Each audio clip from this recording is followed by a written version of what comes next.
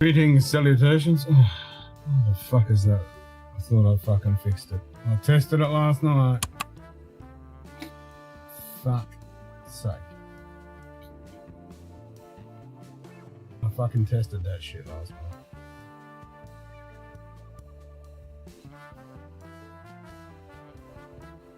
You fucking son of a bitch.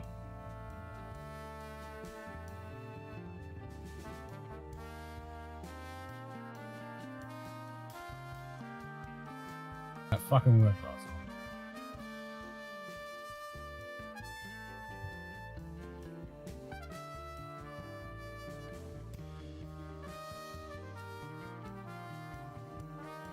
G'day, 102 cheers mate.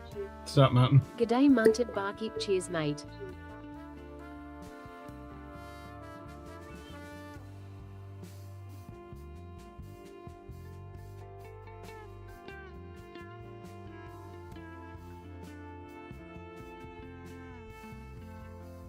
That's not fucking right either.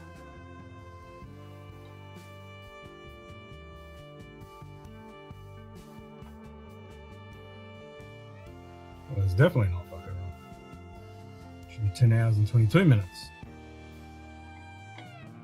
Fucking munted straight off the bat.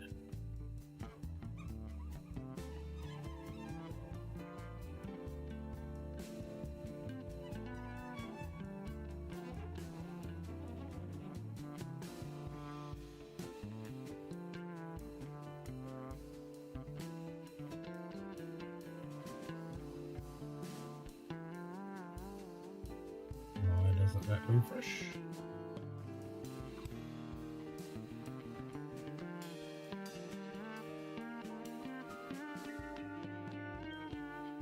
What the hell?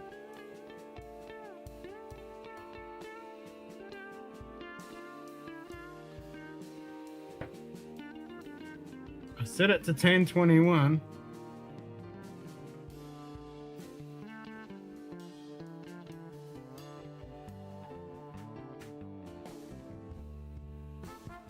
Maybe we do it this.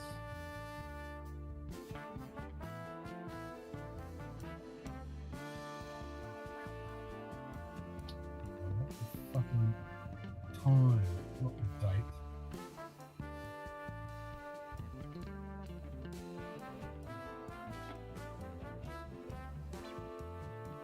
It's gonna be time. What is it? 6:24.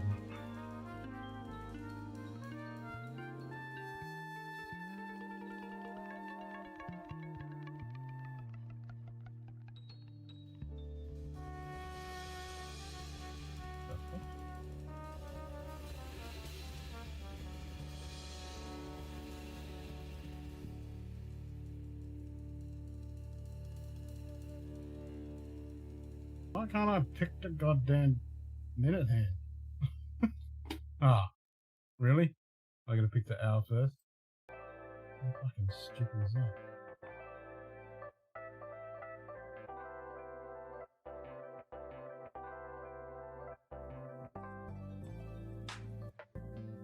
There we go.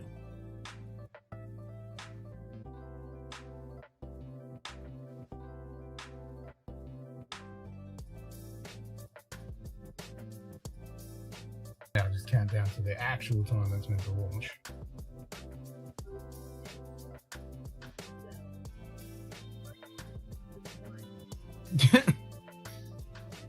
Already?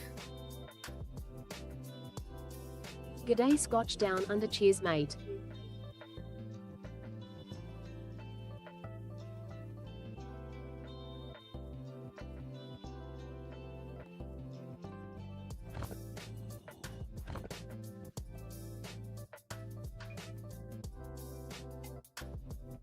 Now I can't fucking see it.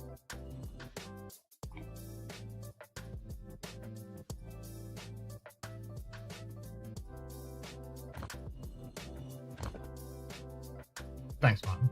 Now I can't fucking see it. And I can't change it.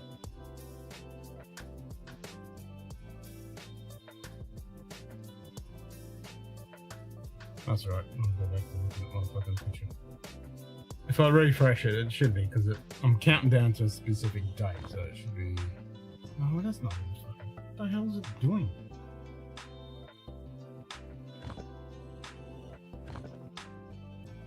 It should be 1080, and now it's saying 1021. The fuck?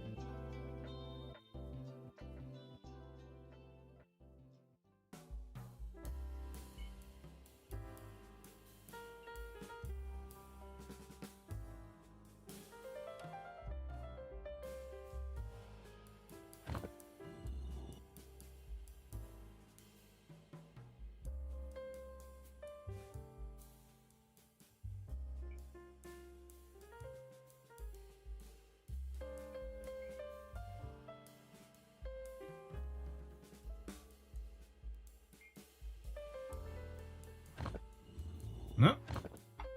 Won't fucking do it.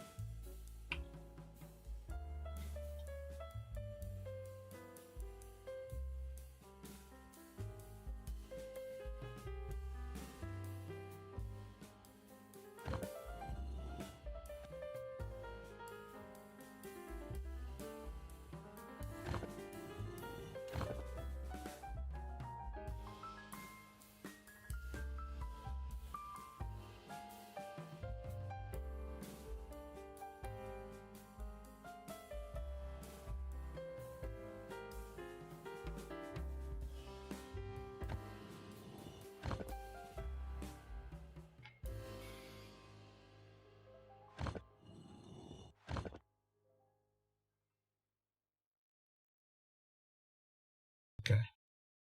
That is now correct.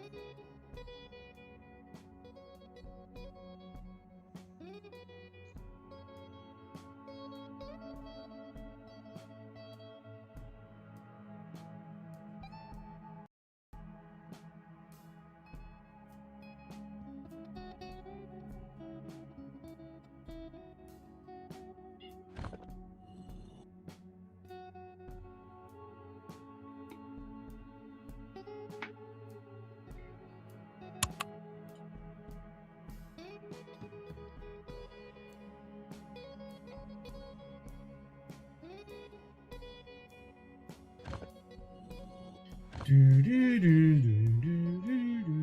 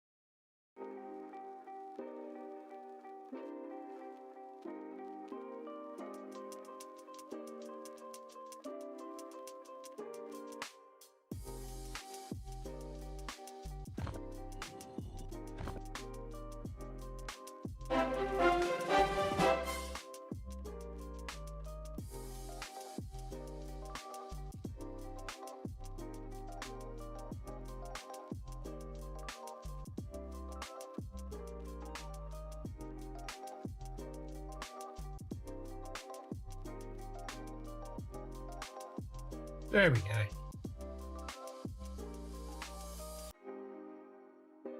Now we got a countdown clock.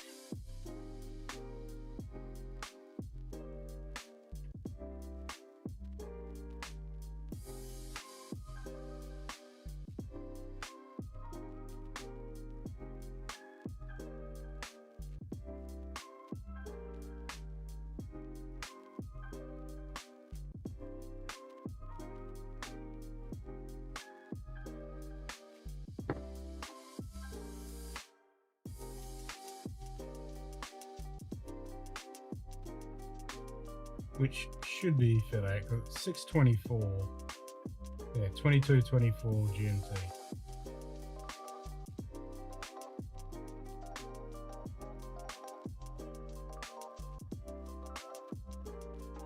$6:24 in the morning for me.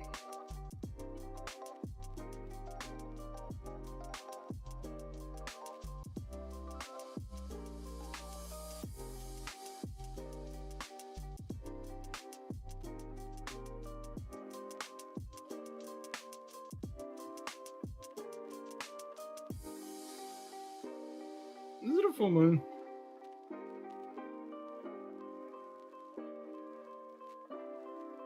I think it's a full moon.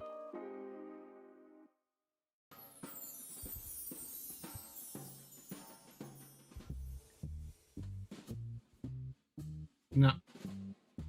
Full moon tomorrow, 10 o'clock in the morning. So almost a full moon.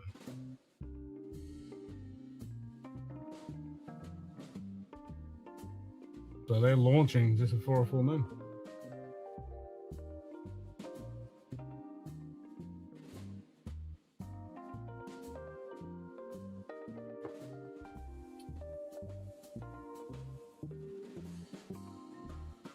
$6:24, so just before the moon comes up, before they launch. Actually, it might just start peeking up over the horizon. So the moon might just pop up when they launch. That's kind of cool.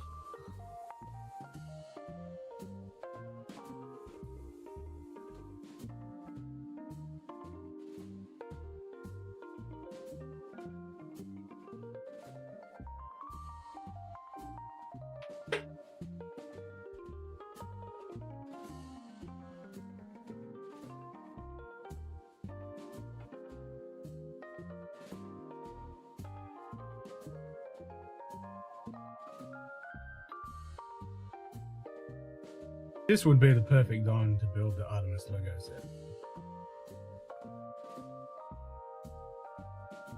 Do you reckon I could do it in 10 hours?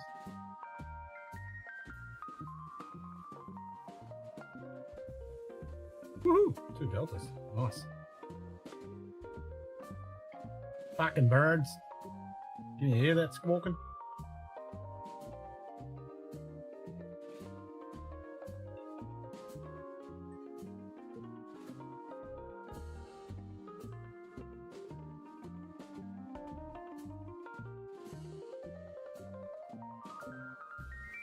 Seriously, I thought I fucking fixed that goddamn thing. I fucking tested that shit. Changed everything. Fucking reconfigured it. And it still doesn't fucking work. Do I have...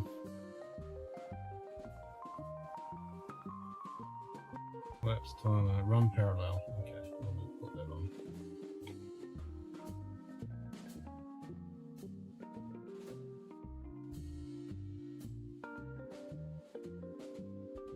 Put that on just in case.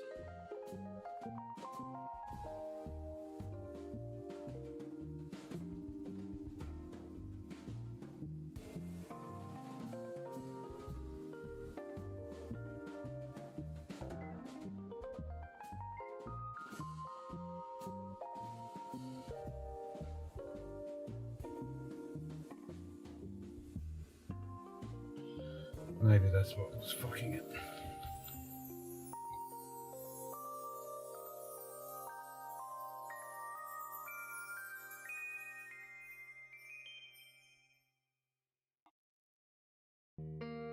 Now I won't know until I run it again.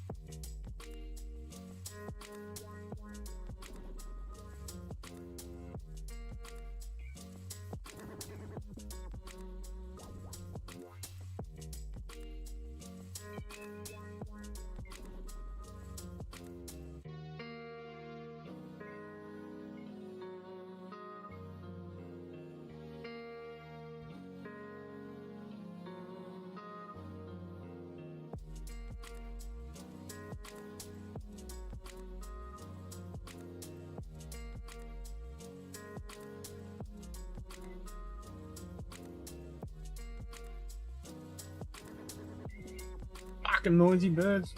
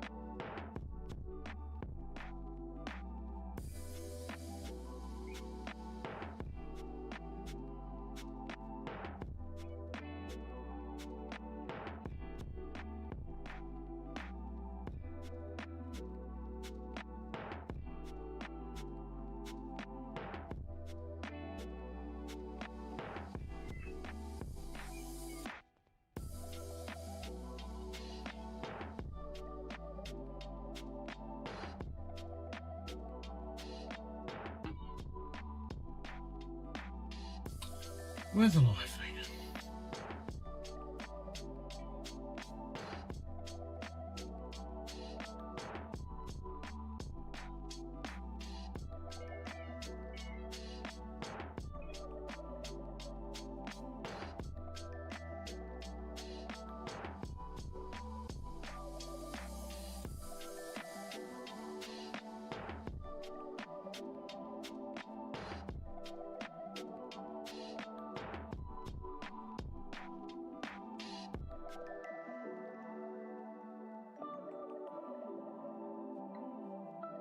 Well, that ain't right. They're saying 428. It's like, yeah, I don't think so.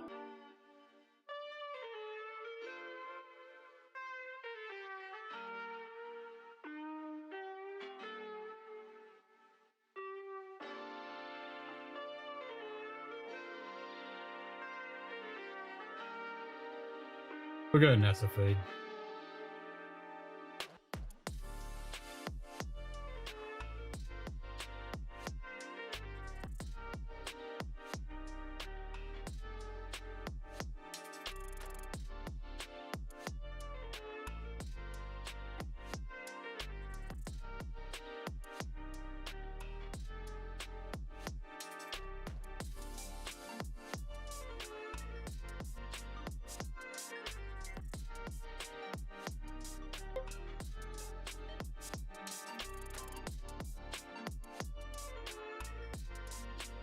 Oh, I thought it'd be.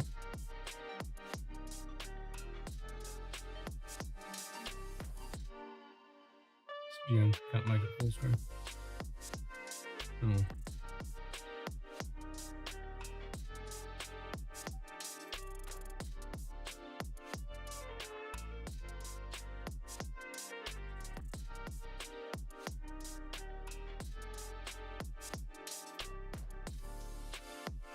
We'll do it this way then.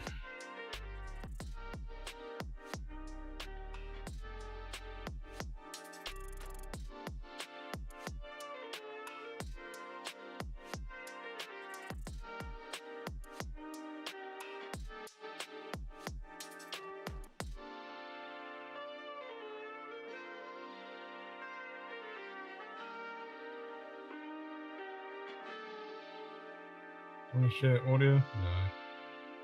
I can pop the audio through later.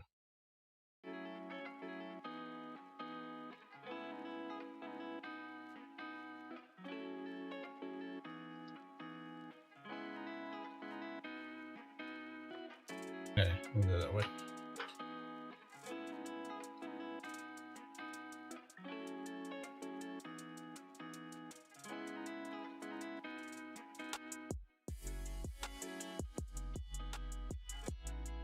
Yeah, then what you done then?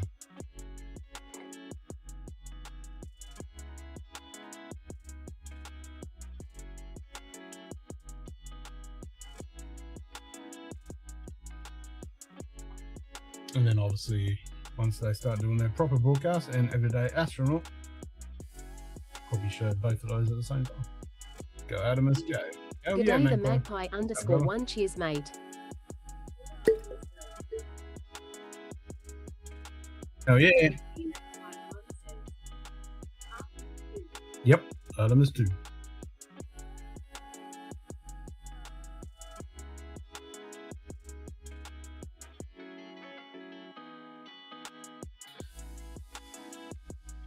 Yeah, when I set the stream yesterday, I kind of forgot it was going to be this morning, but yeah, 10 hours to go. I'm going to stay up and watch it. Fuck it. Yep, on numbers 3 and 4. I think all is. Oh, great. ETS is shit in the bed.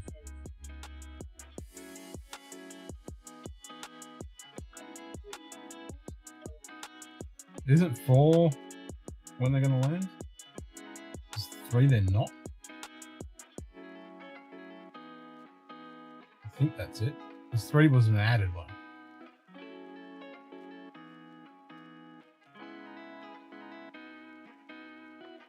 Was it 3 that I can't remember now? Because I know they changed it.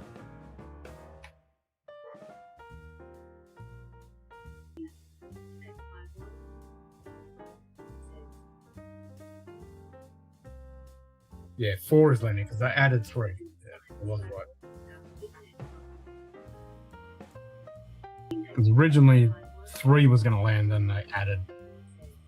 Yeah, 3 is docking. Yeah, they're doing the docking tests in and out, and then 4 they're going to land, which makes sense. I mean, Polo did the same thing. Yeah.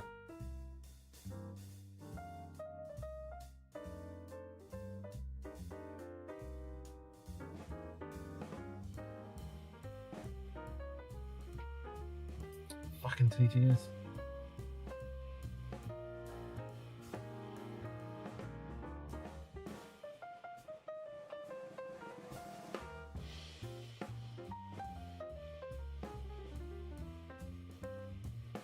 How do I fix this shit in TTS?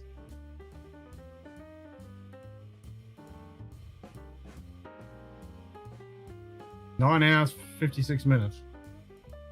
So the countdown, I'll put it up in the top right on the screen.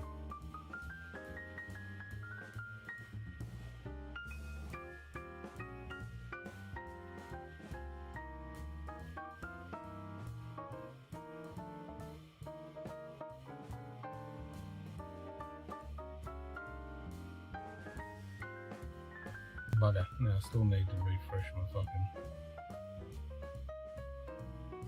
stream.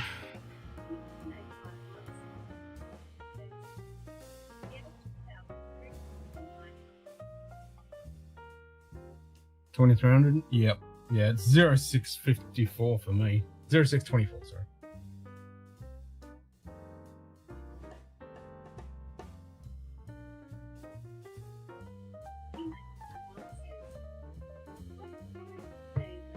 Same. I was like, oh, do I go to sleep and then get up for it, or do I just stay awake?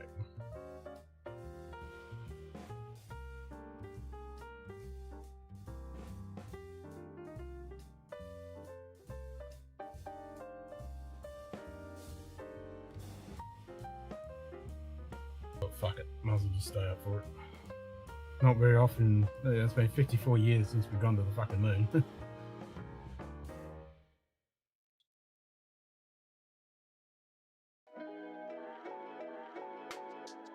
I watched the first launch.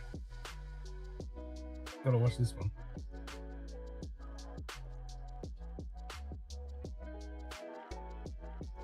Fingers crossed we don't get a scrub.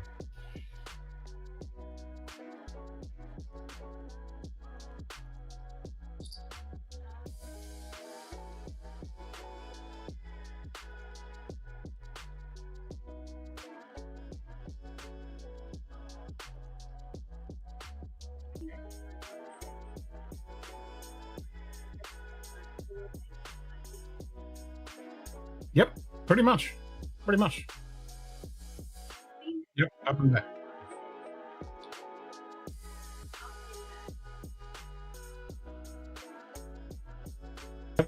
You're pretty much on the money there. I mean, that's what I did with Apollo, and it, you know, can't expect the second mission to fucking go there and land and come back. It's like, yeah, you might want to test some shit. This is all new gear, you know. Haven't done it in 54 years. So you might want to test some shit. And this is not even an orbit. This is just straight to the moon, spin around, come back. Not even going into lunar orbit. Third one they're going in lunar orbit, and that's when they're doing all the testing and stuff.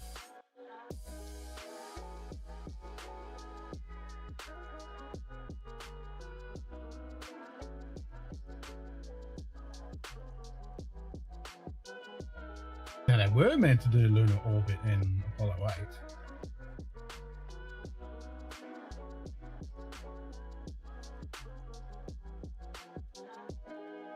Did they go orbit or they just spin around? I can't remember now.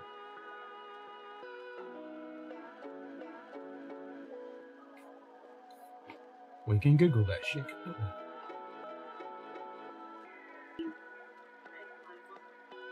Oh, fuck. That's weird.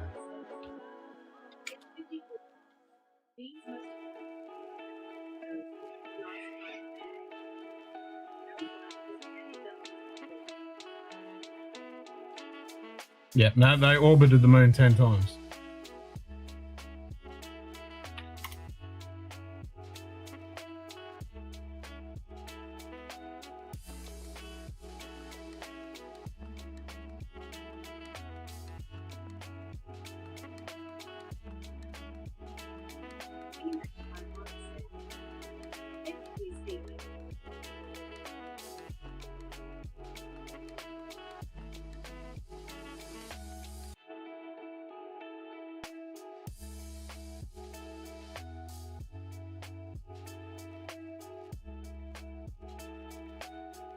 Yeah, so 7.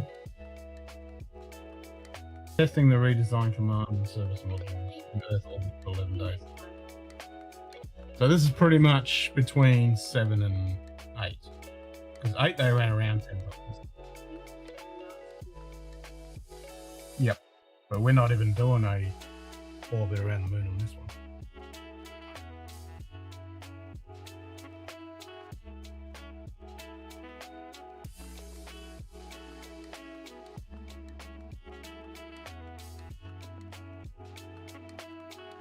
Yeah, 7 was a crewed Earth orbital CSM flight, so service module.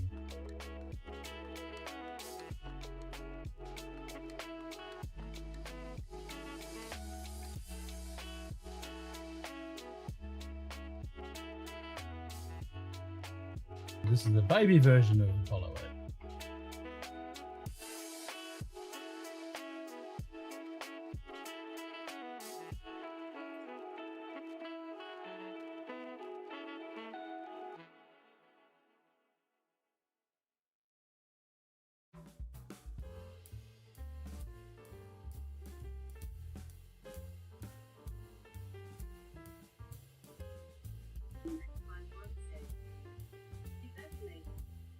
Cheers, bro.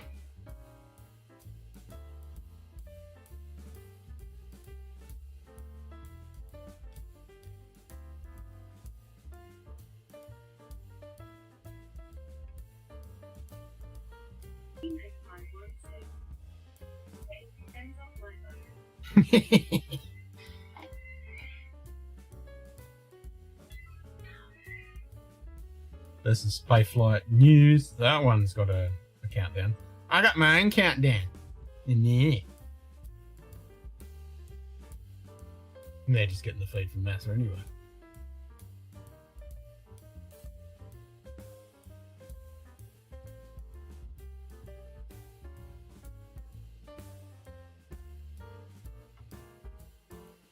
Okay, this is a different one. The launch pad. I don't know about this website. No, I haven't heard of this one before. The launch pad.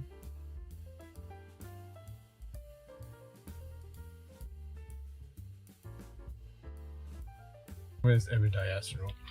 When's he going to start? He won't. He's doing a lot. A live feed from there, so I don't know when he's going to be starting.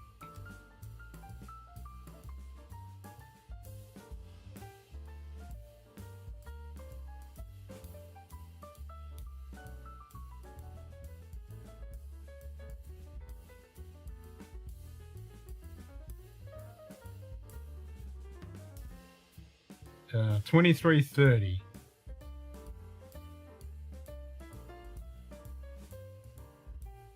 So in 2 hours.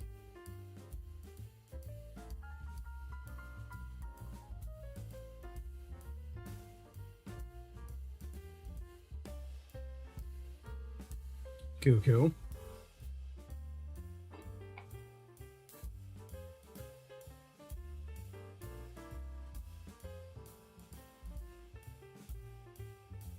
So yeah, he'll start in a couple of hours.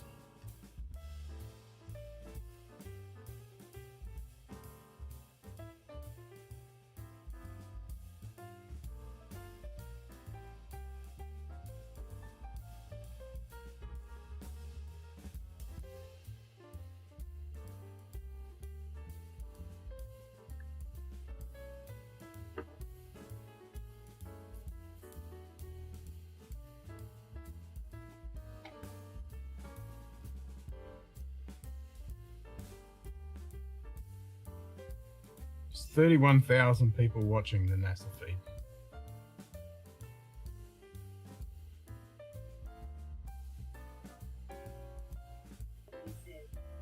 Longest cheers, mate. Sup, Five Fungers?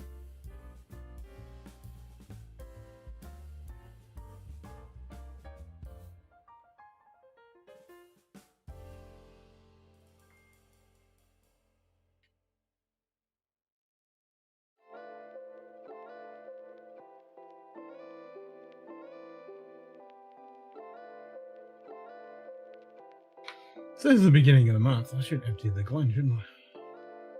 Should we empty the Glen? It is a bit full.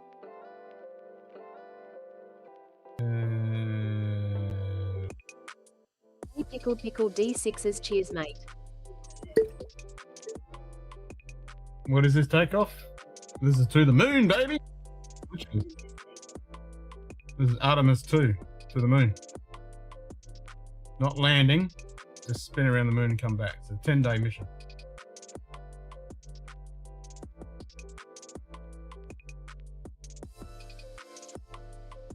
Going to the moon.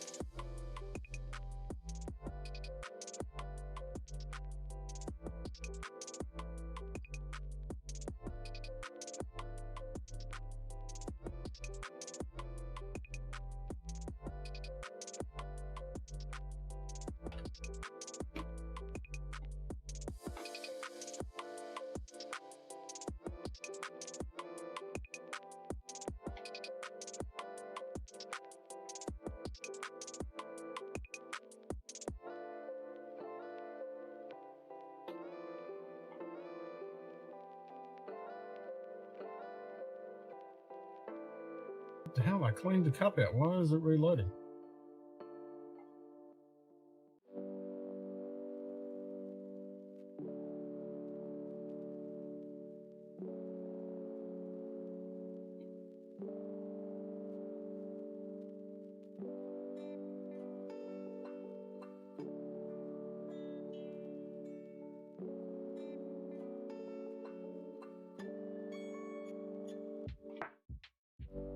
What the fuck?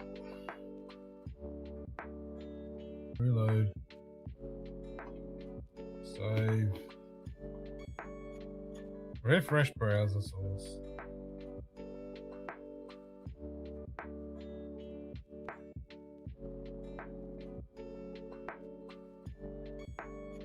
Nope. It's still fucking doing. Fuck's sake. Why is the fucking thing being so buggy as fuck?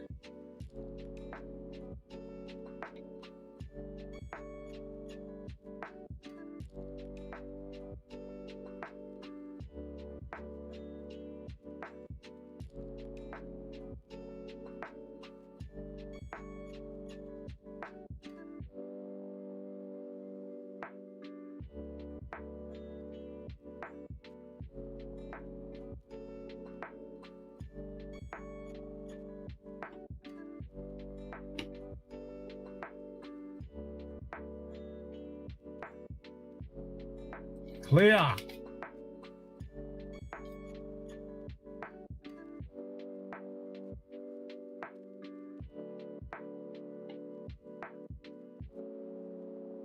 Fucking thing.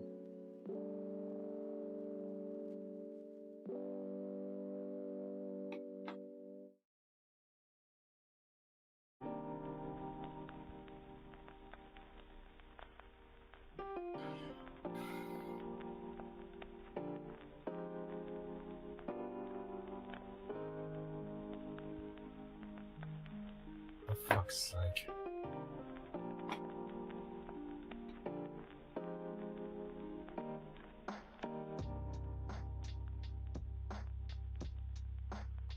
Fuck is wrong with you, you piece of shit?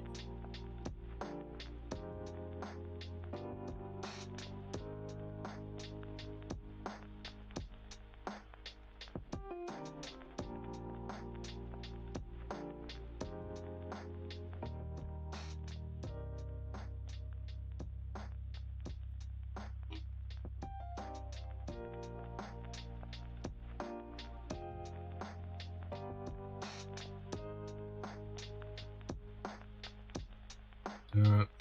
I'm going to reset the fucking session data.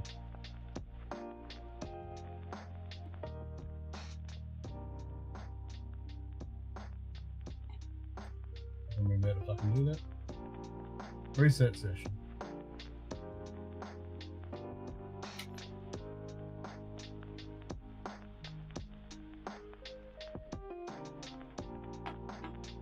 Right.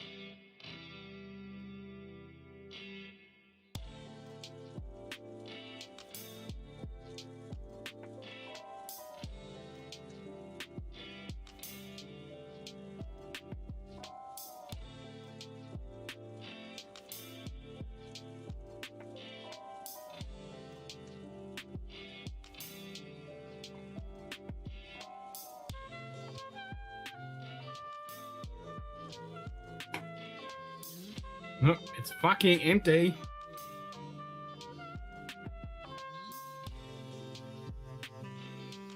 Man, as soon as I refresh the browser source.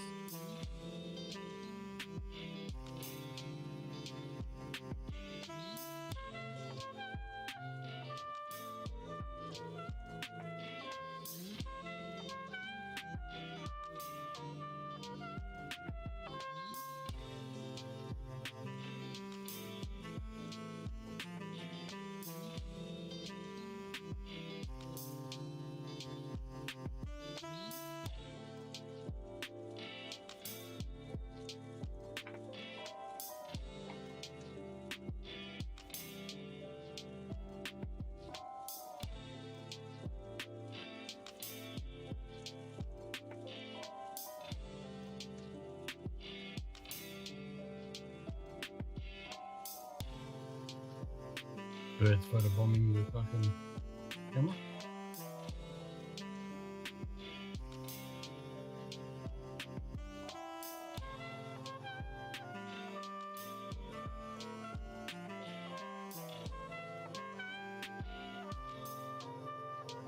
Oh, what the fuck, man? My fucking idiot.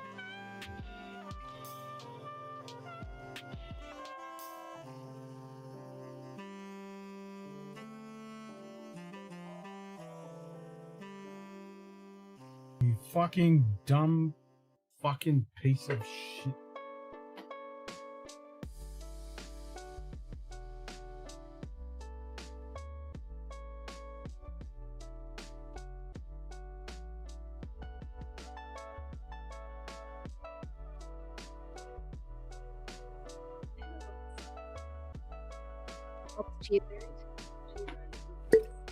Fuck no. Something over box there, don't I? I've only got 9.5 hours to wait.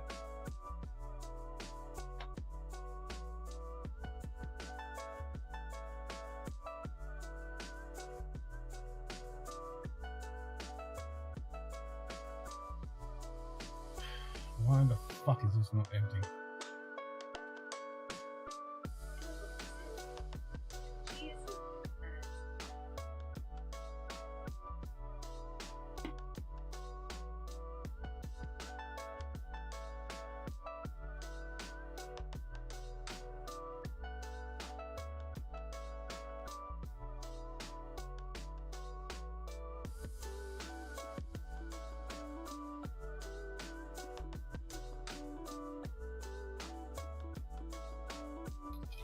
This cunt thing went fucking empty. G'day Stylesy, cheers mate. Sup, Stolzy? Fucking TTS has been a cunt. again.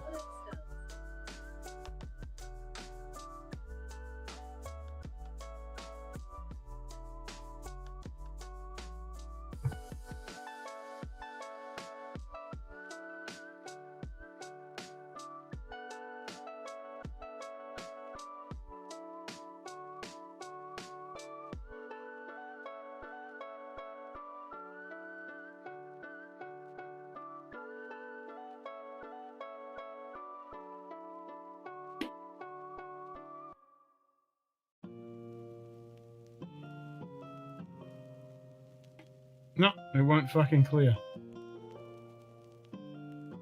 Fucking stream elements is fucking munted.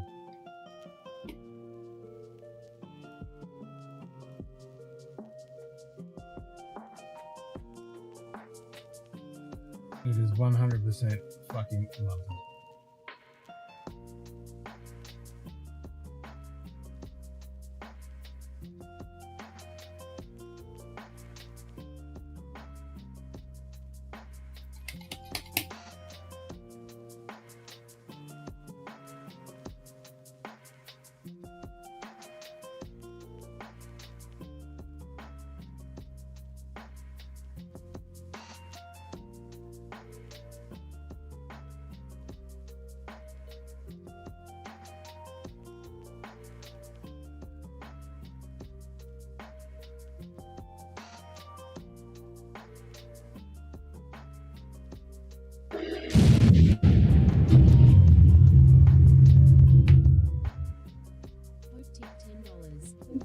$10.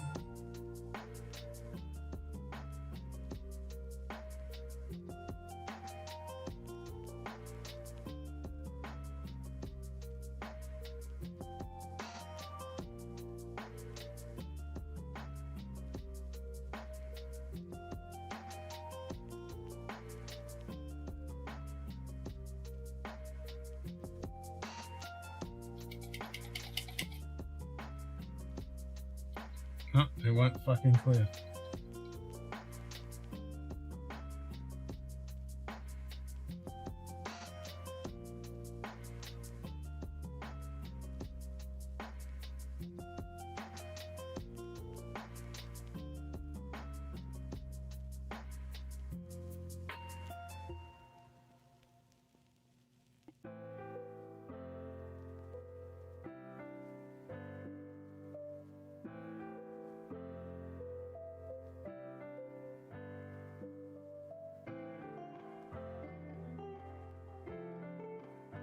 Why the fuck will it not clear? Always fucking used to. What have they done to fucking break it?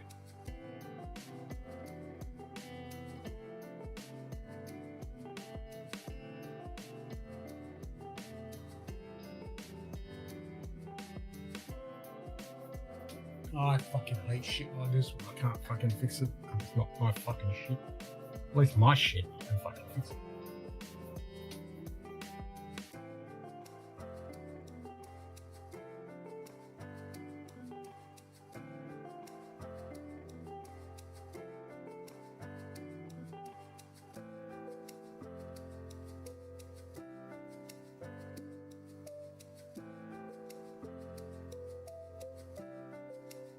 The time is right there. It's right there. Look, look.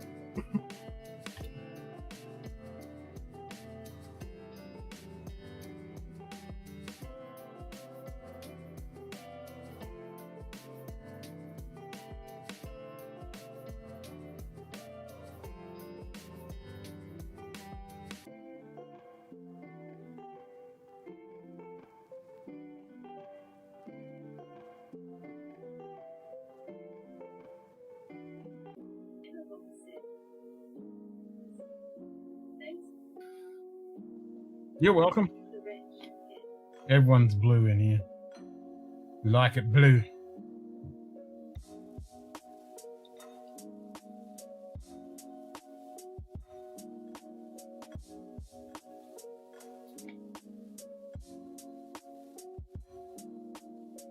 Well, this is going to piss me off. That means I just can't fucking empty it. Fuck it. I'll just leave the fucking thing there then.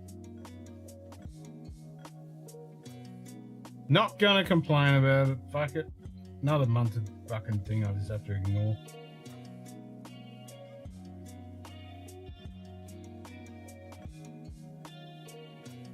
Just fucking ignore it.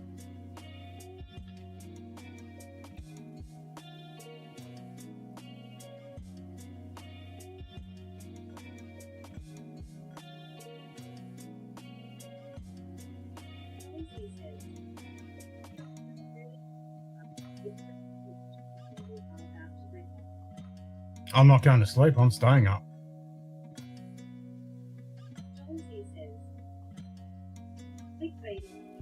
No, I'm staying up. I'm staying here for 10 hours now. I'm not going anywhere. So it ain't clickbait. You can take that back.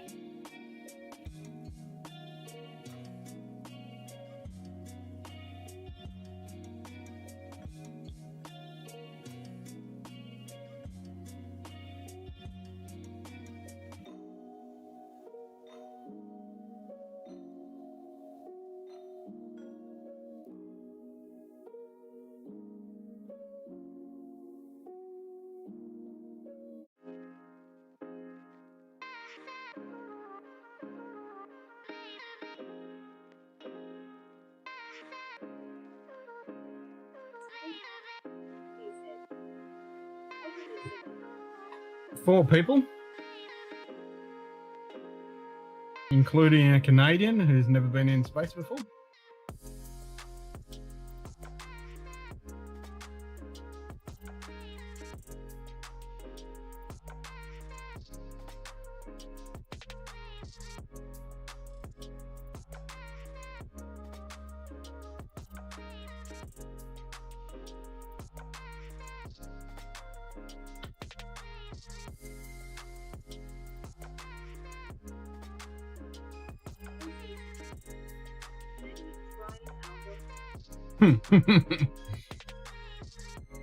Aren't they allowed to?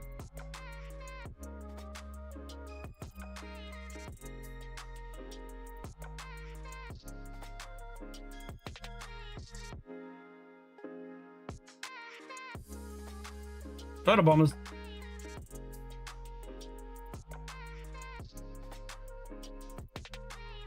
There you go, put the fucking number back. Won't bother. Can't empty it.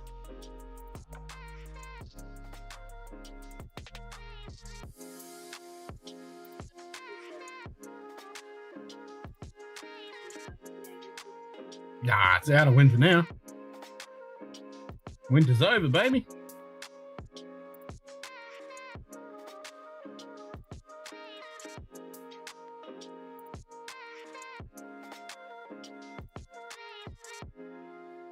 Winter is over.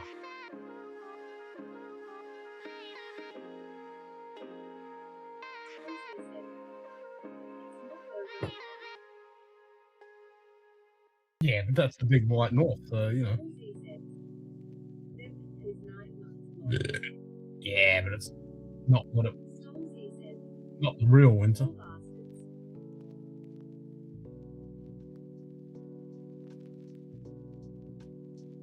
It's like, yeah, 9 months of summer. Saying that, it's below 20 degrees and it's 76% humidity, so I ain't complaining.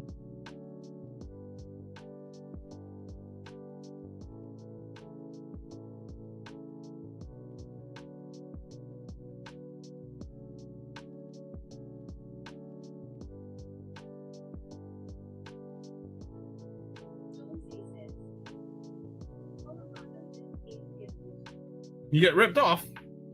Ah, you could have got some from Canada. I got plenty.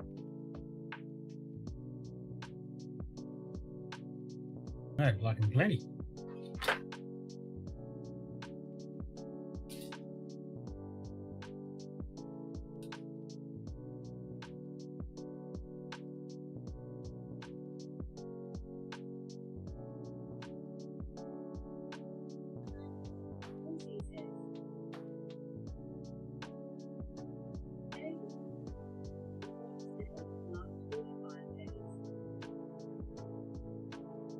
G'day Nightbot, cheers mate.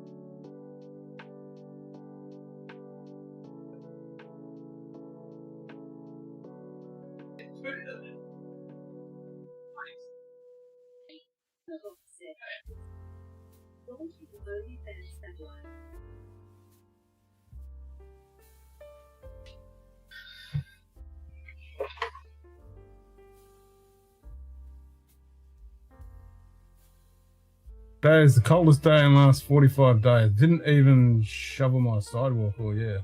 So, no snow. Shit. Launching OnlyFans satellite? There's probably 50 of them already up there. OnlyFans fucking people earn enough money to fucking launch one. G'day Top Dog 3. Sup, Top Dog? 1 cheers, mate. They just use fucking Starlink anyway.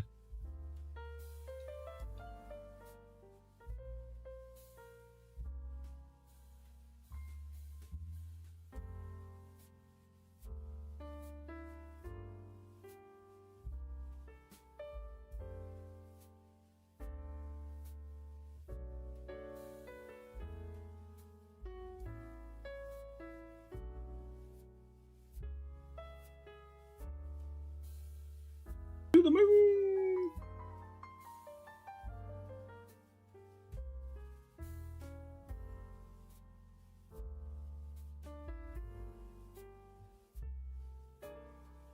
Finally going back to the moon.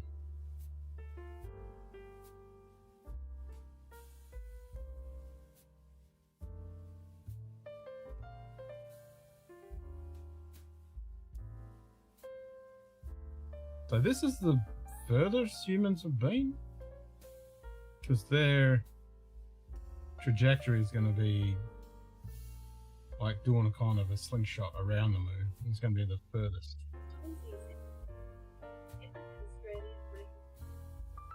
Well, considering I live in Australia, and yes, of course I'm headwagon.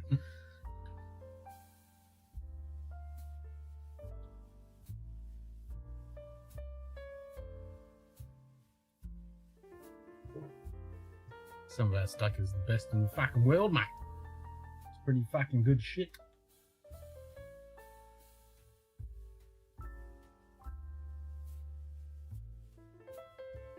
Price of steak has definitely gone through the fucking roof, and it's only going to get worse with all this bullshit that's going on.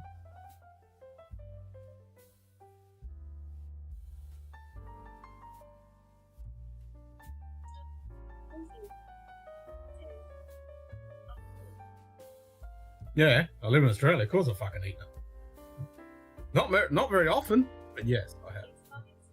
It is fucking expensive.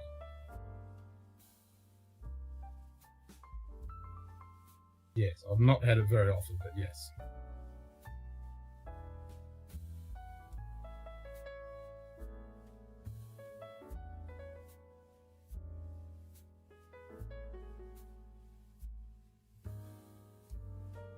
It is very spendy. Most indeed.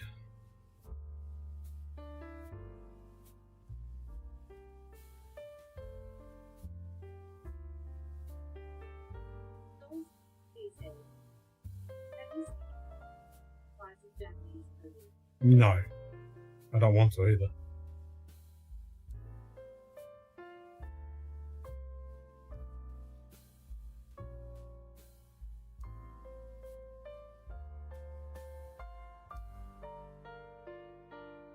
Don't think I want to.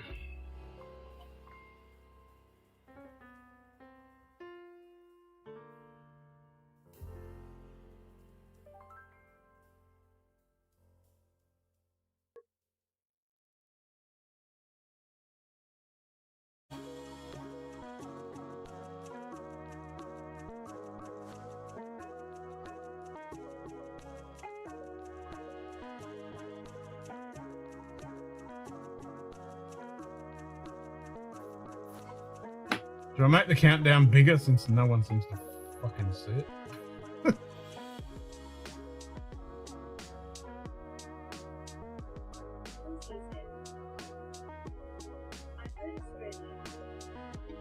No, these fucking TTs.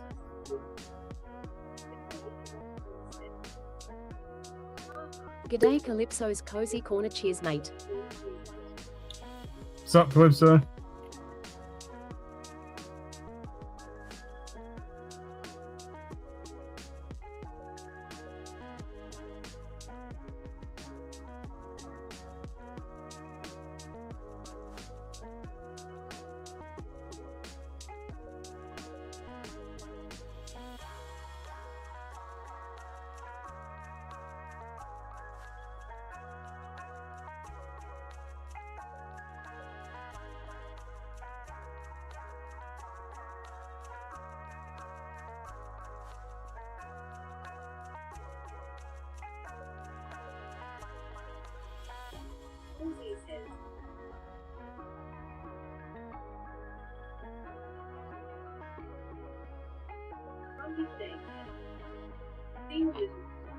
Oh, it's just fucking shit not working. It's just doing my head in.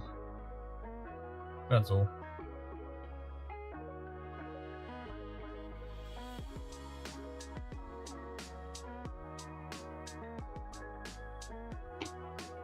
What color should I make the text?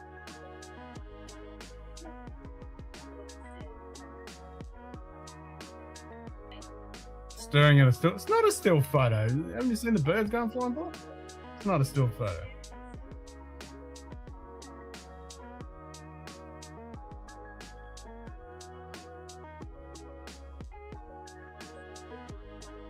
Oh, that fucking TTS. I don't even know what it is that fucking causes it to be fucking laggy like that. Last stream it was fine. The stream before that it was fucked. But I don't fucking know.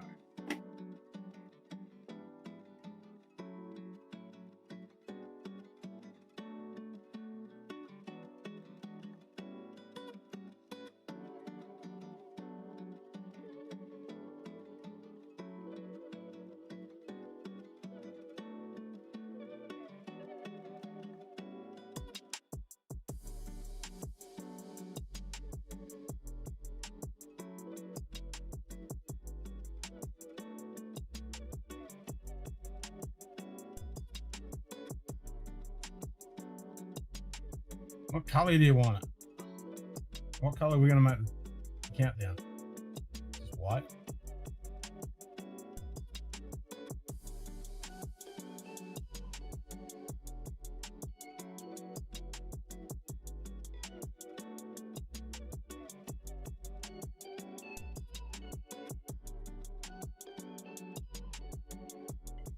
Orange, same color as the booster? That's a good idea. That's a good idea.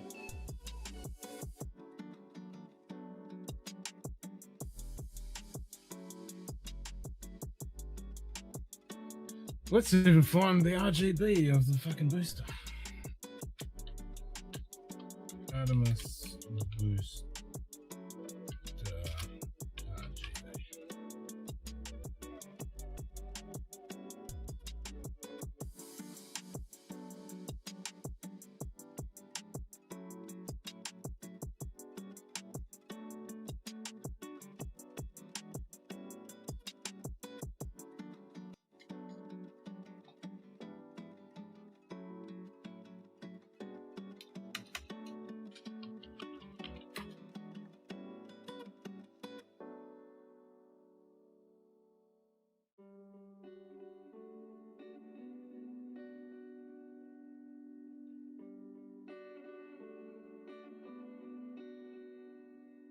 What's the fucking color?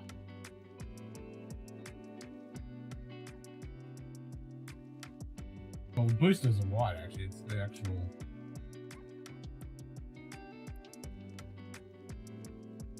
core stage.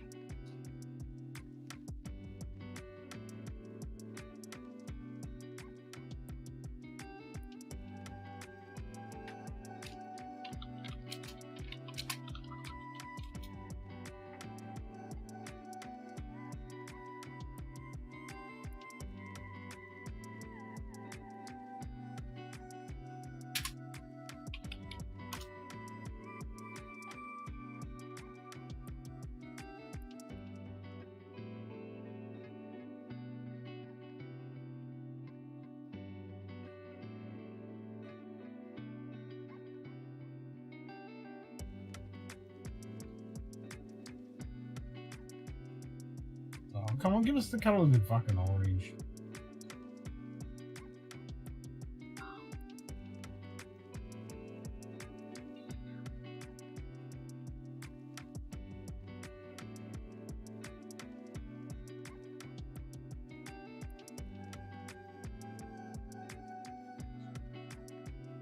That's the Artemis logo.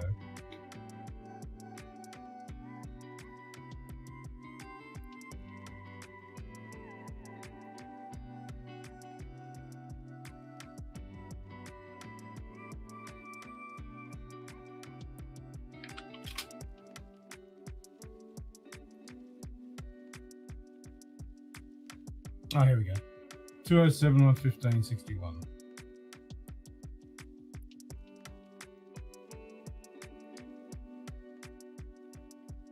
207.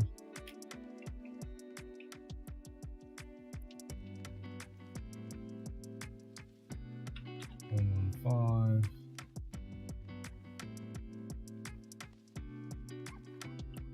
61.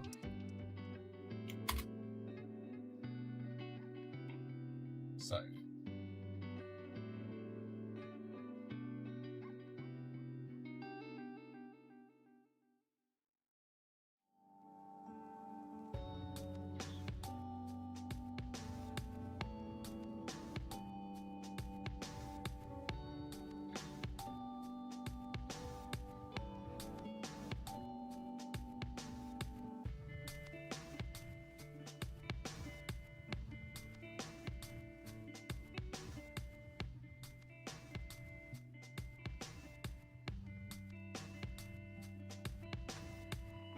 There we go. That's the rusty orange color.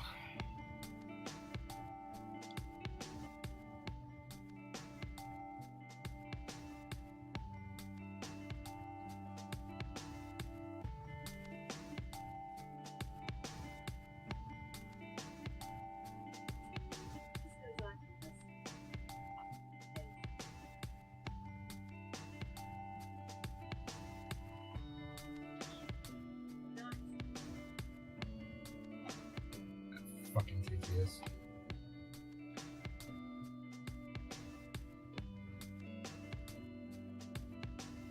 Right, what do I do to fucking fix it? I've tried everything. I've refreshed the page. I fucking turned it on and off. Plug in. None of it seems to fucking work.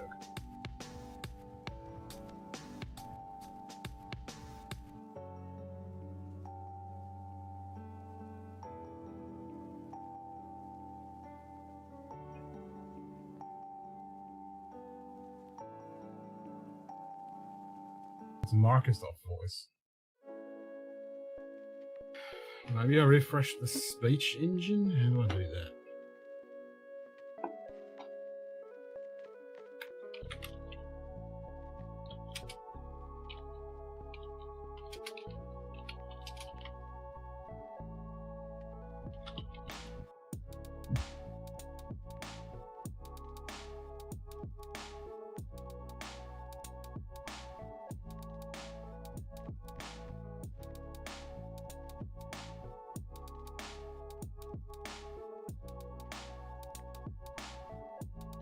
Nah, that doesn't give me any of that shit. Pretty much just restart the fucking thing and start the service. Restart Windows Audio? No. How about no?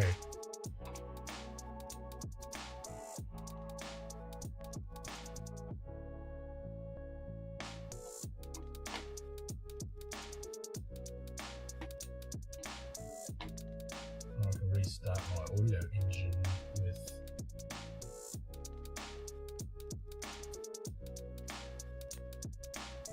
voicemailer. I don't think that's going to make fuck all difference.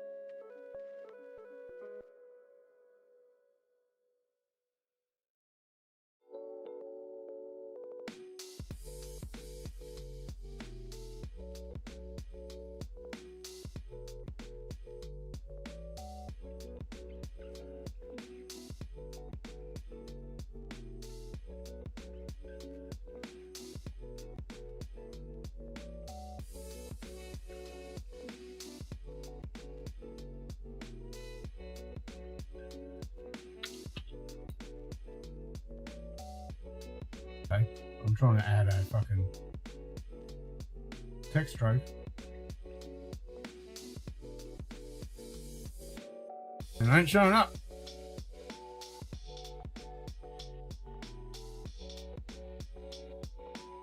Fuck.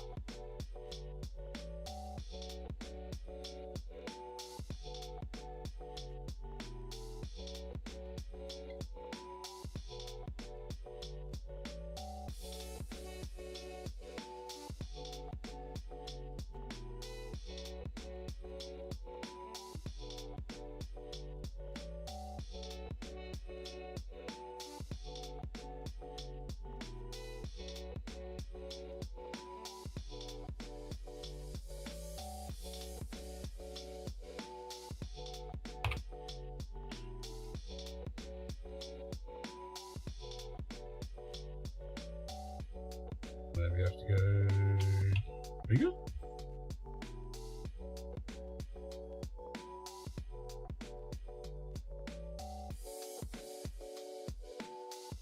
Huh? Okay, stream elements of the model.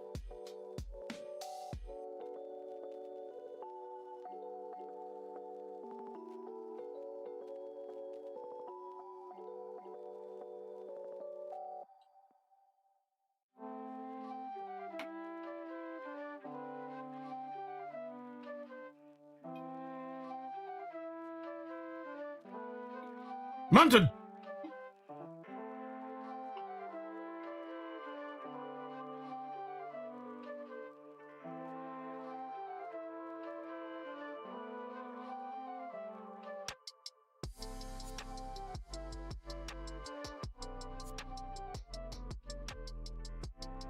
Hey look, there's a bird flying through.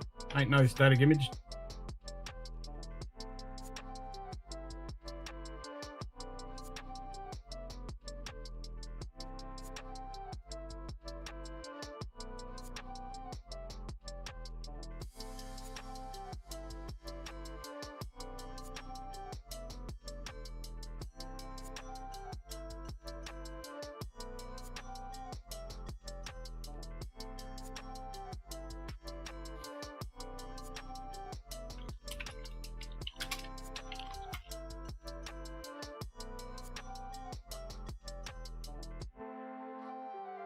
Fuck.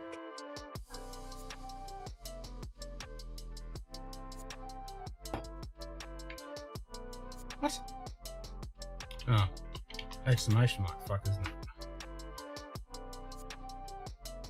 Oh, for fuckity fuck's sake.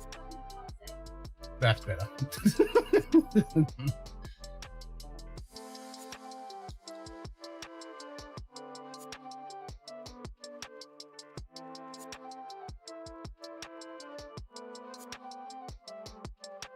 Okay, so Tim's going on in an hour now. Is that an hour? What? Ah, 23:30. God damn it. Did he change the fucking time?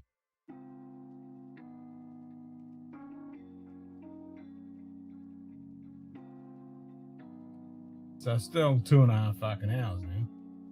Son of a bitch, you fucking changed it. Because that was... I'm damn sure that was 22:30.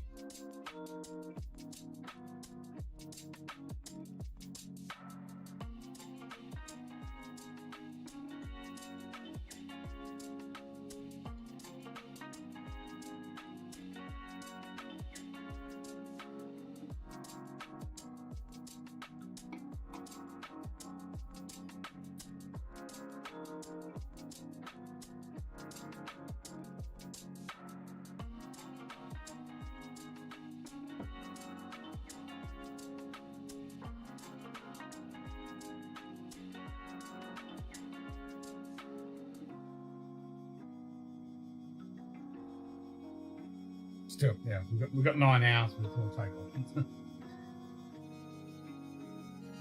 Ages to go.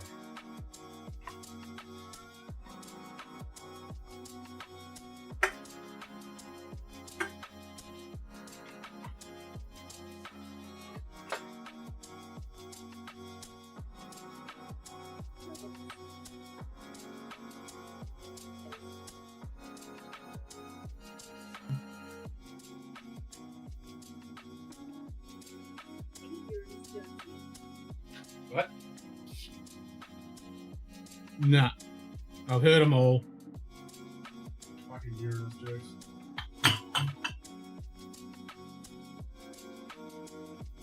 Yeah, there's another fucking bird.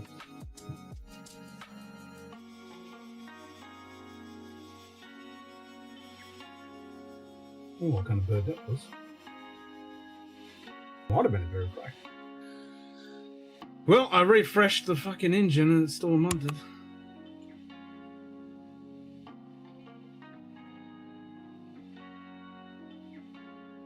Munted fucking TTS bullshit.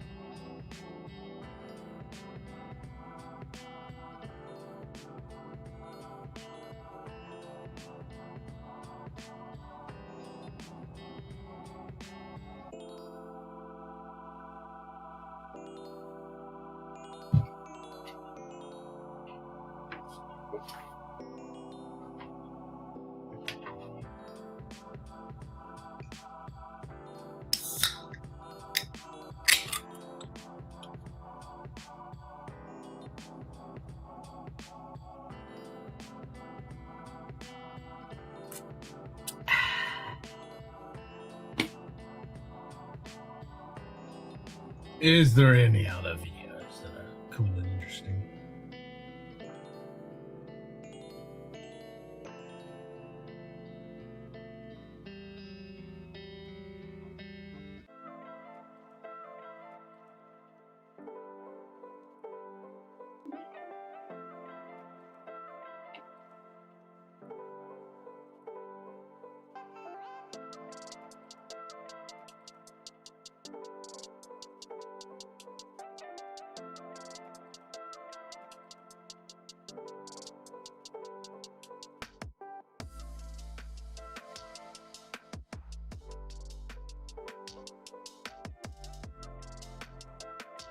This one they seem to be showing 2 feeds.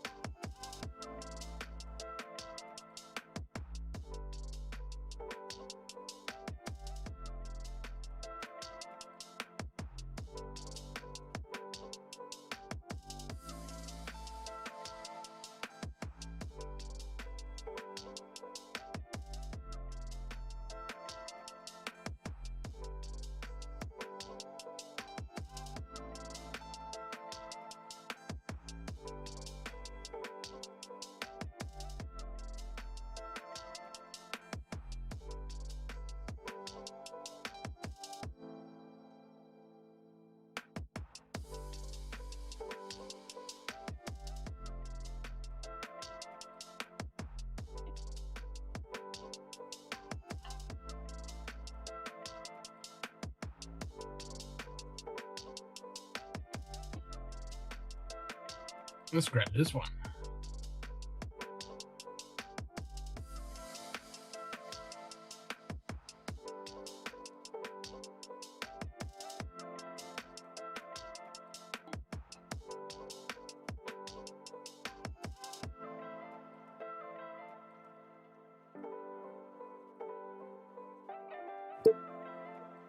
G'day Parkel 4923, cheers mate.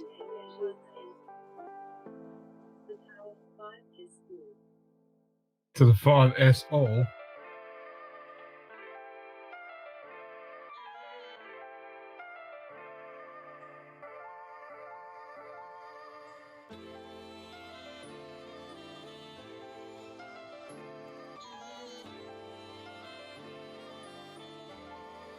This one we got different angles.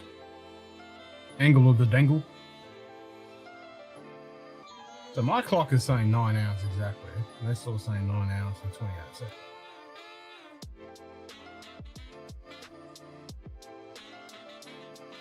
I'm guessing mine is more accurate. Theirs is probably delayed by 40 seconds.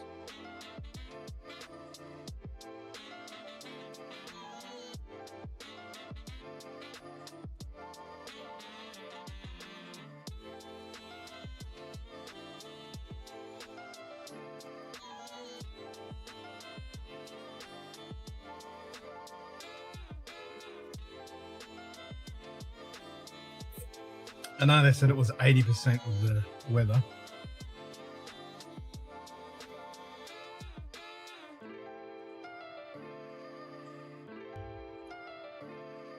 So there is a slight chance the weather could scrub it.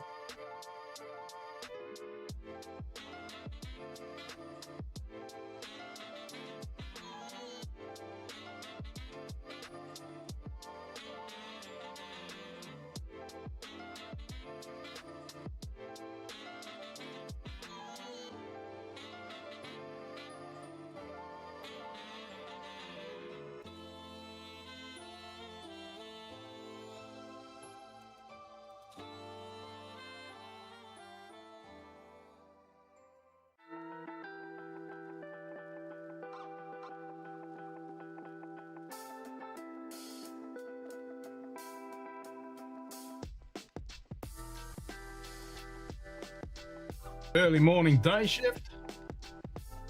G'day North Morning, Mark. and cheers, mate.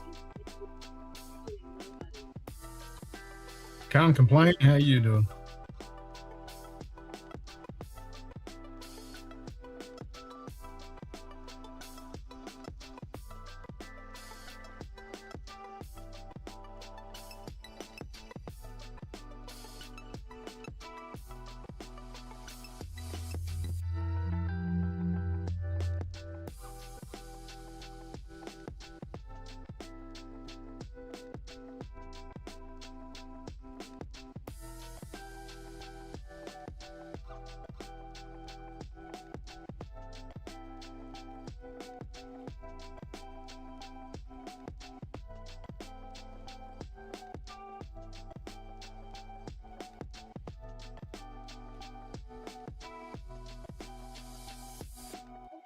The kids to help grandma around the house for spring break. Oh, nice.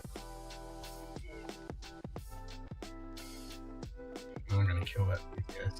Who am I fucking kidding?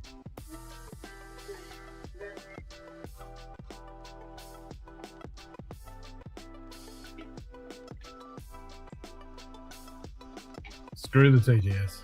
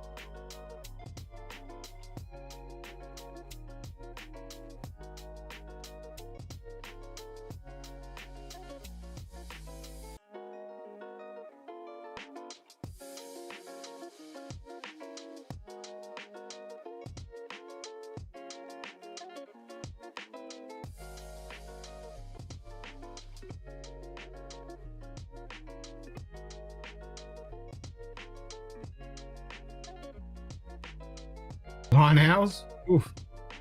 Yep, done a few of those.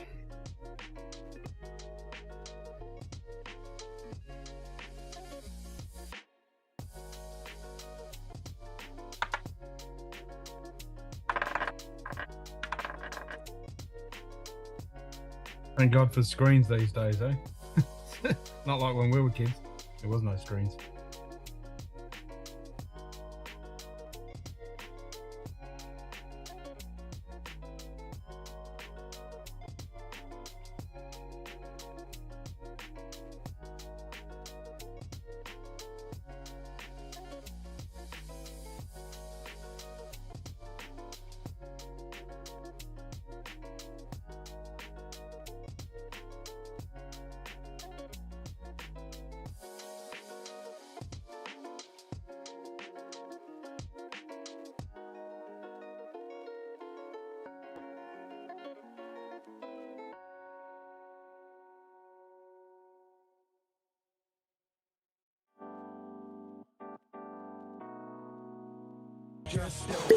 G'day hanging as Yep, hanging. 1826. Cheers, mate.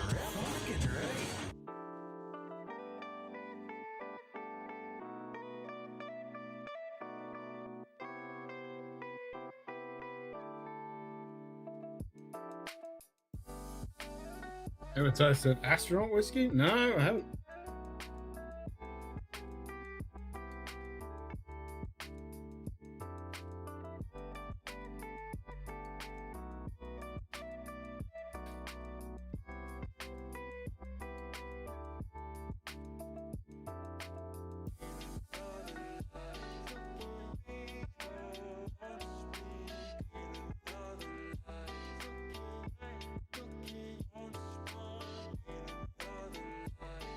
Yep, they got a busy day on their hands.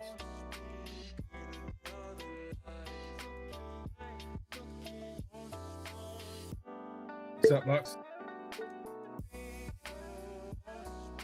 It's a thing apparently, I never tasted and stuff. Yeah, it's probably just generic whiskey that's been named the Polo collection. Yeah, the way that they do it.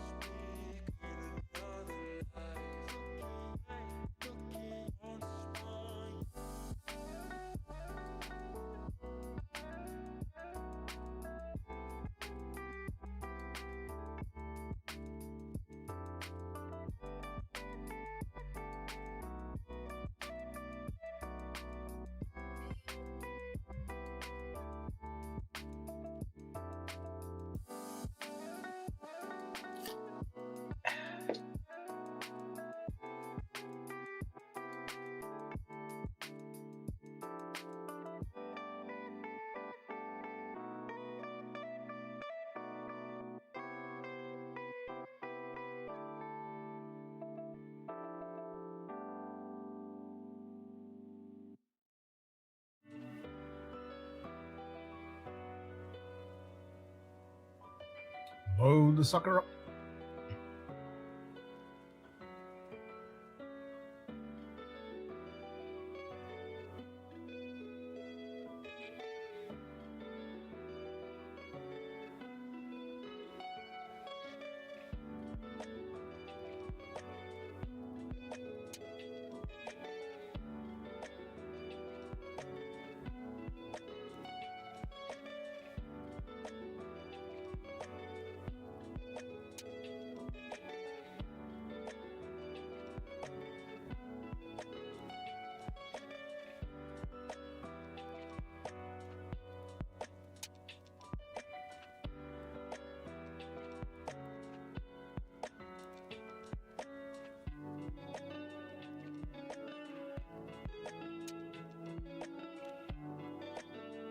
Oh, they're Scotch.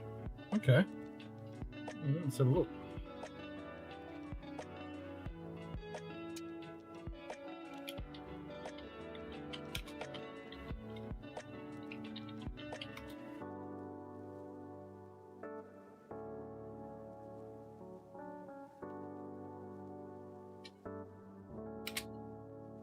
Roof kittens, a moment red cat off my roof. Had another guy give me a quote yesterday. Oh, nice. What about your roof cactus?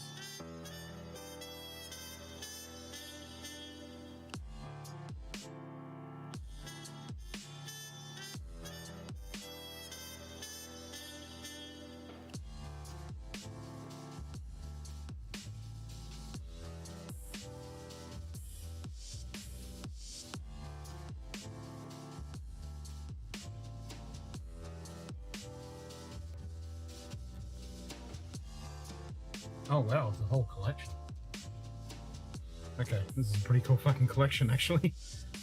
So there's Electric 11-year-old, Kalila 10-year-old, Chris 10-year-old, Charlie Brown Edgeador 10-year-old, Stroopy Strathmill 14-year-old, Apollo 11's got a Deanston 10, Bamor 17, Kalila 8, Deanston 11, Apollo 12 is an Ardmore 13, Apollo 13 is a Highland Park 13, Apollo 14 is a Lefroy 5-year-old? Is it a 5-year-old? I believe. Apollo 15 is an Avalon 12. Apollo 16 is a Glencairn 11-year-old. Apollo 17 is a blended 48-year-old. Oh wow.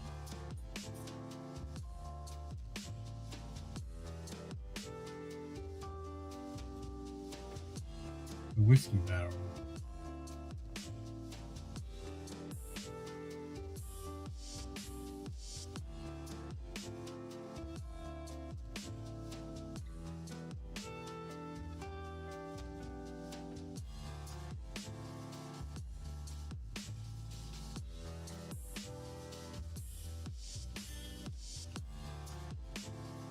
That not gonna be cheap.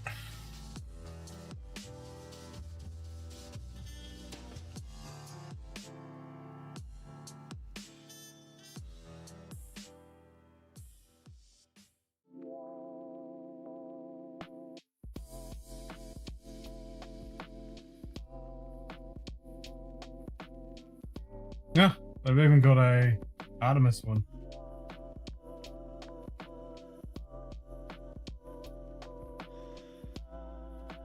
It looks like they've done a bunch. So there's a 30-year-old 1991 Artemis Orion first launch accomplished.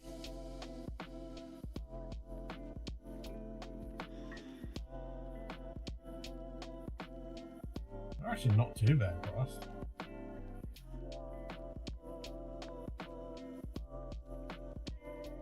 Price was right near the other guys. Bugger.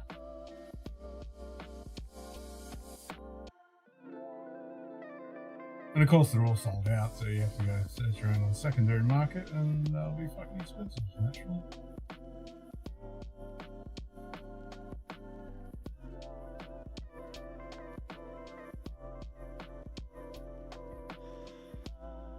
This is Voyager 1, Voyager 2. That's pretty cool.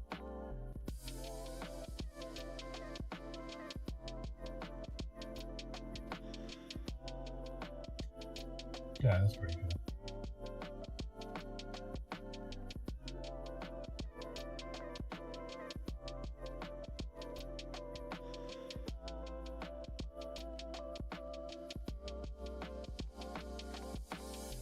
That's a pretty cool collection.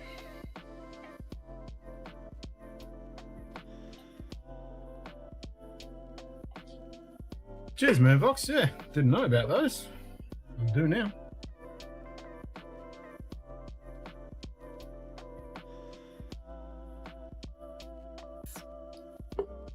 Space nerd like me would definitely wouldn't mind having that collection.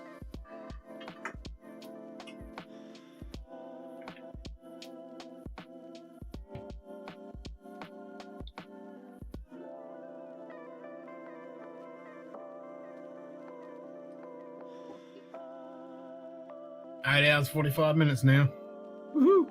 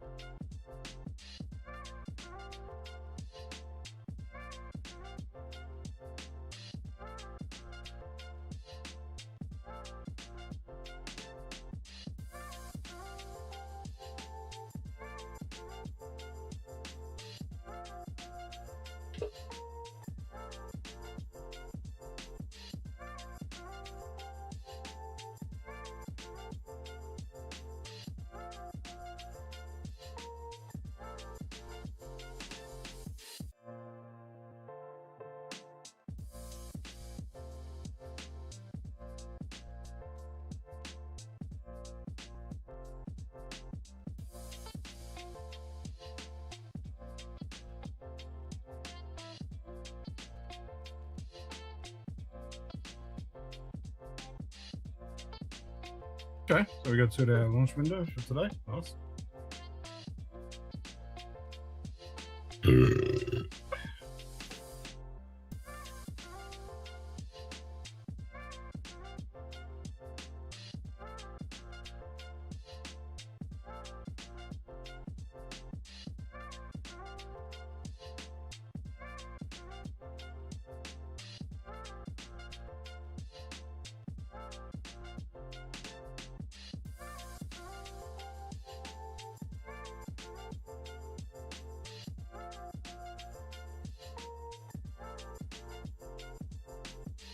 Fucking mosquito. Knew I fucking heard one.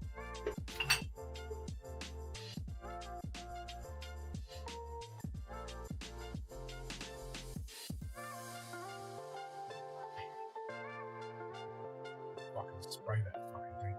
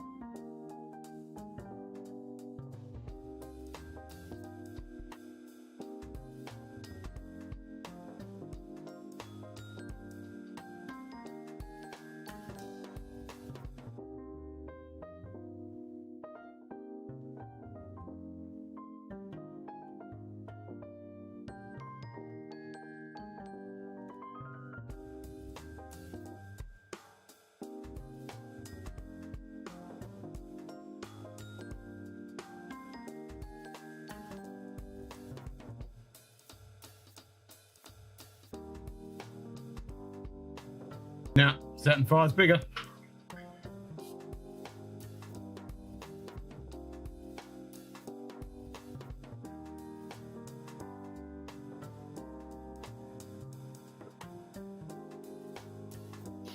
Baseball.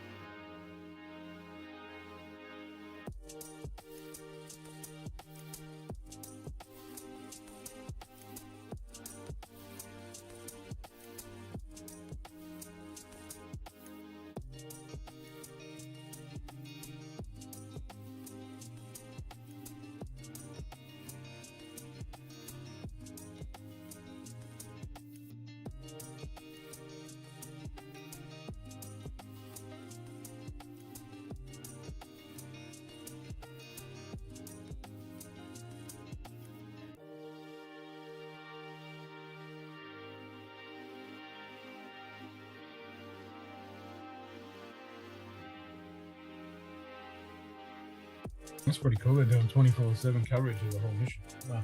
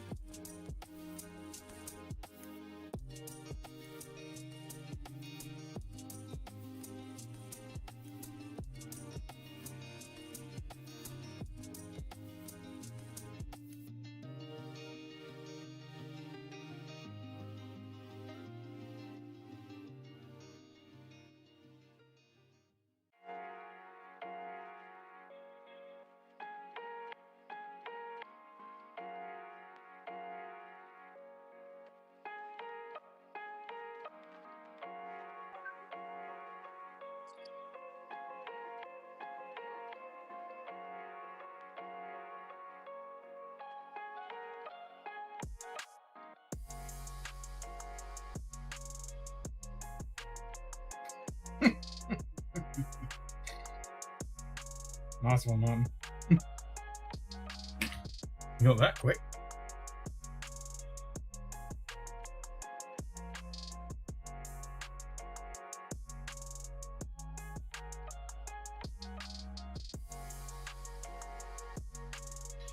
Bring it up here so I can have a good look at it.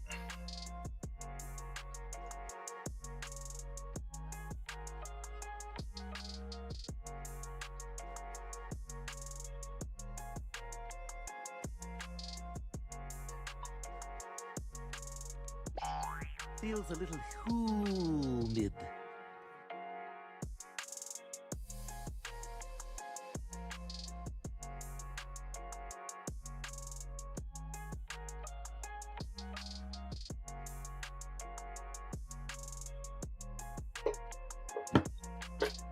Fucking mosquito. What the fuck is it? It's so fucking tiny.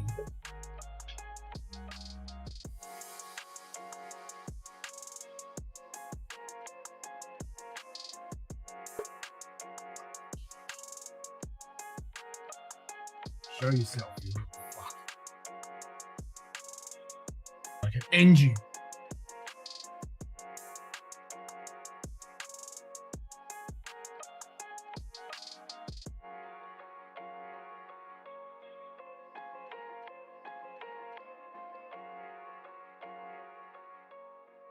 I can fucking hear the damn thing.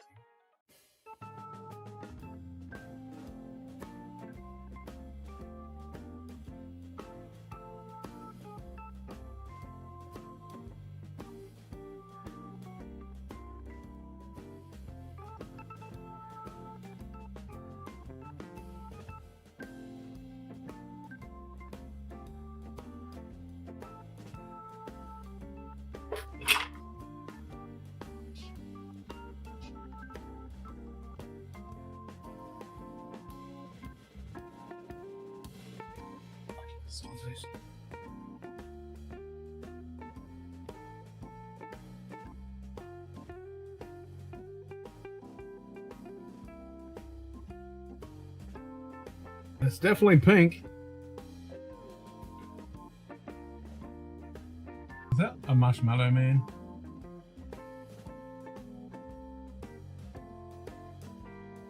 Midnight flamingo. It's punk. That's very punk.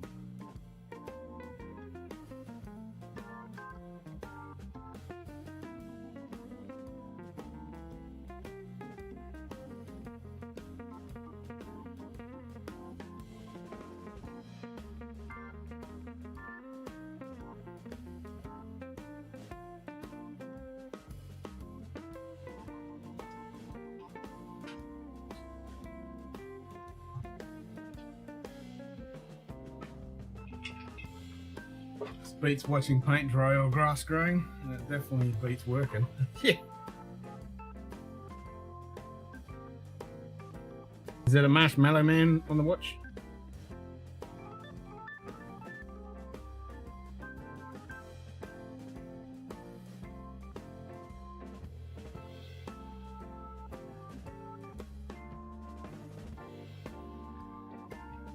Well, that screen down the bottom left there almost looks like an old CRT.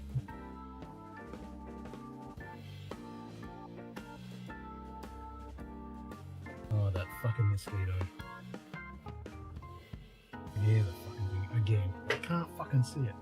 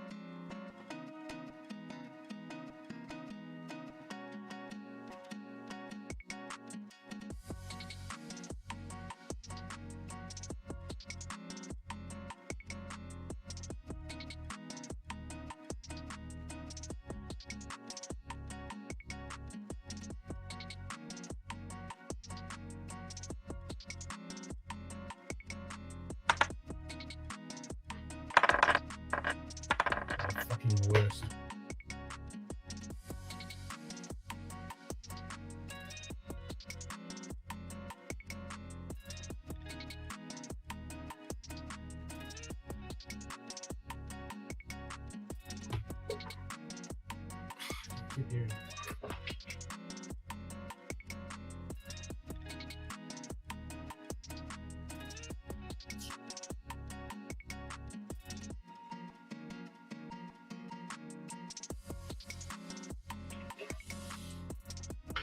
Where are you? You fucking piece of shit.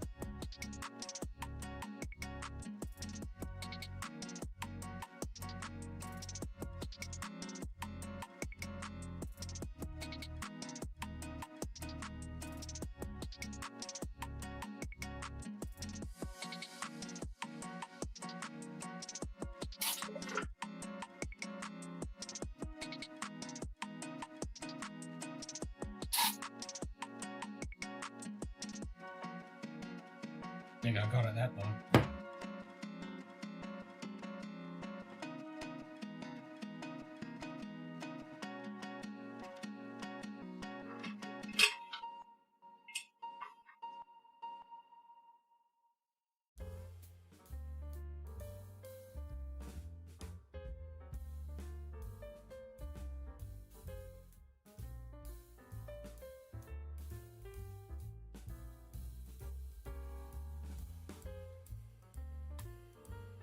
Oh, you got the 3 bimbers? Gotta wait till Friday. Well, it's only 2 days. Only 2 days to wait. I gotta wait till I got XO6 Picard, but I open that and wait till Sunday. First contact day. Open it then.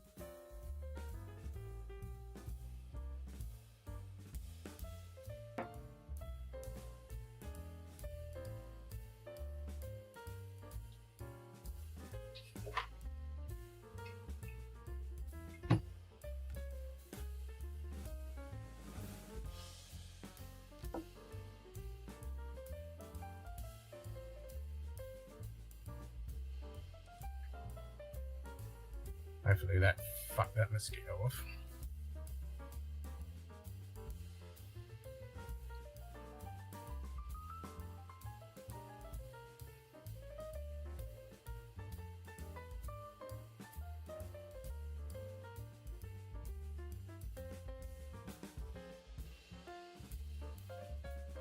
Oh, a bit more cloud coming in now.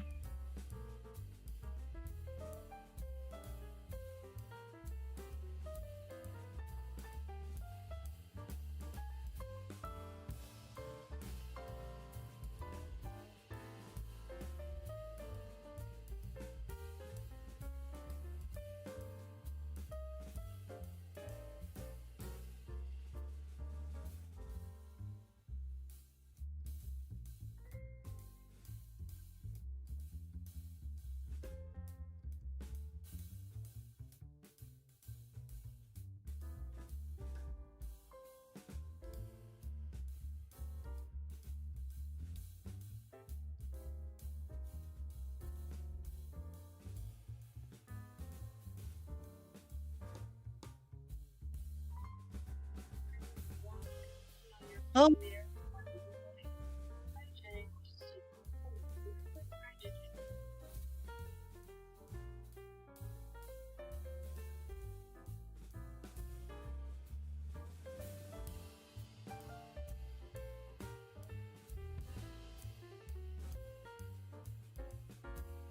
Can you guys hear that now?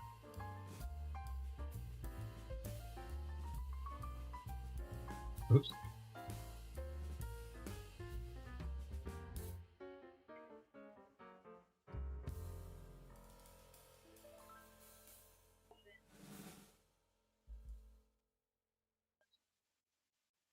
Loud enough?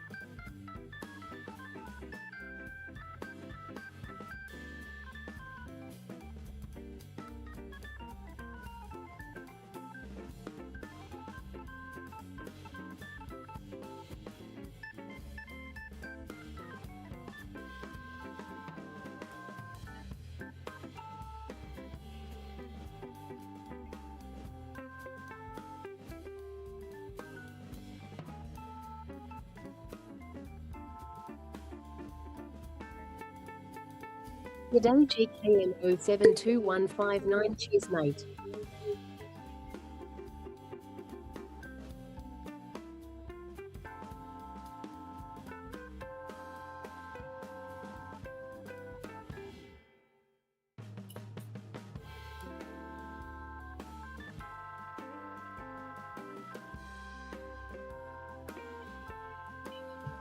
Hey, Greg.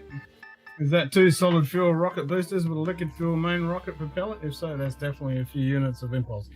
Yep, would be correct. Yeah, they're currently loading her up.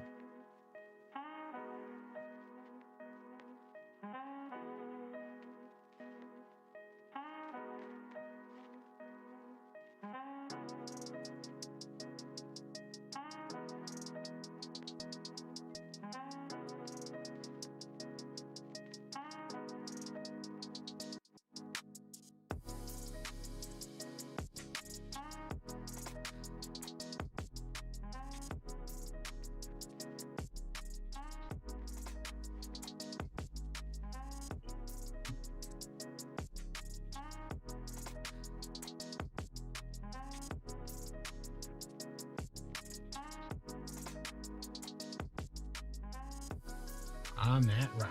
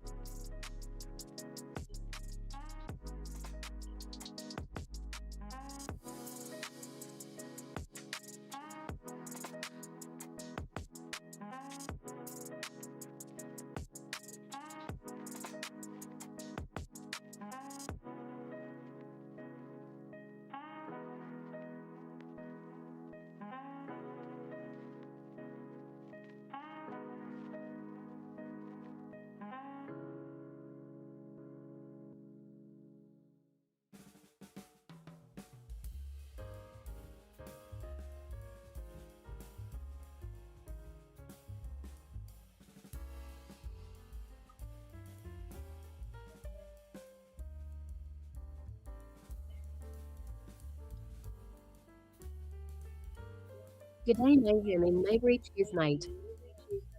Hey, Carl. Me, the guy from Diamonds Are Forever movie, 7 minutes and counting. St. John in a skimpy bikini would not. Yeah, that's true. That is true. That would definitely be pretty good.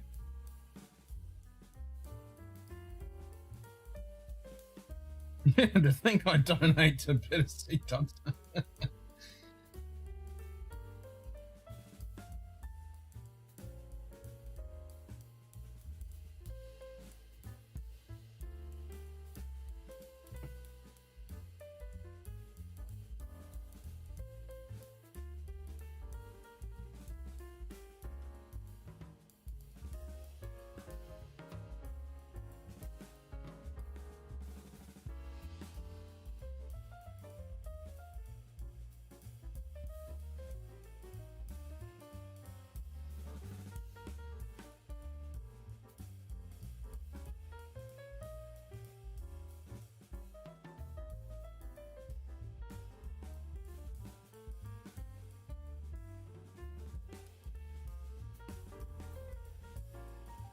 8 grand? Oh shit. With all the crap that's going in the world.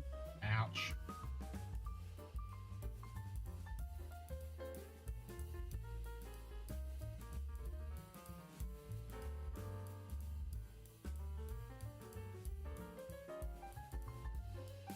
Forex, fuck me dead. Yeah.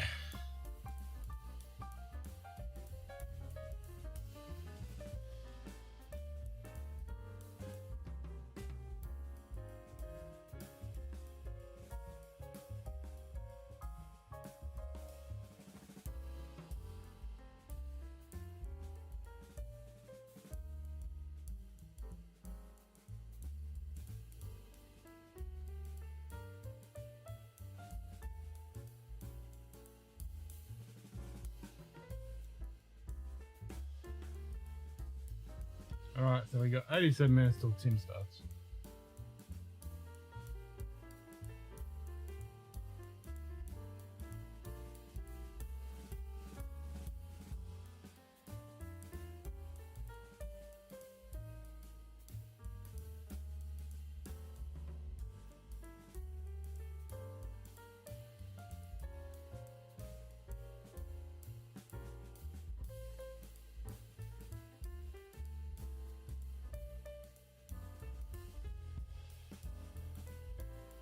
What I could probably do is do it side by side. So I'll add myself in as another view and just share screen. So I can have the NASA feed and Tim's feed.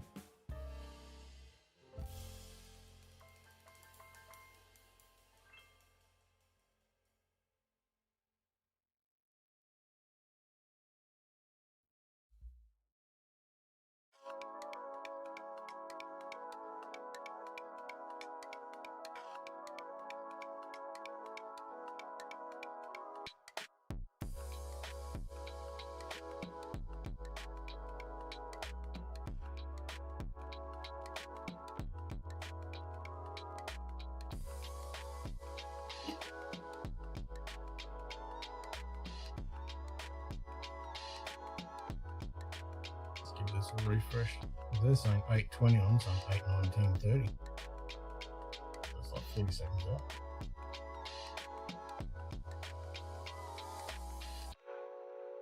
Nope, it's 30 seconds out.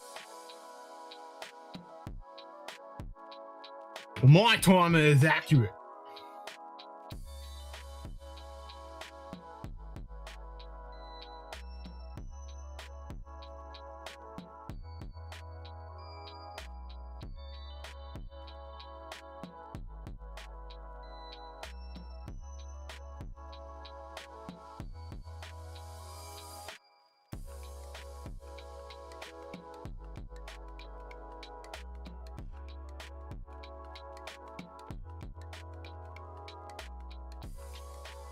Now I'm gonna stay up all night. Fuck it.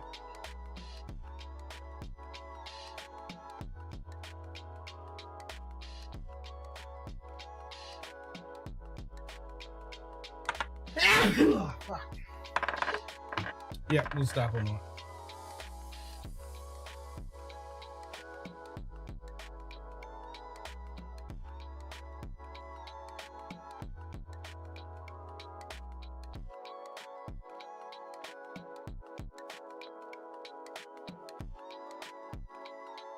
You know, we've waited 54 years for a fucking mission to the moon. So, I think I can stay up one night.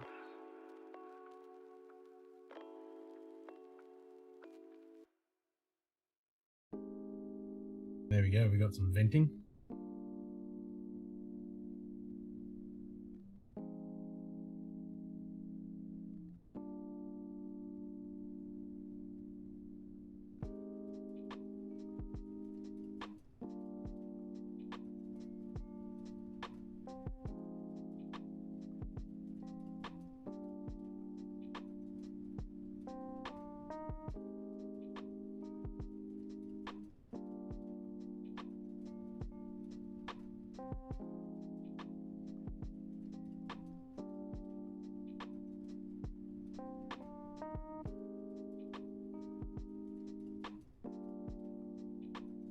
Hopefully Tim doesn't mind us sharing his stream. Watched an interesting YouTube documentary on Voyager 1 at 25 billion kilometers from Earth. Takes radius in 23 hours to reach it. It just left the sun's heliosphere into it. Yep, it sure did. And it's just come across some other bubble now. I did see an article about it. I haven't looked at the article yet, but I saw the headline that it's reached some other bubble now. Because yeah, it left the heliosphere and pretty much intergalactic space, so that was another bubble. But now it's reached some other bubble of some kind.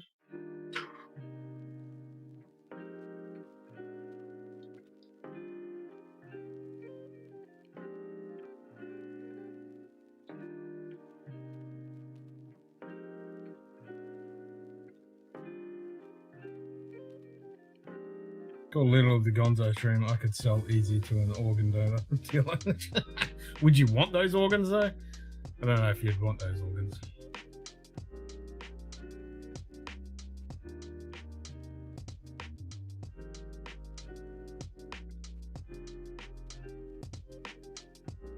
He definitely looks like he's been put on the rack.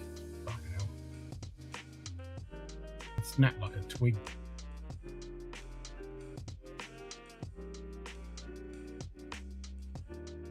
Get a few bucks for a kidney in any condition. Especially on the black market these days. Yeah, you might have half a kidney that might be half useful.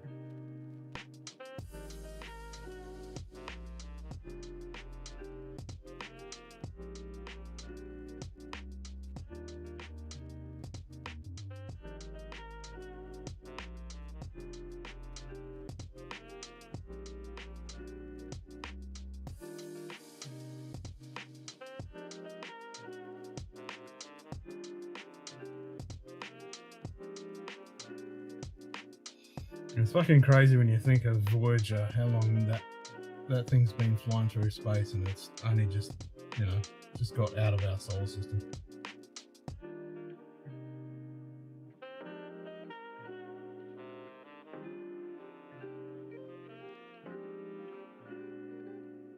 Felt bad for Jamie.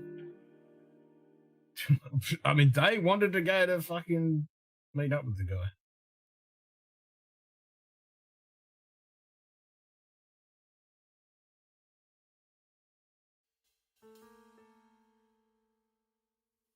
I don't know why he would want to go meet up with him, to be honest. I couldn't. No. It's a fucking oddball. The shit that he spews out of his fucking mouth. No. Not someone I want to hang out with.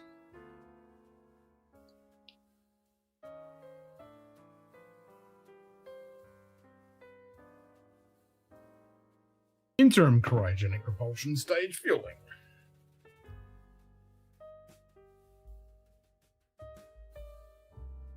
Exactly what he's doing. Yeah. And fucking hell, all you had to do was walk off. And tell him to fucking pull your head in.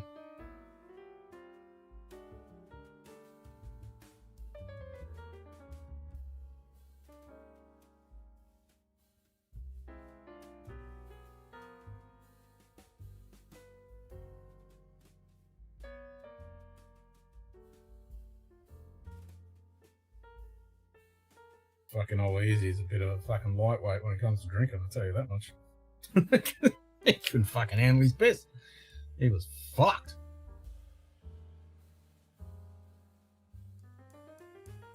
Still, I wouldn't have been drinking that garbage that they were drinking. That's for sure.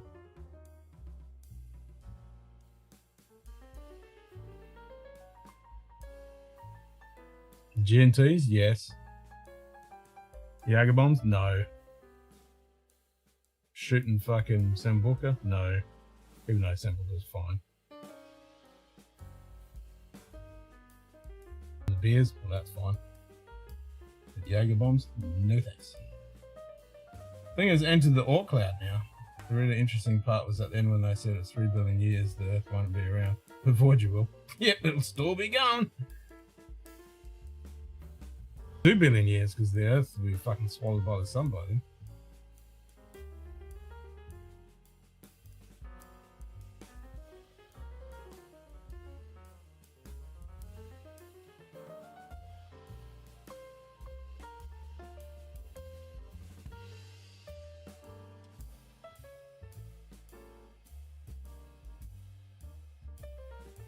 77 minutes till Timmy starts.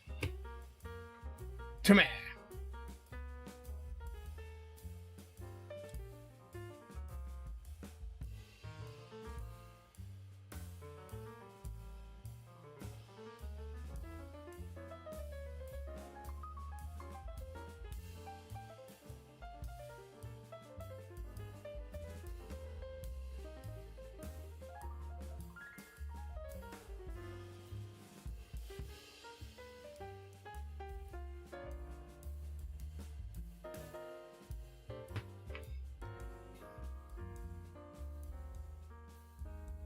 Didn't have to witness Tim. Yep, that is true. Yeah, about 2 billion.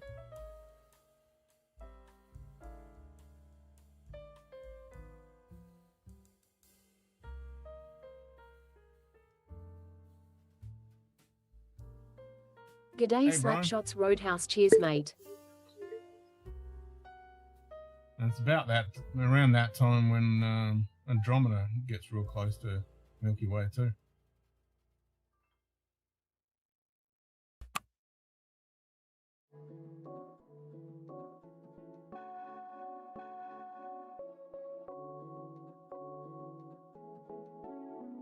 Yeah, it was definitely an entertaining concert, I'll give you that.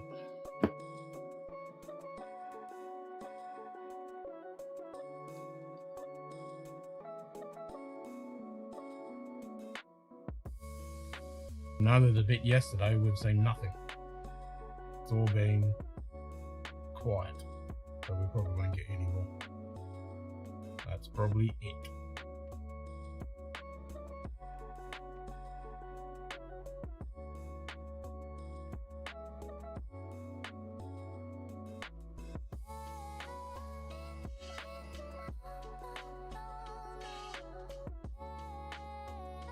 There's that graphic with the fill rate. That was a cool graphic.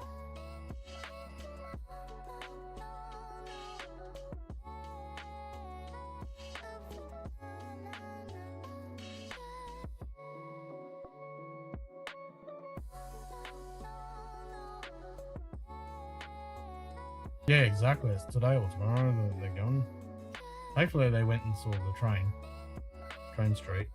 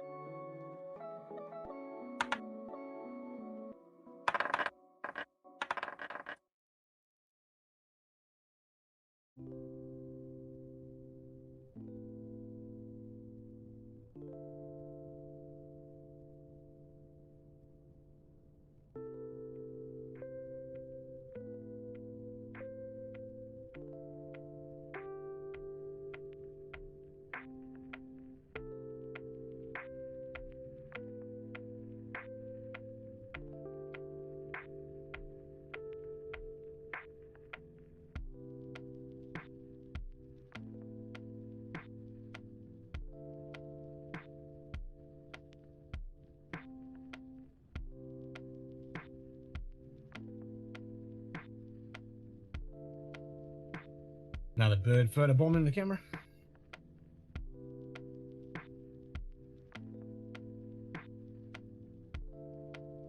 Certainly don't have to worry about bird strikes.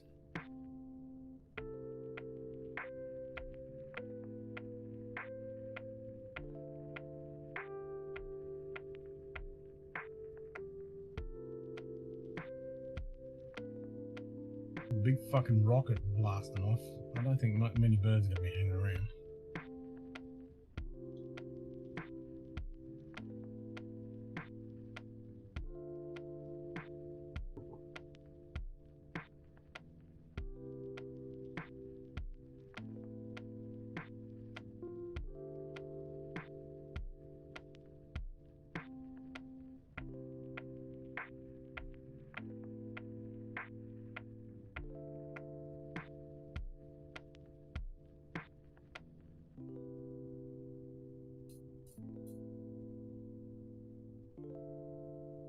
8 hours to go.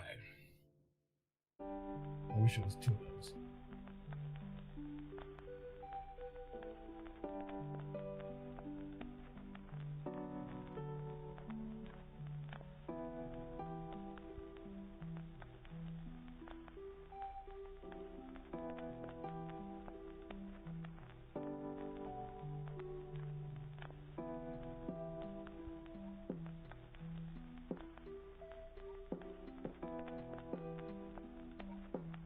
I was gonna say, show us another feed.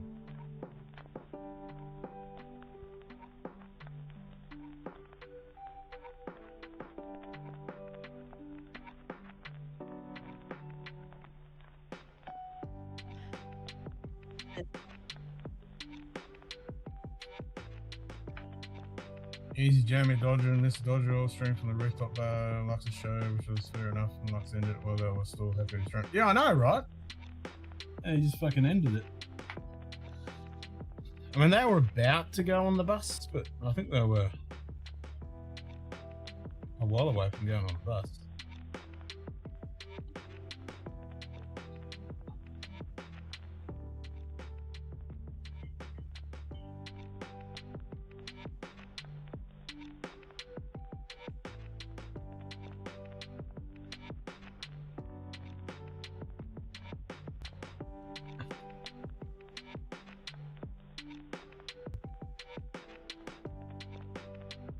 Yeah, that's a pretty cool video, I agree.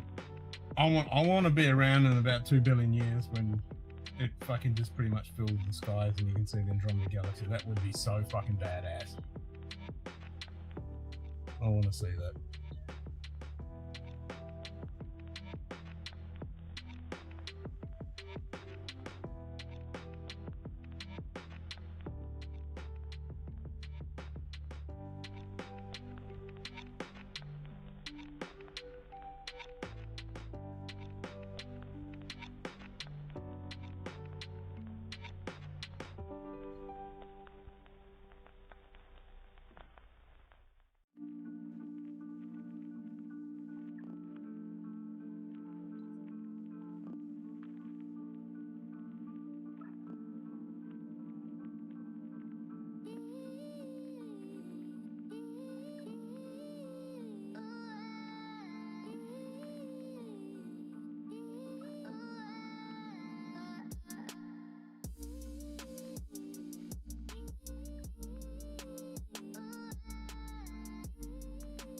Yeah, that was the highlight. But what a piece of shit going on there and saying what he did. I mean, what a fucking cockhead. I mean, fuck me dead. If I was Lux, I would have just booted his ass straight away. I wouldn't have fucking stood for that shit.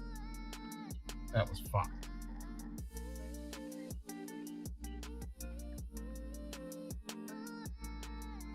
Fuck that guy. Seriously.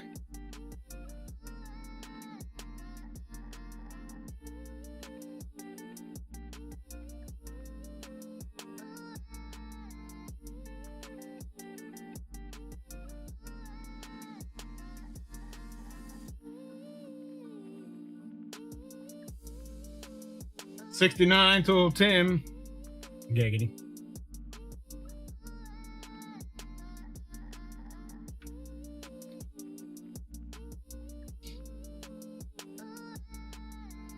There we go. They were 95%. Nice.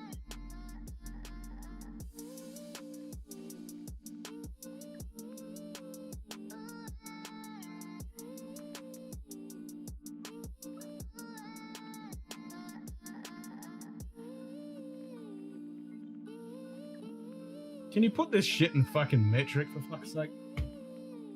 It's like...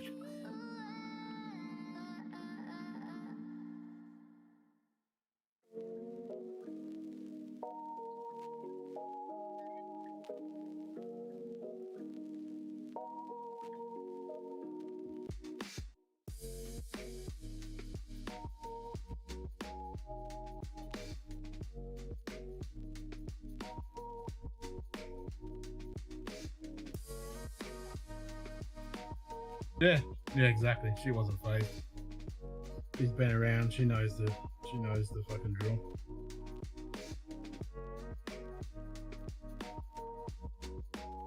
still, there's no fucking room. There's no need for that shit. No need for that shit.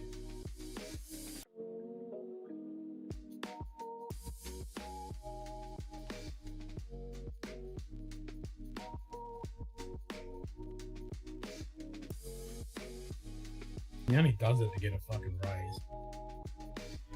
The only reason he fucking does it. It's pathetic.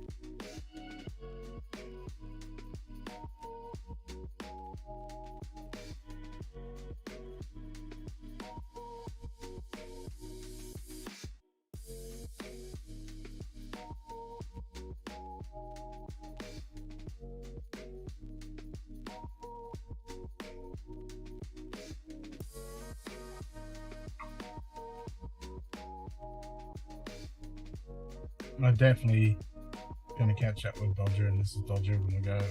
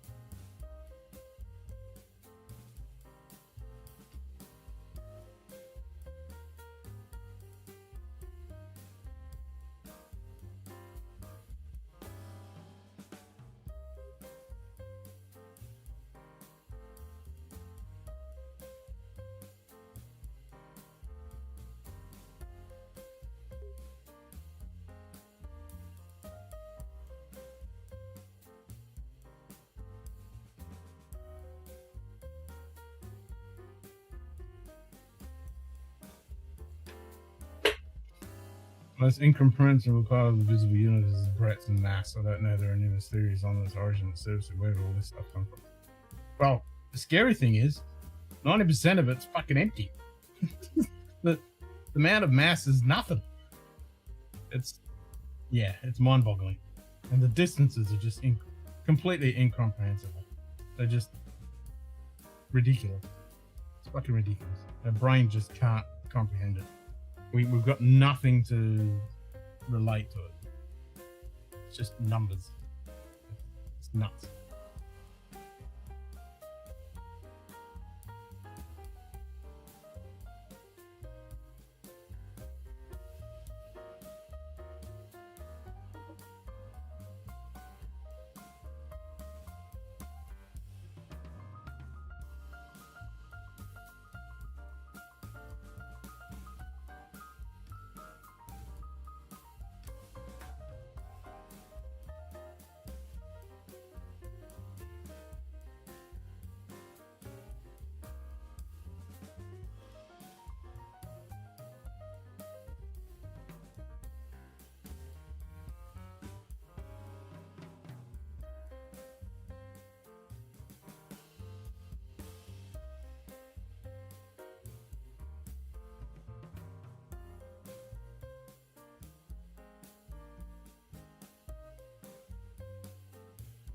Is it empty or is it filled with dark energy and dark matter? Correct. It's filled with dark energy and dark matter. Yep.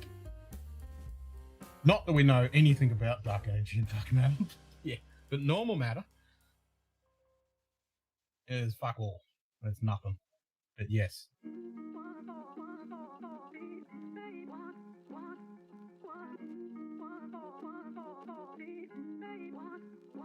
You know that dark matter is the glue that holds everything together, but that's about it.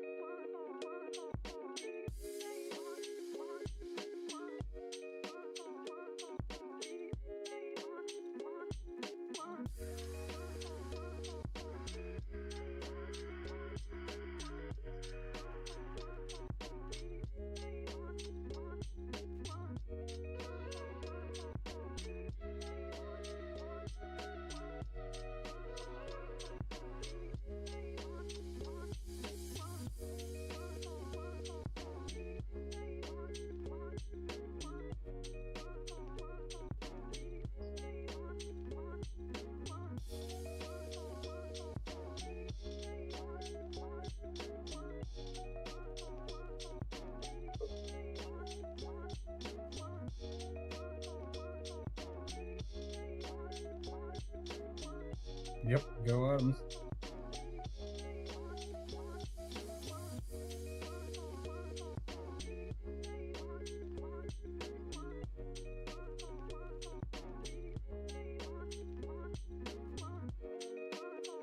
Percent, nice.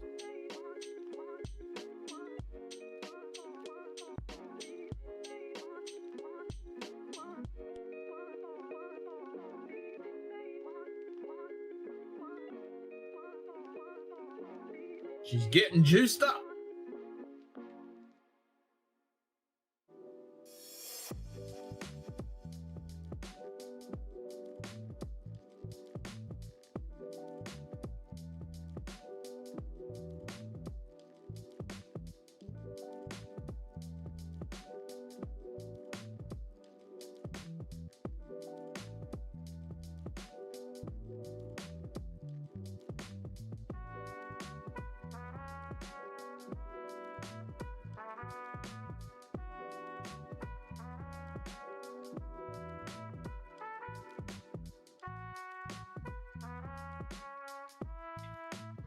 Oh, good.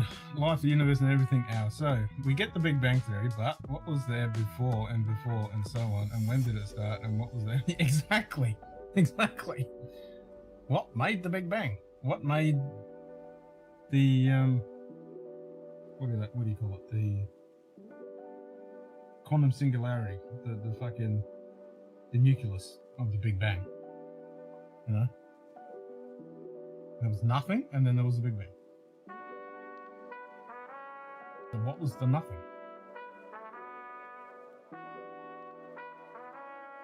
And then if you go, well, it's all string theory, it's multi-dimensional and shit like that, and it's all bubbles, like the bubble theory where universes are just floating around bubbles. Then what made the area for the bubbles to be in?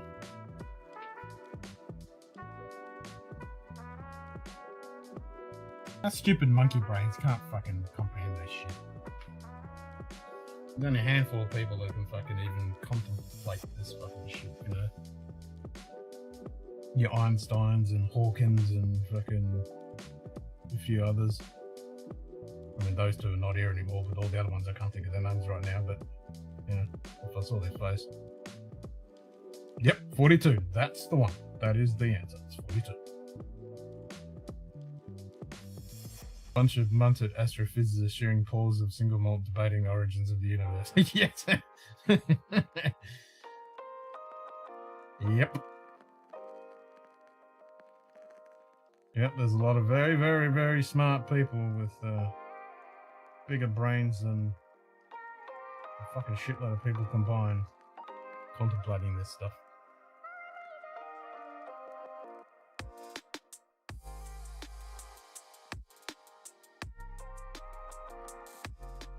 It's turtles all the way down.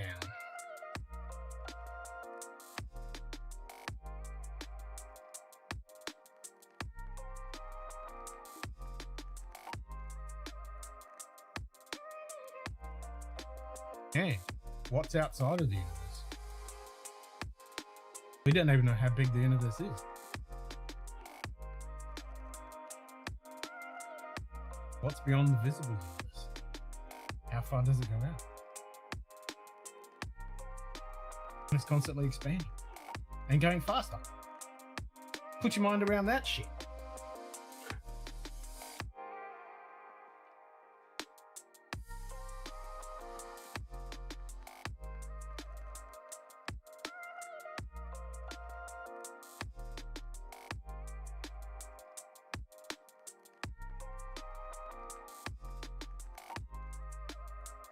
Light itself can't even reach the edge of the known universe.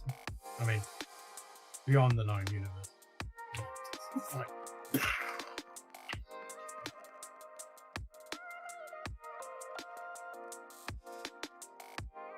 From our perspective. Because from our perspective, we're the center of the universe.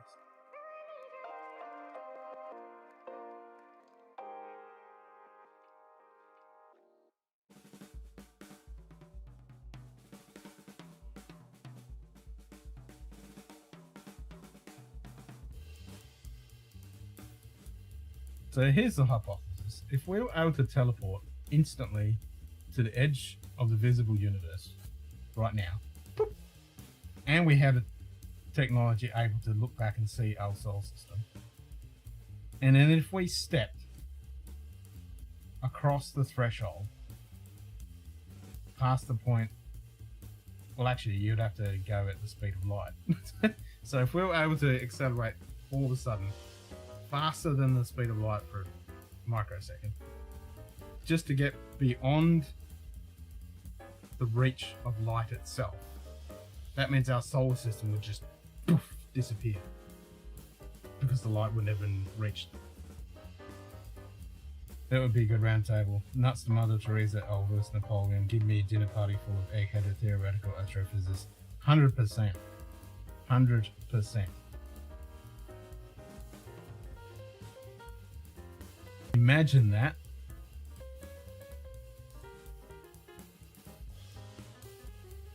Especially if you're able to get Newton and fucking Galileo and all those guys and get them up to scratch of what we know now.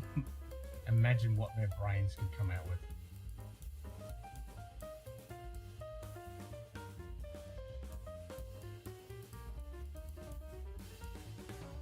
So you get the modern day boffins, the old school boffins, get the modern day boffins to get the old school boffins up to scratch, and then have a fucking round table.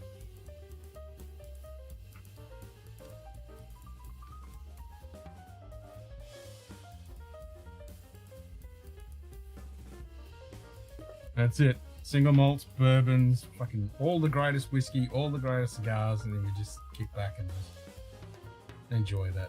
We'll be in the dunce table next to them, observing.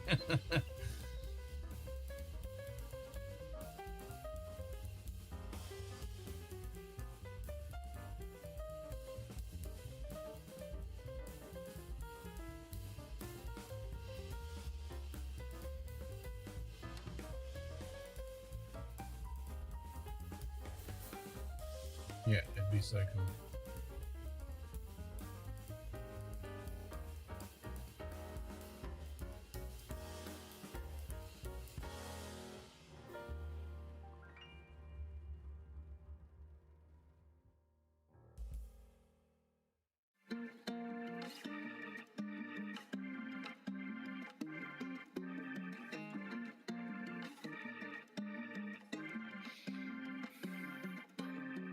And then afterwards, we get someone like Brian Cox to explain it to us.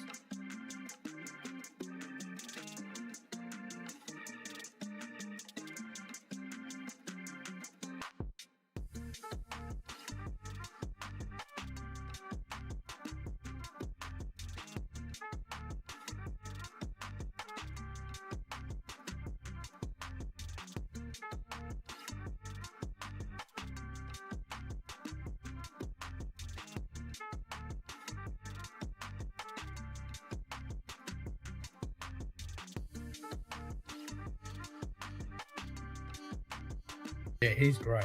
He's fucking awesome. Like, I've been to his show and I met him in person. He's fucking, he'd be the perfect person. Neil deGrasse Tyson, not so much. Not for that table. But Brian would be perfect.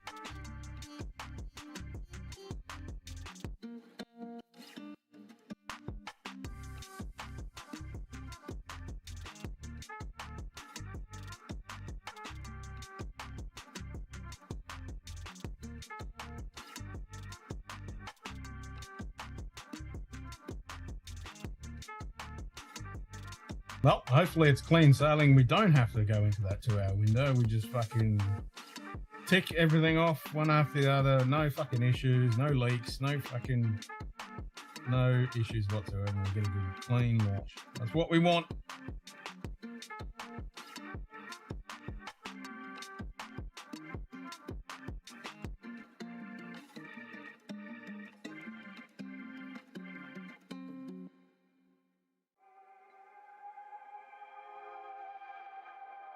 Yeah, we knew that 10 minutes ago. Come on.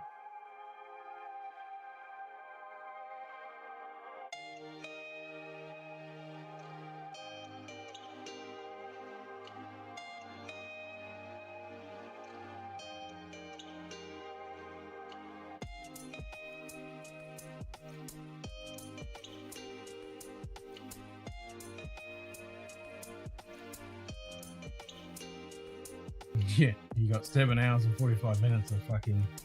I wonder how much they lose. And we're going to keep topping up. Probably a fucking shitload.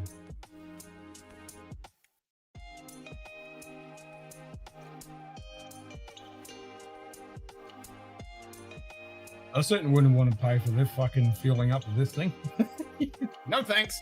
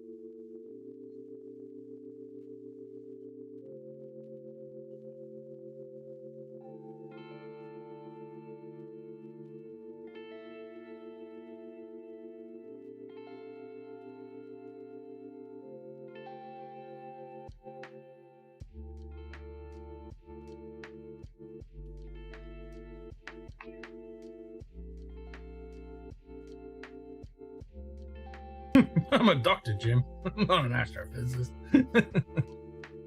Or the other way around. I'm an astrophysicist, not a doctor. There you go.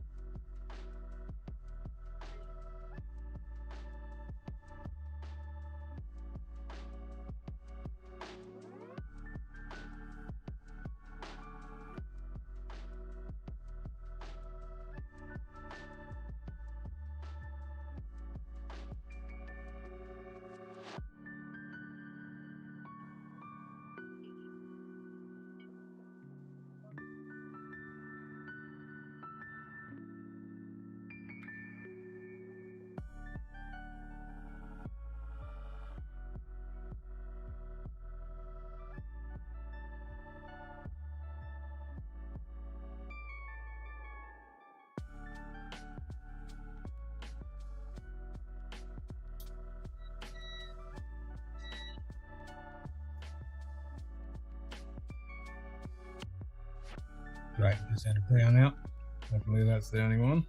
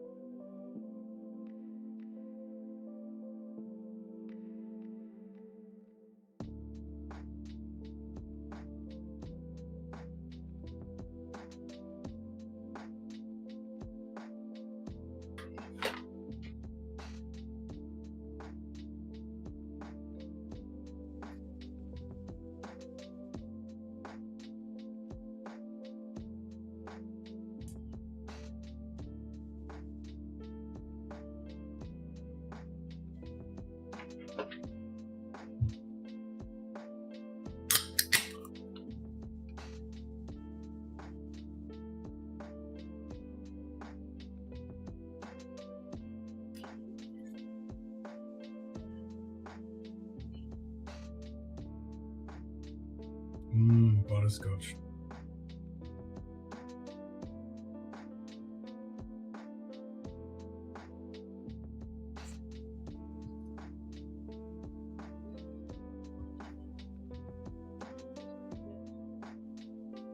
Bullshit, you said top up mode.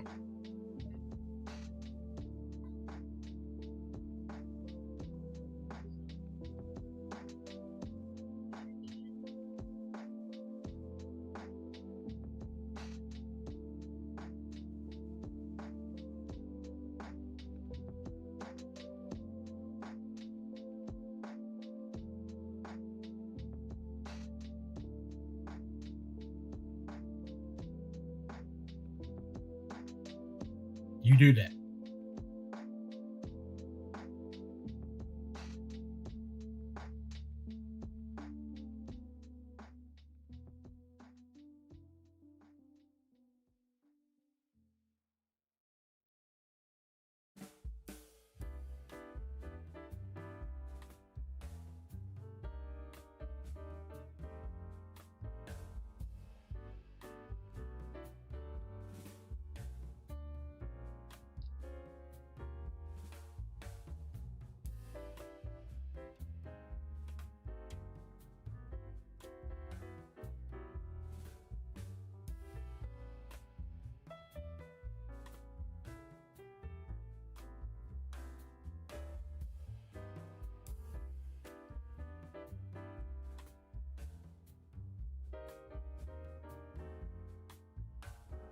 Certainly jealous of the people that actually get to watch this.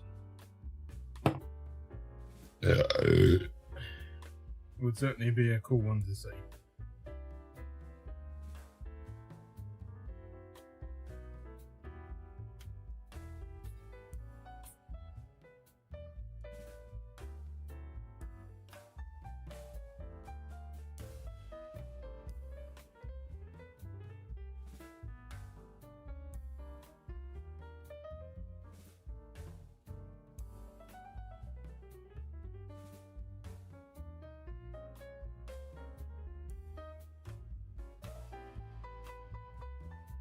Yep, quite a bit more cloud.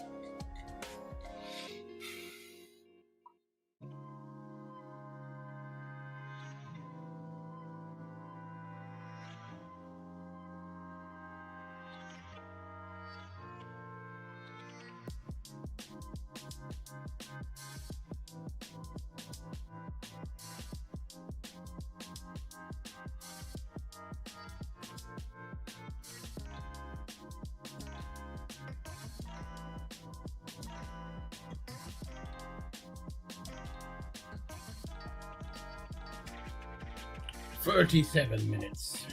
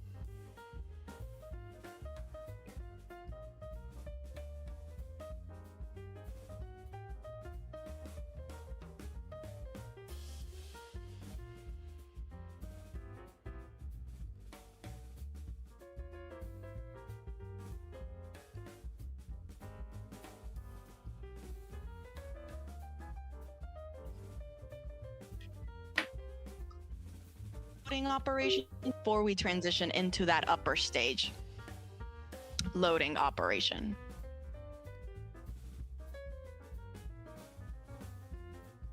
Now in total, the SLS and Orion rocket and Orion spacecraft are 322 feet tall. At liftoff, SLS produces 8.8 million pounds of thrust.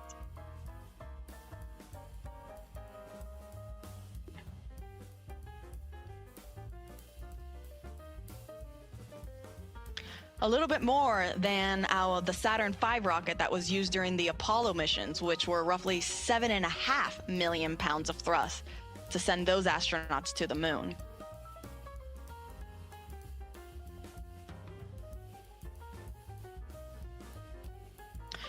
With our SLS rocket, though, you don't just have those liquid fuel tanks that are fueling the rocket, but you also have 2 solid rocket boosters that are attached on either side. You see there on your screen right there? They also help provide that extra push and that thrust right at liftoff.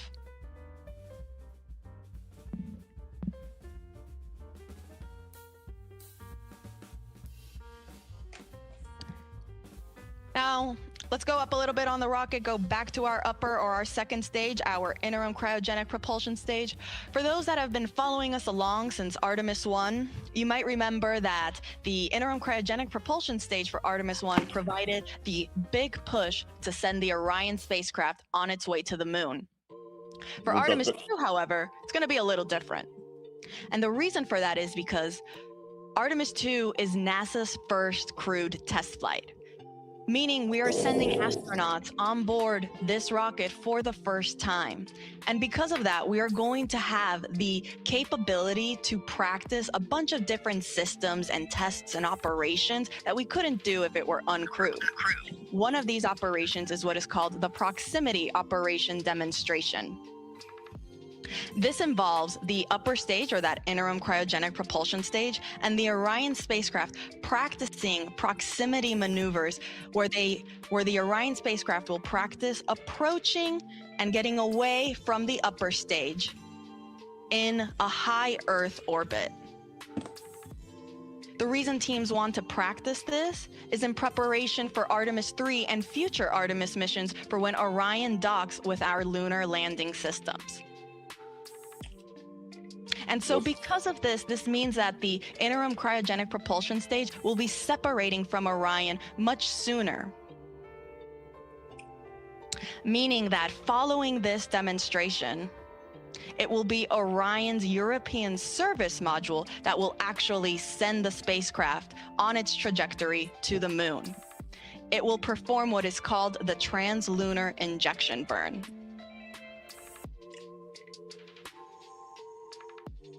Now, this proximity operation is scheduled to happen during the first day of flight, so pretty soon.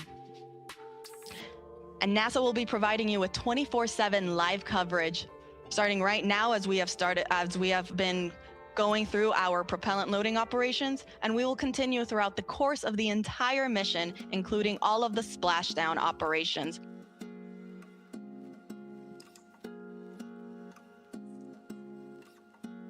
Artemis 2 will send NASA astronauts Reed Wiseman, Victor Lover, and Christina Cook, and Canadian Space Agency astronaut Jeremy Hansen on a 10-day mission around the moon and back.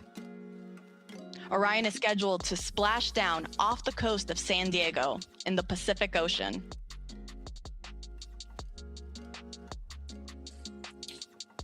So to quickly recap, teams are in the process of performing a vent and relief test on the liquid hydrogen tank on the upper stage, following finishing their fast fill operations.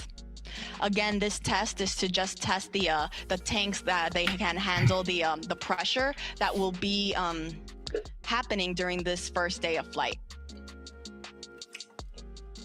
Following this test, we will then transition into our topping phase on the upper stage liquid hydrogen tank, and it'll then transition to replenish. On the core stage, meanwhile, we are still in fast fill for the liquid oxygen tank, and we are in replenish for liquid hydrogen. Now, this is a very, very big and important milestone to me because, again, for those that have been following us along, especially with Artemis 2, during our fast fill operations on the core stage liquid hydrogen tank during wet dress rehearsal 1, that was our first test of this Artemis 2 moon rocket where we tested loading the propellants on board. Teams experienced the liquid hydrogen leaks shortly after getting into fast fill during that first test. They then performed a second wet dress rehearsal where they did not see any major leaks. tanking loading operations went very smoothly, and it was a very successful test. And so it's great to see that throughout today's countdown for launch, there also weren't any significant issues or leaks reported during our liquid hydrogen loading phase on the core stage. So we are now in replenish mode for liquid hydrogen. We're about 84% of the way on the liquid oxygen tank. And we're also almost there on the upper stage for liquid hydrogen. Now I'll report out once liquid oxygen operations for the upper stage are also underway.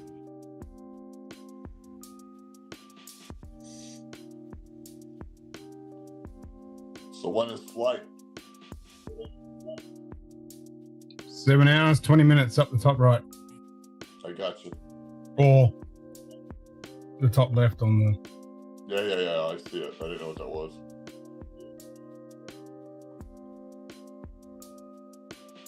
Badass shit, dude.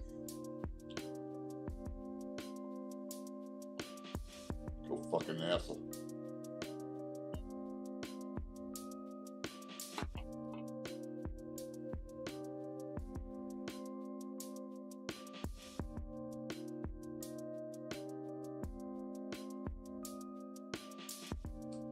Badass. That's it. I didn't know what's going on, man. I fucking turned on the channel and I saw you, and then I went to the NASA channel and I was like, oh yeah, here we go. 7 hours, I gotta figure that out. It's 7 a.m. here in Arizona. Yeah, it's badass. Whew. Yep, I'll be staying up all night. I hope it launches. Otherwise I'll be pissed off. Oh, the fucking the launches are just badass. They're just badass. And you got three. The first there. time. Yeah. First time was like 3 fucking times. 3 times. Well, they don't want to kill any more They had astronauts. the coolant leak first time, coolant leak the second time, and then they went. Yeah. And they're gonna keep doing that because of the shuttle that blew up years ago. Well, that's it. If you got a fucking coolant leak, you don't want that shit.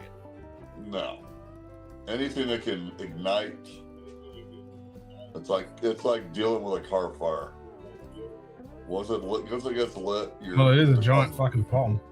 a giant fucking bomb. Yep, it's a giant fucking bomb. And it's going to be on national TV for everybody to watch. And these fucking idiots in the States want to get rid of the space program, which is, fuck you, you know?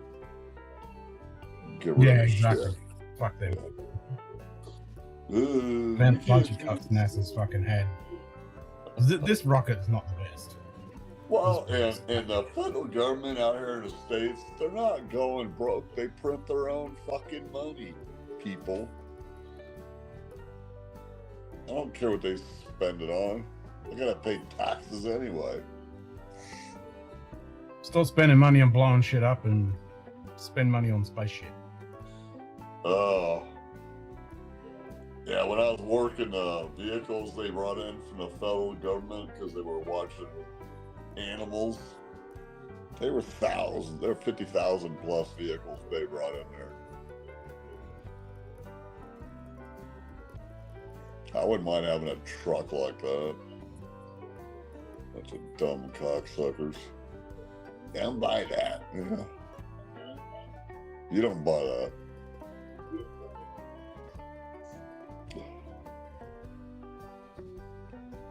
Mm.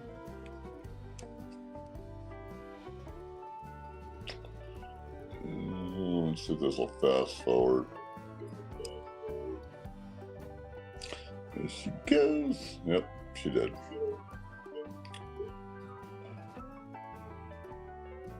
God, I wouldn't mind seeing one take off. That's a bucket list. Yeah, I was thing. just saying that earlier. I'd love to be there, seeing this launch. No, and I could go there. I just have to find a place to stay for a week or two. Probably charter a fishing boat while I'm out there. coming. I just started retirement so I can do whatever the fuck I want. I mean, to see this one, this is the first time we're sending humans the furthest distance humans have ever been. Yeah. And then he's back around the moon. Well, these astronauts have got years of training. Oh yeah. There's only one that hasn't been in space. That's the Canadian dude.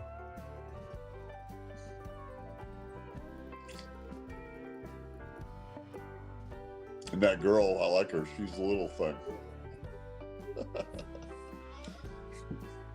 She did the first all-women spacewalk. She's done 300 odd hours in ISS. Yeah, she's well experienced.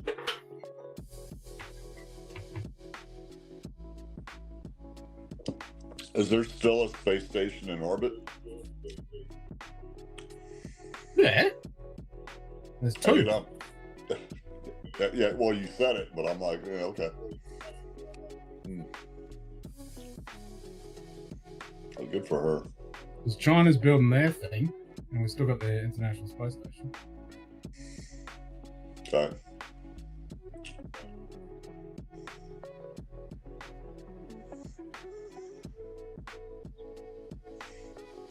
Yeah, it was probably like 3 or 4 years ago. Last time I heard anything from NASA.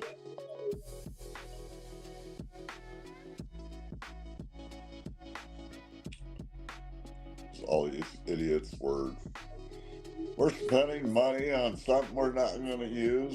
You know, go buy your wife another fucking diamond watch. You quit bitching about it.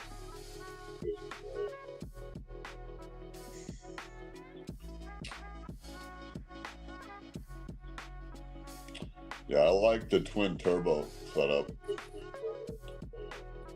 Just like the shuttle.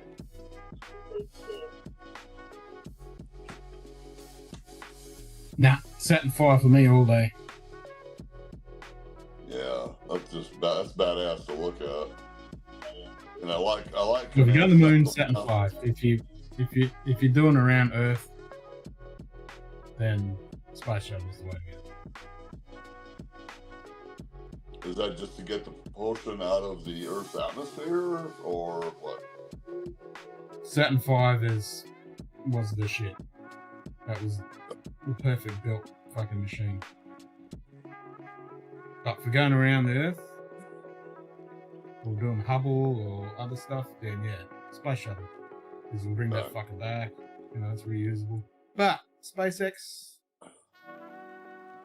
we still need something to replace what the space shuttle can do.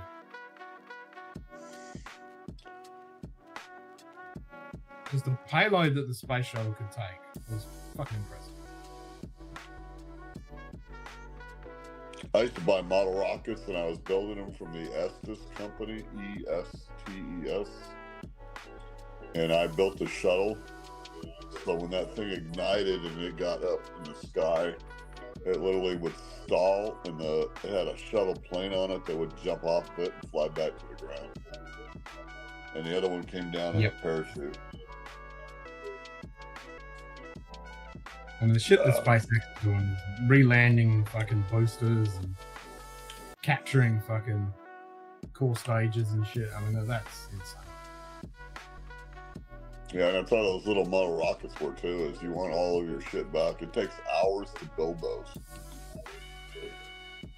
And I still have it in here. I'm sitting in a ham radio room, so I got model rockets in here. I got space shuttle shit up on the walls.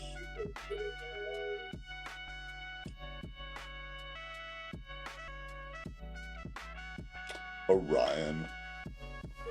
Wasn't there another Orion right after Saturn V? No, this is the Orion. Okay, so there was another one. I think it wasn't Saturn. They were calling it something else.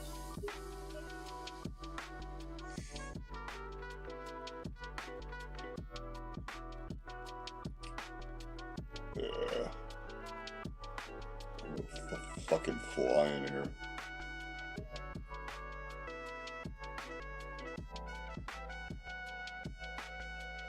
Hey, your temperatures are getting cooler, are they not? Oh yeah, we're getting down to real temperatures, not cooking to death. It's great. Right on. Yeah, it's 105 outside right now, but it's 75 in here. Yeah, I'm below 20. Well, it's probably 26, 27 in here. But outside, I'm 17.6 at 74% humidity. Even the humidity's dropped. Yeah. I actually put my lounge pants on tonight. First time. Yeah. First time in about 10 months. I'm sitting here in a pair of shorts and a fucking polo shirt, so. Oh, that's what I've been wearing for non-stop. Yeah, well, me too. Well, I can't wear. Well, yeah, I can. I just like to. You sipping on anything good over there? I'm having my last ginger beer, and I might have a Guinness in a bit. Yeah, I got some early times bottle and bond in here. The last of the 1 liters. Stupid motherfuckers.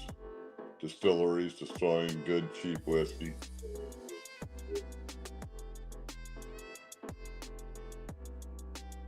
I'm got geckos walking out of the window. Does your Guinness come from Ireland or is it somewhere else? The one I have now, yeah, that came from Ireland. It's not the Australian breed shit. Yeah, I haven't bought a Guinness in fucking years because of the drama that is associated with it.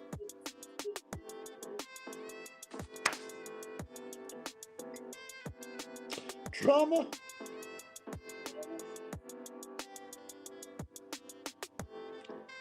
Stupid fucking fly. Kill it. Killed one last night. It was epic.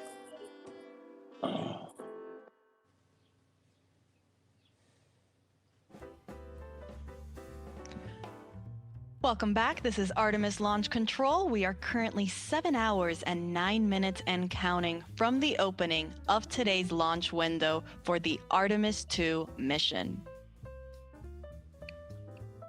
Our Artemis launch team is currently in the process of loading liquid propellant onto the SLS, or Space Launch System rocket. Teams just reported out that we are in our topping phase for the upper stage liquid hydrogen tank. This means we are almost at 100%, if not pretty much there, on that upper stage tank. The upper stage is the second stage of the SLS rocket. Here's a graphic representation where we can see where we're currently at in our tanking operations. That means we have now finished loading our liquid hydrogen on both the core stage and the upper stage. As I said, we're in that topping phase to get us to 100%. And afterwards, we'll then transition into replenish mode to stay at 100% level. You can see on the core stage, we are already at the replenish mode. If you see that 100% level right there.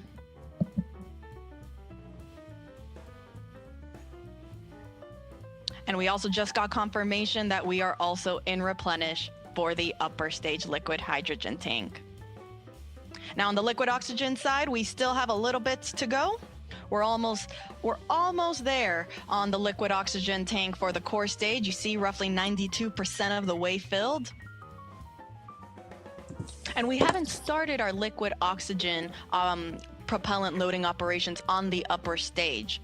Teams are getting ready to start chilling down that tank.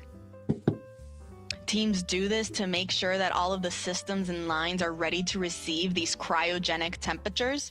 As you can see on your screen there, for hydrogen to stay in a liquid state, it must be negative 423 degrees Fahrenheit.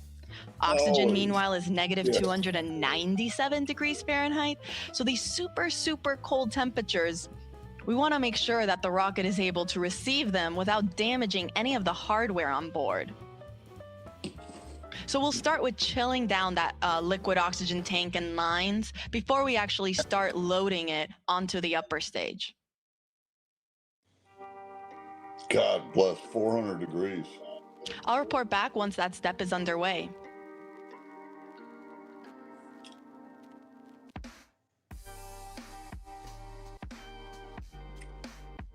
As a reminder, our launch window opens at 6:24 p.m. Eastern Time this evening. Teams do have a 2-hour launch window, so that means if we don't launch right at 6:24, that is okay. They still have additional opportunities throughout that 2-hour launch window. Now, NASA's providing 24/7 live coverage throughout this entire mission, beginning with our propellant loading operations that is currently underway. And as we continue our coverage this morning, we are also, and we continue monitoring all of our loading operations. We thank you for following us along. Go NASA. Part of our live coverage will, of course, include our launch this evening. That live launch coverage for Artemis 2 will continue right here at the beginning at approximately 12:50 p.m. Eastern Time. You can continue watching on our NASA's YouTube channel, as well as on NASA Plus and the other NASA social media channels. Yeah, it's probably. Again, we are providing 24/7 live coverage. So following launch, the show doesn't end there. We have a 10-day mission around the moon. And then following that, we're coming back home. And we will be covering all of those splashdown operations as well. Cool. Artemis 2 is a test flight. It is NASA's first crewed Artemis mission. We will be sending NASA astronaut Reed Wiseman, who serves as the commander, Victor Glover, the pilot, and mission specialist Christina Cook. And then we're also sending Canadian Space Agency astronaut Jeremy Hansen, who serves as the other mission specialist for this mission.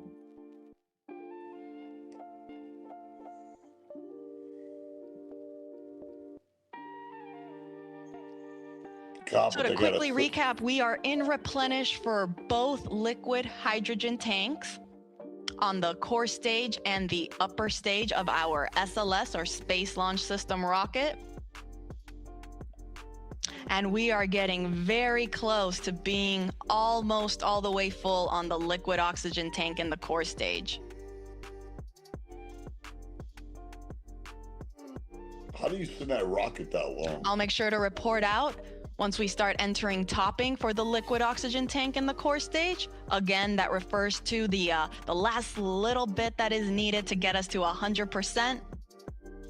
And I'll also make sure to let folks know when our chill down operations are in work on the upper stage liquid oxygen tank. As a reminder, all of this propellant that are on board these 4 tanks of these two rocket stages, they feed the engines that are underneath and then provide the power and the push to send the Orion spacecraft on its voyage to the moon. Oh, okay. I didn't know they were going on the moon. Yeah, man. Yeah, they said it earlier, but I didn't hear it. Makes it even more badass.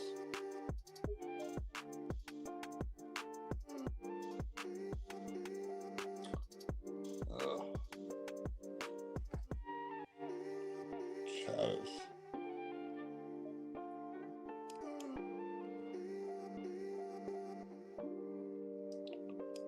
Cheers, sis.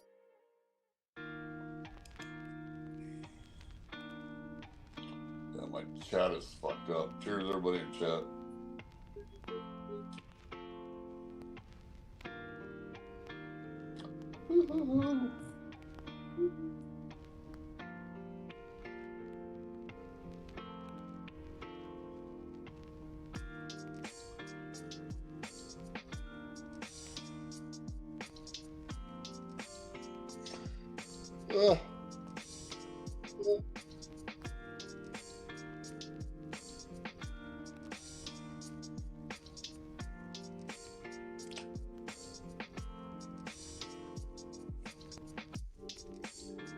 This is where I need to be wearing a man on the fucking fucking mean? Watch.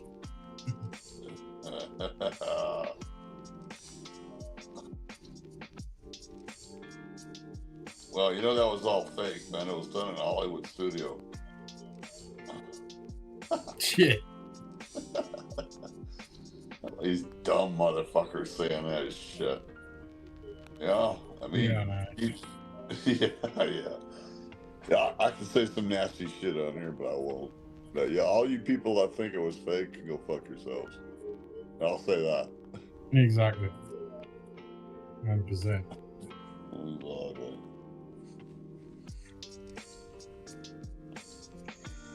Then they'll start getting into John F. Kennedy getting shot out here in the States. That was fake. Yeah, go fuck yourself. Driving around a car and some motherfucker wants to kill you.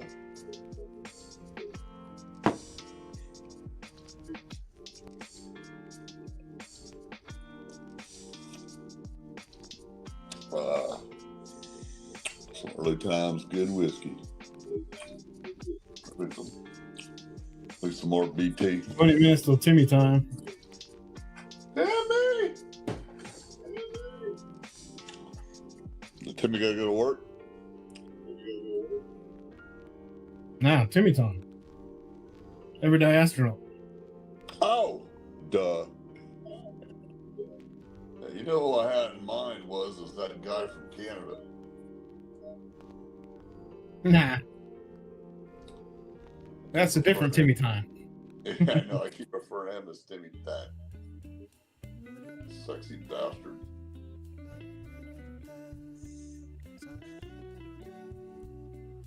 Timmy time. I want a tuna fish sandwich.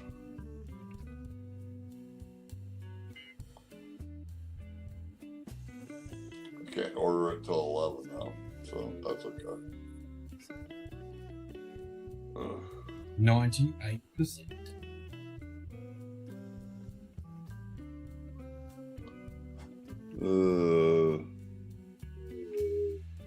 Can't read the chat, man. Vision is slightly blurred.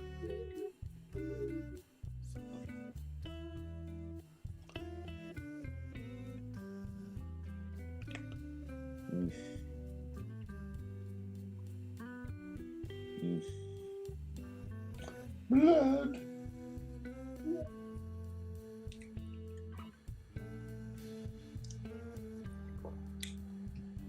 Yeah.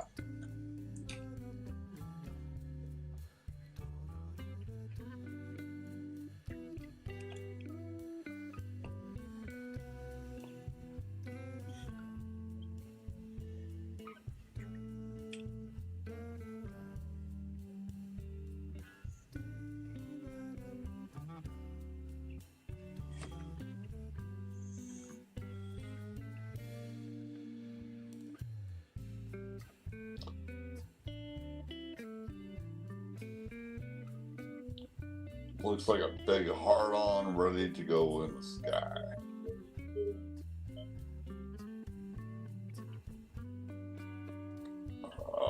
My leg hurts.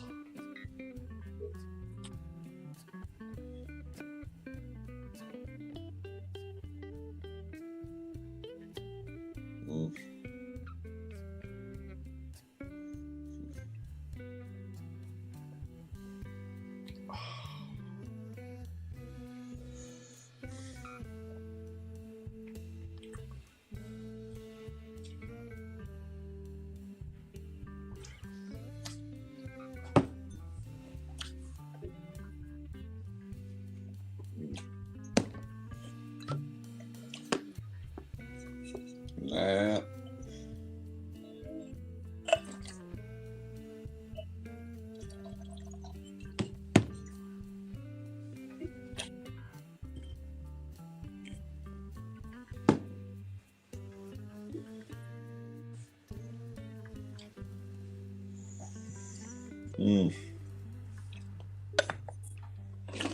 Bada boom, bada bing.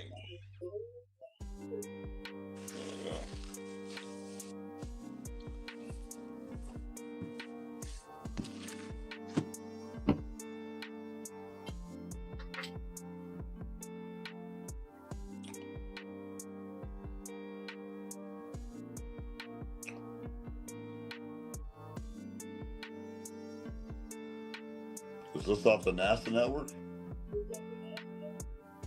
Yeah. Just asking.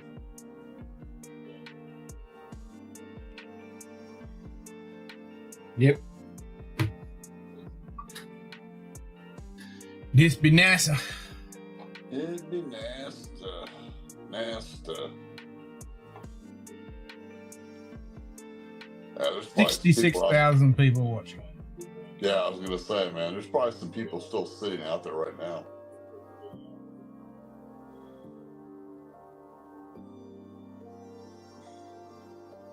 They're waiting for the launch. They said 7 Eastern time, so that's 5-4. No, 624. 624. Okay.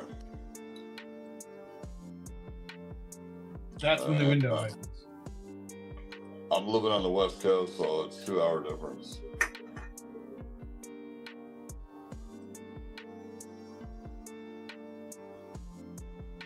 Like you and I, it's a 14-hour difference. Yep.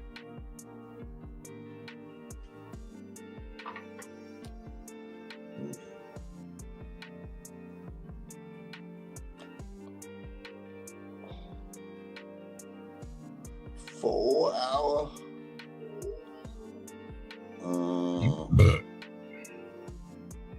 I gotta figure out what fucking time it is over here.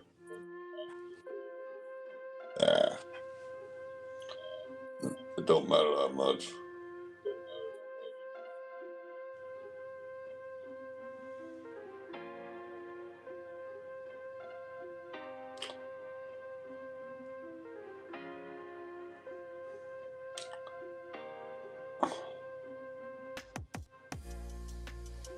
Well, people, this is what happens when you retire. You get on screens and say, fuck it. Oh.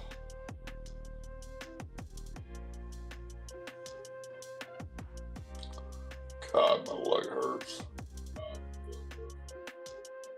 Yeah, there's a punishment for rocking it for years. I'm feeling it right now.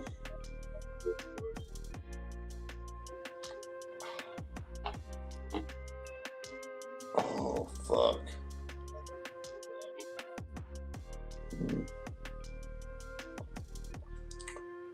Oh.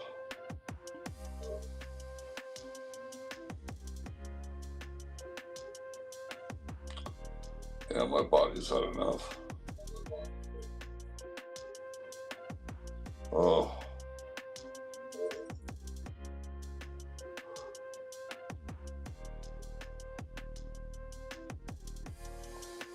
Orion. Yeah, I'll have to go to the NASA channel on the YouTubes.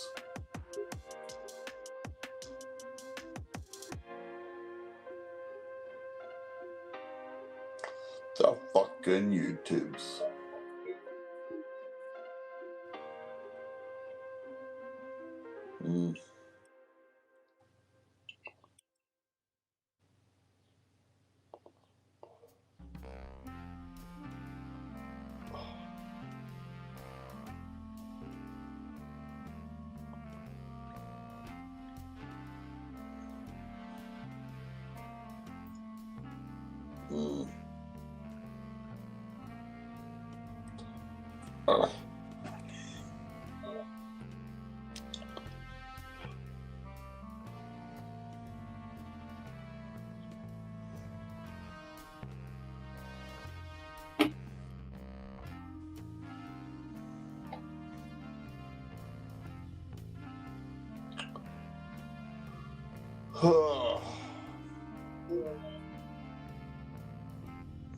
I'm gonna get out of here, brother. I gotta fucking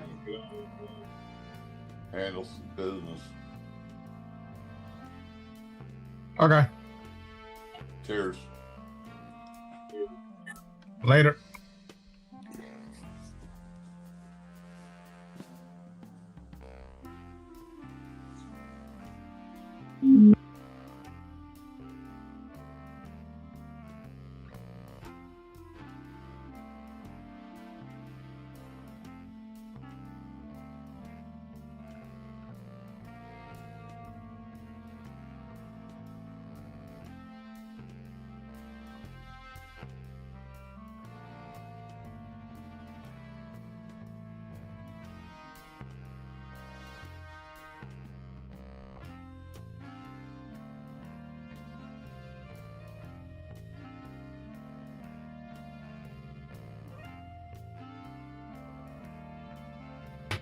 Wish there was a way just to show the video and not all the other bollocks.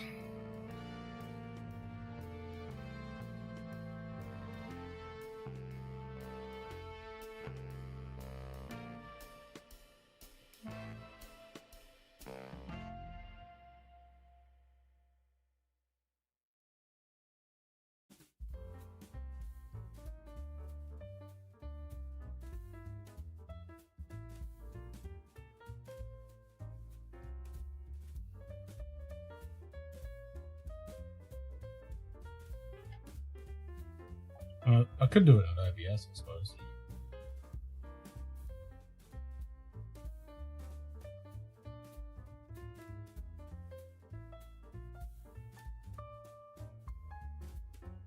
I could do it in OBS.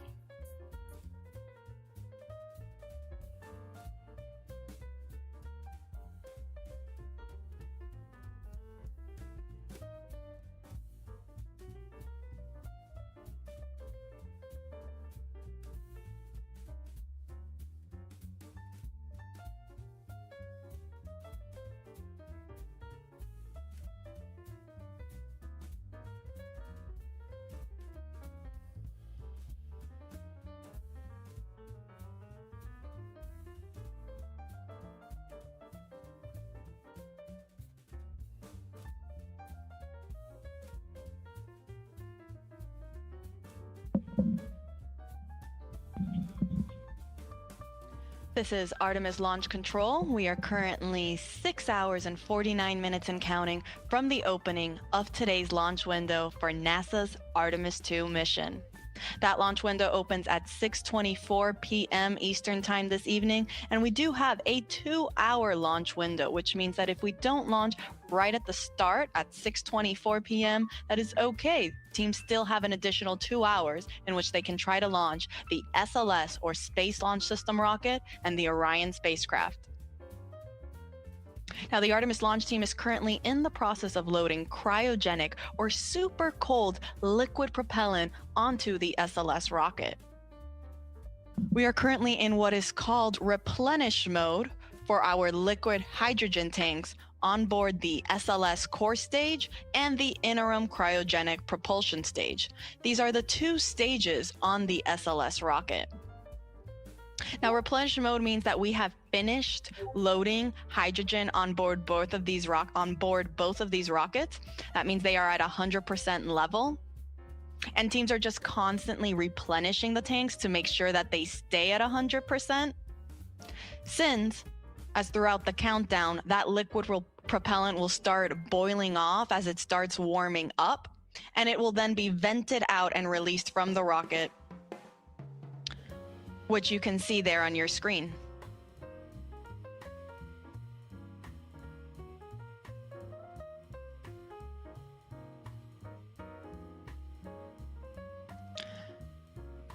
Now, on the liquid oxygen side, teams are now in topping phase for the core stage liquid oxygen tank.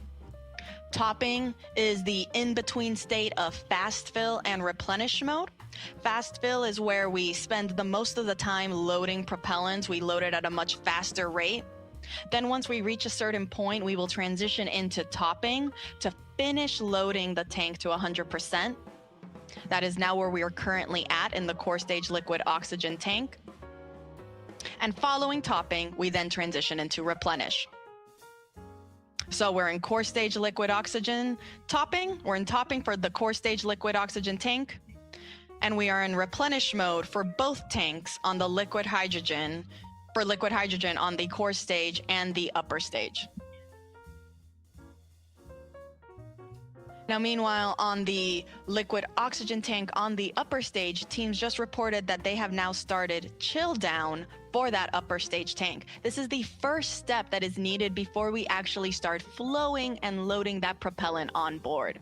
The reason this is done is to chill down the systems in line so they are ready to receive those super cold temperatures and not cause any potential damage to the hardware. For reference, oxygen needs to be negative 297 degrees Fahrenheit to be in a liquid state. and hydrogen, negative 423 degrees Fahrenheit. So very, very cold temperatures that the rocket is dealing with right now.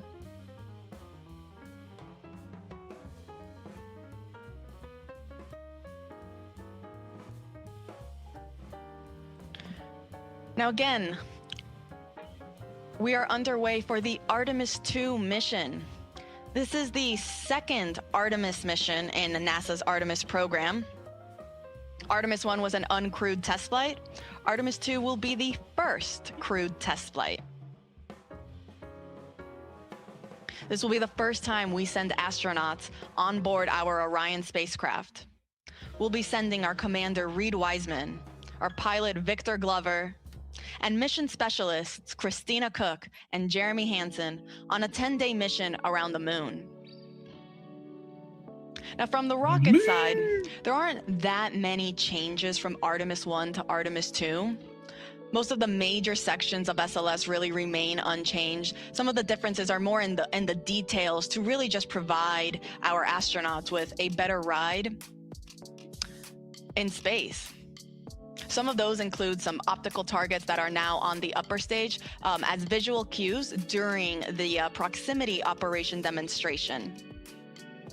This will be a test for the astronauts to practice maneuvering Orion and practice approaching the upper stage while it's in a high Earth orbit. Another improvement for SLS was an improved navigation system. Also, communications capability between the ground stations and the U.S. Space Force Space Launch Delta 45, which controls the eastern range. That is responsible for kind of helping dictate when we are allowed to launch here off the Space Coast in Florida.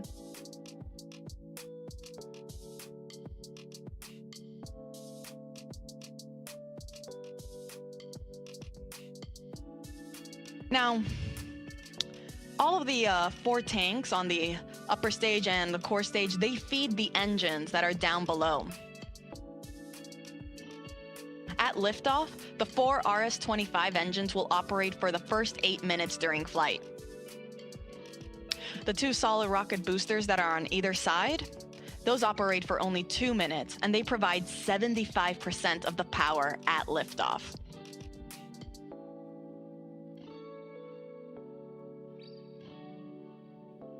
G'day top shelf Dustin 3060 cheers mate.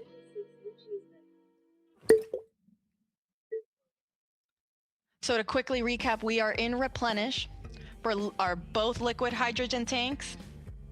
We entered topping for the liquid oxygen tank on the core stage. That means very, very soon we'll be in replenish mode for that tank as well. And we are in our chill down operations for the liquid oxygen tank on the upper stage. Pretty soon we will be entering fast fill. I'll report out when that is underway.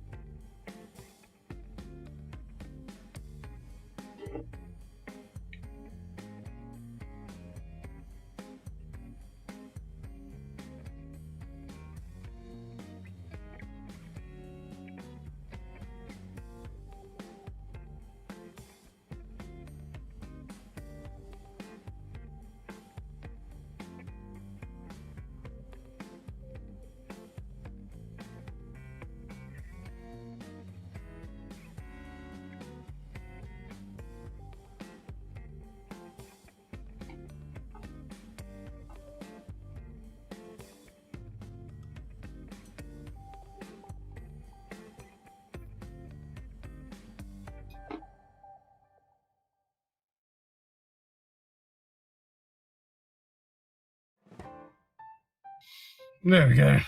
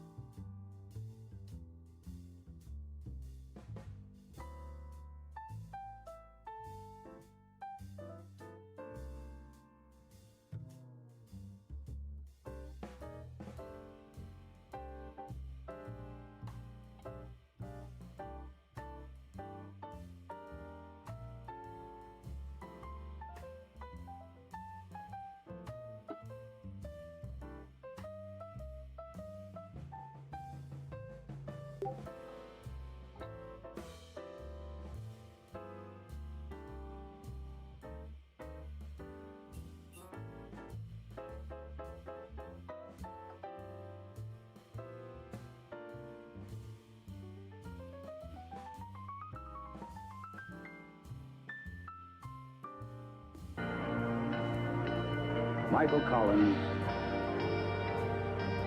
Edwin Buzz Aldrin. 3 men to represent the culmination This of a is dream. Artemis Launch Control. We And are the currently beginning of a 6 new hours and concept 38 of minutes and reality. counting from the opening of today's launch window for the Artemis 2 mission. That launch window opens at 6:24 p.m. Eastern Time this evening, and teams do have a 2-hour launch window in which they can attempt to launch the SLS, or the Space Launch System rocket, and Orion spacecraft. The Artemis launch team is currently loading cryogenic or super cold liquid propellant onto SLS. We are currently in replenish mode for both liquid hydrogen tanks on the 2 stages of our SLS rocket. We're still in our topping phase on the core stage liquid oxygen tank. That means we're just finishing it up. You can see there it looks almost all the way full. And following that, it will enter into Oh, the great news. into Yeah, its like replenish mode as well. April 1st, baby. The liquid oxygen tank on the upper stage, meanwhile, is now in fast fill. So that means all 4 tanks are now receiving propellant.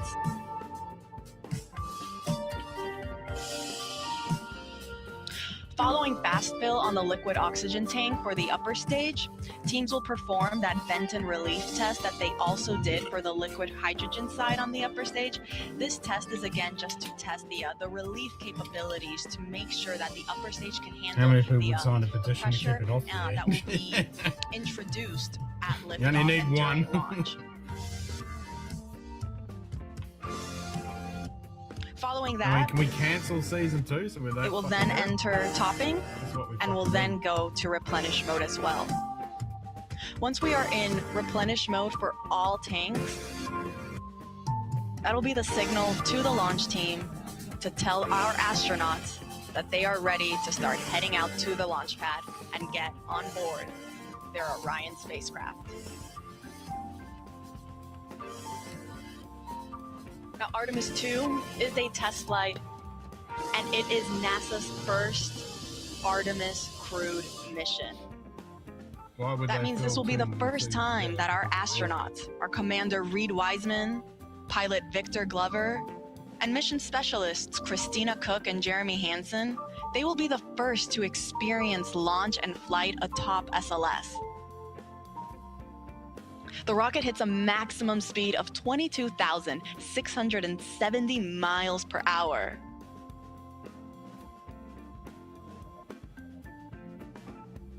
And our astronauts will get to experience the entire ride.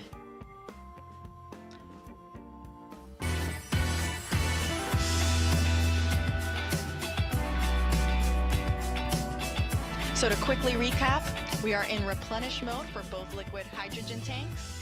We're in topping, meaning we are Well, finishing up good still loading morning liquid here oxygen the on East the core Coast. stage. That is Welcome the first to stage of Kennedy the Space rocket. Center, the And historic we are in fast Kennedy fill for Space the liquid Center. oxygen I'm tank on Tim our Dodd, second the everyday stage, or that astronaut, interim and cryogenic today propulsion is, stage. a day that I've been waiting for literally my entire life. We are about to see I'll report out once human we have also beings entered replenish mode leave for the core stage this liquid planet, oxygen leave tank. low Earth orbit for the first time in my lifetime. First time since 1972.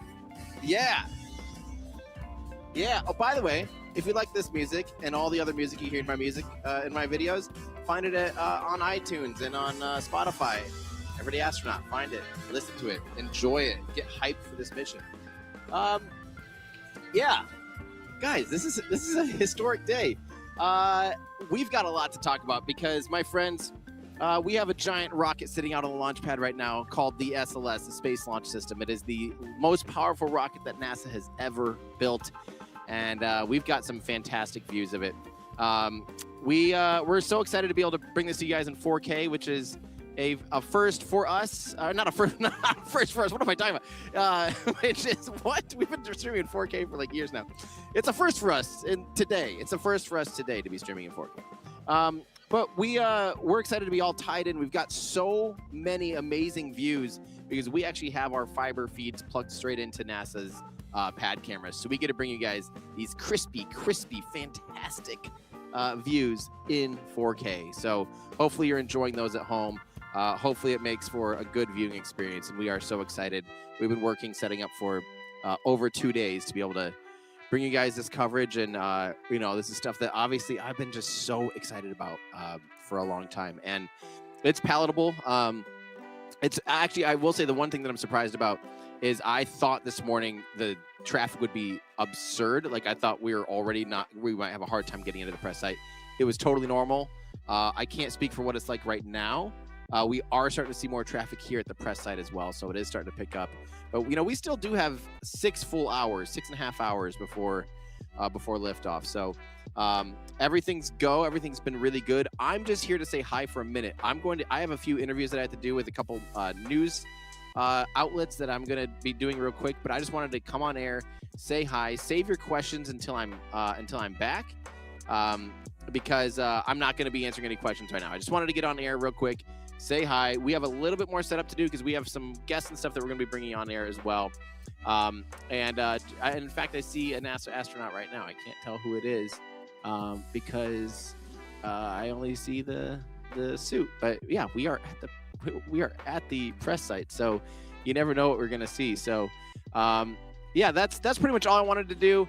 You might notice that I am wearing our new Orange to the Core shirt, which is officially my new favorite shirt because of this orange rocket. This shirt is a nod to the orange core, the isocyanates, the specific compound that makes the core booster of SLS orange. It's that spray foam insulation. The isocyanates is one of the compounds that helps make it orange. And yeah, this is our new shirt that you can get at everydayastronaut.com/shop. I love it. It's going to be pretty much on my body every day this summer, I feel like. So it's feeling like a orange core summer. I don't have a catchy way of saying it. Orange to the core, summery blast deliciousness. So yeah, we've got that. We've also got our new slow roll towing shirt that I'm really excited about as well. These are all available for pre-order. We're doing a limited run on these. And our Translunar Coast shirt as well that has the crew, all 4 astronaut spacesuits there that are on this mission, and new hats. Also, we do have our new our Methalox hoodie is back in stock. A lot of people have been asking where the Methalox hoodie is. It is finally back in stock. So if you've been one of those people waiting for the Methalox hoodie to come back, it is back. So get it while you can because that has been sold out for a long time. The blank supplier is no longer around. So everydayastronaut.com/shop. Enjoy some merch for you, yourself, a friend, or another rocket nerd. Yeah, and celebrate today and help support the channel. So that's all I'm going to do for right now. We're going to leave you with some fantastic views of the rocket. We're going to leave you with some light music. We don't have any pad audio yet from NASA. We'll leave comms open, so if NASA does talk about anything on the official comms, you will hear that. So this is just like a chill, get ready. I'll be back when the astronauts are leaving and heading to the pad. That's when I'm going to come back and start talking because that means it's go time. Until then, frankly, there's not a ton to talk about, and I want to save my voice. We're probably going to be on air for I don't know, 8 hours. So I want to be not make sure I'm not losing my voice by the time this thing is taking off, because I've waited too long to see this thing. So I love you all. Thank you so much for tuning in. Enjoy some 4K views. Enjoy some music that you can find anywhere you listen to music by searching Everyday Astronaut, and have a fantastic little bit. I'll be back in just a little bit. Don't go anywhere. Leave this up. We'll give you the best views in the house. Goodbye, everyone. For now. For now.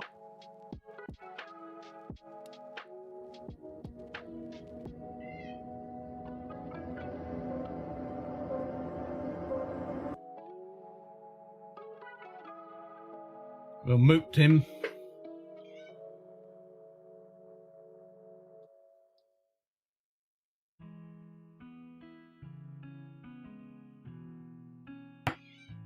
Alright, I gotta go scare some birds. Fucking squawking.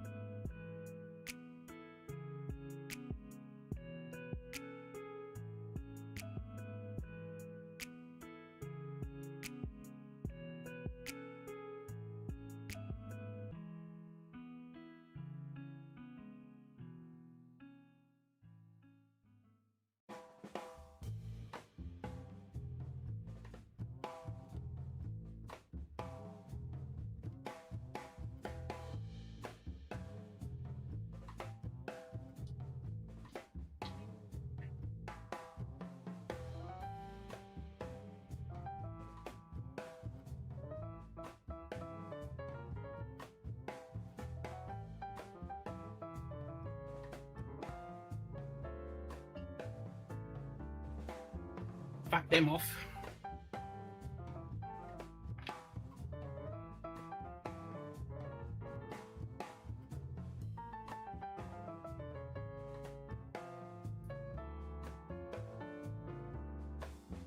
Fuck that merch thing off.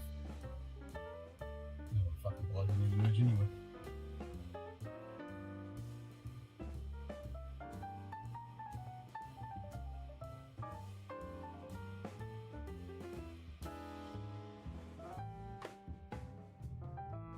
Who is that merch thing?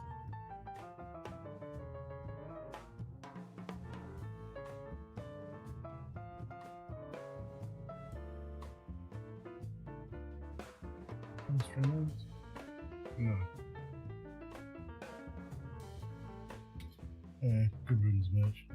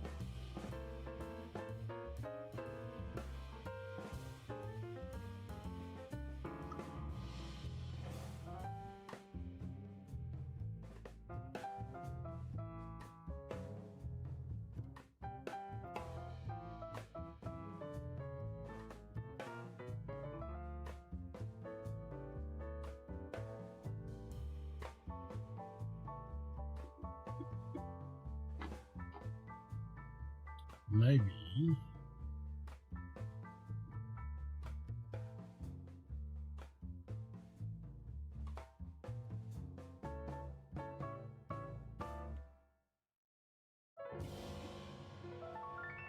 We'll do it with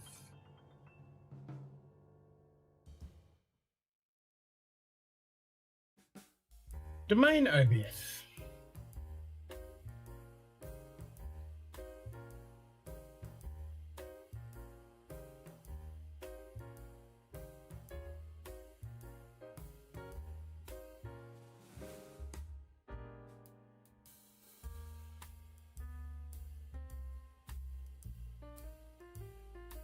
Fucking rodents, man.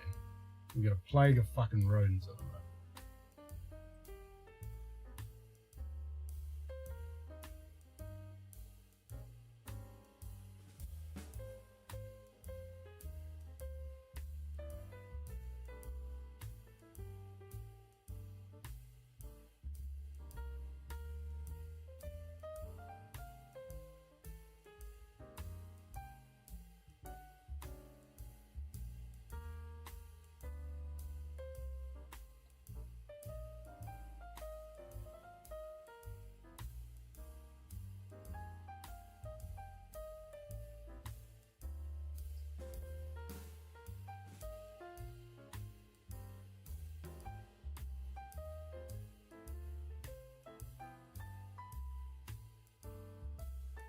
Fuck off, you little fucking noisy cunt. I'm gonna put my baits up there.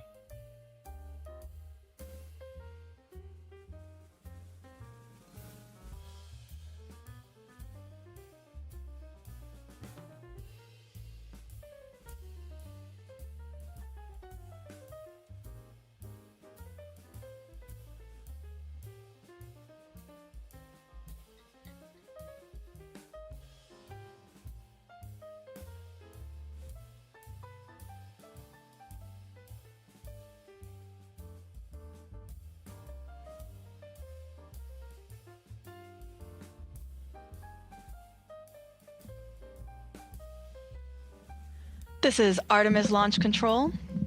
We are currently 6 hours and 22 minutes and counting from the opening of today's launch window for the Artemis 2 mission. The launch team is currently in the process of loading cryogenic or super cold liquid propellant onto the SLS or the Space Launch System rocket. We're currently in replenish mode for both liquid hydrogen tanks on both the first stage and the second stage of the rocket. And then on the liquid oxygen side, we are in fast fill for the liquid oxygen tank on the upper stage.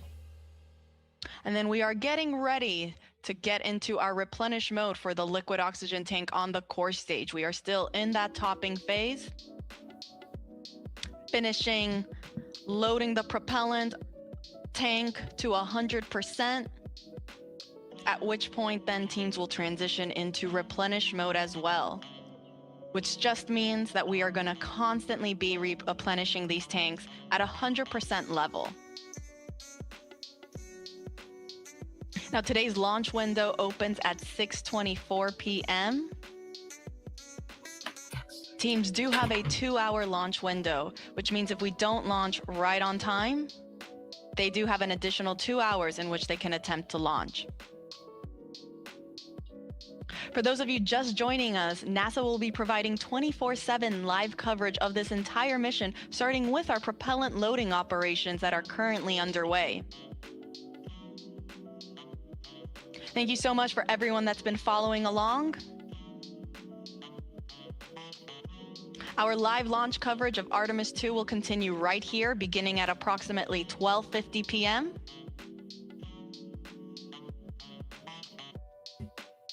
Where the rest of my NASA commentators will be chiming in on how the rest of today's countdown goes. And we'll take you through the rest of the mission.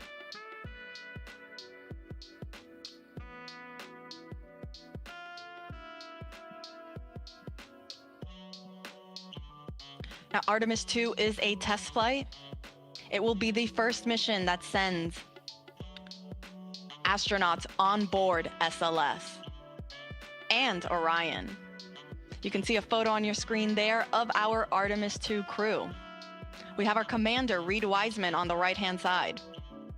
Then we have our 2 mission specialists in the middle, Christina Cook, and then Canadian Space Agency astronaut Jeremy Hansen. All the way on the left is our pilot, Victor Glover. All 4 of them woke up not too long ago at around 9:25 a.m. this morning. Not a terrible wake-up call. In that time, they've been getting ready, having breakfast, getting some briefings. And they'll get one more briefing. It's the flight crew weather brief, where they'll get a status on where we are in the countdown, what the current forecast looks like. Following that brief, they will then start their suit-up operations before they go out to the launch pad and board their spacecraft.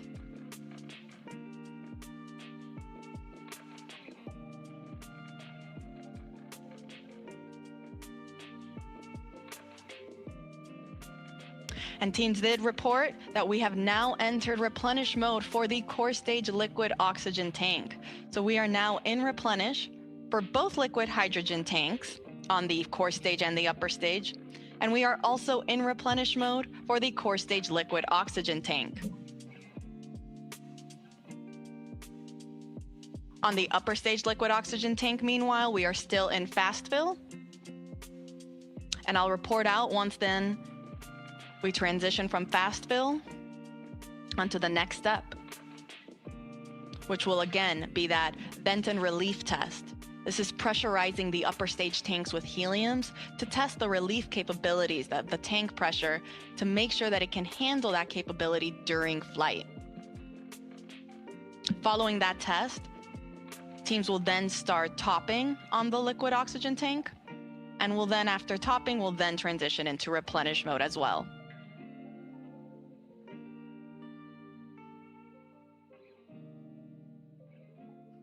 I'll report out when that's underway.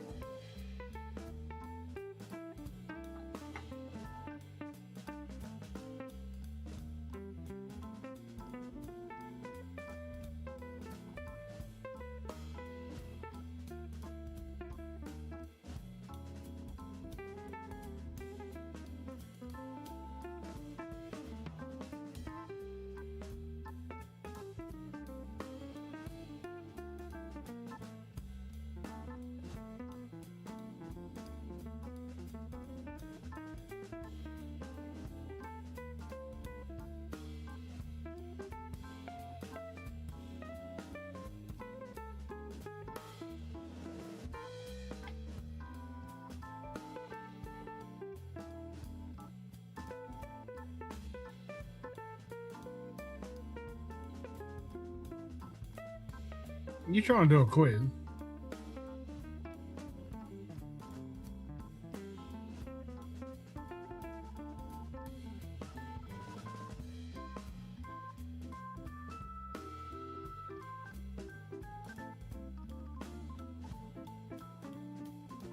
It's not gonna work when I'm trying to do this.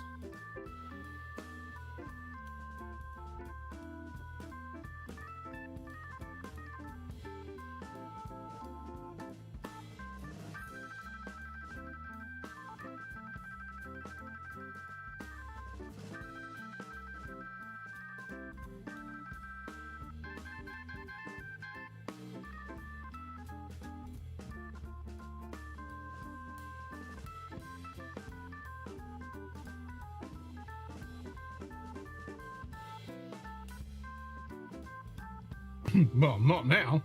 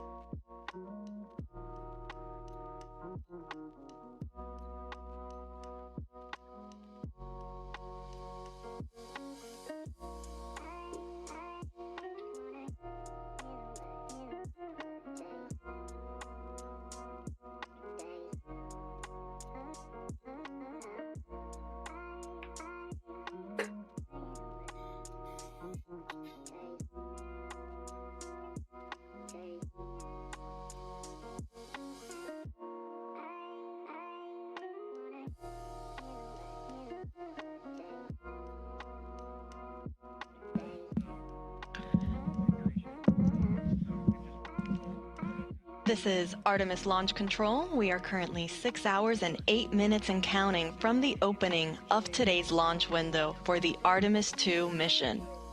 Now, the launch window opens at 6:24 p.m. Eastern Time this evening, and teams do have a 2-hour launch window, which means that they have 2 hours in which they can try to launch the SLS, or the Space Launch System rocket, and Orion spacecraft that will send NASA astronauts Reed Wiseman, Victor Glover, Christina Cook, and Canadian Space Agency astronaut Jeremy Hansen on a 10-day mission around the moon and back.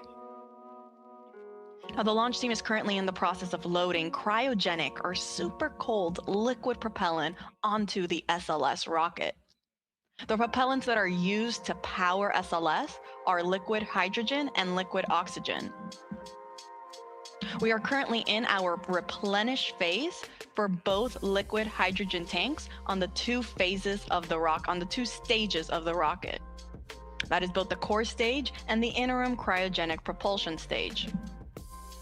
Replenish mode just basically means that now these tanks are at 100% level, and teams are going to constantly be replenishing them as they start to warm up and boil off. You can see some of that gas that's being vented off the rocket there. That's normal. Teams totally expect to see that. And because of that, we have then a replenish valve to constantly be replenishing the tank with that liquid propellant. So we make sure that we are 100% level and we're not losing any propellants in the tank.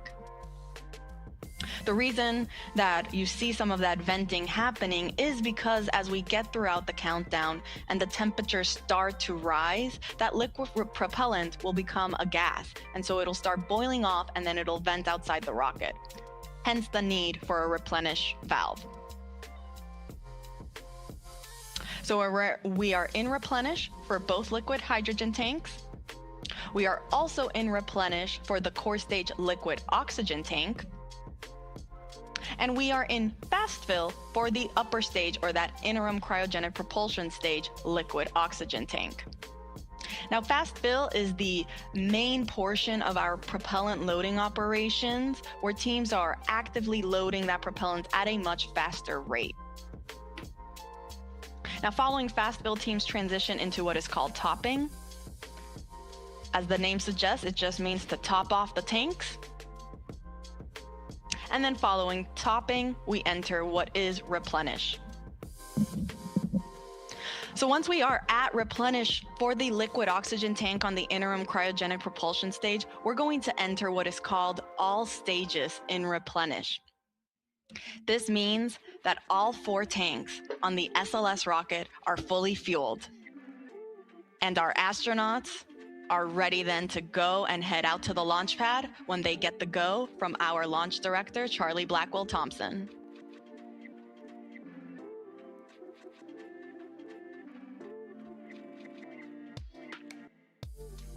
Now, coming up shortly, our astronauts will be joining in on a flight crew weather brief with our launch director, as well as with the flight director in Houston and the launch weather officer. They'll provide a quick status on how the forecast looks for the rest of today's countdown, as well as where we currently are in our countdown operations.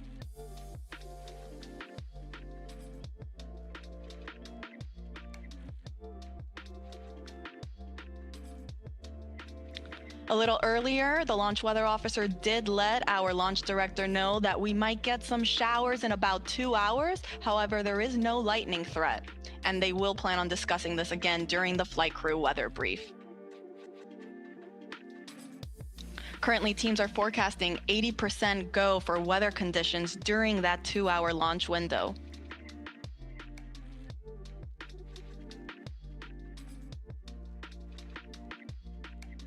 So again, to quickly recap, we are in replenish mode for both liquid hydrogen tanks. We are also in replenish mode on the liquid oxygen tank on the core stage. That is the first stage of the SLS rocket. Good day, Donald. And we're in Cheers, fast mate. fill for the liquid oxygen tank on the upper Donald. stage. How you feeling? I'll report out when we have transitions from fast fill and onto topping.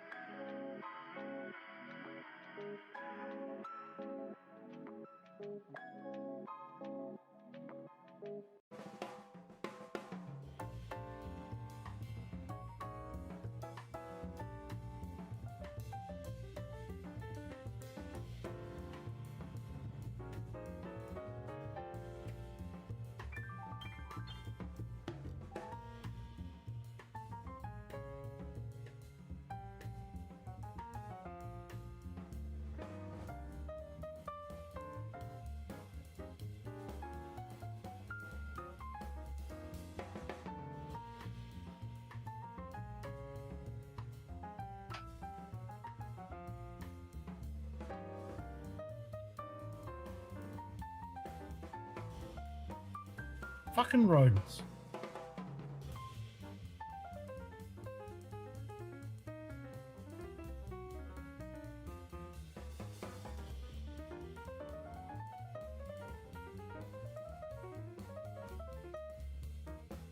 There's a fucking plate of rodents around this fucking town at the moment, and I've got a bunch of the fuckers in the fucking ceiling, and they're fucking noisy as fuck.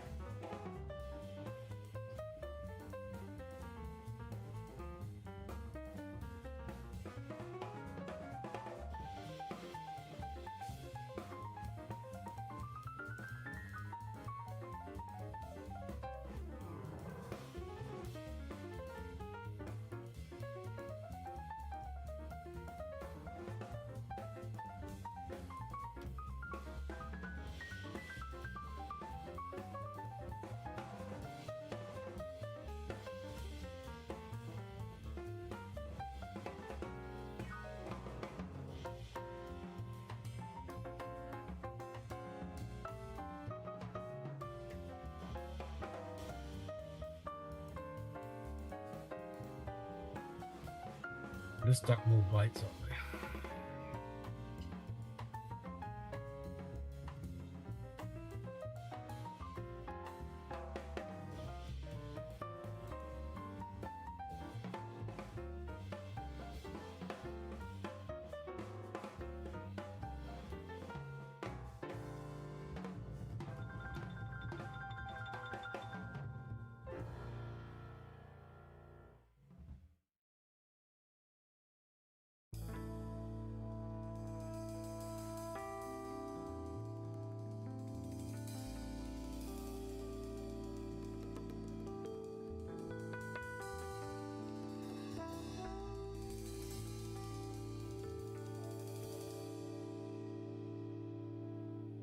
Fuck, you did.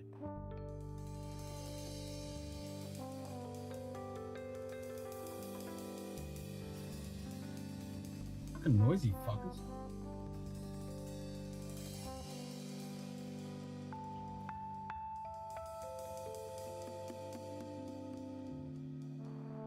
Yep, 6:24. Got the clock up the top there.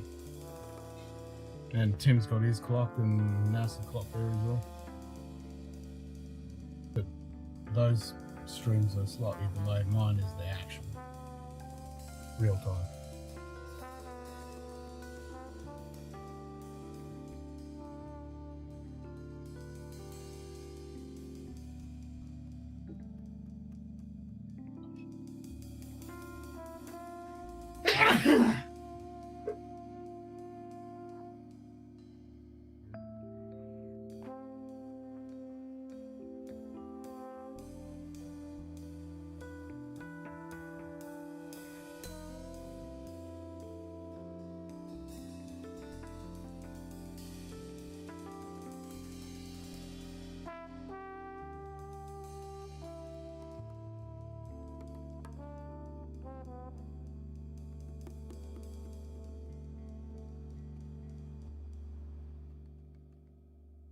Oh yeah, the whole project's been fucked from the start. It's ridiculous.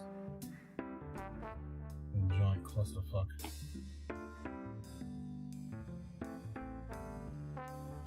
No doubt about that.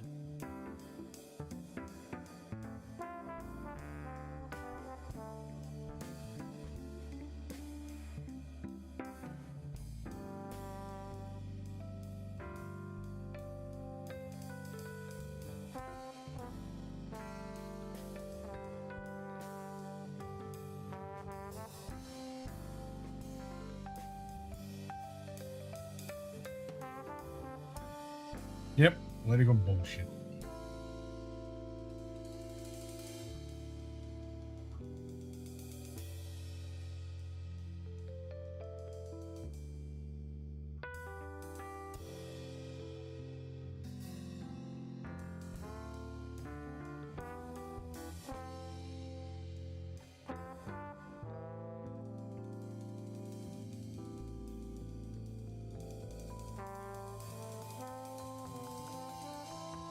Cheers, Mopa.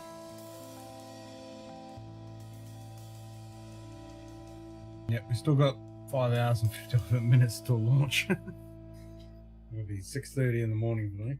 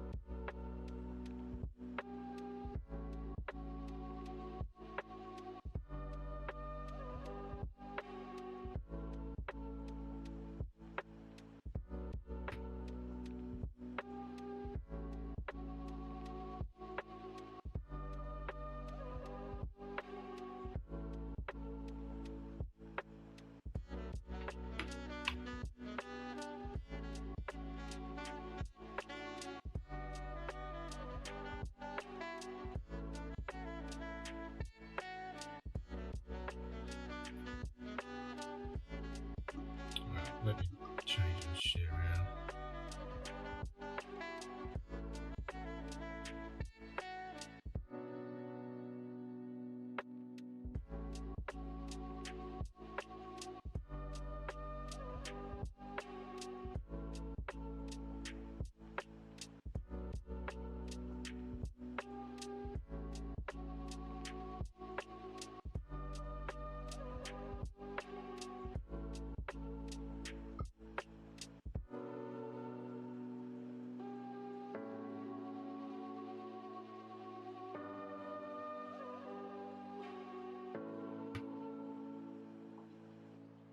So if I do that,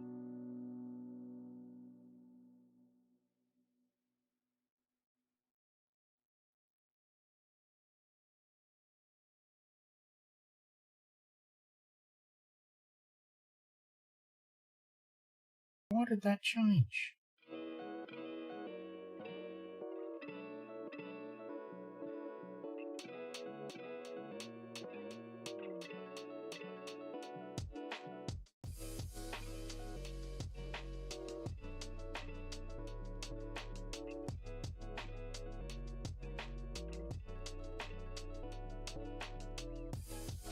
Makes no sense why that fucking just changed all of a sudden.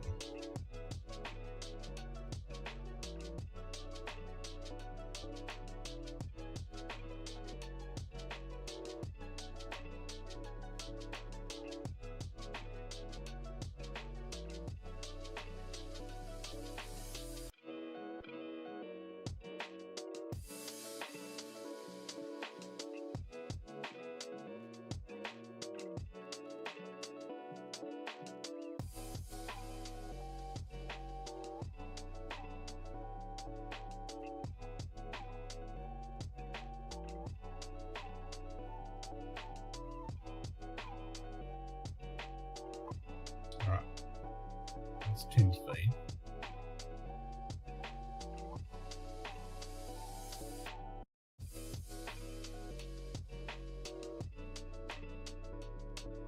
Where do I put 10?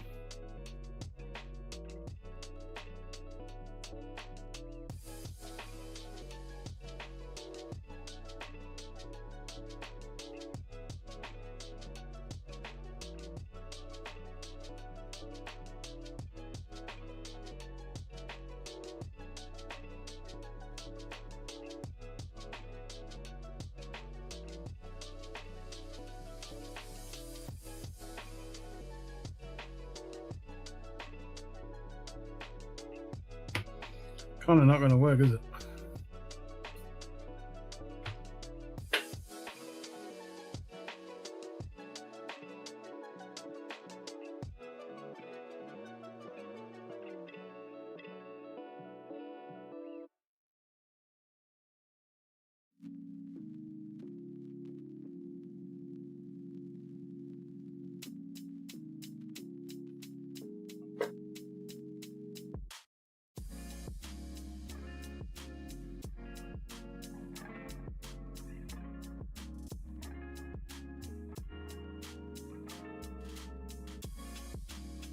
G'day Sugar Kitty 8 cheers mate. Hello, Sugar Kitty.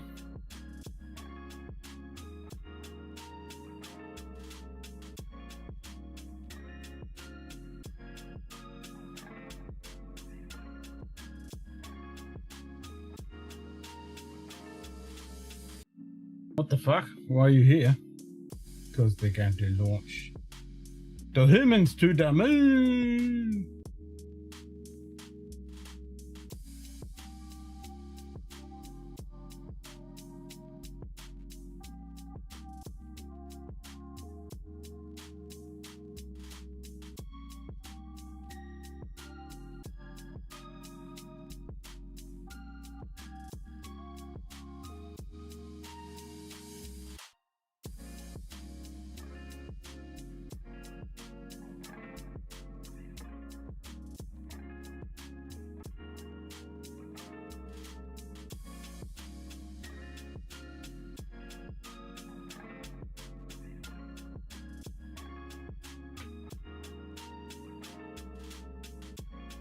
Seems Artemis will make the moon for Bitcoin. Hey, yep, pretty much.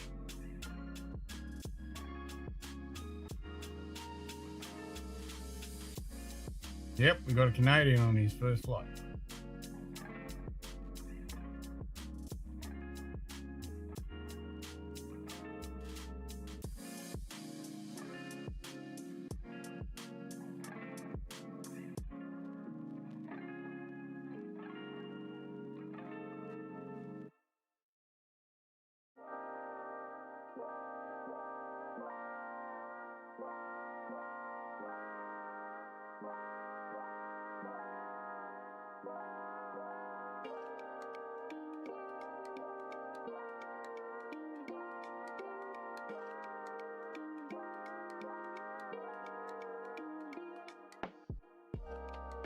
Picked up the tablet and here you were. Crap day for an IV. Oh shit, yeah, it's Wednesday, isn't it? Why the fuck does this keep changing fucking view? Like, what? What is it fucking changing?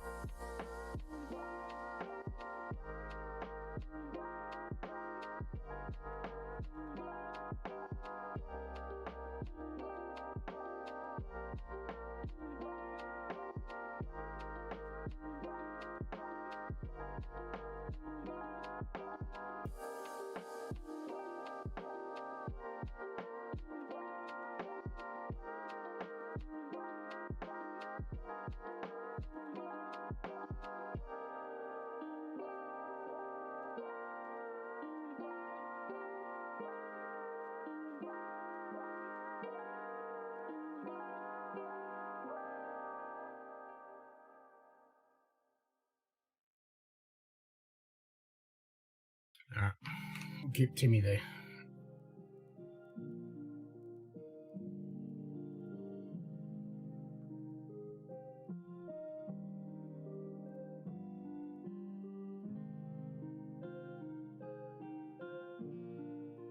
Wednesday, not the crap bread before that. What? Oh, I'm heading to my IV if Mum passed. Oh, shit. Oh, I'm so sorry to hear that, man.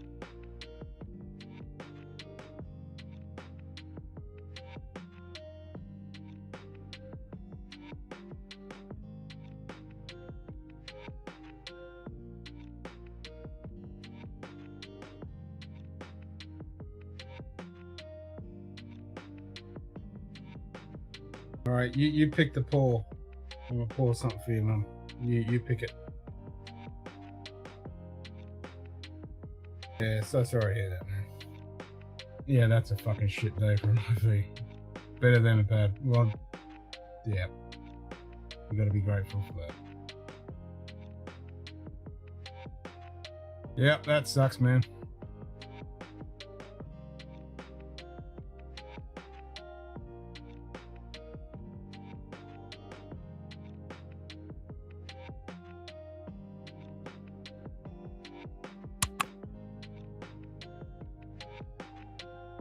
I thought you'd say that.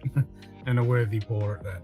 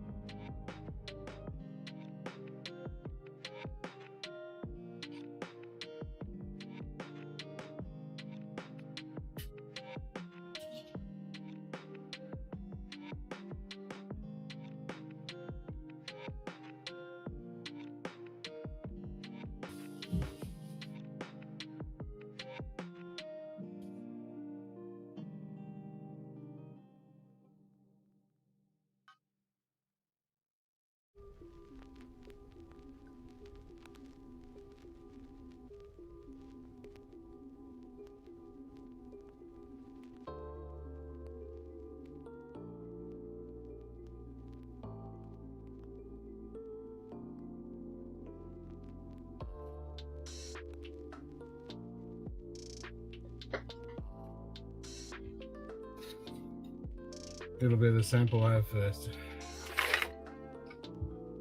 No worries, mate. Chin up. And yeah. We'll be thinking of you.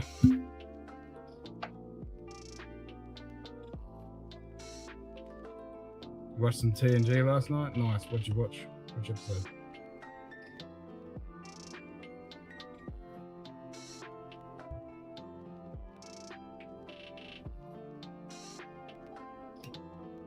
What's sad is we'll never get that again. I know, right?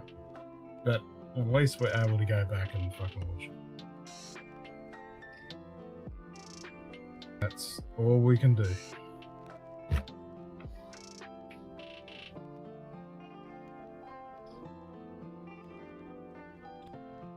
Go back and enjoy it. What Star Trek was. And hopefully, one day, Star Trek will come back. She Kitty's mum. Rest in peace.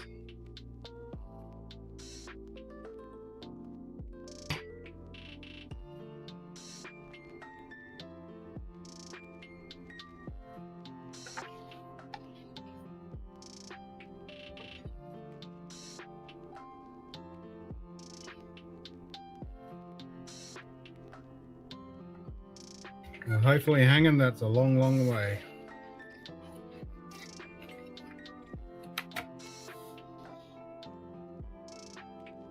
You're just lucky that you're there for it. You can enjoy it every bit. Oh, Damok. That's a great episode.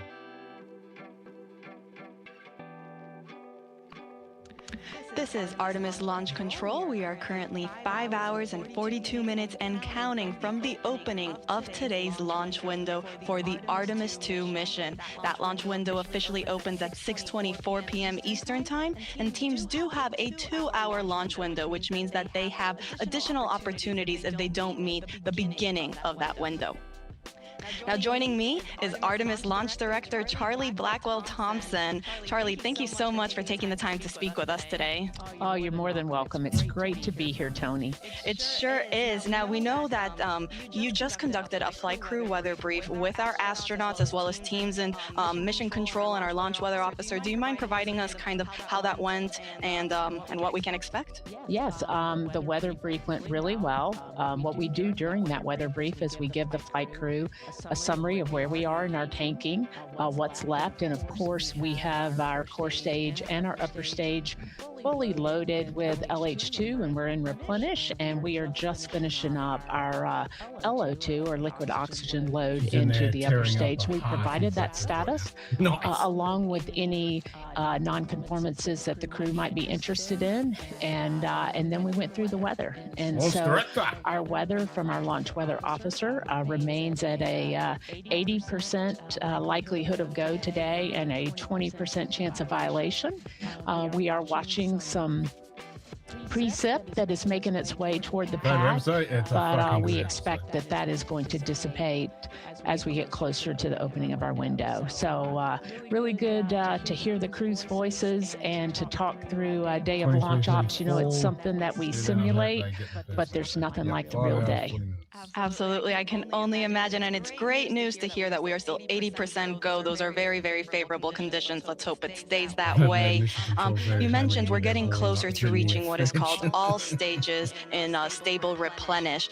That means that we will have all 4 tanks at 100% flight level. Charlie, can you walk us through then what are some of those upcoming milestones? Well, then you once better we reach nut all up, stages replenish? because I've swallowed just about as much as I can take from you. Hey, phrasing. On all stages is you begin to send the closeout crew into the pad, and so we're just a few minutes away from getting into that, and we'll deploy them to the pad, and they'll start getting ready for the flight crew. And then, of course, shortly after that is the exciting milestone of seeing the crew walk out of the operations and checkout building and make their way to the pad. And that's certainly something that we've been waiting a very long time to see. It's going to be very exciting, I think, certainly for our team. It'll be exciting for our country, and it'll be exciting for people all over the world who are watching our crew head to the pad, knowing that we are just about 5 hours or so from launch. You couldn't have said it any better. This is very exciting for the entire world. We cannot wait for that moment when we see our astronauts depart their crew quarters and head to the pad.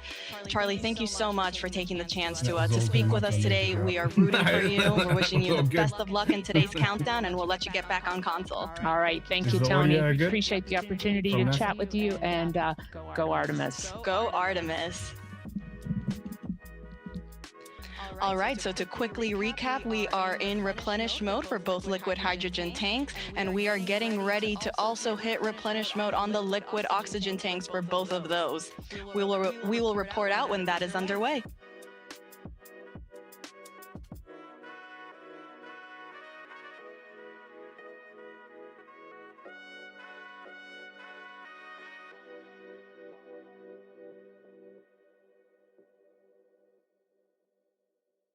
That's a big boom. Oh, yeah. It's a big bomb right now. To the moon!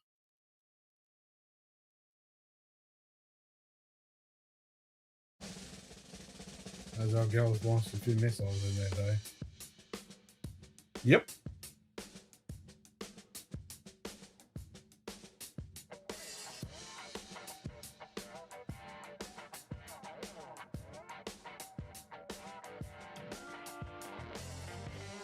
Alright, audio's good? Sweet. So Timmy's still doing interviews and he's playing his music. Launch audio control is go. Jack.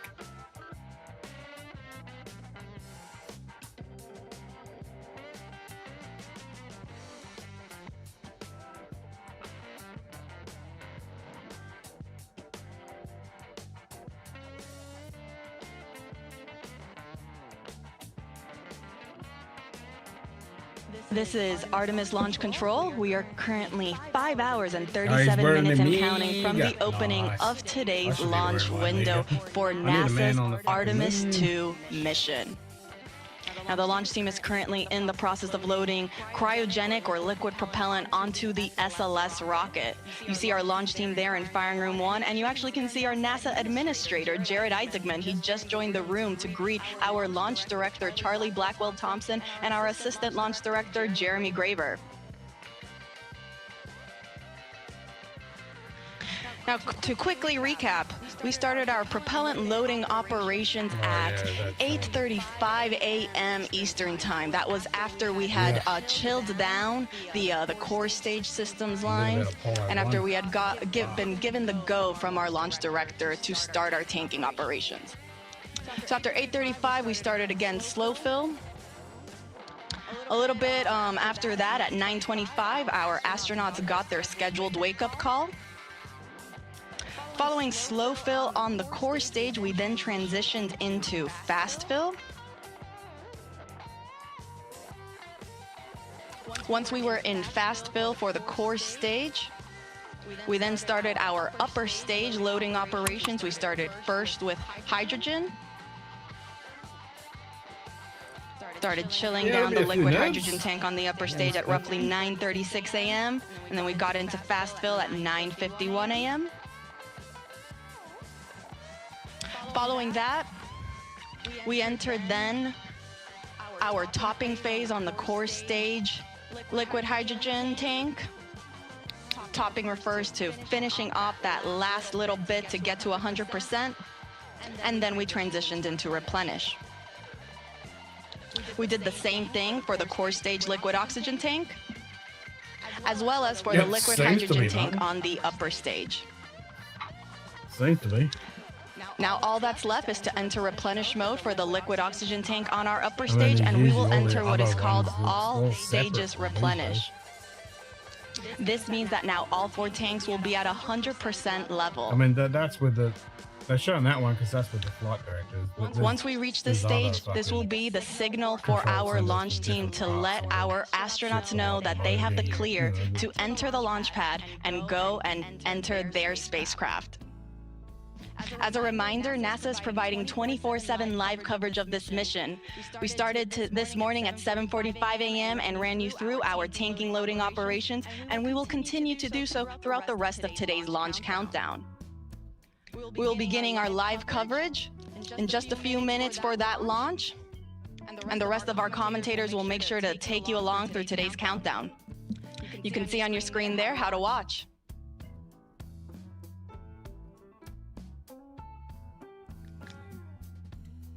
And as our launch director just recently said when she came on air, let's go Artemis 2.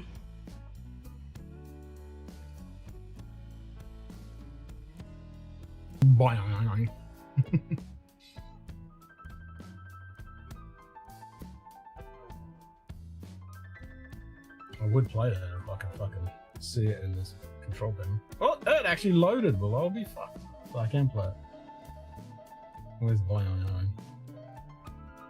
Okay, fucking see it. Shit, there it is.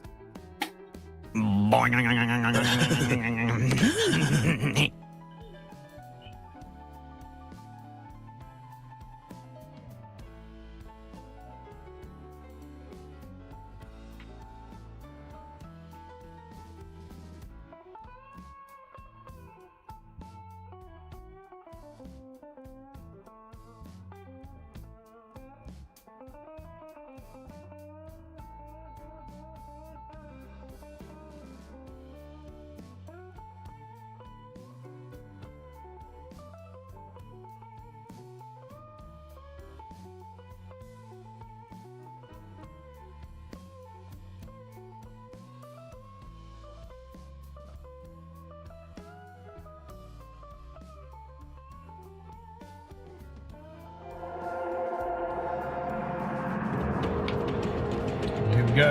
We're going to the actual thing now.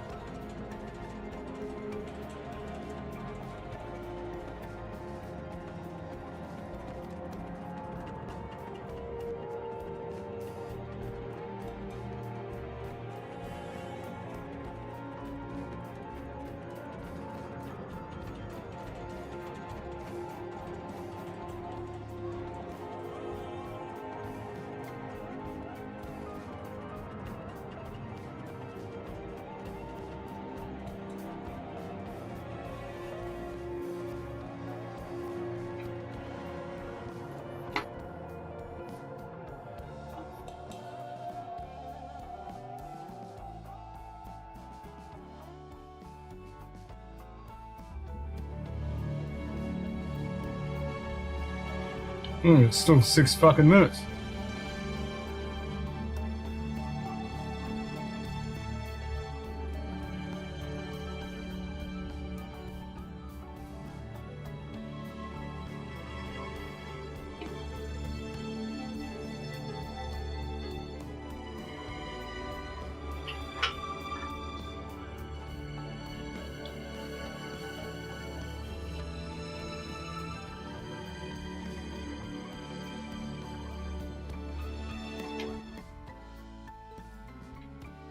You shut up with that music.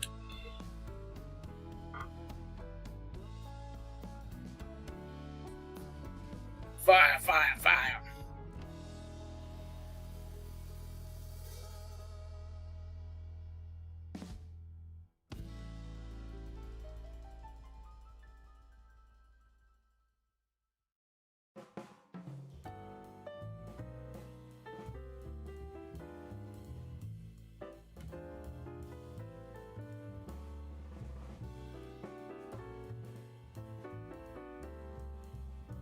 She's loaded up, ready to go now. I'm Shatner would sue for copyright infringement. We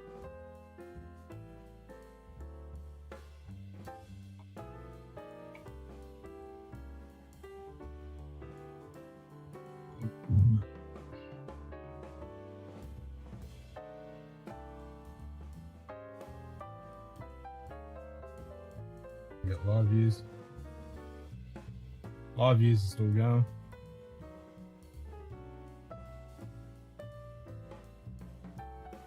What's the launch pad got? No, they're doing the same thing.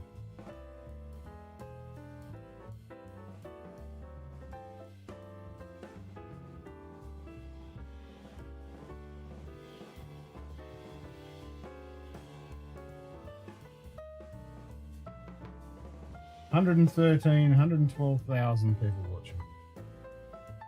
Official NASA. 52,000 people on the live views.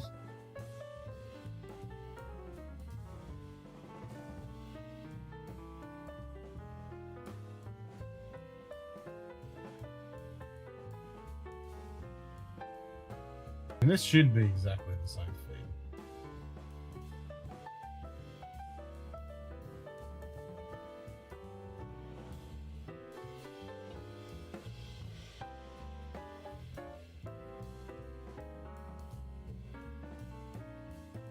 Even Nick Enterprise jumping in the warp. Yep, stole it all from Star Trek.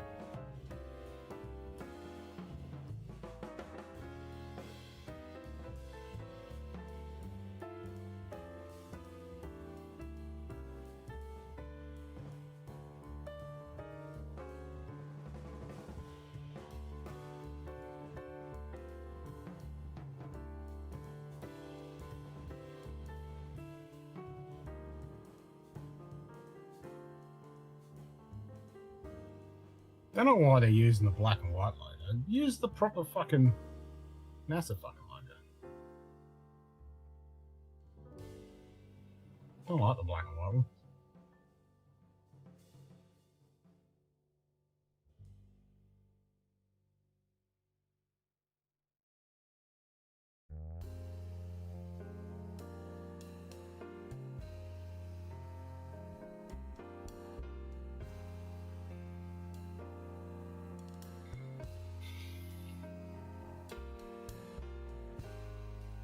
Give us the proper meatball. Bring back the worm.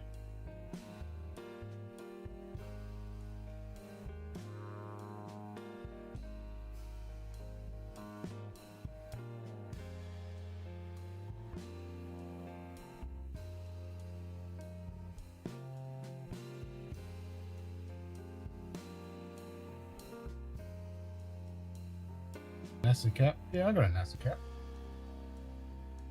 Should be wearing my NASA hat.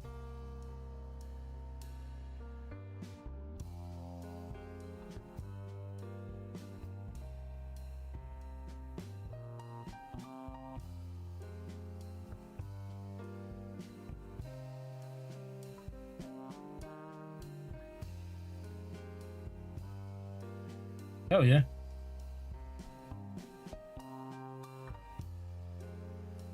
Yeah, I don't know where mine is. Oh, I got my NASA shirt. I should be wearing my NASA shirt.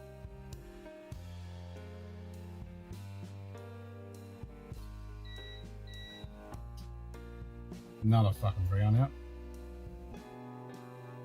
Second one of the evening. Still haven't replaced those UPS batteries.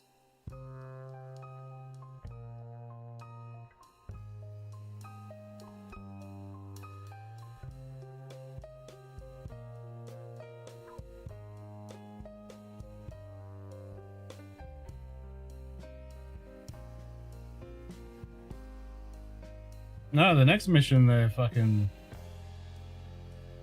testing all that shit. They're not landing, but the fourth mission they're landing.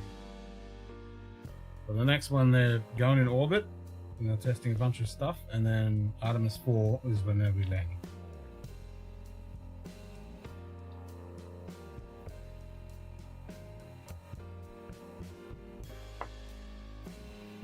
They pushed it out and added one more mission.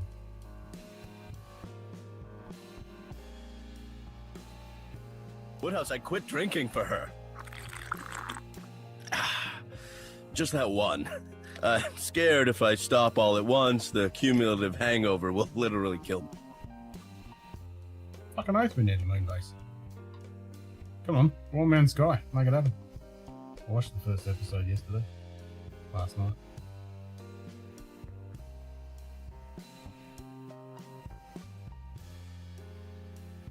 Giant space laser that Elon doesn't control. Exactly. Okay, so it's exactly the same feed.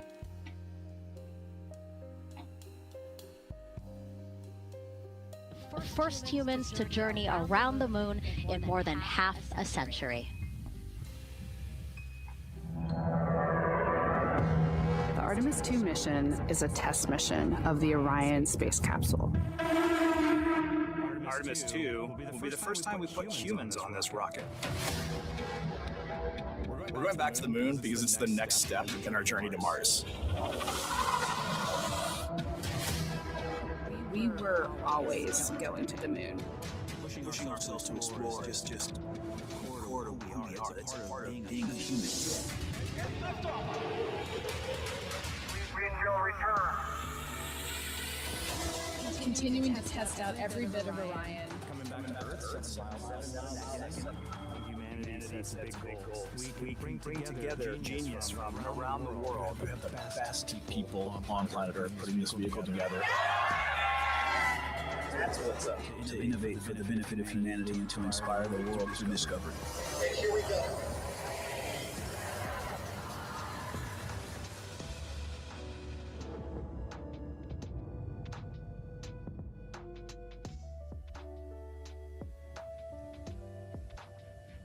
Welcome, and thank you for joining us live from NASA's Kennedy Space Center, where we are beginning a new chapter in America's human spaceflight story. We are so humbled to have thousands of people here in person to witness this, and many more watching online from around the world. I'm NASA's Megan Cruz, and this is NASA astronaut Nicole Ayers.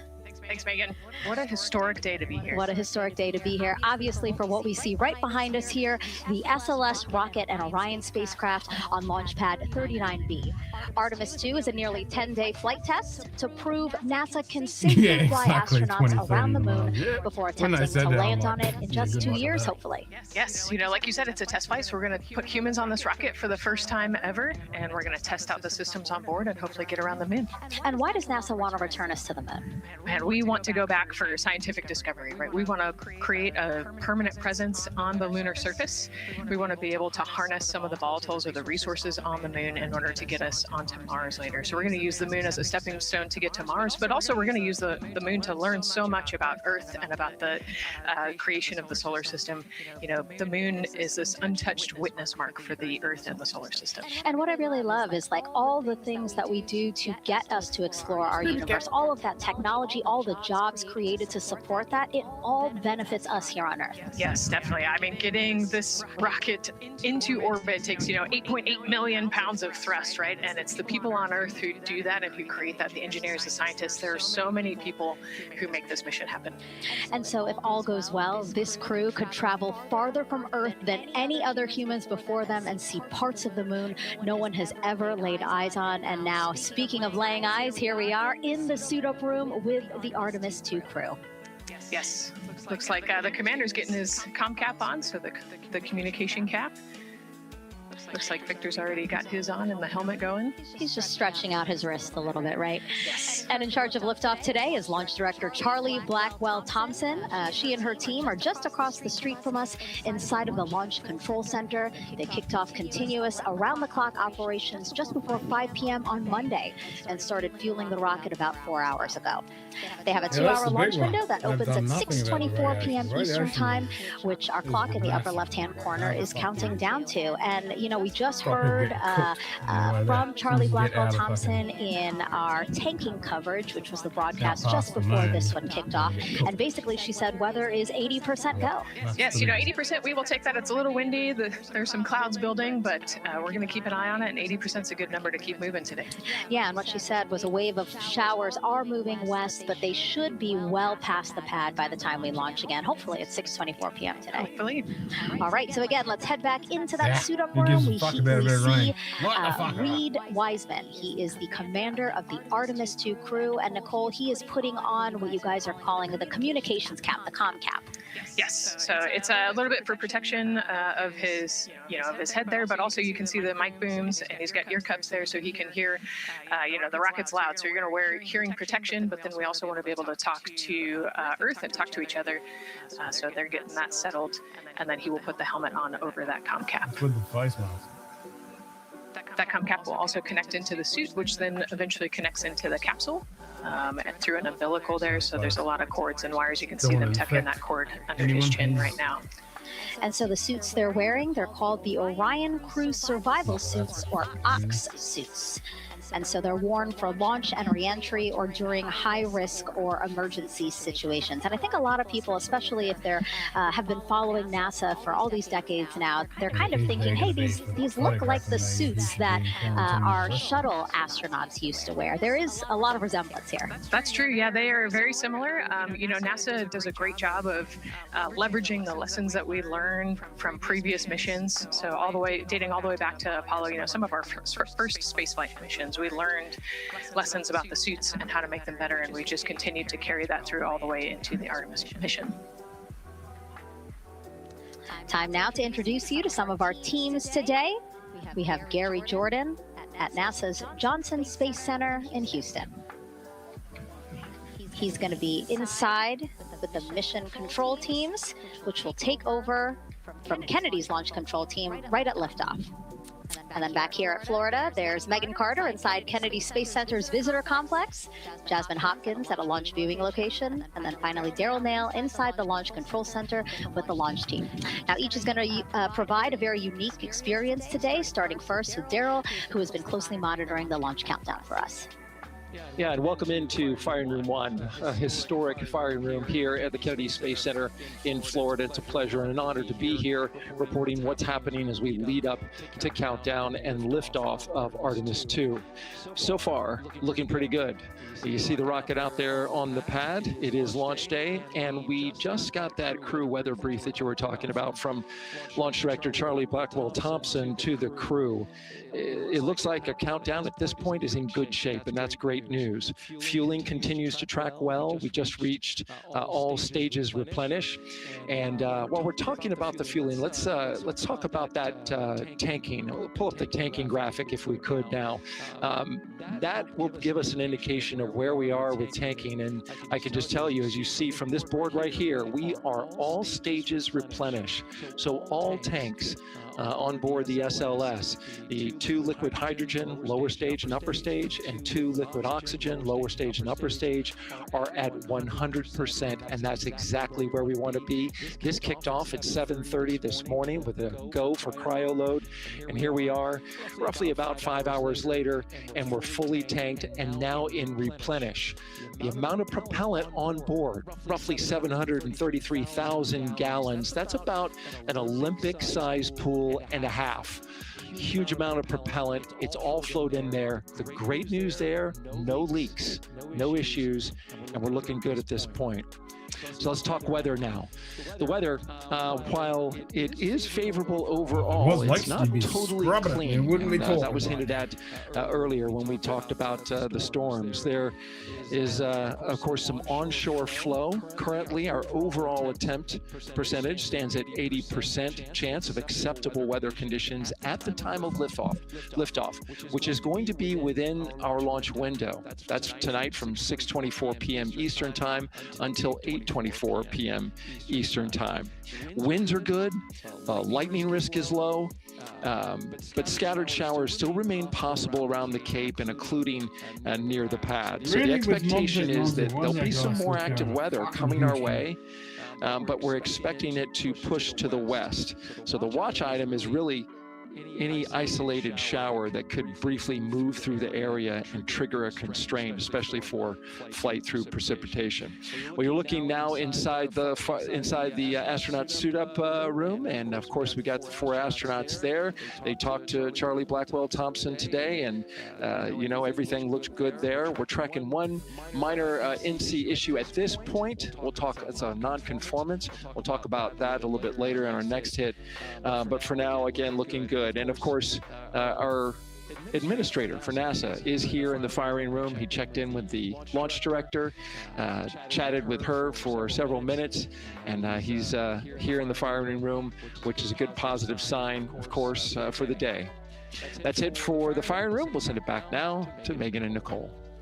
Daryl, thank you so much. Yeah, let's get back into the suit-up room here, where we now have a shot of all 4 astronauts, and it appears all of them are undergoing their suit leak checks. Can you talk to us about what that is, Nicole? Sure, yeah, you can see, you know, as the suit expands, that we're going to pressurize those suits. So in the case that we need it, if we lose pressure in the capsule, those suits will protect the astronauts and keep them pressurized and keep them survivable. So these guys are going to hold their breath for about 10 seconds. You know, any movement in the suit could cause changes in the pressure, and so we want to get a really nice, precise, accurate measurement on the leak check. And so they'll hold their breath. You know, even just their heartbeat could potentially make some differences in those super sensitive sensors there. So you can see the red and blue valves there, the air in and air out, and it looks like Victor just had a good leak check. Yeah, and actually they do 3 leak checks, again, just to get an average reading to say, hey, you know, we have confidence that these suits are holding the right pressure. As Nicole said, that tube that's going in,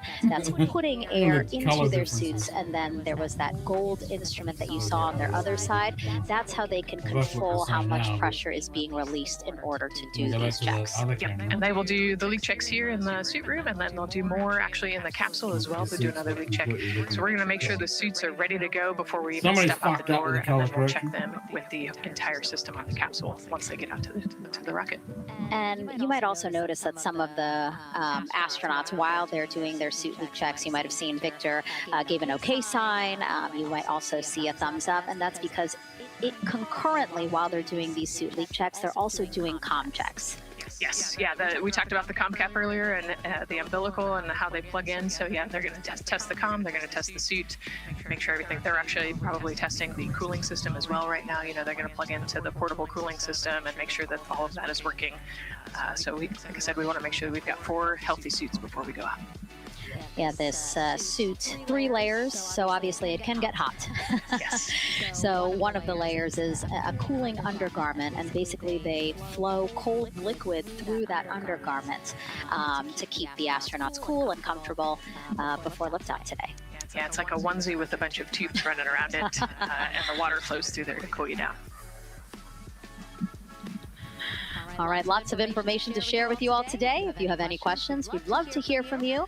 All you have to do is send your questions our way by tagging at NASA Artemis, and we'll try to answer as many of your questions live. And we'll also have some questions for you throughout the broadcast, so we hope you can participate in those opportunities as well.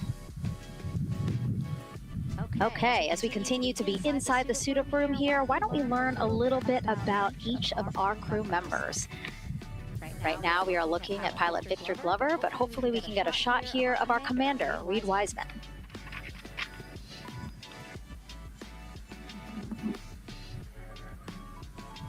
Now, Reed Wiseman is a Baltimore native. He's been in space once before, as flight engineer for Expedition 41 aboard the International Space Station from May through November 2014. During the 165-day mission, Reed and his crewmates completed, get this, more than 300 science experiments in areas like human physiology, medicine, physical science, earth science, and also astrophysics. They actually set a milestone for station science by completing a record 82 research hours in a single week. He also served as chief of NASA's astronaut office from December 2020 to November 2022, and Reed has 2 daughters. Yeah, I love Reed is such a great leader. He was the chief of the astronaut office when they hired our class of astronauts, and so I think I have to publicly thank him for my job here today. But yeah, he's a family man. He's a good leader. And he's a great pick for the commander of this mission. Yeah, I think, in talking through some of his other accomplishments, obviously he has leadership qualities that makes him prepared for commander of Artemis 2. Yes, he does. He's a well-experienced naval officer and now NASA astronaut. And so now here we are, pilot Victor Glover. NASA selected the California native as an astronaut in 2013. At the time, he was actually serving as a legislative fellow in the United States Senate. His first trip to space was in November 2020 when he launched as pilot of NASA's SpaceX Crew 1 mission. That was the first operational mission of NASA's Commercial Crew Program, which resumed launching American rockets from American soil to the International Space Station at the end of the shuttle program. Victor is a U.S. Navy captain and naval aviator who served as a test pilot, racking up more than 3,500 flight hours in more than 40 different aircraft. He and his wife, Deanna, have 4 children. Yeah, 4 children, a lot of energy, but that checks, right? Because when I think of Victor Glover, I think of a lot of energy, smart guy who's always excited and ready to go. And there you go, he's smiling in the suit room this morning. Oh yeah, he's a great guy. All of them are. This whole entire crew, they're just a good group of human beings, of leaders, of friends, family. I have never heard anybody say anything bad about any of these 4. They're also well accomplished, and they're also deserving of this opportunity to return to the moon. Yeah, and they're also humble, right? They're just standard humans going to the moon, but you would never know that when you talk to them in a normal conversation. And so it looks like Christina here has completed her suit leak checks as well, her communication checks too. Yep, they've already got her gloves off. They're getting ready to kind of hang out and relax a little bit, I think, before they walk out. She is a mission specialist for this mission, native of Grand Rapids, Michigan. Was selected to the Astronaut Corps in 2013, so actually same class as Victor. She served as flight engineer on the International Space Station from March 2019 to February 2020. And during that time, Cook set a record for the longest single space flight by a woman with a total of 328 consecutive days in space. She also participated in the first ever all-female spacewalk. And before becoming an astronaut, Christina helped build space science instruments and led scientific field work in some of the most remote environments on the planet. Her hobbies include surfing, rock climbing, community service, yoga, travel, and photography. Again, so much. When does she find the time? That's a great question. One of the things I love about Christina is that she's broken records and she's achieved all these milestones. But one of the things that she talks about is, she just wants people to set goals and go work hard and do something that's meaningful to you. And she really hopes that her records are broken as soon as possible. She does it for her family, and she'll talk about all of her nieces and nephews quite a bit. So just again, another example of just a humble human who's got a great support system in her family and excited for the mission. Yeah, she's always saying that she just wants the opportunity to push people farther, to push humanity farther, see what we can accomplish together. So, yeah. Again, all four of them say that. They're really in tune on what they think or what they feel like their role is in this mission. Yeah, I think their legacy is going to be, providing the shoulders for others to climb on. And last but not least, first-time flyer, Canadian Space Agency astronaut Jeremy Hansen will fly to the moon as a mission specialist on the Artemis 2 mission. The London, Ontario native was selected as an astronaut in 2009. After that, he worked as Capcom at NASA's Mission Control Center in Houston. Capcom stands for Capsule Communicator, and that's the sole direct voice communicating with astronauts in space. He also participated in training exercises such as living on the ocean floor off the coast of Florida to simulate deep space exploration for 7 days. In 2017, he became the first Canadian to lead a NASA astronaut class. He also enjoys getting out on a sailboat, rock climbing, and mountain biking. Jeremy and his wife, Catherine, have 3 children, and he actually got to hang out with them over the weekend. So the crew arrived here for launch at Kennedy Space Center on Friday, and then their family members arrived Saturday. Yes, yeah. As long as their family can quarantine with them, then they will stay, quarantined in Houston, and then they all fly down to Kennedy Space Center, and then you get to spend the last few days with your close family and friends. We actually do a behind-the-glass visit with some of those other maybe extended family members that couldn't quarantine with you. But it's a quaint time here once you get to Kennedy Space Center. A great sign here, all 4 astronauts have removed their helmets, and that indicates again that all 4 have completed suit leak checks. And so, Nicole, what they're doing now is they have these pockets on their forearms. That's just somewhere where they can put personal items that they might want, right? Yeah, just kind of stowage pockets. There's always something that you might need or want while you're in the capsule, and then also last-minute personal items if you want to put a couple things in there. So everybody kind of has their own unique stash in their pockets. And then another pocket has emergency equipment that they might need, right? Like a signaling mirror, things like that. Right, yeah, the suit is basically all in one. It's got the oxygen bottles there on their right legs. You'll see in a different shot, they've got pockets with survival gear in it, and that is to keep them safe. So if they had to egress the capsule, either from the launch pad or from the water, then they will have all of the survival gear with them. They'll have about 10 minutes of oxygen as well from that bottle so that they can get to safety quickly and safely. We are now 5 hours, 3 minutes and counting from the opening of our 2-hour launch window, and we have our first questions from social media. Mars is a whole different beast. Personally, I don't think there's Question here from X. So to be clear, this is not a mission to land, but to orbit the moon. Thank you, and thank our astronauts. Nicole. Yeah, this is a great question. I think it's important to highlight the mission of Artemis 2, where we are going to go around the moon. We're going to see the far side of the moon. We're going to see parts of the far side of the moon that human eyes have never seen before. It's very similar to the Apollo 8 mission, right? We're also potentially going to be able to see the landing sites for the future Artemis missions and kind of provide the overall context of those landing sites amongst the entire moon site there. So it's an exciting mission. We'll get to learn a ton about, there's so much science that's going to be on this mission as well, right? Where they're going to do some science experiments on humans, learn about the stress of the environment, and then we're going to learn about the radiation environment. We're going to learn about the suits as well. We've got some technology demonstrations that are going to happen. So there's a lot going on this mission as we fly around the moon and come back. I can fucking send something up. We always say it's about increments, right? Like we're making that next giant leap to Mars, but in order to do that safely and to do that thoroughly, incremental steps. Exactly. And, like we said, this is the first time that we've put crew on this rocket. And so actually, before we even head to the moon, right, we're going to stay close to the Earth. And we're going to check out all of the systems on Orion, make sure that it can handle 4 humans, make sure it can handle people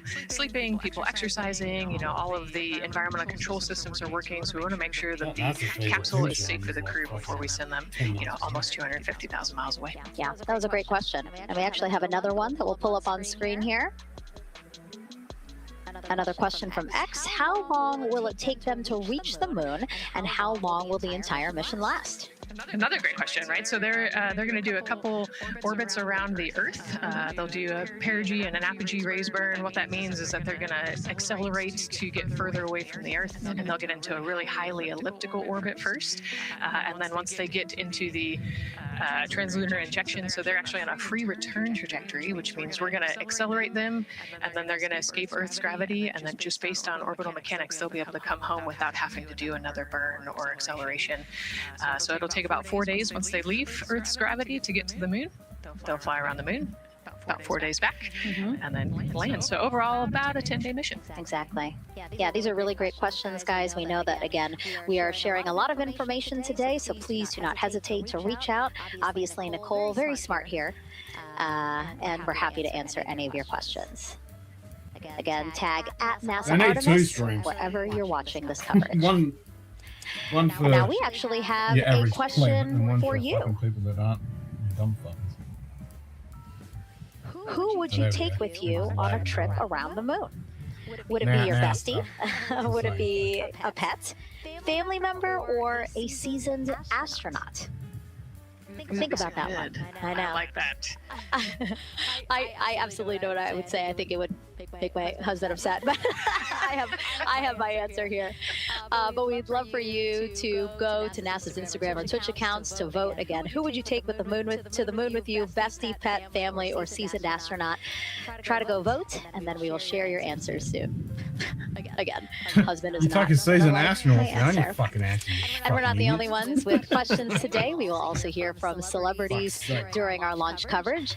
See what Stanley Tucci, Scarlett Johansson, and others want to know about NASA's Artemis 2 test flight. Like a fucking astronaut. Plus the surprise of a lifetime as kids marveled at the rocket and spacecraft rolling to the launch pad. Look at those cute faces there. Oh, I love that. Love those suits. And we'll show you how the astronauts will eat, sleep, and go to the bathroom while in space. Keep in mind, the Orion spacecraft is about the size of a 6-person tent. Yeah, not super big, but you know, it's 10 days with your 3 best friends, so I think it's manageable for sure. But you know, every ounce counts when you're trying to get to the moon.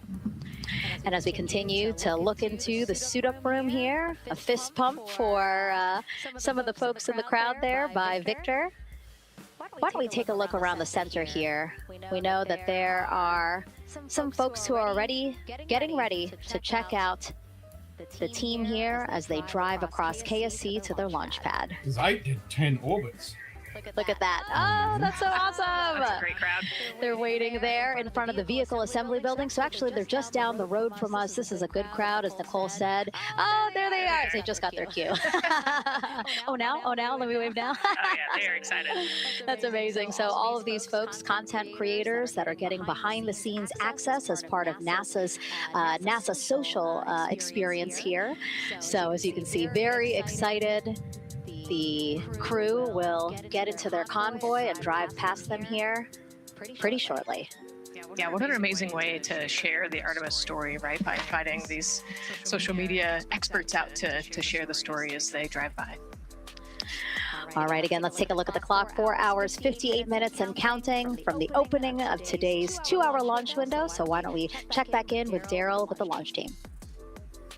Megan and Nicole, and inside Fire Room 1, I'm listening to Launch Director Charlie Blackwell Thompson greet the Ascent crew who just came on console over there at Johnson Space Center. So good to have the mission control team jumping on with us. So far, the launch team here in the firing room has had a really good morning. Really smooth tanking that kicked off at 7:30 a.m. this morning. They got to all stages replenish just before 1 o'clock p.m. Eastern time, and it was an incredibly smooth tanking. That's great as we look here watching the crew and also with an eye on the rocket. Weather, of course, we've talked a little bit about that. It's favorable overall, 80% go for our 2-hour window between 6:24 p.m. and 8:24 p.m. We don't have an exact T0 right now because that's going to come to us closer when we get closer to launch, roughly about 20 minutes before liftoff. But it's going to be within that window. And towards the beginning, provided everything continues to go smoothly along the timeline. And so far, that's been the case. I mentioned that there was a small issue in my previous live hit. That actually was incorrect. There was no issue. I've gotten the good data now that I'm on the headset and listening into the loops. Engineers, avionics engineers, are keeping an eye on a display unit inside Orion that's just running a little cooler than normal. It's not going out of limit. It's actually completely fine. But they just were noting the trend and reported that to the NASA test director. So they'll keep their eyes on that. But again, there was no LCC violation. And once they get the cover off Orion out there that's protecting it from the rain, they expect the temperatures inside the Orion crew capsule to stabilize. And with that, we'll send it back to the host desk with Megan and Nicole. Thank you so much, Daryl. Now, Daryl is inside Firing Room 1 in the Launch Control Center, or LCC, as you might hear it referred to, which was built in 1967 to support Apollo missions. In fact, Apollo 11, the mission that landed on the moon in 1969, that was called from the exact same firing room. NASA then upgraded the LCC to support shuttle missions, and now Artemis. You can see there a shot from when we supported shuttle. Now with Artemis, the primary launch team for today is in Firing Room 1, but there is actually support staff in Firing Room 2 as well. And together they will propel this ambitious test flight off Earth.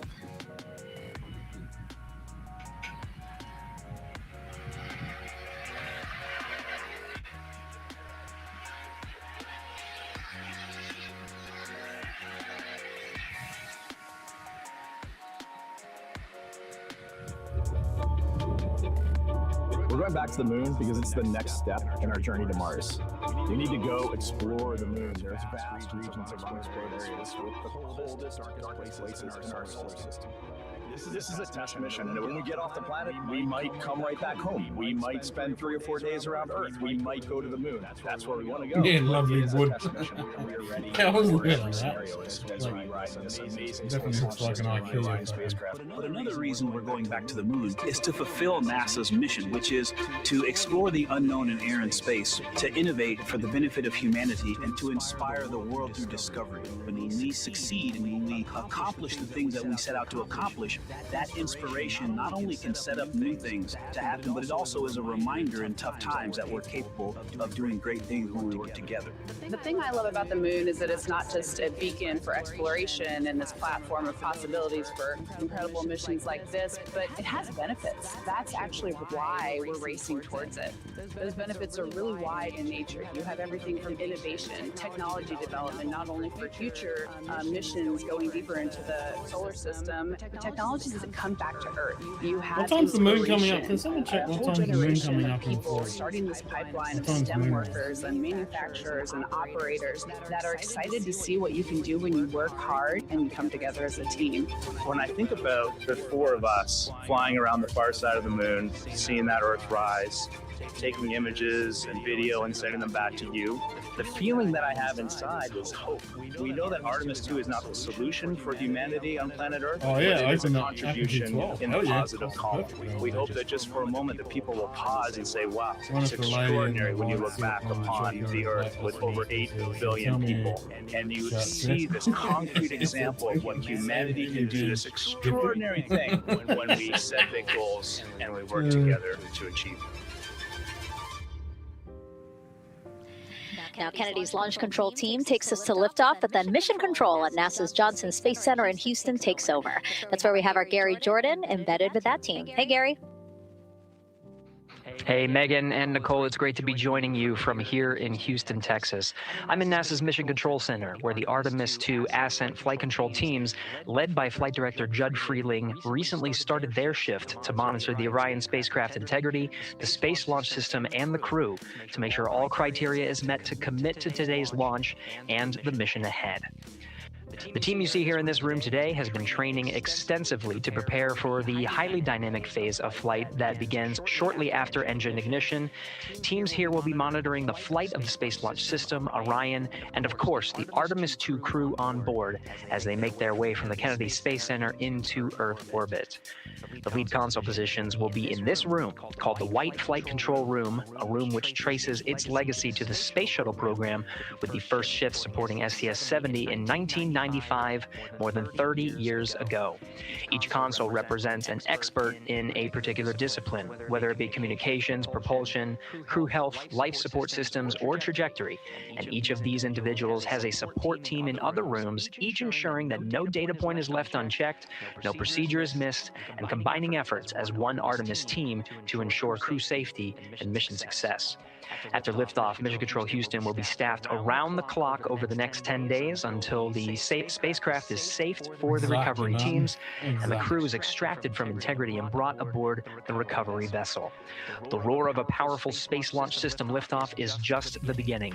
The mission is, of course, a test mission, and first with humans on board Orion and in deep space.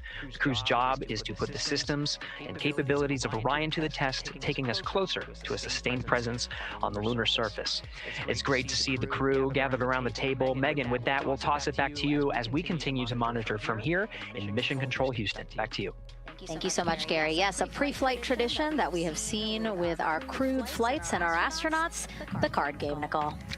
Yeah, you know, this is a fun time for the crew. Kind of relax a little bit, play a card game with the chief. You can see Scott Tingle there is the dealer today. Looks like they're playing high card wins. So Victor won, he's out, now Jeremy's out.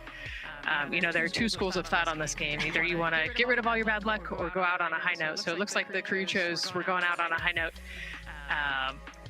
And, you know, I think one of my favorite parts when I talked to Reed about this is he was just excited to play a game with his old boss from Naval Test Pilot School. So once again, his boss today.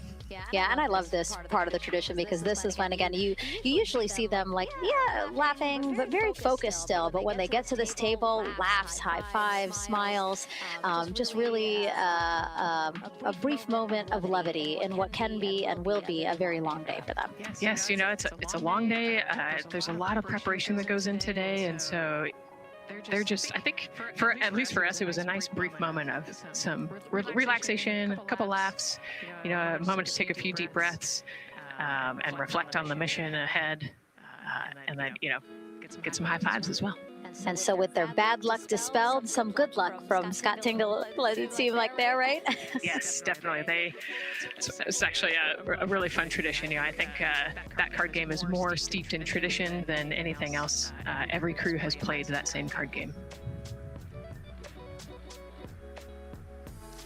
As you said, Nicole, the primary reason for why they're there to suit up, to do communications checks, to do pressure checks, all done, and now it seems like Reed had some words for the team in that room. Yeah, you know, this day can't happen without thousands of people, right? And so the suit room is a great example of that. You've got all of the suit techs, and you've got your support team there, everyone who has made this day possible. You know, they've been working with the suit team for years at this point, getting ready. So some fist bumps to the group. Again, the suit team are the folks dressed up in those white, very snazzy outfits. Special outfits that we can talk a little bit more about later, but each crew member was assigned their own suit technician. So as you said, working very closely with the same person to make sure that the crew felt comfortable and ready in these suits as they lift off from Kennedy Space Center. Yeah. Right, and, you know, each suit is slightly different, each person is slightly different, and so these suit techs know each individual super well. They know exactly how they like to get into the suit, exactly where things might get caught, or, you know, small adjustments that might need to be made, so they know their suit techs well, and their suit techs know them very well.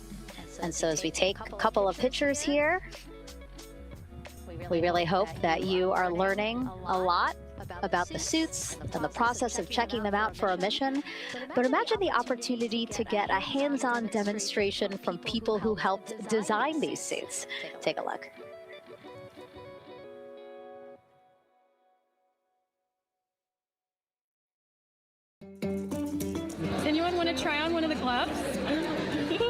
right? I love showing the kids the suit. I love how excited they get about space. Oh! So that would be... It just goes in there?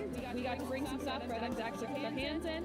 And some of them are very excited because they want to be astronauts when they grow up. I would love to be an astronaut. That would be incredible. I'd like to be like an engineer that like maybe designs the suits. Whether it's the hull, the orange color, every aspect has an important function for our astronauts in space.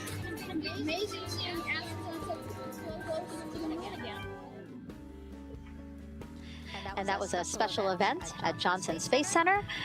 What we just saw there, obviously a big part of why this mission is so important to NASA, really just an opportunity to inspire everyone, especially kids, right, Nicole, to dream big and be curious. Oh man, yeah, the kids are so important, right? I love talking to kids. You know, they are the future of spaceflight. They are the Artemis generation. And, you know, if we could just inspire even one of them to go on to be a scientist or an engineer or maybe even an astronaut someday, that's a win. And now let's turn our focus to the rocket for a little bit. Powering liftoff will be, again, NASA's Space Launch System rocket right behind us. And to learn more about SLS, let's go to Megan Carter, who's at Kennedy Space Center's Visitor Complex at an exhibit dedicated to Artemis and the future of spaceflight. That's right, Megan. I am so excited to be over here at the Visitor Center, but not just because of launch. I get to introduce you to the moon board.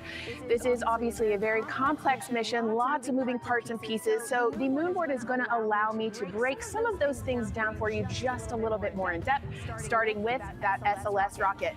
Now, the SLS, or the Space Launch System, very big, very powerful. It is going to be producing 8.8 million pounds of thrust at launch.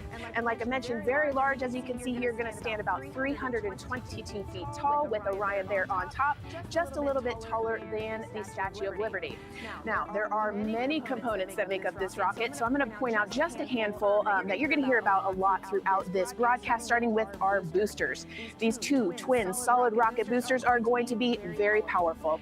They are going to burn for the first 2.5 minutes of flight, and each one is going to stand 17 stories tall. They weigh in at about 1.6 million pounds each. Now, I am going to jump back out and I'm going to show you a little bit about our core stage. That's going to be known as the backbone, essentially, of our rocket. And it is made up of around 5 components, starting with this engine section down here. This engine section is where our 2 propellants are going to be funneled down through our pipelines, and they are going to be mixed at 2 different temperatures, very complex processing, and they are then going to go on to feed that fuel to our 4 very powerful RS-25 engines. These are going to produce about 500,000 pounds of thrust each at launch, and they will burn for 8 minutes. All right, now jumping up here, we are going to take a look, because I just mentioned those propellants. Obviously, we do need fuel, and that is why we have around 535,000 gallons of that liquid hydrogen. That's approximately about the same amount that you could fill an Olympic-sized pool, just to give you an idea. And then we're also going to have that liquid oxygen, and like I mentioned, there's going to be about 200,000 gallons for that one, and they are going to be funneled down through those lines that you see here on the side. All right, jumping up real quick, this is going to be our upper stage. That is where our core avionics are going to be stored, essentially the brains of the spacecraft. And then jumping out super quick, let's see if we can zoom in here, and we can. Those propellants I talked about are going to be stored at cryogenic temperatures. That means thousands of degrees below Fahrenheit, so they have to be kept very cold. And that, all those bumps and ridges there that you see, those are actually going to be an insulation spray that's going to help keep that rocket nice and cool, keep the propellants ready to go, and get us set up for success. Now, obviously, that was a very quick overview of our rocket. I have so much more to show you here on our moon board, but for now, I'm going to turn it back over to you, Megan. Thank you, Megan. A very impressive demo of the moon board, but also an impressive system, obviously. She mentioned 4 RS-25 engines on the core stage, and actually we have one right behind us here, used during the shuttle program, and I got to get a closer look at it with Space Launch Systems Engines Deputy Manager Philip Benefield. Okay, so Philip, in terms of size, shape, and function, what we see here behind us, exactly what we see on the pad. Absolutely, Megan, absolutely. So this is the RS-25 engine. Impressive. We have 4 of these on the bottom of the SLS rocket to propel the SLS rocket into Orion into low Earth orbit. And we've been seeing views of the pad throughout this broadcast, but you mostly only see the bell here. What's happening over here? Right, so this is generally what we call the power head section of the 750 engine. tons. So the purpose here is that it takes in the propellant from the vehicle tanks, the liquid oxygen minus 297 degrees, super cold stuff. The liquid hydrogen even colder, minus 423 Fahrenheit. There's 4 turbo pumps on the engine that pressurize that propellant up to 9,000 psi in areas. It is all directed into the main combustion chamber where it is burned into hot gas that then is accelerated out the nozzle to produce thrust. When you say hot gas, what are we talking about? We're talking 6,000 degrees Fahrenheit gas. Wow, so we're talking really cold as liquids coming into the combustion chamber, and then it comes out as really, really hot gas. How do you design, how do you engineer something to control both extremes? Absolutely, it's very technically challenging. One of the main things here with the nozzle is that since you have the 6,000 degree Fahrenheit gas coming out, you have to cool that nozzle so it doesn't melt. And so the way the nozzle is constructed with these 1,080 coolant tubes. And so each of these coolant tubes flows a small amount of hydrogen. It keeps it cold, and so it doesn't melt during operation. Wow. I mean, all of the science that you're talking about, it is truly amazing that you guys designed this for shuttle, and yet you've reconfigured it, retooled it to be able to now support Artemis. What do you think about that? Yeah, I think that's really amazing, the fact that we were able to use the heritage hardware on the Space Launch System. The engine itself, developed through the Space Shuttle program, many upgrades to make it more reliable and improve the thrust as well. Perfect. Philip, thank you so much. I can't wait to see all 4 function. Same here. Thanks, Megan. Enjoyed it. And again, another idea and way that we are learning from what we've built upon and figured out all into this moment. Yes, with so much more thrust and capability, like we said, we learn all those lessons from previous missions, and we get to involve them here today. And here we are, the closeout crew in the White Room, getting ready for the astronauts who have just left crew suit up and are now walking down a hallway to greet some family and friends downstairs. Commander Reed Weissman, Pilot Victor Glover, Mission Specialist Christina Cook, and Jeremy Hansen. Looking excited, ready. Now in that elevator to take them 3 floors down. Thumbs up, one more photo, one more photo. Oh, nope, a couple more people in that elevator. Those are important folks. They're going with them to the pad. Yes, Bye, Reed. This is a fun elevator ride. Yeah. And actually you couldn't see them because they're off camera, but the support crew that's actually in crew quarters with us is right there waving goodbye and saying goodbye to you. So it's a really special moment to say thank you and say goodbye to the support crew at crew quarters. That's amazing. And so again, they will ride down 3 floors, and then soon we'll walk out the doors that you see underneath the banner there that says their names. These doors, the same doors that astronauts who have launched from Kennedy Space Center have walked out of since the Apollo program. Yes, and you can see another tradition is putting your patch on that archway as well. So I'm sure they did that over the last couple days. They did. It's actually it's so hard to see because there's so many of them, which is also great, but it's on the door frame on the right-hand side, the very, very bottom. Great crowd here. A shot now of everyone who is waiting to greet the crew as they walk out of the operations and checkout building here at Kennedy Space Center, and will board their ride to the launch pad. Yeah, this is a really great shot, right? Because you get to see a little bit of what goes on there. So you've got the close family that we're in quarantine with them up close. They get to wave goodbye one last time. You've got a little bit of media in the background, and then you've got some NASA employees and a lot of the program managers off to the side as well to wave goodbye one last time and wish them luck. Yeah, it's a really nice moment. Again, they have had some quality time with family, but this is their final opportunity to say, see ya in 10 days. Yep, the last wave. Otherwise, some wanker with a fucking phone in there. And so there are different pens of people, again, as Nicole was alluding to, specific to the quarantine rules that you followed in order to be able to have that access, have that closeness with the crew. And then on the bottom left-hand side of your screen, the Astrovan. And that is going to be the crew's ride out to the launch pad. This modified Airstream motorhome can seat up to 8 people inside. It has a TV and sound system, and we know they plan to watch a video during their trip out, right, Nicole? Yes. So I think Top Gun is on the menu, Yes. and then also Point Break, because Christina surfs. So I think they've got a pretty decent entertainment planned. So I love that. It gets them in the headspace, the right headspace to really just enjoy the ride to space. NASA's history with Airstream dates back to the 60s when the company created a crew quarantine vehicle for when astronauts returned from the moon. This picture here, President Nixon talking to the Apollo 11 astronauts inside said quarantine vehicle. Then during the shuttle program, Airstream created the first generation Astrovan, a 27-foot motorhome that transported astronauts across KSC to their launch pad. And again, that is what we're going to see today. A very similar picture. Again, the orange suits, the Astrovan, very reminiscent of what we have done before and how we got to where we are now. Yeah, and it's a pretty cool ride. You get about 20 minutes to get out to the launch pad and watch a movie, listen to some music. It's kind of an interesting, and then along the whole way here at KSC, all of the employees from Kennedy Space Center come out. You can see in the background of the shot you're looking at right now, all of those employees and everybody lining the streets, waving and wishing them luck.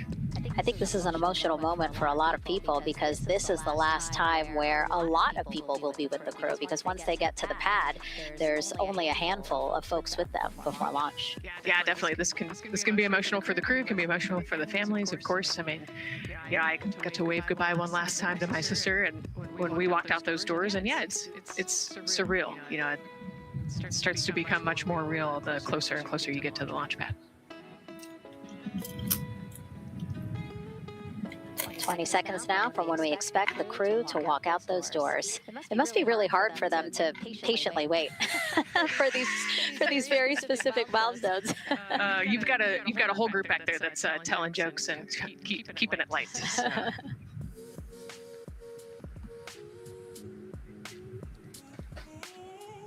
And here they are, NASA's Artemis 2 crew. Commander Reed Weissman, pilot Victor Glover, and mission specialist Christina Cook and Jeremy Hansen taking their first steps outside for their historic test flight. To a wonderful applause from the crowd, they're looking really excited. Some and big really smiles. Ready. I love that.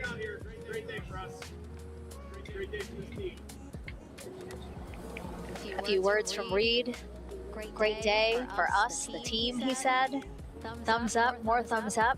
Of course, a lot of pictures. We hear some camera shutter clicks back there. I love the energy of this crowd. Let's go. And so now the crew walking over to each of their pens. The first people closest to them, of course, their family members who got to quarantine with them, correct? Yes. Yeah, so the ones that are close and waving, those are the immediate family, so spouses, partners, kids. And we're trying to give them some privacy so that they can have their conversations with their family members. Christina there, she has her husband. Victor has 4 daughters and his wife, they're there. Reed, his 2 daughters are there. And then Jeremy, his wife, 2 daughters and a son. When you were standing in their shoes, Nicole, when you flew for Crew 10, what were you kind of talking about? Like, did you really think about this moment and what you might want to say? They've all already done their real goodbyes, in person. And so this is more just kind of, again, that last chance to wave, last chance to get one smile. You see Christina there smiling. So this felt much less heavy and just, waving and maybe cracking a joke or something, saying hi. So weeks basically really, waiting really to be able to do this mission. so they two cannot daughters physically there. hug. Reed You know, spoke they're about going to when be, he you told don't, them this that is the he was last thing you want right selected now to be the Artemis II commander. And he said he was worried. He's a single dad, didn't know how they would react. And actually, he said he was overwhelmed by their support. He woke up the next morning with cupcakes baked by one of the daughters, Moon Cupcakes. Yes, I love this story. Moon cupcakes the next morning. Like, how awesome is that, right? Everybody needs their support system, and clearly he has that in his daughters. Christina said she took a bike ride with her husband and wanted to tell him when the moon rose, but that it was too foggy. But she said he was still very excited and happy for her. Yeah, the moon's still out there. A close-up now of, again, Commander Reed Wiseman and Mission Specialist Christina Cook.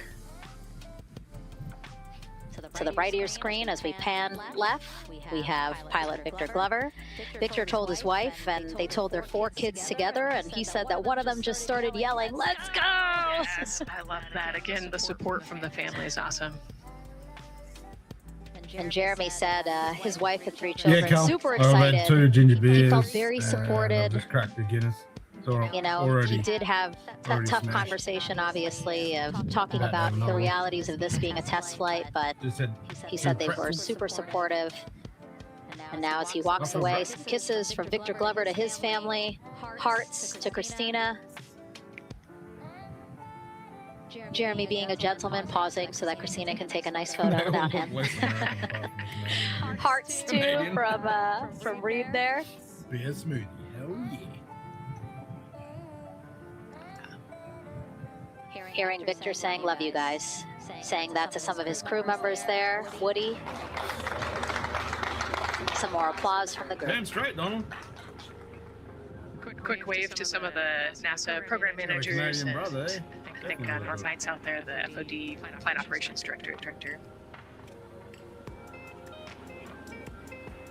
He's the tallest person in the group. You heard Reed there saying, "Thank you guys," as the crowd picks up again with their applause, and the 4 of them step into their after band. Looking at the clock, very on schedule right now. Again, according to the very detailed timeline of launch today, they are expected to drive off in about 20 seconds.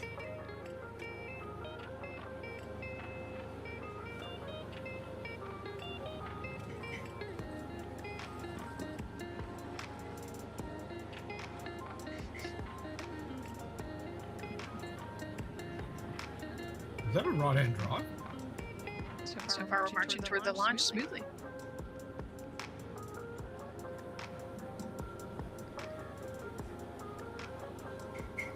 Do you think they're queuing up the video? Definitely. And that's why they haven't left yet? They're like, we can't go without Gotta get our your point snacks and movie break. And ready. yeah. Where's the popcorn?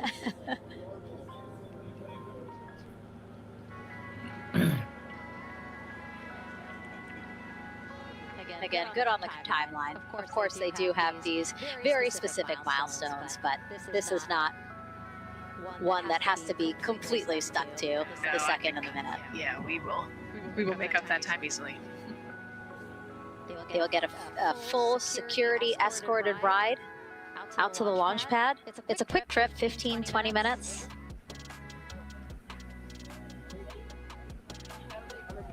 What's all that?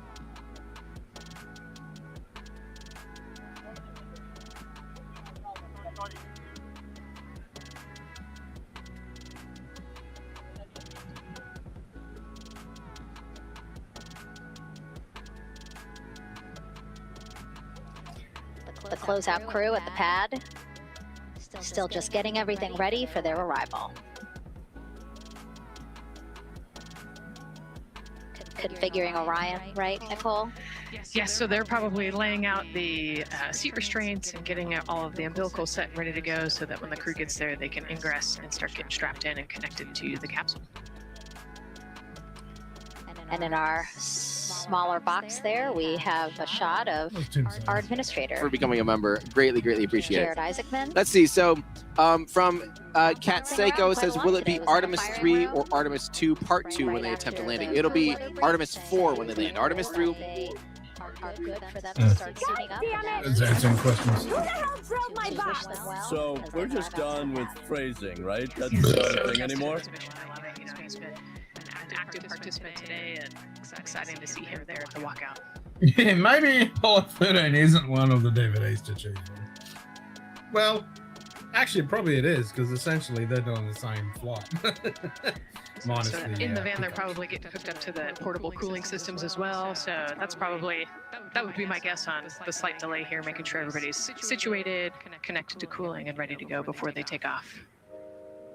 Right, because the orange boxes, we didn't talk about it when we were in the suit-up room, but if anybody noticed, there are these orange boxes, and that's what provides the cooling to those thermal garments. And so those boxes have been staged inside of the Astrovan so that once they got there, they can connect up, again, so that they're cool and comfortable on the way out. Right, so they were off cooling from the walkout, you know, said hello to their families and the 80-degree weather here in Florida today. So it can get really warm in the suit quickly if you're not careful. So we want to make sure everybody's comfortable before we drive off.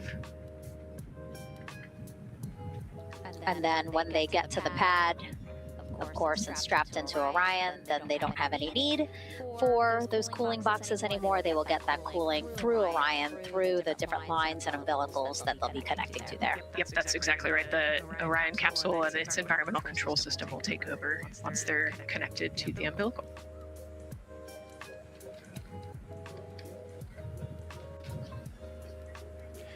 And so when we were watching them get into the elevator, I said, oh, there's a couple more people going in there. And they were, again, those folks in the white suits that we saw. Again, suit technicians. Yep.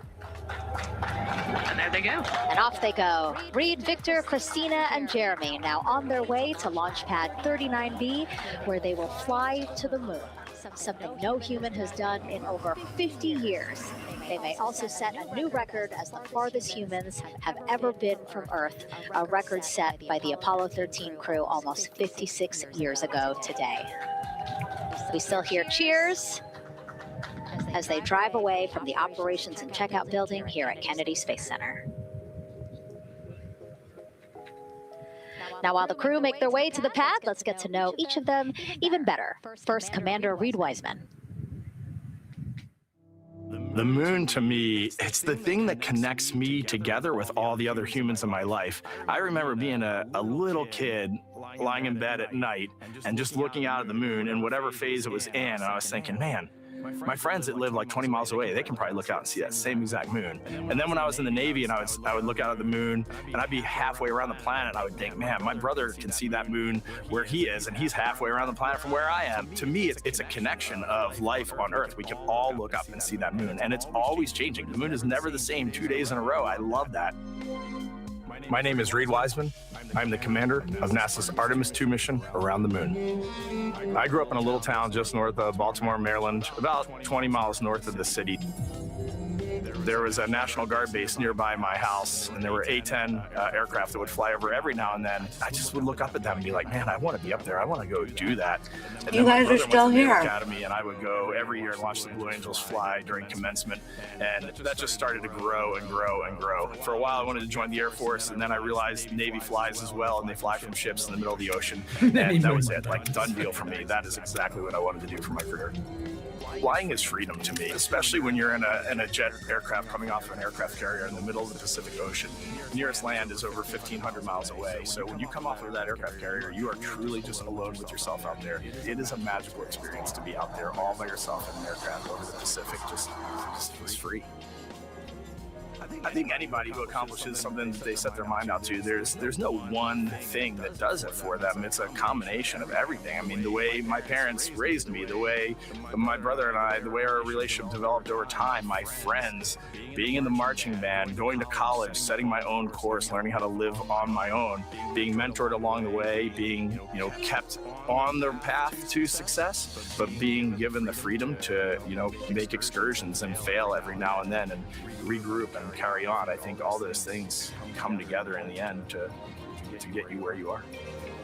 I've had to overcome, I mean, I'm a human being. Yeah, I was I had to thinking overcome about a lot of that. fears. I'm pretty scared of heights. I joked about that on the International Space Station, but it turns out I'm only scared like at the edge of a building. When you're up on the International Space Station, even though you're 250 miles up, I never had that feeling of falling or that I was, you know, at risk up there. I just kind of loved the feeling of floating and looking down at Earth. There have been challenges all throughout my life. By far, the biggest challenge was losing my wife in 2020 to cancer and now raising 2 daughters who are grown up now, but that's been the biggest challenge by far I've ever had to face. It is not easy being an only parent, trying to work a full-time job, and raising 2 kids is something that I think about every single day. I'm very proud of the work I've done. I haven't always done it well, but I've always shown up and tried as hard as I possibly can. And now Artemis 2 pilot Victor Glover and his journey to this history-making moment. I do wonder what it's going to be like when we are really far from Earth and can see it. The sensation of being so far away from everything that you know. I had that sensation on the space station the first time I got to sit in the cupola for a really long time. So I can only imagine what that's going to be like from 200,000 plus miles away. My name is Victor Glover, and I'm the pilot for NASA's Artemis 2 mission around the moon. When I was in 4th grade, I was 10 years old. And that's when the Challenger accident happened. And it helped me understand how the general public felt about the astronaut corps. Right? Like, these are the people that we want to be. And that just gave me an easy thing to strive toward. The biggest fear that I've had to overcome in my life is doubting myself. Going to college when no one in my family had gone to college was a huge risk. I had more confidence in my athletic ability than in my academic abilities. I could play football with those college students that I saw on TV. But my classmates that I saw in the lab and around the University Union, I didn't know if I had what they had. I think addressing that self-doubt was a part of, swinging for the fence and trying to go get an engineering degree, not just go to college, but get an engineering degree, and then go do something challenging and technical, like flying. Apollo is known for sending humans to the moon. Artemis has an opportunity to continue the Apollo story, but I actually think it's important for this story to stand on its own. Artemis is a new program, and we're trying to do new things. And it's great to compare and contrast. When you look at our spaceship, you can see parts that were designed, built, and integrated in another country. When you look at our crew, you see that our crew is international. There are also men and women. And I just think that comparing and contrasting makes the story even richer. The piloting role specifically, I will have an hour and a half or so where I get to fly the spacecraft by hand. We haven't flown that many spaceships. And so the ability to fly one actually in space on a test mission is just a really unique opportunity. I can't tell you how I'm going to feel when we fly by the moon and see the moon up close and the Earth from 250,000 miles away, but I don't use the word excited because I'm focused. What we do, this is very serious and it's very risky, and we are all intimately familiar with that risk. And so if we go out there and we're successful and we can pass that baton on to Artemis 3, that's something to really be excited about. Great to hear from Reed and Victor in their own words about how they feel about this mission and their role in it as the convoy turns this corner here onto the road where the vehicle assembly building is, and where the group that we showed you earlier today, ready with their flags. Wow, that group has expanded exponentially. Yes, this is great. So many people. Flags, oh my gosh, I love it. Oh, this must feel so special to the crew to see all of these people here to wish them well. Yes, this is heartwarming. Look at how many people there are. Everyone is so excited about this mission. Signs, people have made signs. I feel like the Astrovan has slowed down a little bit, to really take in the moment. That's amazing there. Again, crowds continue going, as we are now passing the historic vehicle assembly building. This is where the Space Launch System rocket was assembled and stacked with Orion. Its history, of course, goes back to the Apollo days, but today it is home to the Artemis missions to the moon and beyond. Gosh, still people lining the route. Yep. I love that. I do too. It leaves me kind of speechless, you know, just to see all the support, all the people who want to know that they're thinking of them, they're with them, and the fact that this crew specifically has always said we are going for all by all. This must be really special to them. No, that's not right. And that's just here on Kennedy Space Center. Imagine the rest of Florida right now. Yep. Mission Specialist Christina Cook, who holds the record for the most consecutive days in space by a woman. Let's take a look at what she has to say about this mission. I tell a story, which is one that my dad told me before the Apollo missions when he was just a very little boy. He was looking up at the moon with his mom, and his mom said to him, "Don't worry, Ronnie, we'll never get there." Fast forward maybe 70 years later, it's his daughter that's actually going there. And I think that long arc is something that we can all learn from. The idea that the seemingly impossible becomes possible if you just believe in it and are willing to work hard and come together to achieve it. My name is Christina Cook, and I'm a mission specialist for NASA's Artemis II mission around the moon. When I look back at my dreams as a kid, I definitely never thought I would actually get here. I was very pragmatic. Even though I'm a dreamer, I knew that the odds were way against me again, so I might as well do something I'm loving in the meantime. I definitely loved science and math in school and, you know, did pretty well in those things, but I also loved being active. I was always outside. I loved things that made me feel small. I loved looking at the night sky, oftentimes between the pine tree branches, or I loved the ocean. North Carolina also has mountains, and when we go there, I just love the vastness of all of those things. I loved how they made me feel and what they made me think about, and the vastness of the universe and how much out there was to learn. I'm drawn to exploring. I'm drawn to challenges that involve both mental and physical, and I'd much rather be solving problems wearing a whole lot of equipment and in a harsh environment, and that's just something I've carried with me ever since I was a kid. Thinking about the fears or challenges that I've had to overcome, there are just so many. I mean, basically, it's just been, that has been the journey. I always say to people, do what scares you, and that means I have to follow my own advice. So doing what scares me meant getting on a plane and going to the Antarctic, getting on a plane and going to study abroad in Ghana, applying to become an astronaut, opening the EVA hatch in the airlock and going out of it into the darkness, strapping myself onto a rocket. And so for me, I think that no matter what the challenge, recognizing that if people believe in you and you believe they believe in you, the challenges seem always a little bit easier. To me, the moon, it represents history. It is a witness plate. Everything that's ever happened to the moon is still written on the moon. Every single person has looked at the moon their entire lives. We see the same moon. That's something really special. It's just the epitome Anyone of a find out what the something that's in each of our hearts, is but in this Florida? also represents exploration and reaching. And as we continue to watch the convoy, almost at the pad, mission specialist and first-time flyer, Canadian astronaut Jeremy Hansen. So is that anti-drone? I have this very distinct memory of seeing an image of an astronaut standing on the moon. It's burnt in my brain because I went back to it so many times in my childhood, and I would look at that image, and I know it had a huge impact on me that humans had walked on the moon. My name is Colonel Jeremy Hansen. I'm an astronaut with the Canadian Space Agency, and I'm a mission specialist on NASA's Artemis II mission around the moon. My elementary school years, I grew up on a farm outside of London, Ontario. I spent as much time as I could with my dad on the farm. I learned the value of hard work, for example. If I wanted to go to work with Dad, it was going to be a long day, and I was going to have to not complain, or I wasn't going to get to go the next day. I had a treehouse. I had a vivid imagination, and I changed my treehouse into a spaceship. I made all these dials and controls. I had circuit breakers for switches that I found in the barn, and I was exploring space in my imagination.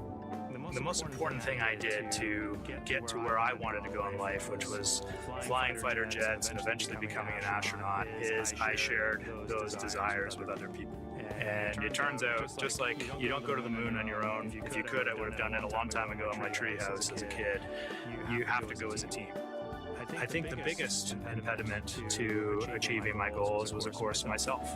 And I think that's a common human experience. There are many times where this little things would get in my way, and my immediate interpretation of that was, well, now that goal's out the window. You know, people must have lifted me back up, and somewhere in the back of my head, that persistence came through. And I think that's a common human experience, to doubt ourselves. I've come to this, I guess, realization that I believe that we all have gifts to contribute, and the goal is to figure out how to use your energy towards adding positively to humanity's existence on this planet. I love it when humanity sets big goals, like sending humans to the surface of the moon, with an eye to eventually going to Mars, because when we do that, we can bring together genius from not just even in one country, but around the world. I've also learned from my indigenous mentors that they refer to the moon as grandmother moon. So you've probably heard of Earth as grandmother moon, because grandmother moon is responsible for the water in their communities, just like the moon moves the water around the planet and affects the tides. And I think that's a really beautiful thing for us as we go back to the moon, to think about all the different cultures around the world and how they view the moon differently. And that's really neat, because we all share that same moon in the night sky. What's really neat too was that drive to the launch pad, that point of view to see what the crew is seeing as well, as their Astrovan rides up the pad slope and are now on the surface, about to walk up to their vehicle. Yeah, you know, we talked about how tall this rocket is earlier. Wow. Look at that. Yeah, look at that point of view, yeah.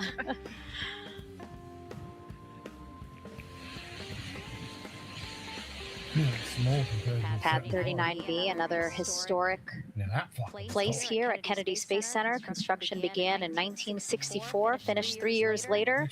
Apollo 10, the full dress rehearsal for the moon landing. That was the first mission to launch from this pad. Yeah, you know, we've used this pad for a lot of missions. You know, we modified the pad in the 70s and 80s, and then the shuttle missions actually launched from here as well. And then, of course, Artemis 1 took off from this launch pad, November 2022. And now here we are, about to see the Artemis 2 crew get out of the Astrovan and make their way up the mobile launcher to the 274-foot level, where they will embark on their first crewed test flight of the Artemis program. You know, I think that button in the elevator actually says space. It does? Yeah. Really? At least on 39 Alpha it does. So I imagine it says something similar here. Again, let's take a look at the clock as we wait for the crew to get out. 4 hours, 10 minutes, and counting until the top of our 2-hour launch window today. Let's head back across the street to Daryl, who's following the launch team every step of the way. All right, thank you, Megan and Nicole. And here inside Firing Room 1, we had a nice moment. The launch director, Charlie Blackwell-Thompson, NASA's first female launch director, standing up from her console, taking her cell phone and snapping photos as the Artemis crew that she had just given the go to leave the astronaut crew quarters, driving by, and of course going up the causeway until they got there to the pad. And now we see them coming out of the Astro van there and getting ready to ascend the launch tower. Well, we got a weather brief before they went out to the pad, and of course LWO gave a go. There could be some rain out there at the pad. It's already rained out there already. If you're in the area and you're watching right now, well, certainly you know that there's some rain in the area. There's going to be spotty showers that are going to be coming ashore here, and we expect that throughout our rest of our countdown. But we also are getting forecasts that there'll be some clearing as we get closer to our launch window. Big wave from Reed Wiseman there, and a thumbs up as the crew goes into the elevator to ascend the launch tower to go up to the level where they'll walk across the crew access arm and get into the white room. One of the things that you're going to start to hear now is from the crew themselves. We're going to be airing the Orion to Earth loop, which is the communications that's going between that crew and the launch team here as they walk them through configuring their various consoles, as well as getting ready.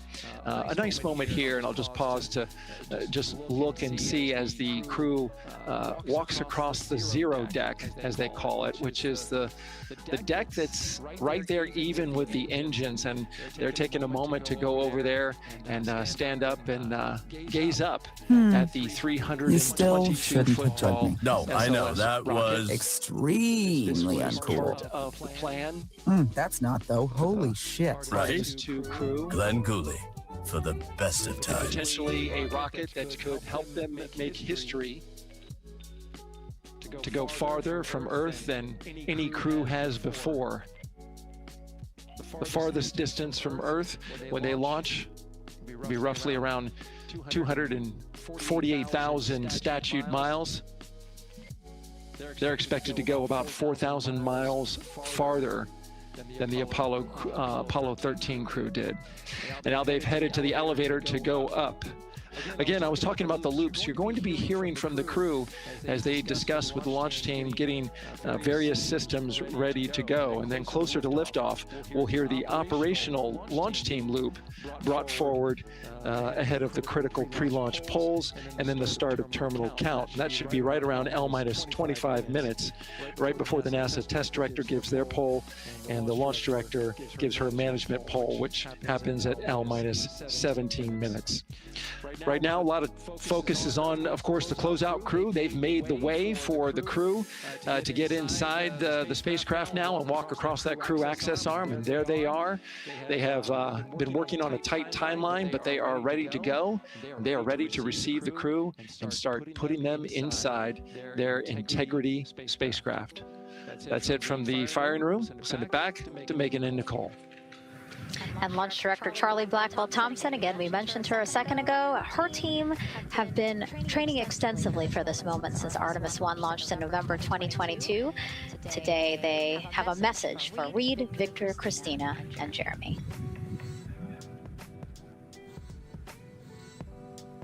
Today, you carry the work of thousands and the hopes of millions. Every test, every simulation, every long day and night have led to this moment. This team is ready. The vehicle is ready. Yeah, yeah, so I think it would have been a very similar mission profile. Free return trajectory, not doing an orbit around the moon. It does ease up a lot of delta V when you don't have to do a lunar orbital insertion. It says Barack Life or Barrack Life, Barack Life 1158. Tim, is this an all-time April Fool's joke? I mean, no. This is a lot of money, so there.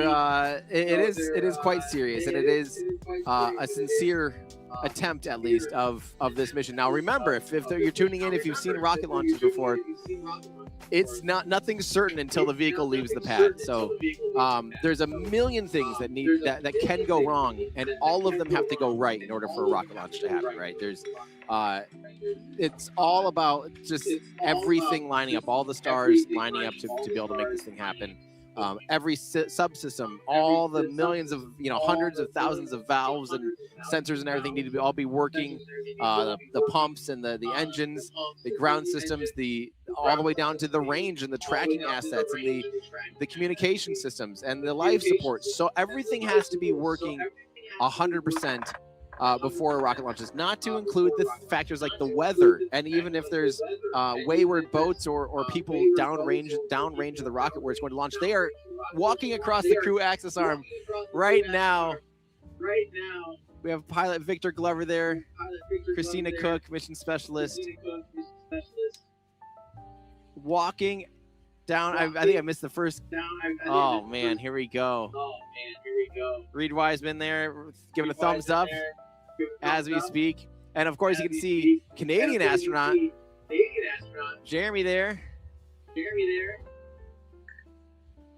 Oh, this is cool. They're signing their name.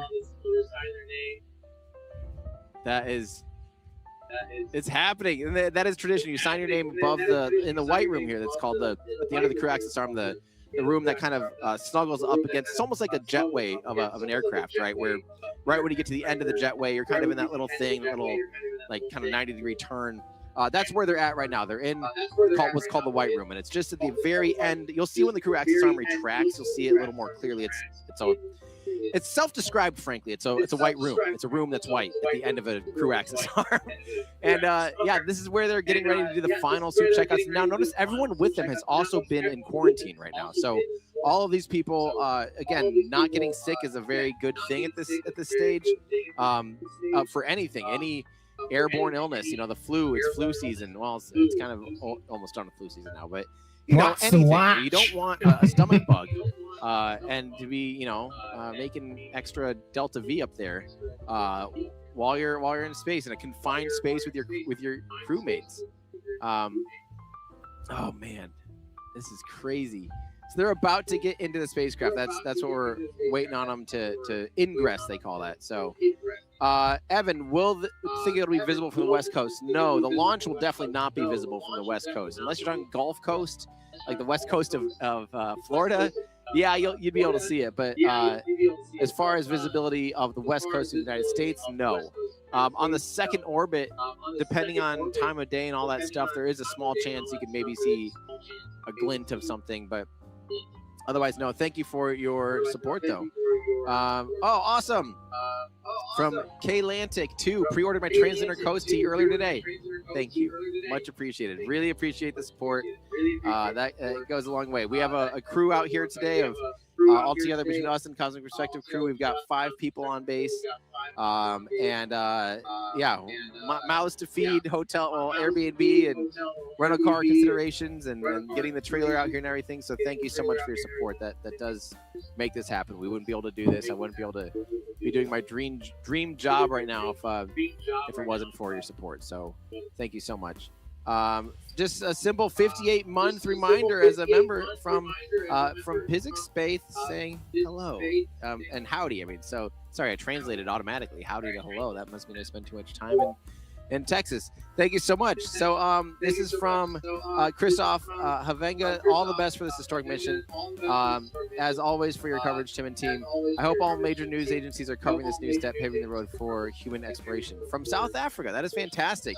You know, honestly, yes, all of the major news organizations are out here. You are seeing everyone bringing their full kit and caboodle out here to be able to cover this mission. So it's and we're coming down to T-minus 4 hours. I mean, this is what we're talking about. This is it.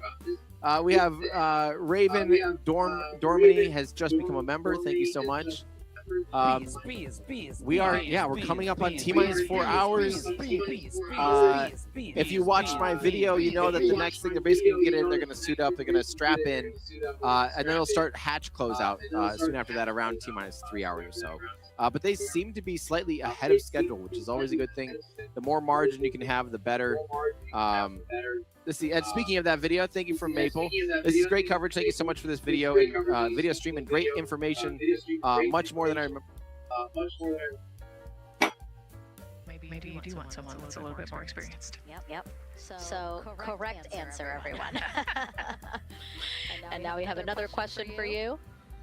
What do you want to know about living in Orion?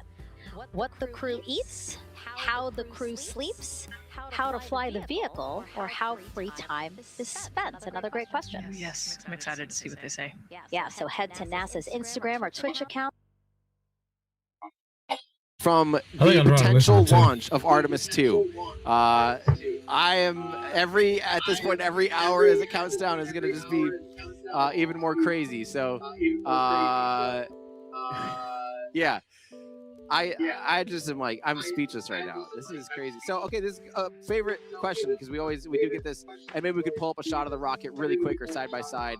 That top down shot would actually be a really cool one because we might get a sense of the crew access arm. But what are the fumes from SLS that we're watching boiling off of propellant? That's exactly right. You are seeing the boil off of propellant. So what's happening is inside of the core, inside of the orange core and the upper stage, the last or tapers up there, that last little bit of the upper stage of the rocket is filled up with liquid hydrogen and liquid oxygen. And both of those propellants need to be at cryogenic temperatures in order to stay liquid, right? And liquid hydrogen boils off at I think it's like minus 270 something degrees Celsius. And and liquid oxygen's at like minus 165 degrees Celsius. It's absolutely like really, really, really cold in human, as far as human standards go, right?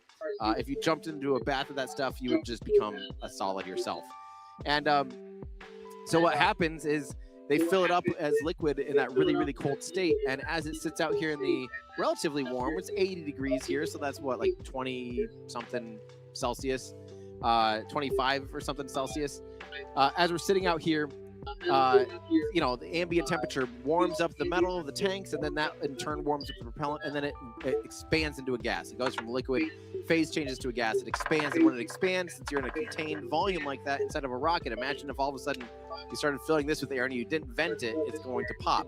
So that's what you see is the venting right now of boil off as they're just slowly topping it off. They're in a slow state replenish mode, very stable, very low energy, very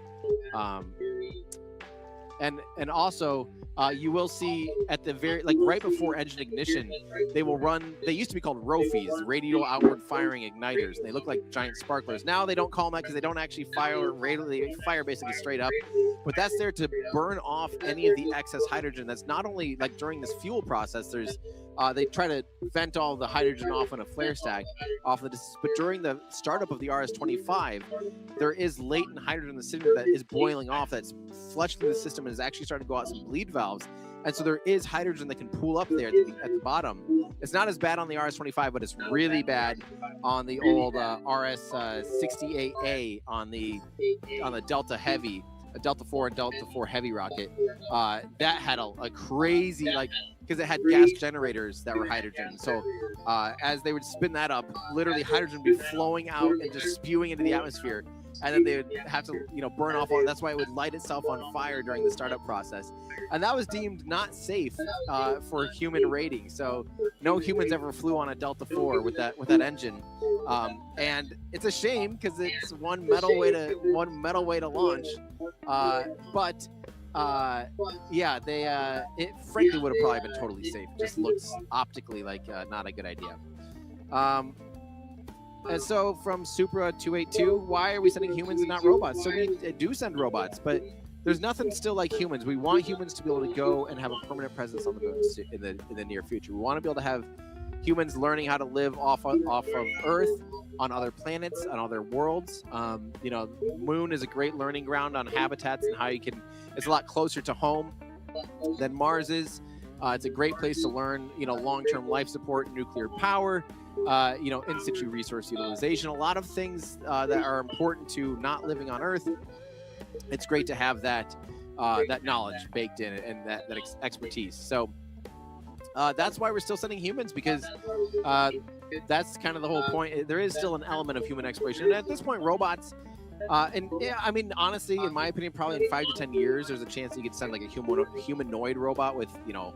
I mean, with the buzzword AI, you know, I mean, the reality is we do have companies working on like daily living robots that I think we are getting close to that being a very good, suitable co-pilot or a very good, suitable crew member. Or if, let's say you have to set up a moon base and you need, you know, things out there building stuff at human scale. Yeah, maybe send a bunch of humanoid robots to just do it, you know. But until that's actively working here on Earth constantly, and just a reality of our time here on Earth, everything's still going to be telerobotic, right? So you're still going to be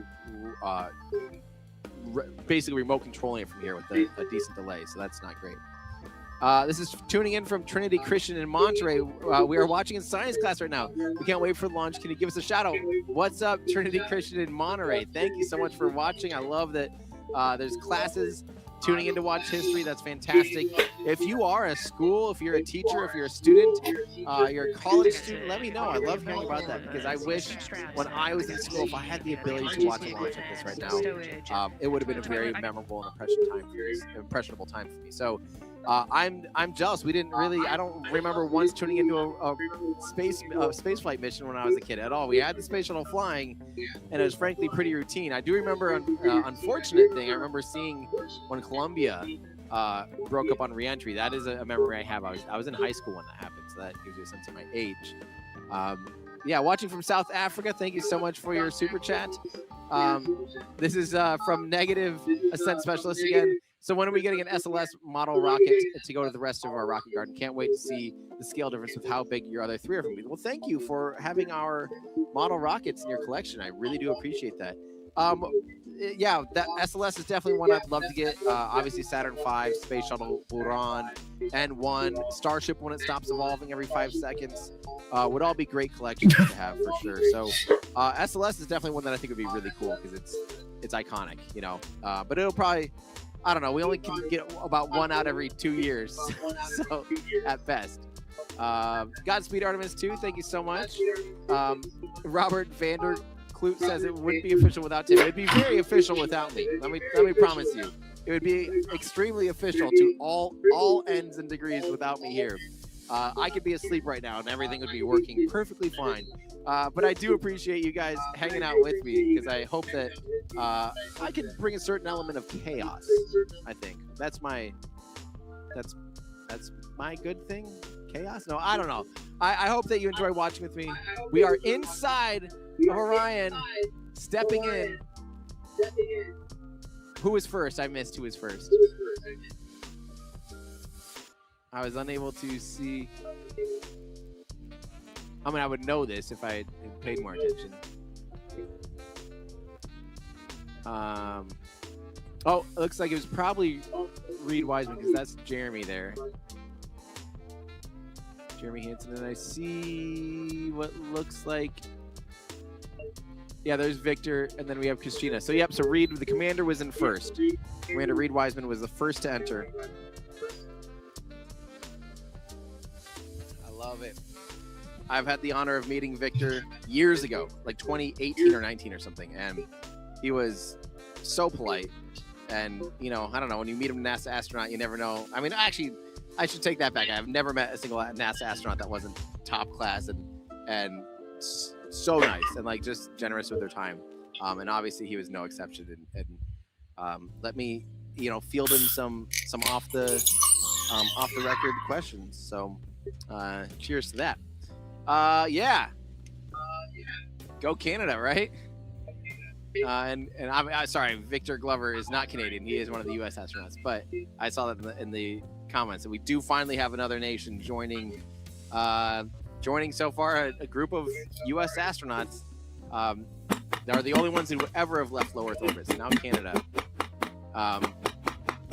Let's see here. How is the rocket transferred from crawler to the platform? So the crawler actually goes underneath the entire launch tower and picks it up, and then it takes the entire launch tower out to the pad, sets it down, and lowers itself, sets it down, and it kind of has its own feet basically. It's like a Roomba. Like if a Roomba went under a stool, and if the Roomba could then kind of stand up a little bit to pick the stool up and move it across your living room floor, and then lower itself so the stool's now in a different position, that's what it does. And then the crawler gets out of the way, leaving the launch, the Johnny just signed a night out there on its own, freestanding. This is from Prickles Aviation Reel. I watched your video on Mission Timeline. Way too helpful. Well, that's good. Hey, we could always run that if we need to. Like my ass if I need another bathroom break or something. We have a few guests lined up in the near future that I'll let you know about. Actually, keep in mind right now, if you have specific Orion questions, like what they're getting into the Lockheed Martin Orion spacecraft right now.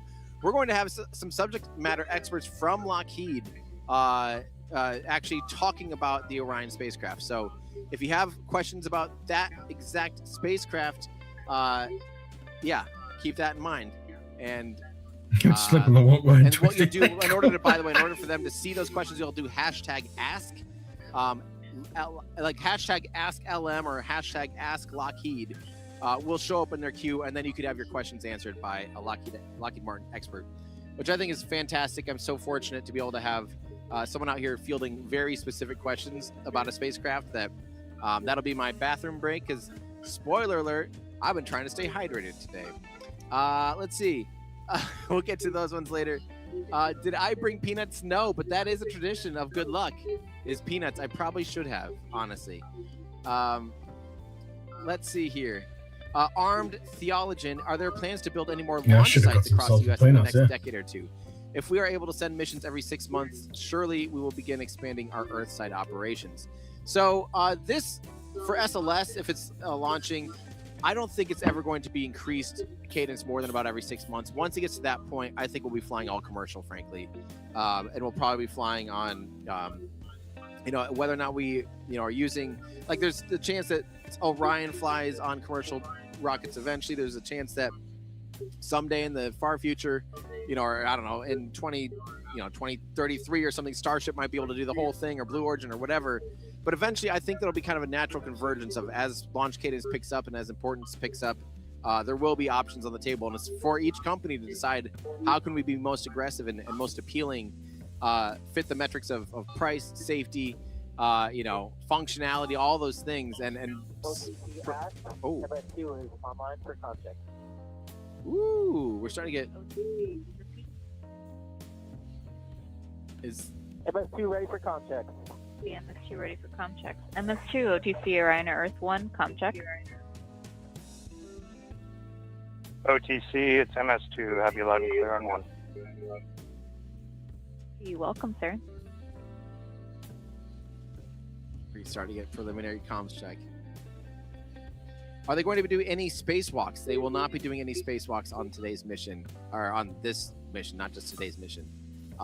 They will be inside of the Orion spacecraft for the entirety of the vehicle of the mission.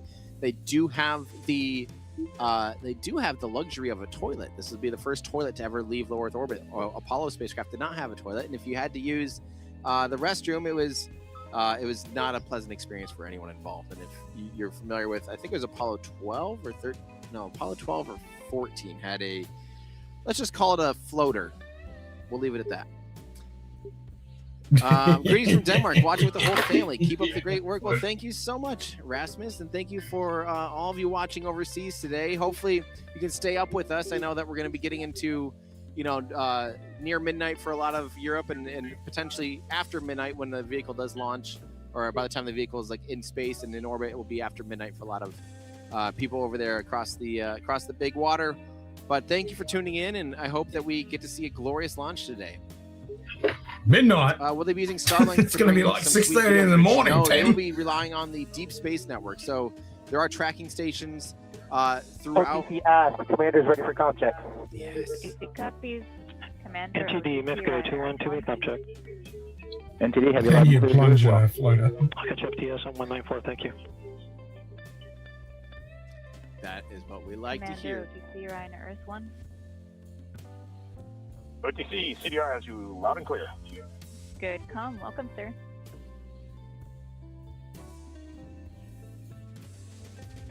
Cool. And CDR, NTD on Orion Earth 1 for comm check. It's good to hear your voice, Jeff. I got you loud and clear on C. And good to have you on. 3.5 hours for a haircut? That's a long haircut. Good luck today. It's cool hearing good comms. It's different than the old Apollo era comms where it's like, sorry, that probably is super loud. If I just ruined everyone's speaker systems. Here, I'll do it from like this. Oh yeah, something like the Quindar tones and stuff. Like, it was so hard to understand anything during the Apollo program. It is a lot higher fidelity, but yeah, they will be doing tracking using the basically the Deep Space Network and ground tracking stations to be able to get high bandwidth to and from Orion in this mission. Similar to Artemis 1. Yeah? In future missions, maybe Starlink would be an option for Orion. Reason is, normally I log in on my phone. I've logged in from my PC. I've got a new PC, so I've logged in from my PC. Laser interconnects. But until I wouldn't be well, you surprised sound better by the time. Okay, cool. Starship I've got a microphone that's only like a cheap Amazon one, but Starlink's out there to make sure there's never any blackout and all that kind of stuff to increase bandwidth. No, it sounds better. What SPL? I've got the monitor playing. There's no echo, nothing is there. I want to watch, but we have tinnitus. Don't want to get too close. The echo will be coming from I don't think you'll be anywhere near hearing loss at all. Anywhere. Anyway. If you are not, even from here at the press site, I'm 3 miles away, 5 kilometers. The closest. Excellent. I'll turn Timmy off. We're L-minus 3 hours and 44 minutes and counting as you can see the crew ingressing into the spacecraft. There are a number of things that are happening on the timeline.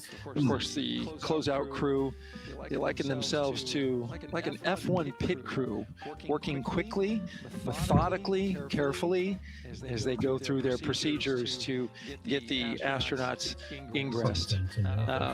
Overall, there's a little bit of timeline pressure, right? There's only a certain amount of time to see the astronauts going into Orion. They can spend on their backs.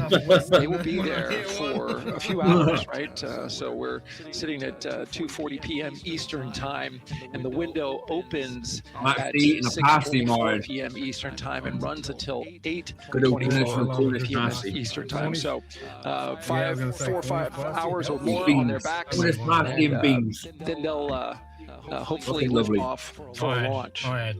So of course the crew is mindful of the time. They don't want to slip into the window if they don't have to, and so they're keeping a tight lock on the margin amount of time that they're working there. There's a hard a little bit quiet. Great to see that she gets ready to get into the Orion spacecraft, one that they named Integrity. You can't hear me?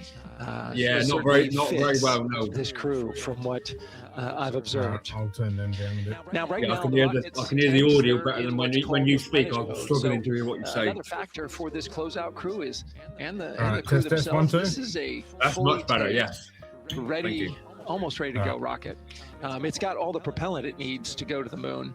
It's just a matter of getting the astronauts in, getting them configured, all the systems, the high energy systems, getting them all online in order to launch this rocket. As they sit there is propellant boil off that's happening. All tanks are at 100%. But the propellant, liquid oxygen and liquid hydrogen, those two propellants are minus 423 for hydrogen and minus 297 for the liquid oxygen. They are boiling right now. They've been boiling the entire time that they've been in the tank. And that is vented out, as you can see. When we look to a wider shot of the rocket, you can see the venting and the little wisp of clouds that are coming out from the top of the rocket in the middle part of the rocket. And that is because just like you boil water on your stove, those propellants are boiling. Of course, their boiling point is much lower than water, and so it doesn't take much for them to boil. But just as if you were to leave your pot of water on the stove and just leave it there, what would happen? Well, it would completely boil off, and all the water would be gone. Basically turned into water vapor inside your house. It's the same case here. So we are continually replenishing. Well, it's not evaporation. It's actually liquid hydrogen. No, when it's talking about running from those propellant lines that you see there going into the rocket. So that continues to go well. Overall, from the launch team here, this has been a very smooth countdown so far. The cryo tanking went exceptionally well. And the launch team is really in a good mood right now. Cautiously optimistic, understanding that with a system this complex, you can have something unexpected happen. But to this point, the firing room is really encouraged by what they've seen so far, and are especially excited to see these astronauts getting inside the spacecraft. Minus 3 hours and 40 minutes and counting until I don't know, right? You get in the fucking thing. You sit there for nearly 4 hours before you can launch. Thank you, Daryl. And he mentions that the crew decided to name Orion Integrity, and it was not something they came to easily. They really wanted to put in a lot of thought. I gotta sit there and I gotta what do they came down to is integrity check. is a value that NASA embodies, and also individually they felt like integrity is something that speaks powerfully to them. Yeah, and I think the other part of integrity, it just represents the humility and the professionalism behind the entire team that built this rocket and got us here today. And so it's talking about his example of like I said, I think the crew said it saucepan of water, it would evaporate. Absolutely wild. The John, can you weigh in on the ratio of food trucks and people in the press area? Second question. There are important questions. Thank you. There are no food trucks. The ratio is infinite to one. There are infinite people for every one food truck. Yep. What the fuck is that bint doing? But thank you for your donation. Greatly appreciate it.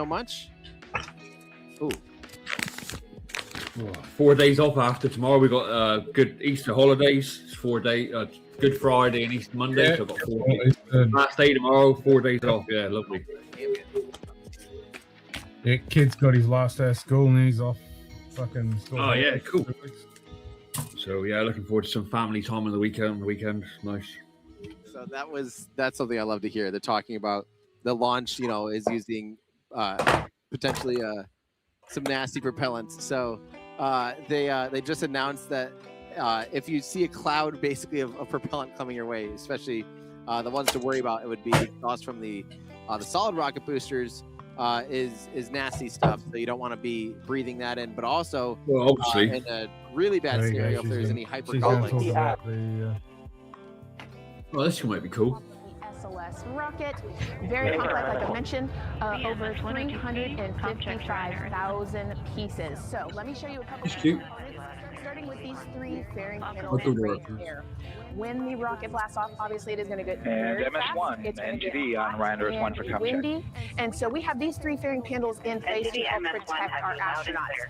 I am also going to take you into a little bit closer look and talk about the LAS, or the Launch Abort System. So they're piping the comms through at the same time. So Astronaut, should something happen to go wrong in the first few minutes. Imagine we get a hot mic moment. That would be funny. Somebody says something like, and these can activate with broke, like, fucking broke. I told you, fucking broke, the crew and the crew capsule away from any danger. Now, obviously, we hope that those are not needed. If that is the case, then 3.5 minutes into flight, the LAS and those fairing this thing blows up and jettison away, all away from the rocket, because at that point, the crew can actually abort the spacecraft safely by themselves. Now, we've talked a lot about the crew capsule right here. This is where they are going to spend the duration of their flight. We're going to talk a lot more about that one in just a little bit, but for now, let me jump down here to the surface.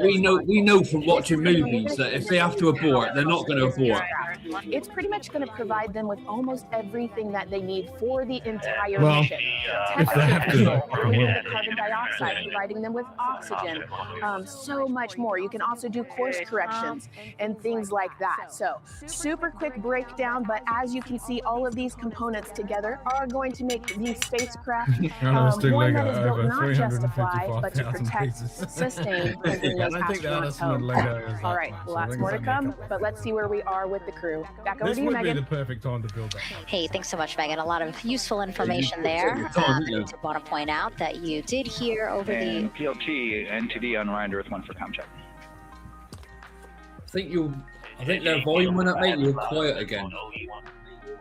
And I have Yeah, I turned them up so I could hear what she was saying. I couldn't hear fuck all.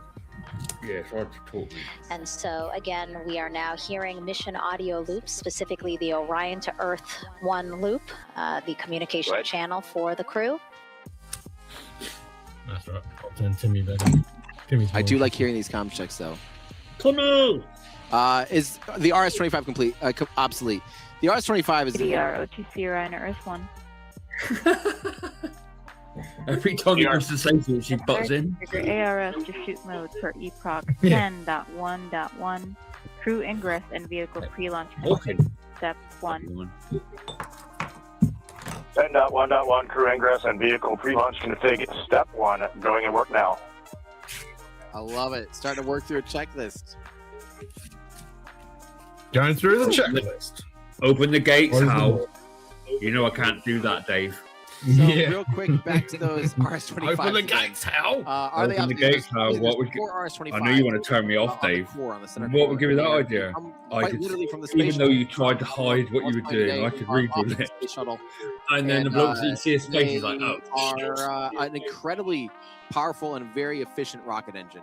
I never understood that film when I was a kid. Don't have I didn't really get it. I just liked it because of the special effects and all that, like, and it was in space. Don't have relight. I never really knew what it was really about. Really useful engine if they had relight capabilities. They were never. It was like when I saw that's it, isn't it? Because by the time the space shuttle Star Trek as well, when that one came out, Ascent, you really get it. We had spaceships and gun laser planes, and it was cool. Like, you know? By the time that ditched, there's no more hydrogen and oxygen for the RS-25. That's the best thing about never stuff needed like the that. ability You can to watch it restart as the a kid and RS-25. So appreciate they lit it, and then as you on the get older, ground you get and more only and on the more of it. ground. You get more appreciate it. Step 1 complete.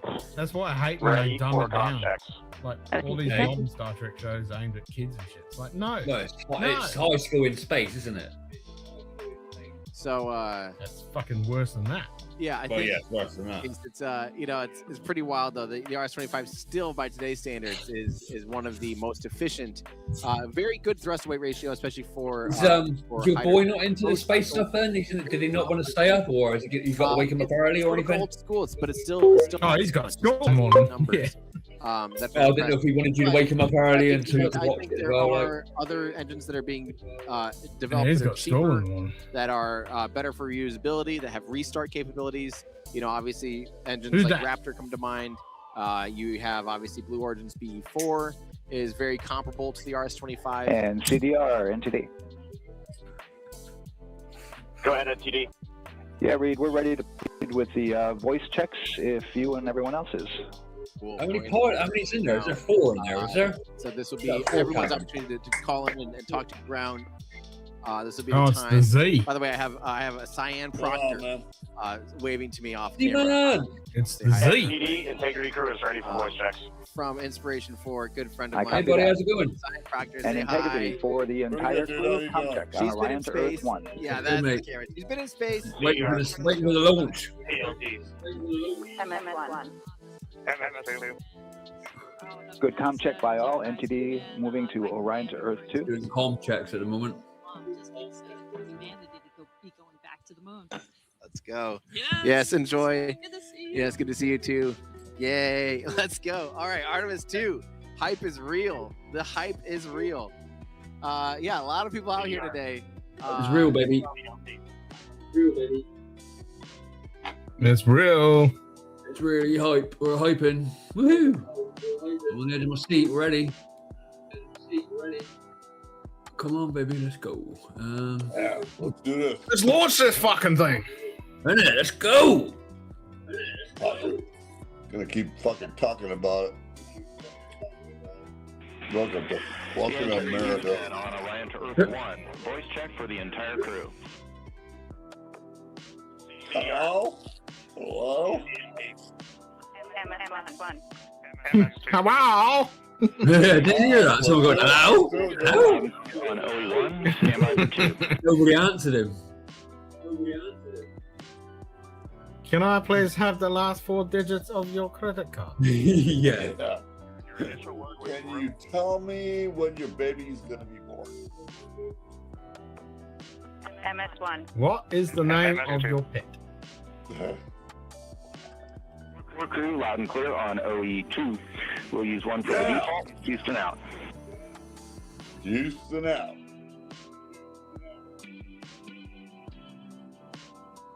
Let's do this, boys and girls.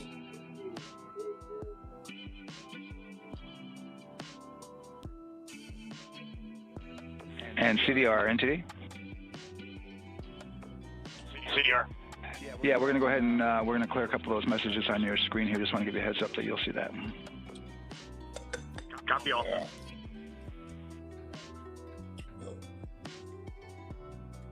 Yep, no, not many knobs and dials and buttons these days. You got fucking just nothing but Touch screens. screen, isn't it? CDR, OTC, Orion to Earth. This one. Screens with buttons. Yeah, it's all touch screen. CDR. Yes, sir. Perform crew suit leak checks per 10.1.1.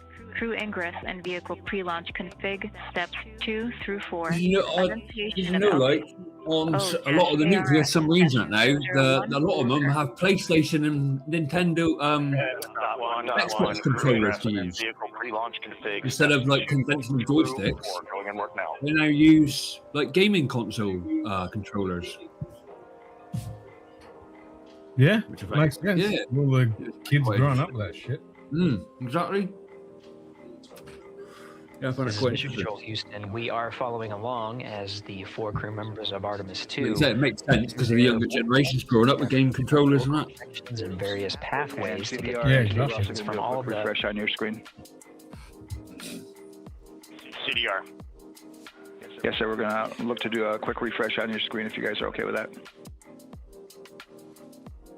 Nah, no, I don't refresh when we can continue I'm playing. Yeah, look at him, like, he's got a pen, look.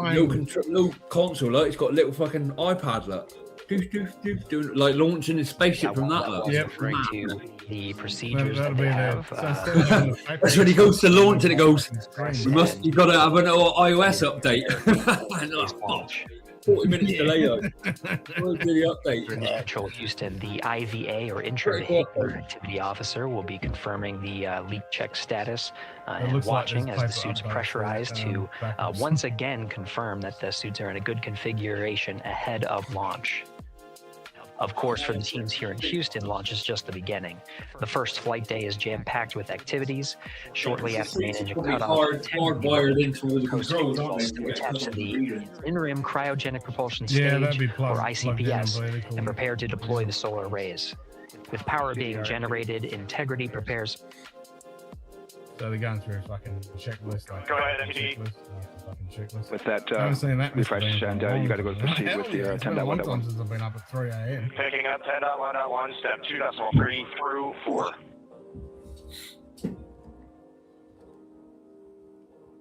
Yep. Fuck him on the butt.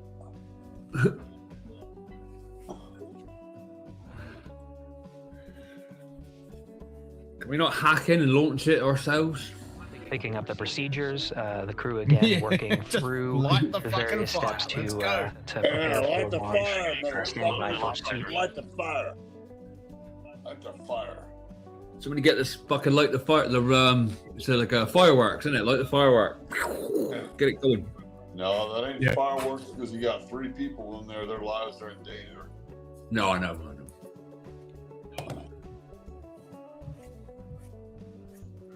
And we don't want to watch anything like that. This is Mission Control Houston. With visors closed, the pressurization test can commence. We'll stand by for word of a good leak check on all 4 of the crew member suits. For How's he got tint on his visor and she hasn't got is that a woman next to him? I don't think she's got any. See, you can see her full face. Whereas the guy's got for our 4 crew members. After launch, they have a series of burns to prepare for. First, she hasn't pulled it down. Perigee raise maneuver that allows them to continue. Oh, okay. So they've got 2 separate visors then. They've got a clear one and a sun visor. No, they got like 3 around the Earth for right, yeah, that's what I mean. You have the clear one, you have the gold allows one. the teams, including the astronauts and the flight control teams, to check out critical systems ahead of committing to the next day's translunar injection. But before they even call it a day, Integrity will separate from the ICPS, and the crew will command. The crew will command the Orion capsule to separate from the ICPS and turn around and approach the upper stage, but not dock. This is to test Orion's in-space maneuvering capabilities and provide further confidence in docking to another lunar space vehicle like the Human Landing System that will be part of the Artemis 3 mission ahead of future moon landings. So the human landing Well, they're system sitting is in there part like of. zombies. Now they're going through all these checklists. These are just a few of the highlights of the very first of 10 flight days as we await for confirmation of good leak checks inside the capsule Integrity. And there's a lot more to this mission. A reminder that this is, of course, a test flight. The purpose here is to demonstrate procedures, systems, and life inside Orion on a mission around the moon for the first time, and give further confidence in the capabilities that are charting a return to the lunar surface. Let's just go straight to Artemis 4. Just fucking land the thing up there. Get on with it. Yeah, exactly. I want to go to space before I die.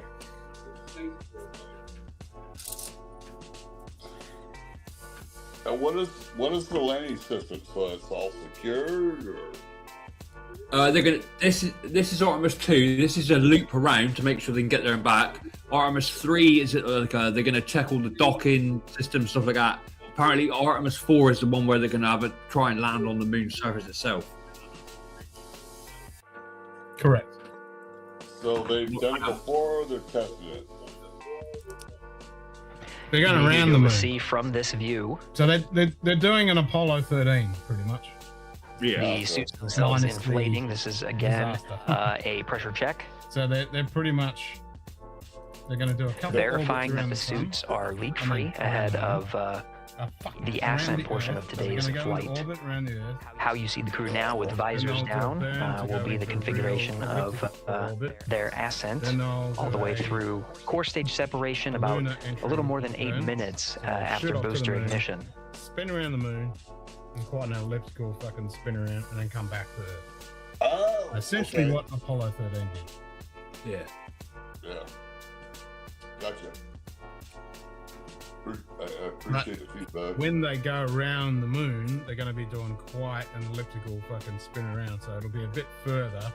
Yeah, they're going to go further out. Right here in Mission Control Houston, we are continuing to follow along, standing by for confirmation of good leak checks. In the meantime, there are no showstoppers here in Mission Control Houston. We continue to monitor the countdown to launch. Megan, we'll send it back to you over at the Space Coast. Hey, Gary, thank you so much. Yeah, as we wait for confirmation of a successful leak check for all 4 astronauts, why don't we go back to Daryl again, who has been following along with the launch countdown as we inch closer to the opening of our 2-hour launch window. All right, thank you, Megan. And yes, getting some good communication. It's great to hear from the crew inside, even though it is as simple as a comm check. It's really good to hear their voices as they move through those various comm checks and then get ready for their suit leak checks. Fantastic views inside Orion that you're looking at now. What is the size of the moon? Give you an update on the weather outside. We're still 80% go for our 2-hour launch window, which starts at 6:24 p.m. Eastern Time and closes at 8:24 p.m. Eastern Time. That's the good news. There we go, launch. The bad news is that we've got some rain showers that are starting to head in. Looks like it may miss the pad. Wouldn't matter if it rained on it or not, though. It's received some rain earlier today. Water isn't going to hurt anything out there at this point. But the rest of the area might be getting a little bit wet, which may include the hostess, so keep an eye out for that.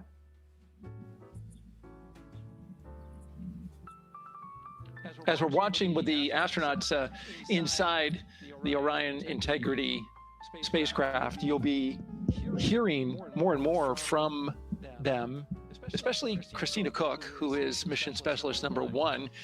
She not only is going to be making history. All crew, visors open, suit loop leak check complete. Fuck yeah, let's do this. Let's do it. Okay, there you heard the suit leak check complete. They check those suits for leaks in astronaut crew quarters. They check them again inside the spacecraft. As you can see, the closeout crew, our astronaut support person moving around, turned off the camera, and so now we're looking from outside the Orion spacecraft, looking towards. Oh no, let's see. Get oriented here. Well, there we go. Back inside, we've got the view.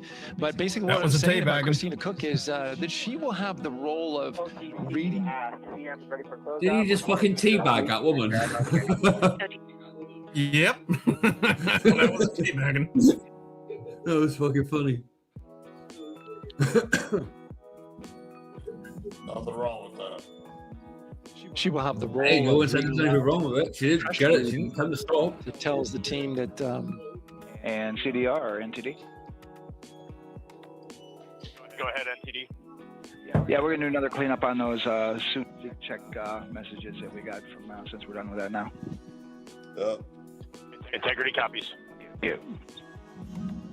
Teabag all of them.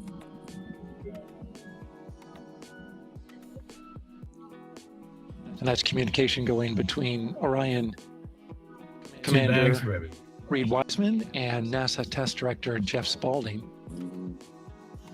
As I was saying, Christina Cook will be reading measurements from the counterbalance assist arm. So you're going to hear her be asked by the NASA Test Director to read. They're all doing stuff in that chat. Mate, he's watching fucking YouTube.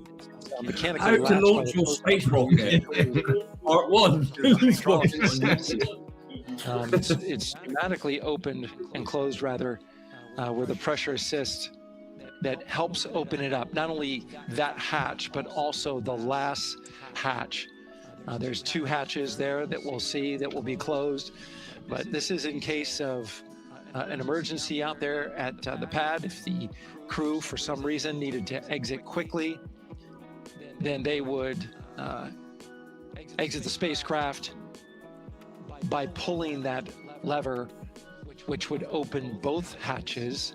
Oh, here we go. Omega tends to be the ones worn by NASA astronauts, but I don't know if that's still the case. Hundreds of pounds. Rise. That's right. Lucas from California. HHP cameras 1 and 2 both named it Rise. Copy. And just an update on the launch countdown. Yeah, I didn't say what she was wearing. Monitor the team's communications here on Firing Room 1. Everything going really smoothly so far. We don't have any significant open constraints to launch at this time, so we continue counting down. And for now, we'll send it back 3 hours, to the 13 hostess, minutes. Megan and Nicole. Thank you so much, Yeah, Daryl. that's when the window opens. That's not when you're launching. Communications over That's when Orion the to window Earth for 1, and launching sounds like opens. So we we've are got now 2 moving hours. into the hatch prep. It could be another 5 hours, yeah. We will now start to see the closeout It could be, crew, yeah. getting But out of if Orion. everything so everything that is they can green, start getting then ready yeah, when the to, launch again, opens, close they up won't.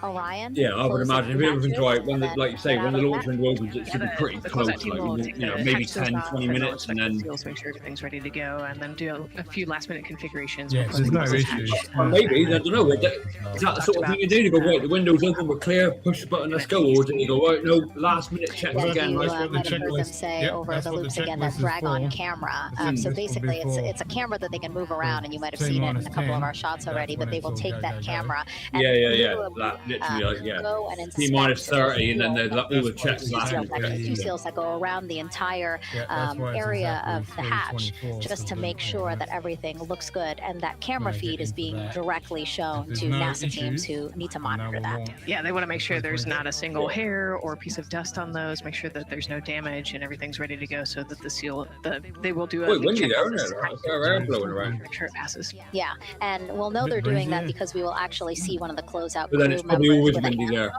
and they will pressurize again just the seals, and they have to see if it will hold pressure. We got areas in my area. There's a place and if it called does, then they will go ahead and Southway pressurize the and entire Evro. Orion Two spacecraft. areas right on top of the And that, hills. again, is And like, to it's just make always sure windy that there, this no is matter what. holding It's just the always right windy amount of there. pressure. And that one's a lot longer. It'll take them like Oh, 8 it's minutes. Like fucking it takes time to constantly windy. pressurize it, then they have to One of the hold windiest pressure, and then it takes time to Is it? depressurize it. Right, and I they want to hate measure wind. its It's so resistance and annoying. pressures at the beginning, and It's on the that to fucking make sure nerve. that it holds the right amount of pressure, so that when they get to the vacuum of space, obviously the capsule holds its pressure. Yep. ridiculous Okay. stuff, Well, man. again, Just as we literally continue three to trucks watch outside. operations that are happening at the pad they inside grow of with the Orion, constant why don't we bending. go over to Banana Creek? It's one of our viewing Yeah, locations here 'cause at the Kennedy salt Space water Center. They will fucking have a goes over and they just- spectacular view, and we actually Right have from it. NASA's Leah Martin there chatting with a big group of people surrounded by a lot of folks on bleachers there. Hey, Megan. Yeah, tons of people out here today. Hey, Megan. Okay. Tons of people out here today. Yeah, Thousands of let's do people some. gathering at Banana Creek to enjoy. We're trying to find what that audio source is. That's because a lot of the audio is embedded in different Tim is channels like, of where the NASA, we fuck's don't that always audio? know What's what? So That was the massive yeah. thing with some. They label it, but they don't really give us a test until all of a sudden it's in your ears or on your television. So hello. But we actually might be listening to some of that here. Once we get closer to countdown, we'll probably start listening to some of the hosting a little bit more. But for now, I like being able to answer your questions and hearing what's happening in the comms loop, so we can stay up to date with the mission and everything. So in the fucking sorry? best top, though. No, That's launch sick, pad's down that's that way. Yeah. Let's see. So What is a bloke? What's a bloke dressed like that? It's a fucking chick. Isn't it great? NASA feed is a bit boring. Tim shows Oh, we lost- I we will lost, the truck. I will show emotion. Z-Man. For Where's better Z-Man or gone? for worse. So you have been warned. Let's see. Launch Probably is gone around to sleep. 4 a.m. here in India. Tomorrow's going Z-Man, to come be a back. work day. Can't wait Not for seen our Z-Man for ages. someday the moon. I would take a little nap if I were you. I would take a We 3-hour got nap. Mayhem, Mayberry. Hey, good to see you, mate. But I would be doing it if I were you. Use but GKM. yeah, you have- Sometimes people change their names, don't they? And I'm like, oh, I know that person, but I don't. Donald, hey, Donald, good to see you, mate. Martin, of course, good to see you hanging. Go ahead. We are Usual working suspect. our restricted comms. GKM is great. Reminder to He's a legend. just a heads up. We'll let you know when we're Usual triggered. suspects. Oh, okay. Is he another Aussie or? No, he's in the US of A. Oh, he's a Yankee doodle dandy. I'm a Yankee. Yeah. Yeah, like Praise the like- Lord like- and pass the ammunition. As an option, or you know, sometimes you just gotta flip things around, just like we did a second ago, and all of a sudden we start getting something. You're like, wait, why is that in this? Why is this here? Yeah, why is he? You know, OTC disconnecting from Jamie, who has last call. direct work, talking about how difficult it actually is to have space-to-ground communications. How On screen looks like he's at a baseball game. Like, yeah, I was gonna go baseball, and then we ended up here. I don't know why. Who is that? But- Yeah, just watching the game, man. Yeah, we went to the game afterwards. I'm really excited. Like, what the fuck? Sorry, guys, I was talking over that one. At least they ain't got a NASA hat on. Dominican Republic from Detroit. Good to hear from you. Hey, when you see the people like in the fan and they got like NASA t-shirt, NASA hat, and it's like you just bought all that today. You clearly bought that when you got there. Yeah, bought it at the gift shop at 5. Yeah, exactly. Yeah, it's not Also like the one not you've had on your sufficient like in your bedroom for 20 years. It's like Most you excited to literally see bought it. personal footage from their cell phones. That's honestly, I think that's going to be like one of the things that that'll have a bigger impact. I think than Right, is like I people gotta get my NASA might, t-shirt. I've you had know, that instinctively think about. But that's going to be a big deal when you see humans. You know, we didn't have that I luxury. used to have a with NASA hat when I was we a had kid. I don't know where it is now. bulky, you know, It's long CRT gone. cameras, and you had 16mm film that looks like it's a Protons old and home video. I mean, nucleus iconic coming footage. out, Don't get me wrong. completely different. But it's not what we're going to be seeing today. These days, we're going to be seeing Oh, she's back again. high quality Yeah, 4K okay. footage. And I just can't Oh, wait it's for that. over It's just back gonna there have a again. personal touch, even though I think it's still always going to be Yeah, back there again. it's always going to be fairly buttoned up, you know, and you know, it's a NASA mission, so they're not going to be totally This is the if you weren't paying attention in class earlier. Most candid things in the world, but this will be in the that being test. said, Yeah, you'll don't still get see through the some, test. you know, a certain amount of Well, that's obviously the size of it. If I want anyone to talk about hopefully fucking just some of those engines candid and moments rockets and with shit, a I'll cell listen phone to will be fucking really shit. fun to see. So from Doc O'Nell 183, hello from 35,000 feet over the Atlantic right now, streaming on your plane, on a plane. Wow. Americans Been watching love these to since wear the 2015 shirt and for some the age- thing they're attending. or That's the since thing 15, here. I guess. Very Yeah. And you're right, this is Well, the most Brits significant do it. event Brits do it. in If I our was life. living there, I'm I'd be nervous and wearing a excited to NASA go shirt go too. on Yeah, I would as well, like Absolutely. probably. But it wouldn't be one Thank that you I for bought there, and then it watching would be for like long. an older Greatly, one greatly that I'd already appreciate had. it. Yeah, I This bring is my from, fucking Goothmang. I'm one not I've the had for boat 10 years. in I the bring that fucker. Abaca's Mayhem. bomb. I go to. Having a watch I think party my daughter goes to a lot later of with your I broadcast. must go Thank to you at so least much. That's so cool. 10 to 15 when you do have a concerts a watch year. party Plus, on your plus I go boat, to the let everyone know festival. I said hi. And you join the gig. And half the people there have bought T-shirts there and then at the gig. A lot of them know it's because it's their first time seeing the band, so they like to buy a shirt So from what the happens gig, when they like sort abort of on thing. accident? We do When get a they lot of abort on accident, they won't abort on accident. Oh, 100%. I went to, I believe Ivor. there is a manual Yeah. abort still when you have a solid rocket motor like this. I went and There's saw always her gonna be last something, let's say Wednesday, there's and something yeah, that systems were everybody was picking up on, like I don't everybody know, like a standing fire up or there something, at or something that the needed to getting get all the fucking crew shirts and out of there in a hurry Yeah, after with the mercs, mate. I'm not After a the merc, mercs, arm so I has got been a signed deployed, poster. you know, or whatever. retracted. There could be a time where you might need to manually say, "Get me out It of was here awesome. right now." She did a few songs from and Lost I Kingdom. believe that's always an option. It was so And good. that would also be another good question for Lockheed Martin. We'll have Lockheed Martin on air here shortly. In the next probably 10 or 15 minutes, they'll come on, and that's a good one. So we'll be able to use the hashtag Ask LM or Ask Lockheed. We'll show up in the queue, and we can get those questions asked. But I'd love to know that Yeah. answer too. So What instead of that is stupid bitch the talking manual about the abort fucking- capabilities of the Orion Yeah. capsule? So The Orion. keep that in mind. Tim's Lockheed going to have a Martin Lockheed would be engineer. Good morning from the talk about future. Go from Yeah, New the Zealand. Lockheed Go Martin over guy this would be too. cool. Are we sure this isn't Yeah. unused footage from the 70s? Yeah, it's very, very different than it was in 1972. As you can tell, it's a very different era. Yeah, and I'm looking at this thing. I'm looking at that rocket right over my shoulder right now, and it's oh man, that is fantastic. From Dan King 439, could SpaceX do a Falcon Heavy setup with the Starship boosters to get Starship directly to the moon? Do Falcon Heavies? Oh, I see. You're saying like a tri-core. I was thinking Falcon Heavy booster, like Falcon Heavy, but then adds like some mover. So if they use super heavy configuration, like a tri-core super heavy. First off, no.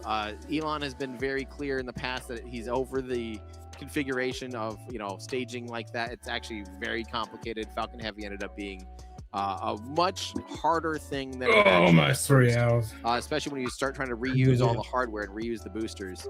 That's a big ask.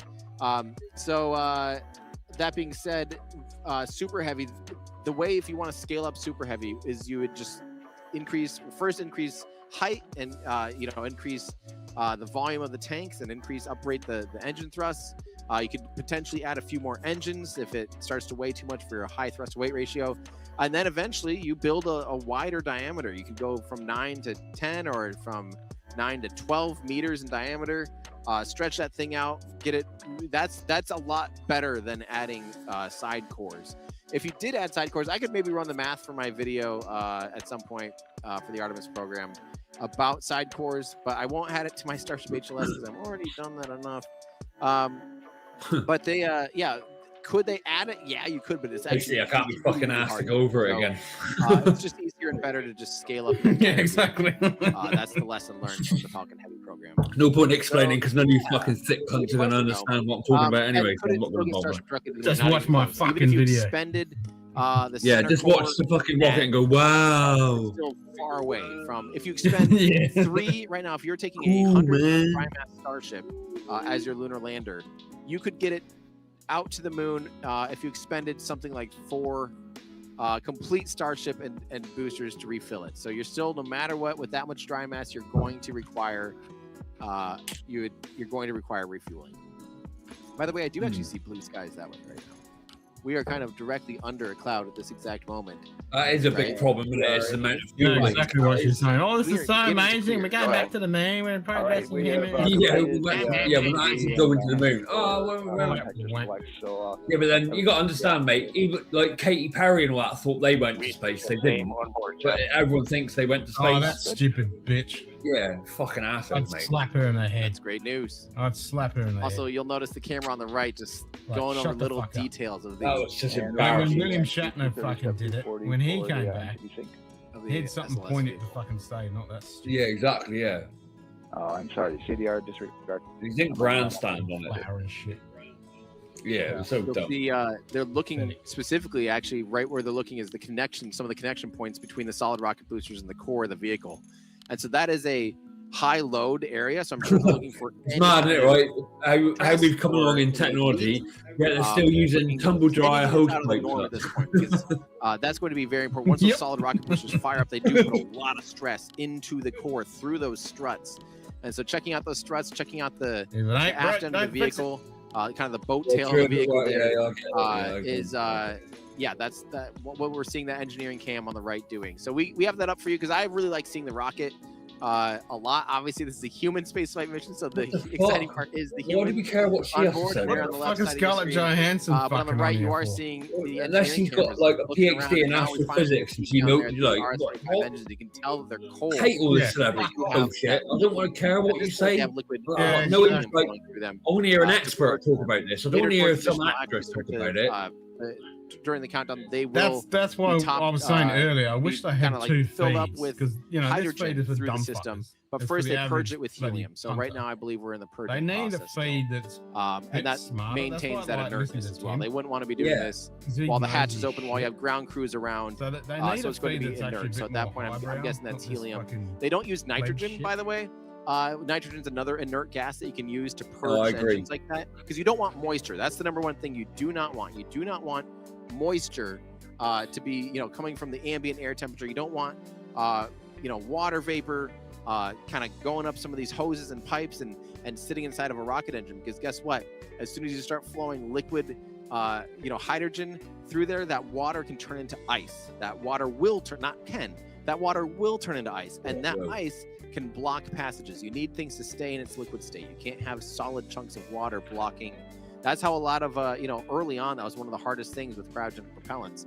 So the hydrogen will freeze that water vapor and actually get it into a solid, and that will will block injectors. It can block less than 3 hours. passages and things like that. So they purge it. They just simply get an inert gas flowing through all that stuff and leaving the system. So it takes any moisture along with it. So some rockets, if the propellant onboarding is not colder than nitrogen, you can use nitrogen. But for this with hydrogen, you have to use helium to do that purging. So fun little fact. There you go. Helium to get the heliosphere. How nervous would they be right now? For one, it's first space flight, and for one was a single dad. Do you think about it? Do they think about it can go terribly wrong any point of the flight? Keep up the great work. I mean, they've trained for absolutely every situation at this point. They have gone through pretty much everything that can go through their mind at this point. So, I mean, are they? How nervous would they be? I don't know if nervous is the right word, or just how they're going through a checklist. We'll maybe have the chance to talk to some astronauts later today, but you can ask them, how nervous are you when you're sitting on the pad and this thing has all this propellant on board and it's going to be taking you into a very hostile environment. What's that like? But I think they're so task focused and task oriented that they aren't exactly. They even haven't got fucking time to think their about personal it. I think they've had opportunities to assess that and kind of think about that and maybe have their families in the loop for that kind of thing. But I think at this point, they're just focused on the mission. They're focused on their checklist. They're focused on very little. They probably haven't seen their family for a couple of weeks. Like they've been on base doing stuff like, maybe a day here or a day there with the family. Everyone I've talked to flown to space has a similar attitude. Like they probably didn't sleep at home last night. They would have slept on the base ready for the day. Like, too is like, they've been in quarantine for a couple of weeks. The task That's what I mean. That's what I'm saying. Yeah.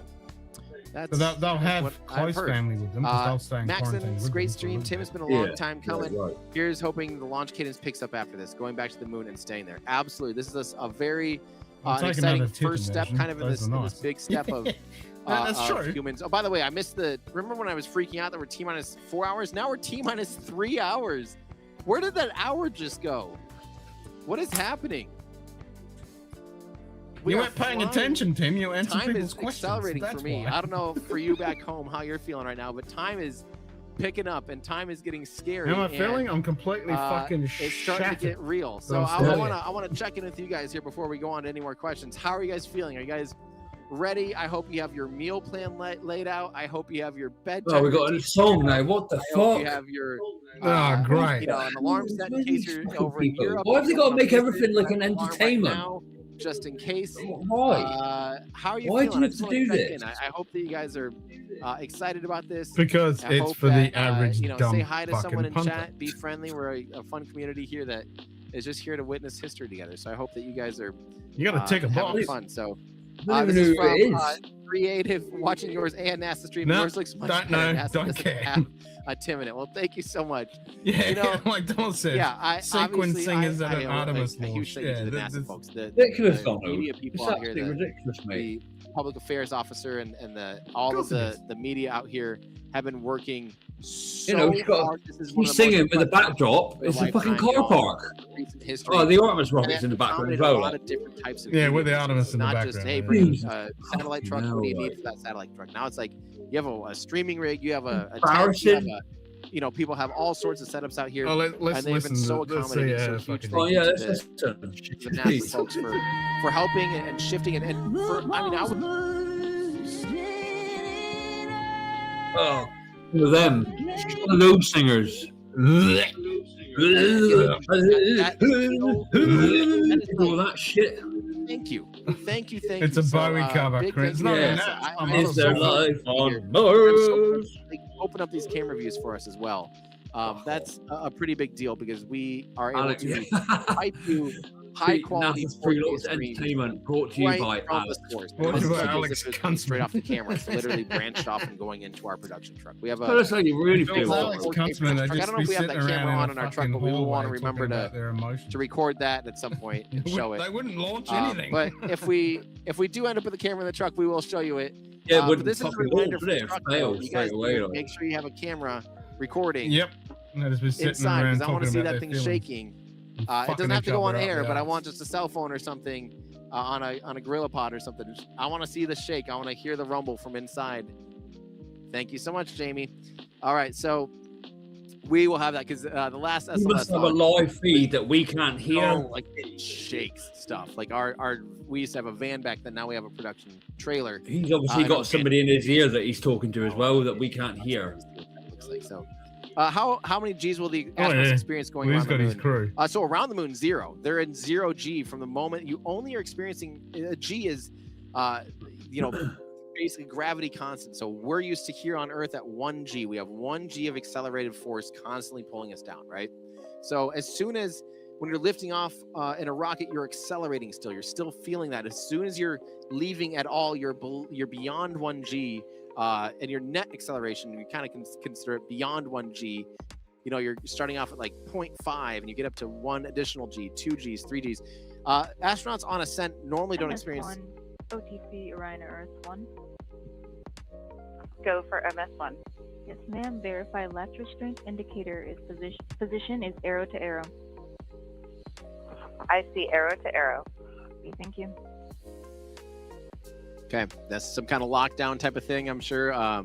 Foot restraint and making sure that things are lining up to ensure they're in the lock position. You know how, there might be something like this where it's a latch where if the arrows are pointing away, then when it's in a locked position, it's something like that. That's seems to be what they're talking about there. Close that fucker. But yeah, once they're definitely, if he has to explain that, there's definitely a dumb audience. It'll do multiple phases of acceleration on Artemis 2. We're doing the initial orbit's fairly elliptical, 2,000 kilometers in altitude. The second orbit, it goes way out to 70,000 kilometers. They raise it again. They'll do an orbit raise. That'll be probably the most important thing. And then again, the main orbit raise will be with the service module. So the translunar injection, that's actually going to be a really slow, very low G burn. And then from that point,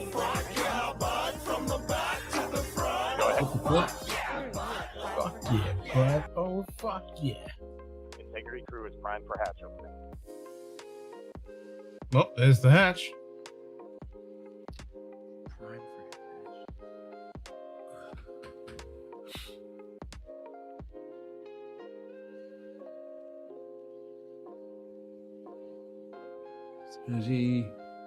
So when they said basically, Commander, you are prime for hatch opening, that means at this point, if something is wrong, I believe or someone, maybe his commander, maybe I feel like it was, I don't know who they said, but right now they're closing the hatch. So I think at this point, if something goes wrong, it's up to the crew to open the hatch from the inside. It's what it sounded like to me. And WCC.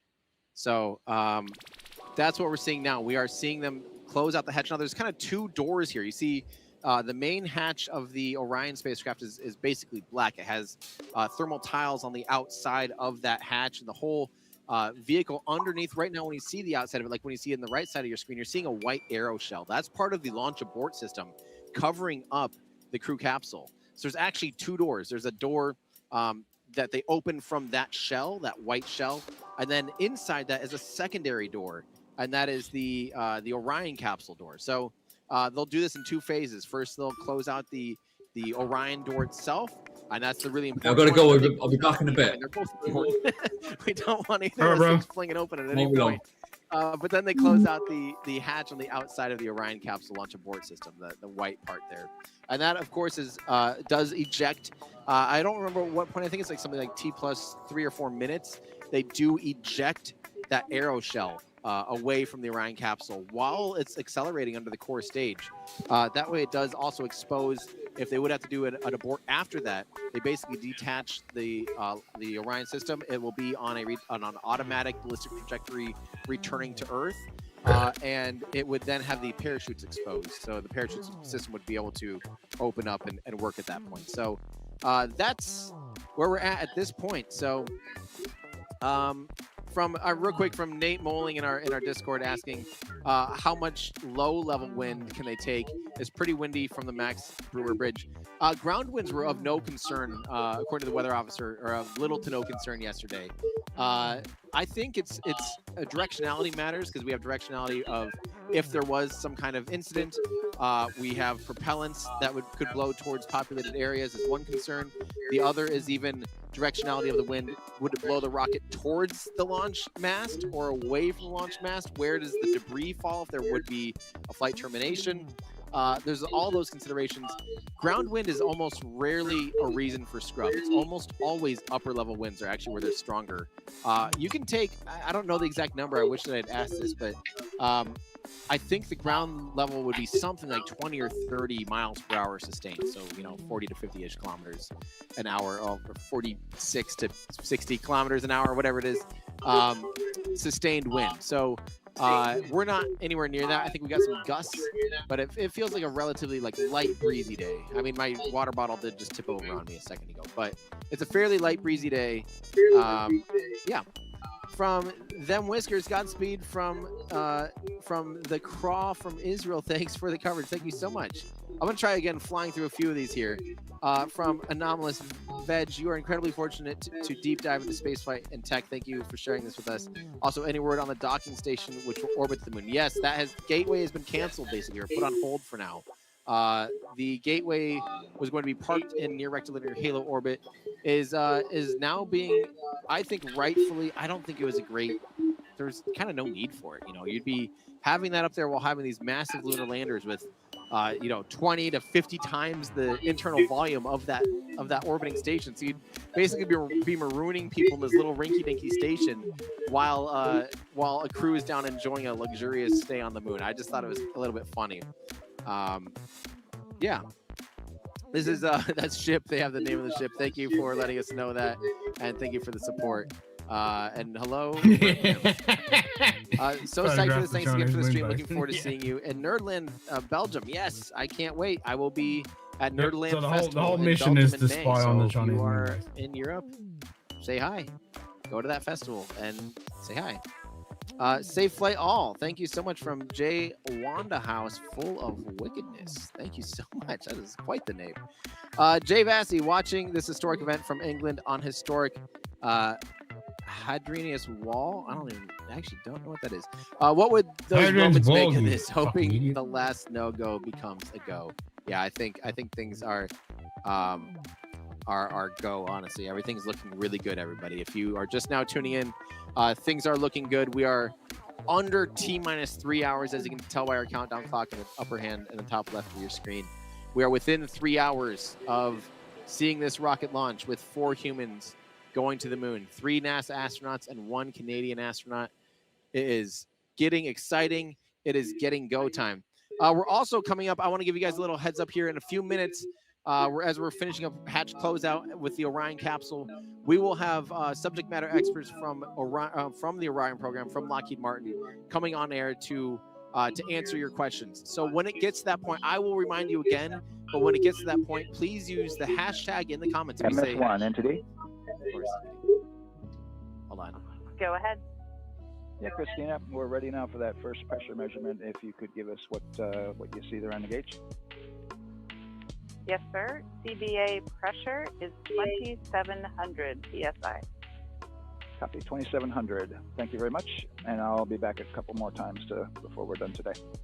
I'm guessing they're checking ambient pressure inside the spacecraft would be my guess.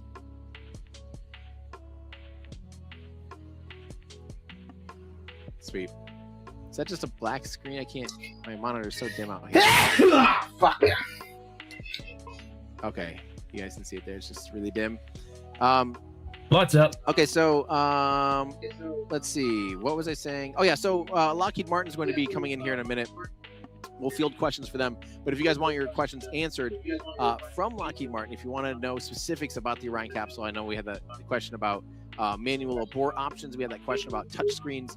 In the comments when you ask a question, use hashtag ask, ASK, and LM, or hashtag ask LM for Lockheed Martin, ask LM, or hashtag ask Lockheed. Either of those will work. And then ask a question, and we'll bring it into the queue, and we'll get them on air here shortly to be able to answer those specific questions. So that's something I'm really looking forward to because obviously I'm not a subject matter expert. I have a broad sense of a lot of things on this rocket and a broad sense of a lot of things in this program, but I am myself not any kind of subject matter expert. But I am here as your friendly friend to answer as many questions as I can.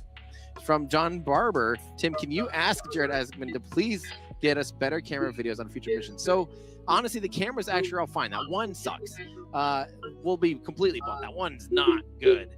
But that is something that there are better cameras on this mission. And the hard part, though, is the downlink, to be able to get enough bandwidth. Because even us streaming 4K here, you know what we have? We have a landline that's dialed in, a dedicated landline. We have 3 Starlinks in our loop, actually. We have 6 SIM cards on dedicated cell phone mission just to be able to get you this 4K footage. And we still have problems sometimes. If you've ever done any real live video broadcast, bandwidth, and then also on top of bandwidth, more bandwidth, and then on top of that, consistency. You can't have dropouts. As soon as you lose data for even a little blip, video encoding just goes bye-bye, and you have all sorts of problems. So right now, these deep space missions, they are quite limited in bandwidth. There's some serious limitations there. So, you know, I hear in my ear from a very reliable source that I don't think anyone's done 4K from space at all, live, at all, period. Nobody. When I say nobody, I mean nobody. This is, thank you so much from Just Joe. Yeah, so 4K is hard on Earth. 4K in space is even harder. Let's see, this is more Bori K plays. I'm watching from Mission Control, Houston. Okay, let's go. If that's true, welcome to Everyday Astronaut. We are doing a thing called watching a NASA. Yeah, send a picture, tag us on X or something, and we'll see if we can find that. We'll put that on the show. If Everyday Astronaut is in, that'd be a full circle thing. I'm watching what NASA's doing. NASA's watching what we're doing. Obviously, we're all here to support this mission, and yeah, that's fantastic. That really makes me happy. Let's see here. From George Oli saying, what's your view of likely choice of human lander system, SpaceX or Blue Origin? Well, they've both been chosen, so I don't have to. The likely choice is both, because they both are actively part of the Artemis program. But if you're asking me which one do I think will land first, I do think the Blue Origin mission requires, you know, less refueling. It's a little bit less overall ambitious as far as, I mean, it's still, don't get me wrong, it's still massive. It's a massive lander, way bigger than the Apollo program. And when it gets to its final size, it'll be like 10 times bigger than the Apollo command module when it's for the Mark II. But Starship's like 100 times bigger. So Starship is just even that much more like, holy crap. So my likely choice, Starship's going to go from impossible to just obvious. Once they demonstrate orbital refueling, it's on. Once they can do that once and successfully and twice and start doing it back to back, all of that's solved. So then it's just a matter of when is this vehicle actually going to be ready. And yeah, that's, oh, this is cool. Hold on, from Jason Steffen, Tim's Cedar Falls High School watching in astronomy class. Let's go. That's awesome. Hello, Cedar Falls High School. I hope you guys are enjoying this. I hope you're excited about this historic mission, and thank you so much for tuning in. Go Tigers! Good day, I DJ. love that. I don't think I've actually ever seen someone Hey, Scott, how you doing, man? high school say hi yet. So while we're on air, I almost go wore my Rockets. fucking That's Pink what I have to Floyd say. Go shirt Rockets. tonight. Do I think SpaceX will be ready for Artemis 4? I mean, that is the ultimate race, is which of the two providers will be ready for the lunar landing between Blue Origin and SpaceX. And hey, in my mind, it's a good thing there's a race. It puts the fire in both of them to really keep pushing. So frankly, I think both of them will be ready. I wouldn't be surprised if both of them were within months of each other, just because they're going to be pushing so hard to make that happen. So yeah, so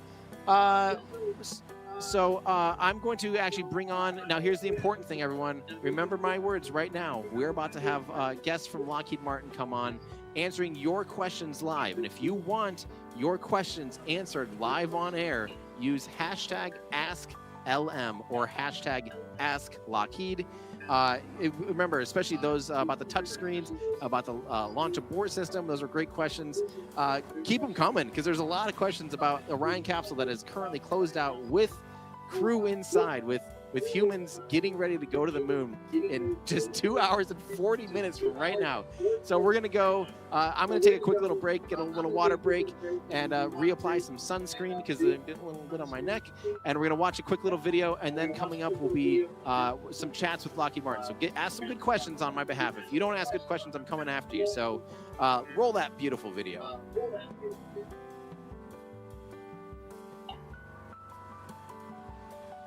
While he's doing that, we'll switch over to the NASA footage. 2022, but so far today, on our first launch attempt, we're really enjoying some really solid countdown work, some solid operations by the launch team so far. And to quote our friend Lucas, who created Earthrise, we all really like that. We'll send it back to the host desk. Thanks so much, Daryl. Yes, we really like that, and we really like Rise and Lucas. So thank you for that. That was really cute. Okay, so again, here we are in the big box here. We have our full view of the rocket, looking glorious on there with, again, some clouds, but still weather is good for launch today. And then we have the closeout team continuing to do work in the White Room.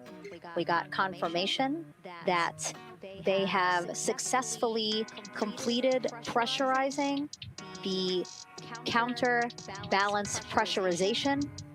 Basically, as Daryl explained it before, the side hatch for the crew module is very heavy. So in order to a manager, and I'm so excited to have you here. And can you also tell me about how excited you are for the mission and what you're excited about most right now? No, absolutely. And thank you so much for having me today. It's a wonderful day here at Kennedy Space Center. And I know that folks who are online and watching it live here have waited for this moment for literally generation, and actually more than a generation. Of course, the last time that a human being went into the vicinity of the moon was 1972.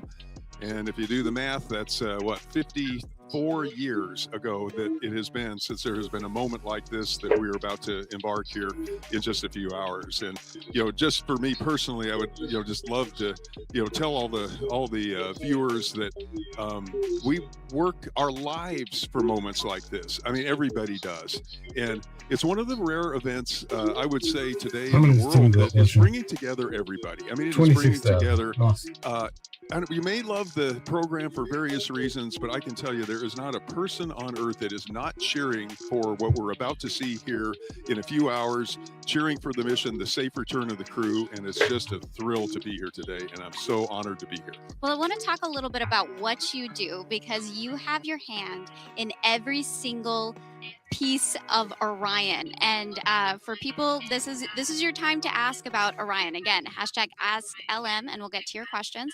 But I do want you to speak a little bit about the 4,000 different people that you work with. Yeah, I'd like to explain just a little bit. I mean, the Orion is a very large entity, not just physically. Obviously, you have the from the tail of the service module to the tip of the launch abort system.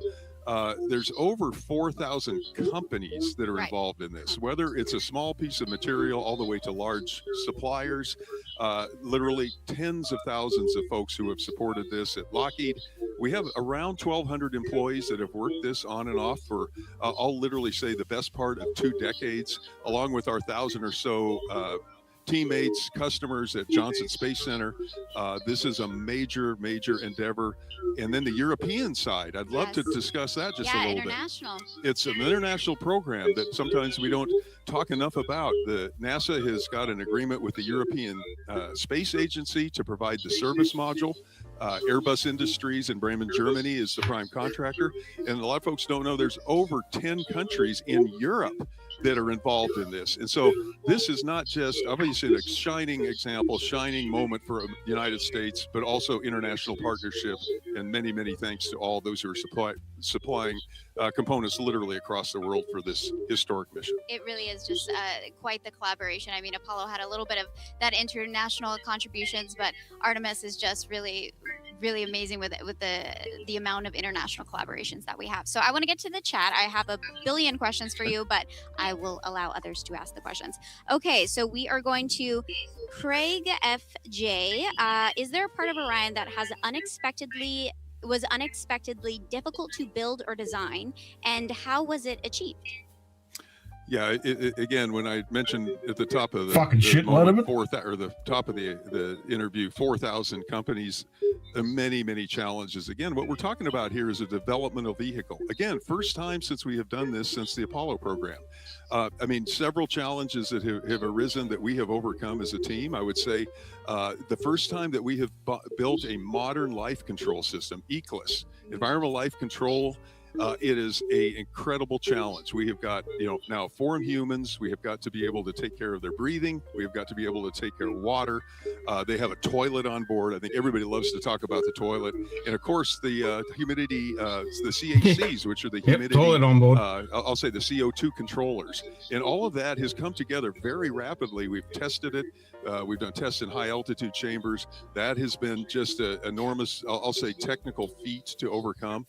And then I think folks are familiar with the hatches. We just saw the hatch closing of the crew module. That has been a major development over the last number of years to make sure, again, we've incorporated lessons learned from all the way back to Apollo 1 to make sure that the crew can quickly get out of the vehicle in case of an accident. The development, testing, all of that for both the hatch that's on the crew module and on the launch abort system. It's just been an unbelievable feat. So we're really proud of the team for pulling this off. And you obviously mentioned the environmental systems. I want to talk about how Artemis 2 is different from Artemis 1, and that's a key point. Yes, and again, if you take a physical look at Artemis 1 to 2, they do look very similar. They are very similar in many respects. The power system, the avionics, the software, a lot of that. Again, now we're on kind of our second flight.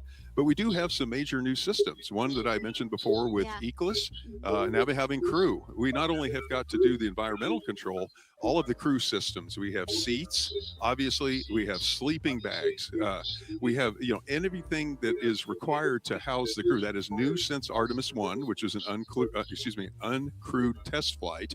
And then also all of the displays and controls. We actually flew an experiment on Artemis 1 called Callisto, which I have some very personal stories I would love to tell you at some point. But that was not with crew. Now we have crew interacting with real flight displays, real controls, real hand controllers. And of course, just a few hours after the actual flight that you're going to see here, the proximity operations test that they're going to be doing with the ICPS, where the crew is be able to fly around the expanded upper stage, is going to be an incredible, exciting event, and that just occurs 4 to 5 hours after we launch. So very exciting. Yes, I'm going to get to more of these questions. I promise that I can see, but it's so dark on this. Guys, many people have gone through the Van Allen radiation belt. So let's. It's not this is from a big @ old tech guy Paul. They're going How through it different is that the fast, radiation shielding on Orion from the it really has no radiation impact. shielding on Dragon?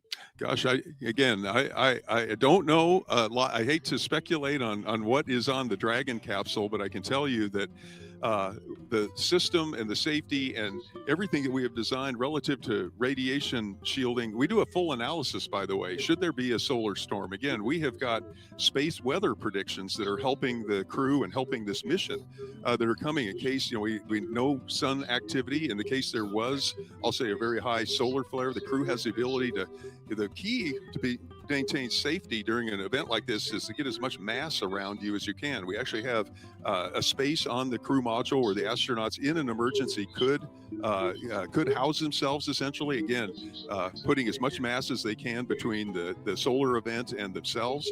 And so we've done experiments with radiation vests. We're very, very interested, of course, not just in the Artemis 2 flight, which is a 10-day operation, but what about the future? We're going to be doing longer missions. We're hoping eventually to be able to take the Orion capsule to as far as Mars. It's actually designed for that environment. And so we're very interested in the capability and how the crew would react in deep space. Can you follow up on how the differences between, you said how it's built for the environment of Mars, near Mars. Can you talk a little bit about the differences there? Yeah, I mean, obviously doing a lunar mission, which is, again, who I think has been talked many times in the media, but going even to the moon compared to doing missions to ISS, it's a matter of hours to return from ISS safely, and it is literally 4 to 5 days when we're in the vicinity of the moon. So that challenge is significant. Obviously, going to Mars, you've got a whole nother game. It is in the months of time to be able to return. But when we say we designed for that, the duration that it would take to do a mission to Mars out and back, we've designed the avionics to handle the radiation dose for that period of time.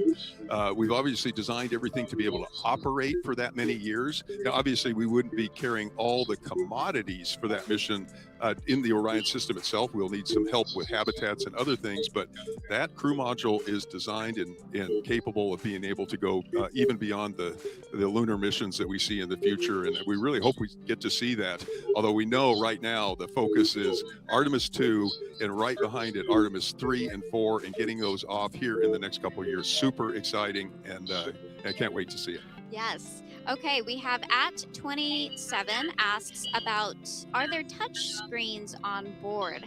Now, I would love for you to take us inside the Orion capsule. I'm sure people that have been watching the stream have seen the astronauts inside of Orion right now, and you see all the touch screens and the different knobs. Can you talk a little bit about the inside of Orion? Yeah, it's really, really exciting because the crew has a number of ways that they can interface with the displays. Obviously, what you mentioned before, but there's also bezels on the side, hand controllers. There's a number of redundant systems, and obviously the displays are much larger than, and in fact, Apollo didn't have displays like this. That's what's really, really, really cool about this.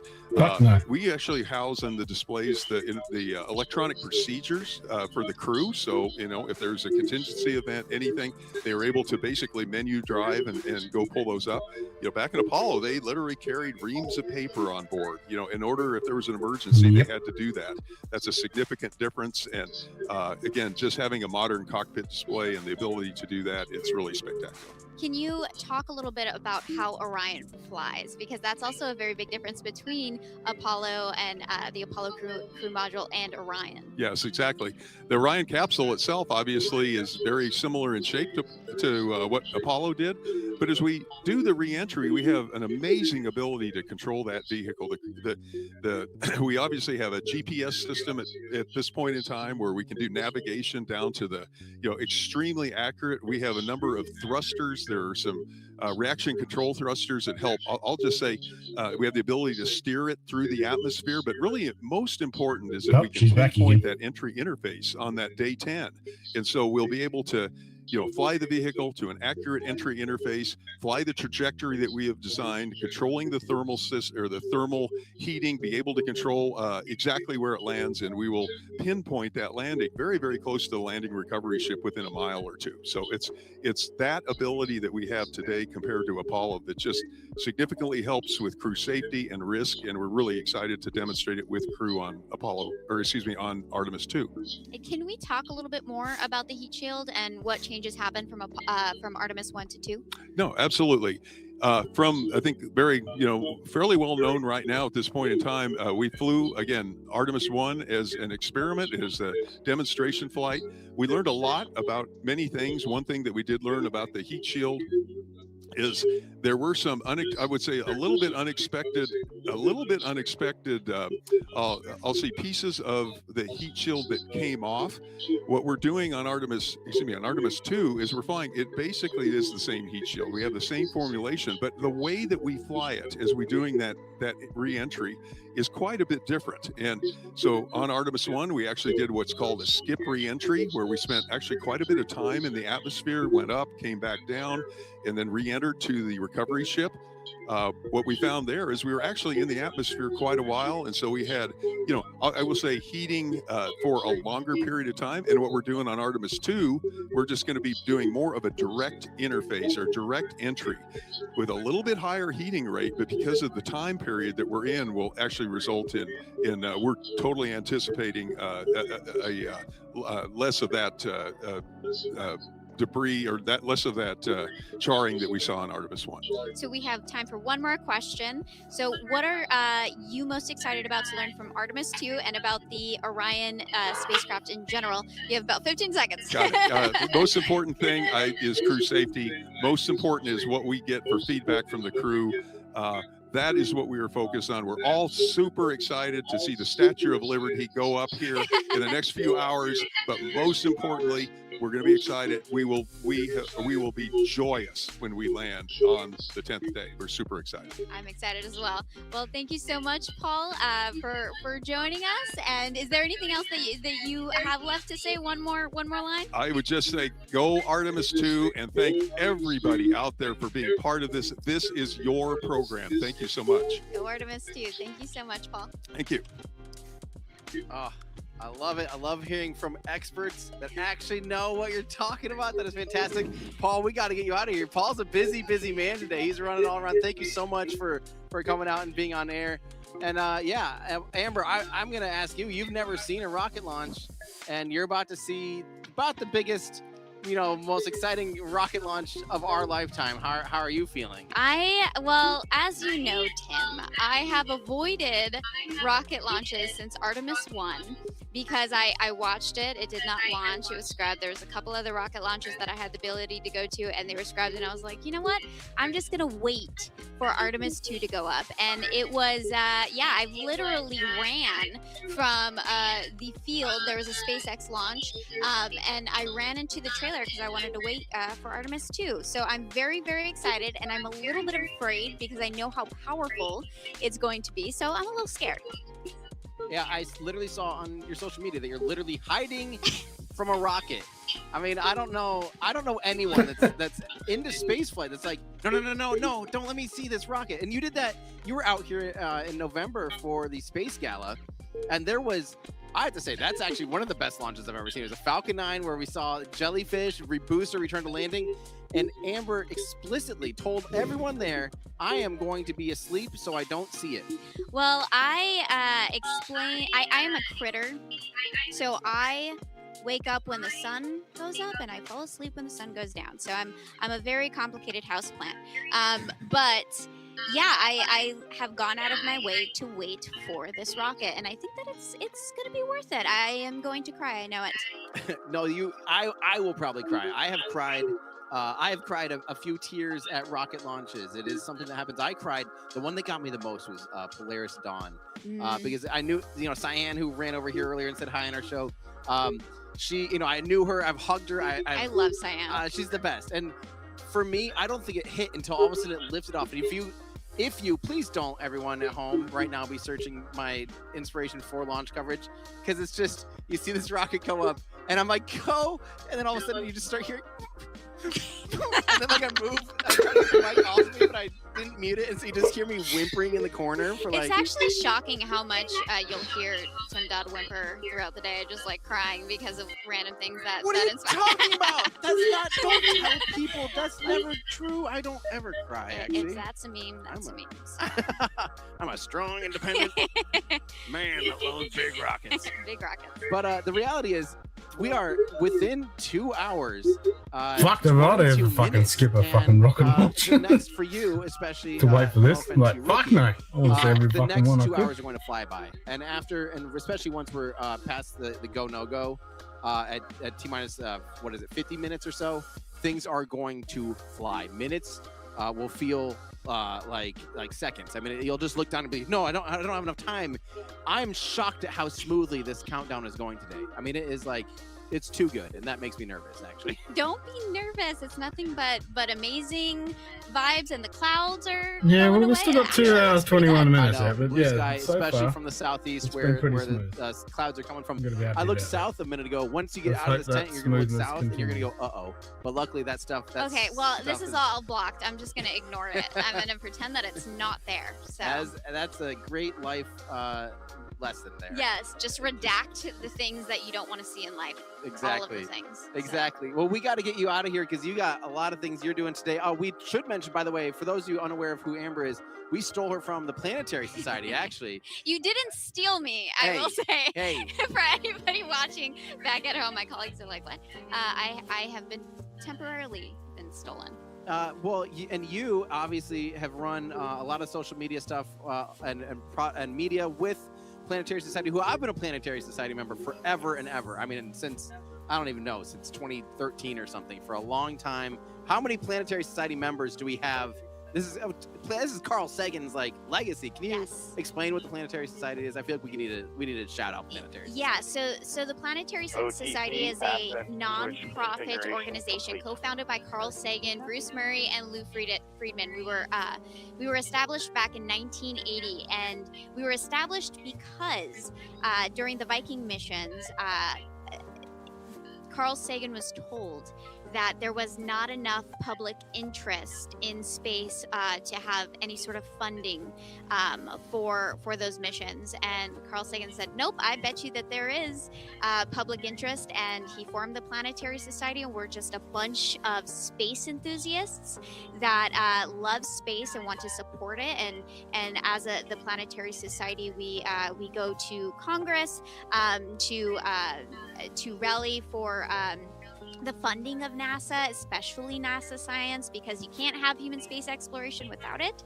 NASA science and human exploration go hand in hand. And yeah, we have the Day of Action coming up, which you've actually been to, Tim. Yep. Tim has been in the congressional rooms with the staffers talking about why NASA matters. So yeah, that is just one piece of the many things that we do. If you're interested in becoming a member or just want to see what we do, go to planetary.org. And yeah, we're a pretty cool organization. I am biased, but it is wonderful to work for them. Well, that was a big. The reason I came out to that one, we had never seen numbers like that come out of a budget request of basically slashing NASA science budget in half. Mm-hmm. That's the first time. I avoid politics at all costs, but when you talk about taking away my NASA science by 50%, I'm going to go stand up and I'm going to go talk to some people. And I've never done that. I've never, as a citizen, walked in and spoken to members of Congress and the Senate and actually see people face to face and tell them how important it is. And as an Iowan, for me, my big talking point was like, you know who will be most affected by NASA science is actually Iowa farmers, because of all the satellites that give us data on weather patterns and on crop data. And so much of that stuff even if it's commercialized now, there's still a root of it that all stems from NASA science. So that was a pretty important message for, I think, my Iowa constituents or whatever they're called. No, that's me. Iowa representatives to hear. So yeah, and anybody can come. If you're a U.S. Resident, all you need is to sign up on our website, and you can come join us in D.C. and talk to your congressional representatives about what matters to you. But yeah, it's a great organization. Yeah, thank you so much for carving time out of your busy day, and I really hope that this launch happens today for you and for everyone watching at home. For me. for everyone watching, we all want to take part in this, but thank you, Amber. Everyone say hi to Amber, and bye, Amber. So thank you, Amber. So everyone, welcome back to regularly scheduled me answering a bunch of questions. We've got people all over the world watching right now. We've got Robert Cueto. Hello from Mexico. I'm watching this historic event with my 9-year-old child. That's what I love to hear. Someone from outside of the United States with their family watching spaceflight is like the ultimate thing that makes me happy, is just knowing that people from all around the world, different cultures, different ages, everyone just joining together. That's what spaceflight is to me, is humans going and exploring. And so that means a lot to me, and thank you guys for tuning in. And also, again, one more last thank you to Lockheed Martin for bringing on a subject matter expert for us. We might have a few more segments depending on how things go. It turns out once you end up getting 200 press out here, different stations and outlets, the time slots all just kind of fill up and everyone's trading cards. But for me, what I really like to do with you guys is I like to try to answer your questions as best as I can, because that is kind of what I think I do best, and that's I think why a lot of people tune in here is to get questions answered. So let's see. Let's go ahead and talk. I'll answer this question from PH707. Hello from Belgium. Has the crew eaten anything today, or are they flying on a sober stomach? So yeah, I believe they ate. They woke up. Oh, hang on. I do want to hear what they're talking about. If that comes back. Go ahead.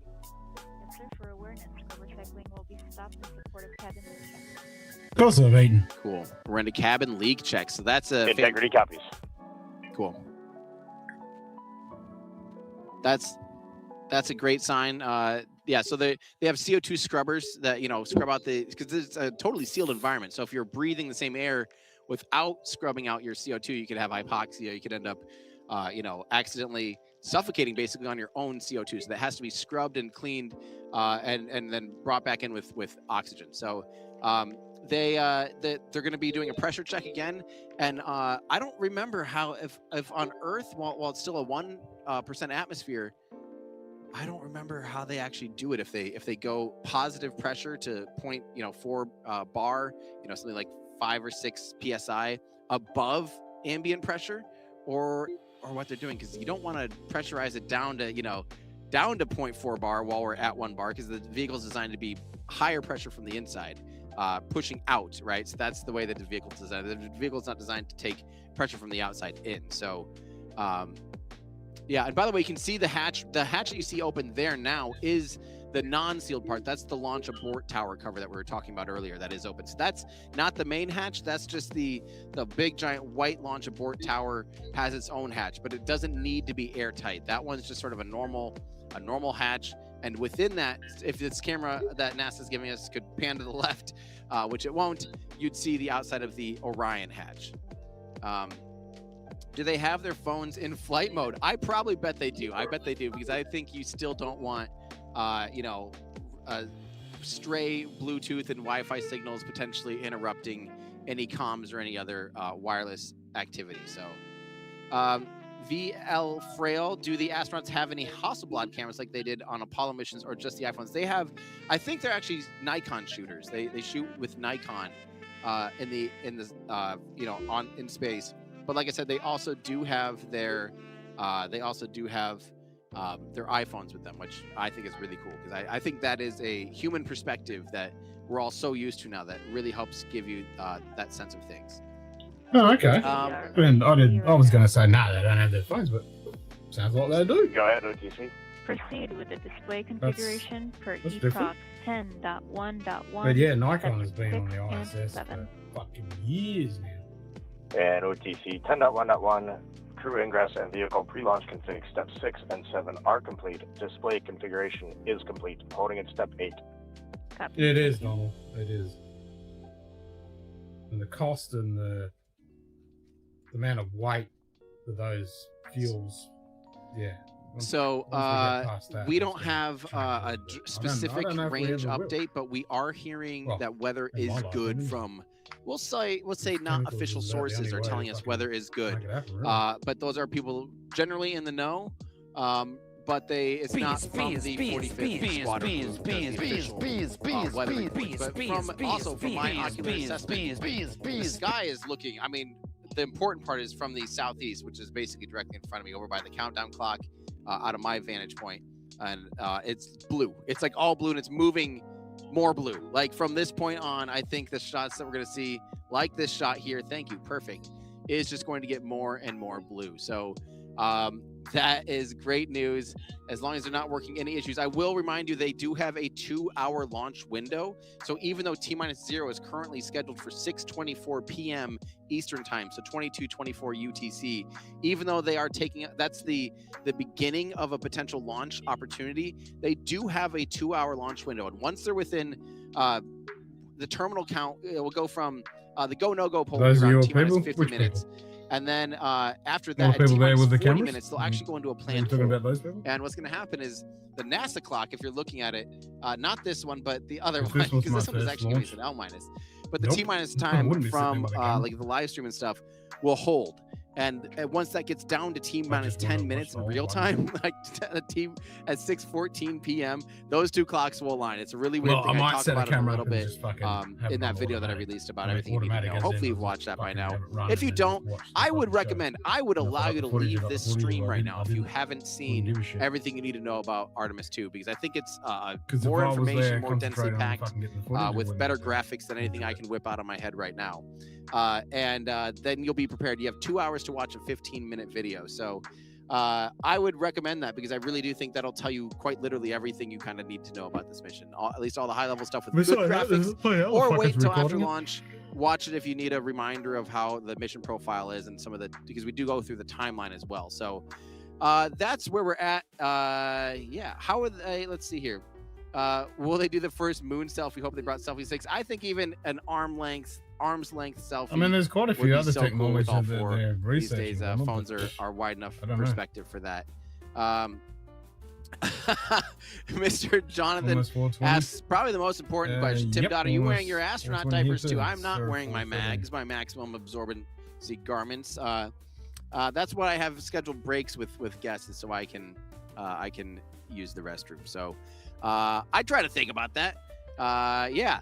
So from B Tear Spell, hi from Croatia, bucket list item. Want to take my 4 kids to witness the historical launch. Missed web from an EU launch. Can you talk about possibilities and the in and outs of viewing Artemis 4 in person? So let me just say these benchmark ones like this, when it's something like SLS, I would any rocket like this, I would wait to book as late as possible. I was sweating myself trying to book accommodations for our team. I almost accidentally pulled the trigger on a non-refundable Airbnb for the February launch window. I was within like hours, and then I realized, I'm like, wait, I should wait until we actually have a full go date, and then I booked. That's what I would recommend, because sometimes you can be, I know if you're traveling from overseas, that can be a nightmare to try to do, like week of travel or 10-day travel itinerary. But that's the best way. If that is the safest way to assure, the closer you can get to T0 and get here within 24 hours of that, and stay for longer than that first, like let's say you have 1 week of time that you can take off for a trip with your, for work and with your family and stuff. If you have 1 week off, you want that week to be on the back end of your trip. So you want to show up as early, as close to the launch as comfortable, baking in some safety margin for flight delays and stuff. So I say aim for T-minus 36 hours to try to be in Florida. And then if you have a week, then you have another 5 days of launch opportunities, because if it scrubs, they do have 6 launch opportunities. Let's show those launch opportunities here real quick, just while we're talking about this kind of stuff. This will give you a sense of the launch times, and we can also listen to this. Orion Earth 1. Go. For your awareness, scrubber cycling is about to be restarted. Integrity copies. So the launch opportunities for this rocket launch, they basically have 6 dates at the beginning of April here. So I have it pulled up on your screen. This is a graphic from NASA that shows today's opportunity at the top here as 6:24 Eastern, Eastern Daylight Time, EDT. And that's today, obviously. Sorry hours. For all of you in Europe. That is the month first day time. So April 1st. And it's also showing how much time before sunset. So sunset is at 7:40 p.m. today. So this will be taking off about an hour and 15 minutes before sunset. So that's fantastic. That'll be a beautiful launch window. They have 120 minutes, so 2 hours. OTC Orion Earth 1. Oh, good, mate. Play. You got 2 hours, bro. Go ahead. Moon leak check complete. The cabin is going to be vented to flight pressure momentarily. Integrity copies. So fantastic. So they're finishing closeout here pretty soon. Looks like all things are moving well towards that.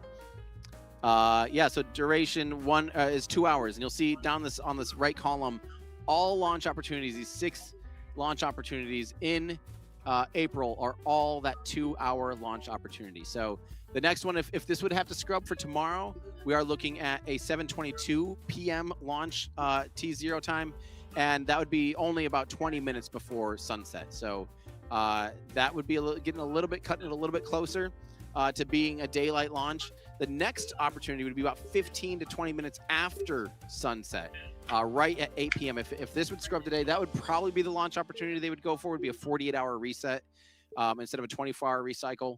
So that would put us on the 3rd, which would be 8 p.m. Anything after the 3rd is all technically a nighttime launch, which in my opinion isn't quite as fun. I'm really excited about hopefully seeing this thing launch during the daylight. That would be fantastic, and we're getting clearer and clearer skies. We should have fantastic tracking shots. You can actually see over my shoulder right now, you see Ryan. Everyone say hi to Ryan, who's setting up one of our tracking telescopes, ready to track this thing all the way up. Should easily be able to get booster separation and all that stuff. So yeah, using one of our nice. trackers, and yeah, that's clear skies are great for that if you want to see this thing actually go as far as you can. So those are our launch opportunities today. 2-hour launch window. Everything, I haven't heard anything other than than we're go. So this is fantastic. Thank you, Sven Reed, for 60 months of membership. The one song that's got me hyped for Artemis 2 launch, First Girl on the Moon by Klaus. Oh, I like Klaus. And it should be dedicated to Christina Cook. Yes, that is a good one. Christina Cook, of course, is the first woman to ever fly to the moon. No, there's never been a female astronaut who has flown beyond low Earth orbit. Isn't that, I mean, that seems kind of wild. Everyone in the Apollo program was from the United States and was a male. So we now have a female astronaut, and we also have a Canadian. So it's different, it's new, it's exciting, and that's good. That had to have been pretty cool. The weirdest audio as I transitioned from talking into cacao and orange blossom. Ooh. Yeah, I don't need to say that one. I accidentally said at our show. What's the name of that? At Astro Awards, I actually did say 3 humans and a Canadian. Oh man. All right, let's go to this OSST. I do love me some chocolate and orange. Photogrammetric markings, the black and white checkerboard patterns used as targets to track motion, vehicle orientation, measure separation distance between stages during dynamic events like liftoff. Yes, I like that you did that as a super chat. Thank you. Yeah, that is exactly what on the solid rocket boosters, you'll see some checkered markings. And there's a few other markings on the core. Maybe that's what we're talking about with that core. If we're that far behind in chat, I am cooked. Okay, I am beyond cooked at this point. I'm looking at how. Okay. We might have to stop taking some normal questions for a minute. I'm just gonna have to fly through some of this. I am way behind. Yeah, those tracking markers, that is so tracking assets, including even ours, like you can see rotation. If it's all white, or all orange or all one color, you don't have good definition to be able to tell orientation of the rocket. If you add markers like that, you have a nice high contrast point to be able to determine, is it rolling, is it pitching, is it yawing, what is the motion? You didn't know about the Planetary Society? We're expecting. If there's an anomaly, it helps you really piece together certain things if you're able to track pixel by Called pixel. another gym. Okay, feeling pretty nostalgic about this launch. Reminding me why I've loved space stuff since I was a kid. Great coverage as always, brother. Well, thank you so much to Jeff. It gets here soon. If not, Dylan Phillips, is it possible to see the translunar injection burn if it happens at nighttime in our part of the world? I think you would be able to. I just don't know where that's going to happen. The only thing is the RL-10 is not going to be a very bright engine. It's all. Let me think about this. Hendrix, another gym. It's the RL-10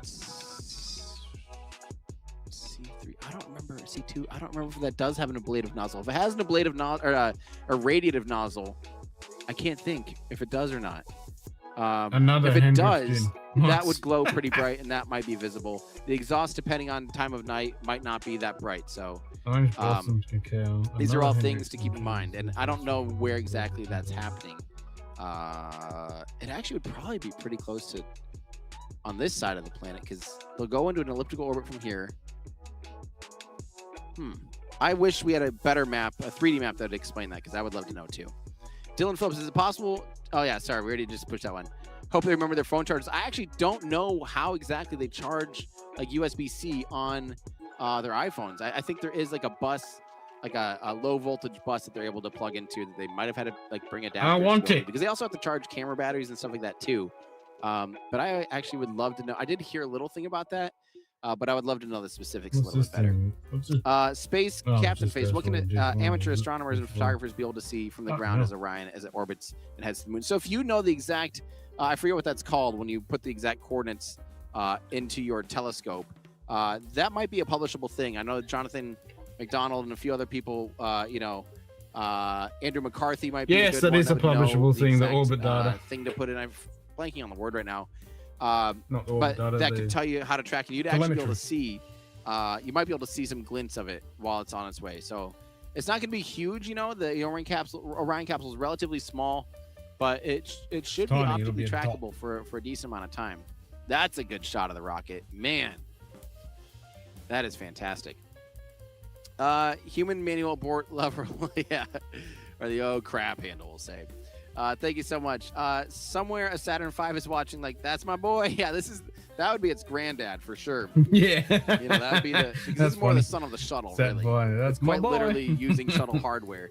So the Saturn V is sitting there going, my boy's boy. Hello from Seattle. Blue Origin family says hi. Oh, that's awesome to hear. Can't wait for more missions. Yeah, I didn't know from they were our actually folks at using Blue the as well. We've got some exciting stuff S25 coming out, especially out here on the engines, which Space is what Coast. the It's all shuttle about to is. get really, really exciting. Fun fact: Starship has enough cargo space to transport a standard gauge locomotive across continents. That sounds about right. That sounds about right. I mean, it is a massive. I'm not sure vehicle. the Hendrix Special blends are going to yeah. have this booty juice. Let's see here from what are the from Yes, please, all of Sierra it. McCabe? I know, 1082, what are the metal plates on Only the $31. heels Fuck yeah. of the astronaut shoes that they Yeah, they're have like to use? $95, That's so they yeah. can lock into the expensive. to the base plates there. Let But I me want that. inform our producers I real need quick that the- we have some special guests I need that to are see if I can fucking okay. I fuck didn't that know if one you down. guys knew or not. Another cool. Hendrix gin. I like it. This is gonna be a I fun want it. one. So let's see here. This is from Channel Void. Your Anything with videos orange, were I'm hope fucking in. during college. I'd love to hear that. Thank you so much. This is from Skyroplasm. How much G-force will the astronauts be experiencing on launch? So it's about 3.5 to 4 is max. I believe the max. This is a Neptune. So it varies rocket to rocket. The upper stage engine, the ICPS, actually has a really low thrust to weight ratio. So that'll be a very gentle ride. I think core And then booster, the normal Hendrix. the booster Can't engine beat that. cutoff would be the greatest moment of G force on this particular ride, because you have the RS-25s and an empty core stage, and they can't throttle down too much. Rat so you shit do have, 25. yeah, quite a bit of oomph. So let's see here. Is this Gail Duplexis? Is this the smoothest SLS fueling ops ever? Jared got to NASA and finally tamed those hydrogen atoms. It does feel unbelievably smooth. Like everything is going incredibly. I mean, they had a great wet dress rehearsal with one problem they discovered later on with one of the O-rings and a helium line. So, yeah, that is. I'm happy to see that things are going so smoothly. And for those of you tuning in, things are going very well. We are within damn T-minus 2 hours. It just passed. We're within 2 hours. So this stuff is getting real. This stuff is getting. The energy is just slowly picking up here, and yeah, I'm just so excited that this is happening. I'm just like, I'm going to be speechless when this thing takes off, because it's been such an anticipation for me. Again, I've been waiting 14 plus years to see this thing fly. So, and to see a mission, my whole life I've been waiting for a mission to see leave low Earth orbit. So, does SLS have the capability to get to Mars? You know Fuck what? yeah. That if they had the exploration upper stage, it would have the oomph to be able to get Orion out to Mars on a trans-Martian injection, but other than that, for now with the standard ICPS, it would not quite have the Delta V capabilities to be able to get beyond the moon. They're maxing it out right now. The problem is, once they got to the moon, if they just sent Orion on its own, Orion does not have enough oomph to get back from Mars to Earth. Fuck. So they could send it on a one-way trip, and it's not really. It needs some extra stuff with it. It would need some kind of extra propulsion element. They'd want a larger habitation module to be able to go on that big of a journey. So. Yeah, that's kind of what's going on, and that hopefully answers that question for you guys. This is awesome. I love hearing this. Thank you so much from. No, the way to do it is to fucking do one it of the from the reasons I moon. became an engineer. Love your songs and videos. Keep them rocking as usual. 'Cause Thank you you so can- much for saying hi. You And, can shoot off yeah, a I really, shitload really of appreciate stuff that. from the moon. That's, You don't have to worry about that's the the ultimate fucking compliment for me, is knowing that there's people out there learning about this stuff and getting excited. They can There's send out I know there's multiple thousands rockets of to the people fucking tuning into moon. this launch. There's millions of people tuning in all together. Build it We all have up on the fucking all these moon. networks, NASA TV, And then everyone send out here covering this launch. That's This is, one of the biggest launches. This is the biggest launch of my lifetime. And just the amount of people out here, the amount of excitement, Orange sounds it nice. is, Might be it's good. palatable. Yeah, you man. can Orange and sense it, you can chocolate, feel like it. So orange to be able to be out here and witness this and help explain If it things to you tastes guys like a is fucking my ultimate, Terry's chocolate orange, ultimate oh dream. my So God, I'll thank you buy all a for case watching. of that shit. This is a question. Are you in touch with any of the living Apollo astronauts? Wonder what they are thinking. So last year we had the pleasure of having Charlie Duke show up at the Astro Awards, and he gave a keynote speech. And he is just a phenomenal human being. I know for a fact that he's very dialed into this particular mission. I know he's going to be really excited to see humans flying on Orion and on SLS today for Artemis 2. Sorry, can you say again?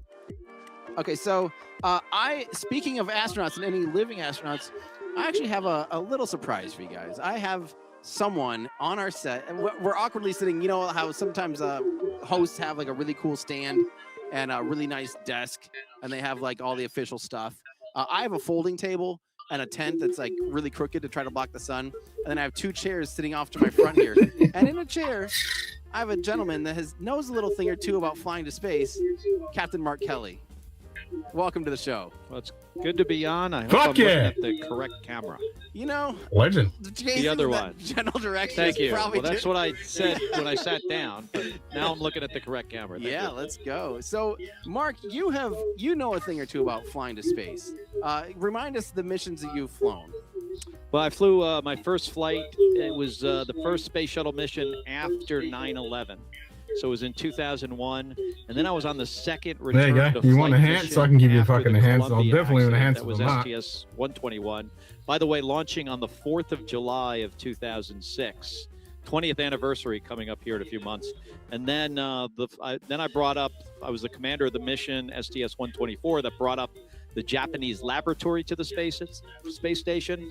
And then I was the commander of the last flight of Endeavour, which brought up the alpha magnetic spectrometer to the space station and was essentially considered assembly complete of the ISS. So you know a thing or two about what the crew right now is feeling when they're sitting on the launch pad. You have hydrogen and oxygen in these pressurized tanks sitting below you, and 2 massive solid rocket boosters ready to push you off the ground. People were asking earlier, like, are they nervous at this point? Or are you running checklists? Like, what is going through your head at this point? Well, you certainly realize you're sitting on a giant bomb sitting on a hill, right? You're at the top of it. You get that part, right? You know how this thing works. You've spent years studying the systems and training in a simulator and classroom preparation for this. So they're very well equipped. You know what the risk is. How do you feel? You're excited generally, but you're also really focused because there are things that they can do on board, if it's anything like the space shuttle was, things they can do during the launch count when they're Chocolate turning guys with systems anything, on gang. and connecting buses and turning on the APUs, things that you could mess up that could stop the count. So you try to make sure that you are completely 100% focused on the mission, and I'm sure these guys are. Yeah, I mean, they've had plenty of time to train for this particular one. We've all been waiting for these Artemis missions. We've all been waiting for Artemis 2 Artemis 1 launched in 2022. Remind me, when did you actually retire? What were you thinking? What were you hoping to see come out of NASA, and what were you looking forward to as the next phase of NASA and human space exploration? So my wife, Congresswoman Gabby Giffords, was shot in January 2011. I flew my last space flight as the last commander on Endeavour while she was in the hospital. And then I left NASA that fall. So I did not realize Yeah, that. so I left NASA about 15 years ago. What did I hope? I mean, we knew at that point the shuttle program was ending. I was the last guy to land Endeavour, and that's now in a museum.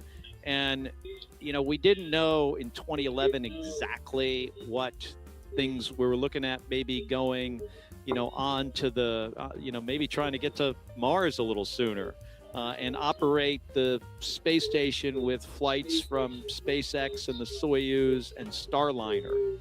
That was what the plan was. And then President Trump in his first administration, that administration changed the direction and, put us on the path we're on now with these Artemis missions.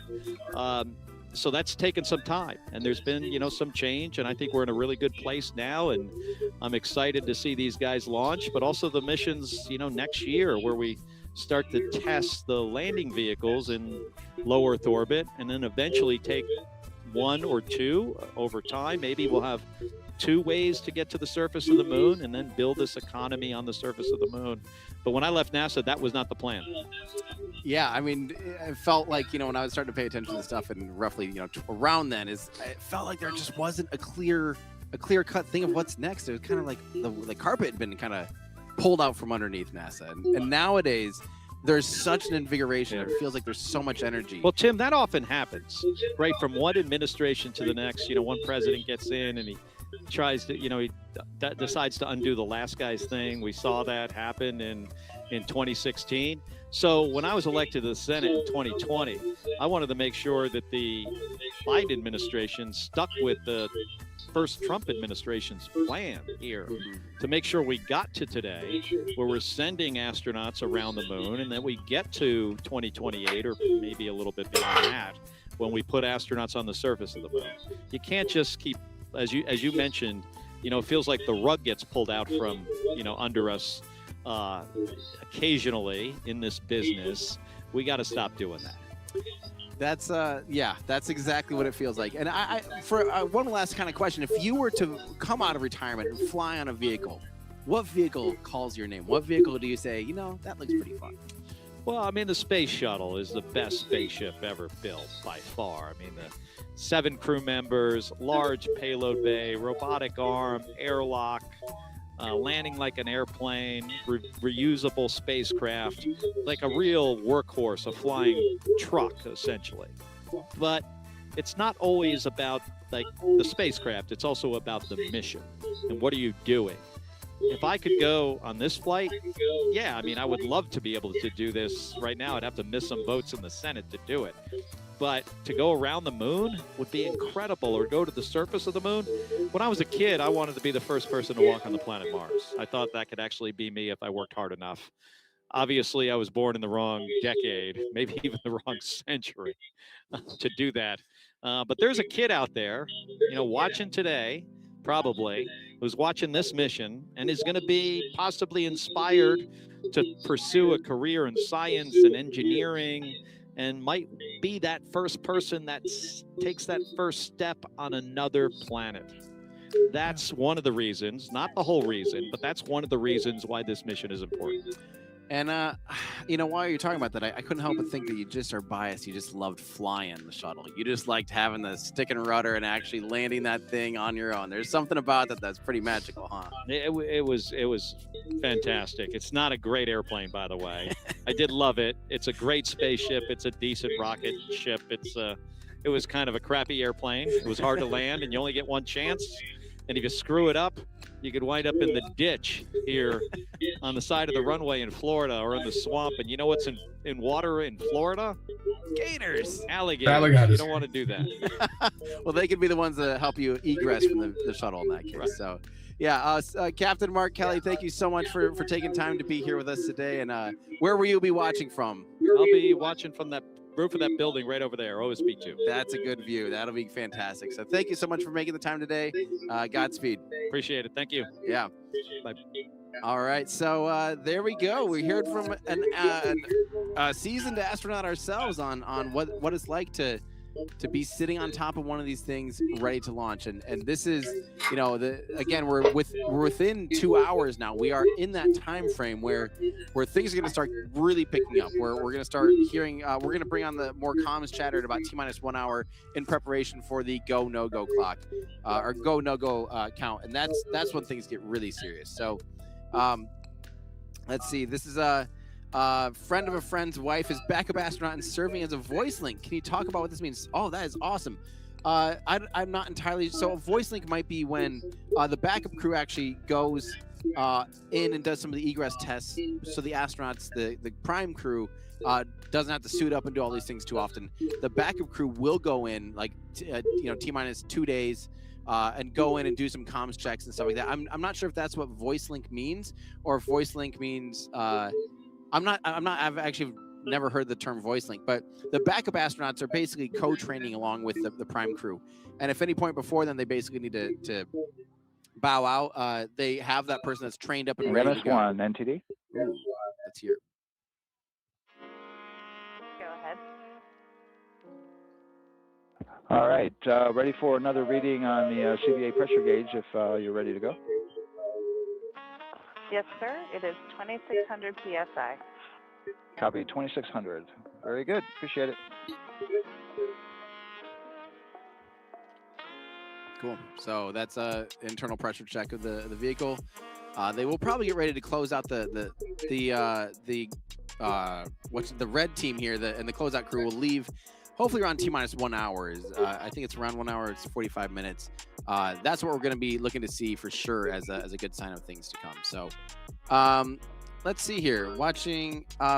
Hey, I should mention, by the way, obviously I'm excited that all of you are tuning in, and I thank you all for being friendly. I know that there's we had a person. You might want to do a refresh. Hang on, I think you're a bit behind. But we brought them on as an astronaut. They actually just reached out quite literally yesterday, and I'm like, yeah, we can have a NASA astronaut, 3-time NASA astronaut, on the channel to talk about spaceflight. We're absolutely going to do that. I also I'm trying to still line up a position to be able to talk with Jared Isaacman, the administrator, the current administrator under this administration. I'm here to talk about spaceflight. We're here to witness history. Not everything in the world, you'll notice the conversation was objectively about spaceflight, about this historic moment. So I want people, I love when people have the capability in your brain to be able to focus on what's being talked about, not always filter everything through a political lens. That's something that I've been working hard on for the last 5-6 years, is to really just treat humans as humans, make friends with people that disagree with you, disagree with people that do agree generally with you, open up real dialogues instead of just this versus that. Like this, we got to hear from someone who has landed the last Space Shuttle Endeavour mission ever. I mean, come on, like that is as crazy as it gets.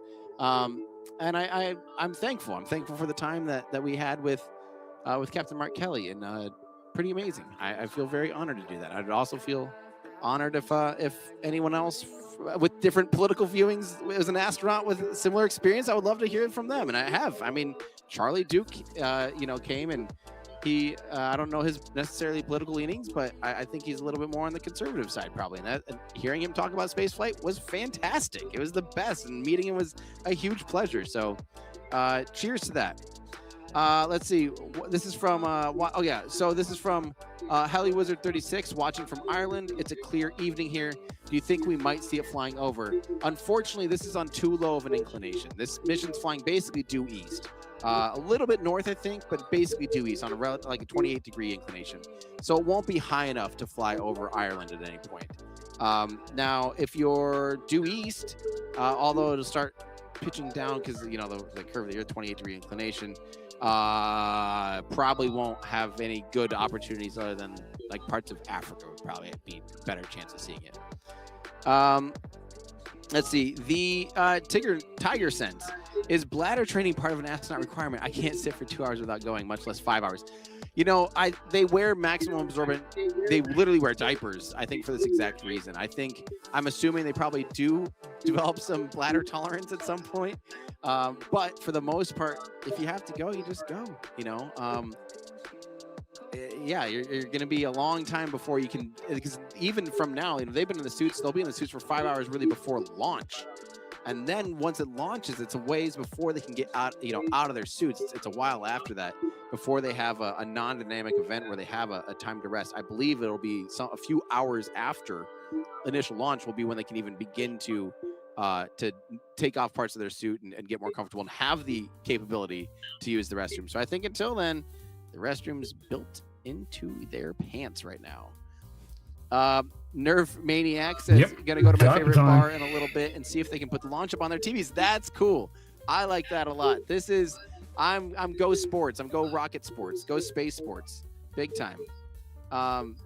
This is, I like this. I like this. From, this one comes from Bad D. Every single person working on this has poured their heart and soul into it. Humans are amazing. We can do anything together. Amen. I subscribe to that. That's the truth of this. Is there's a lot of people who have worked really hard to get this vehicle, to get this rocket, to get the spacecraft, to get this crew ready for this mission. A lot of people supporting it in ways that you can't even really wrap your head around. Just weird little things of and everyone is critical. There's so many people that if they weren't doing their job, this would not happen. So, Back to the Future. Test 1 2 3.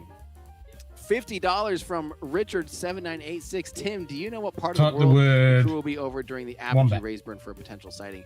Thank you so much, Richard, Julie, and AAB number 2. Thank you so much. I don't. I was looking earlier for kind of a little map that would show a realistic ground track of if anyone in Discord or someone can kind of help me know if there is a ground track published for where the orbit raise maneuver will be, I would be very curious. I would love to know where that is over land. Like I said, I think it should be close-ish to there you the go. Western Yep, Hemisphere. you're back to scratch. Would be my guess, because the core stage will I get might it out to swap a relatively high apogee, feeds but then the Earth around. is rotating this Fuck way. NASA feed. I don't know. I think it'll be close. The apogee raise maneuver might be over. I don't know. I would love to find that. If anyone knows, Good day, if anyone David. can even Days, just, cheers, mate. use. Yeah, thank you. We've What's up, got David? producers on the line working on it. Christoph, Havana, Easter long weekend in South Africa and other holidays from Friday through Monday, as if NASA planned to pass by the moon to allow the world to experience the most historic mission with families like in the 60s. That's awesome. Thank you for, yeah, I mean, they're going to be basically going out at this point. If they took off today, they're basically going to be arriving at the moon and at the moon basically over the Easter weekend. So that would be really fun for those that happen to have any other times. It kind of reminds me of Apollo 8 actually happened during on Christmas Eve, and they went out to the moon during Christmas. How interesting would it be if they were at the moon during Easter, just as far as timeline, I don't know, like a cool little nod to each other. I didn't even think about that. Greetings from Netherlands. Just before launch, aren't they afraid the sparks around the RS-25s light the boosters too early? No.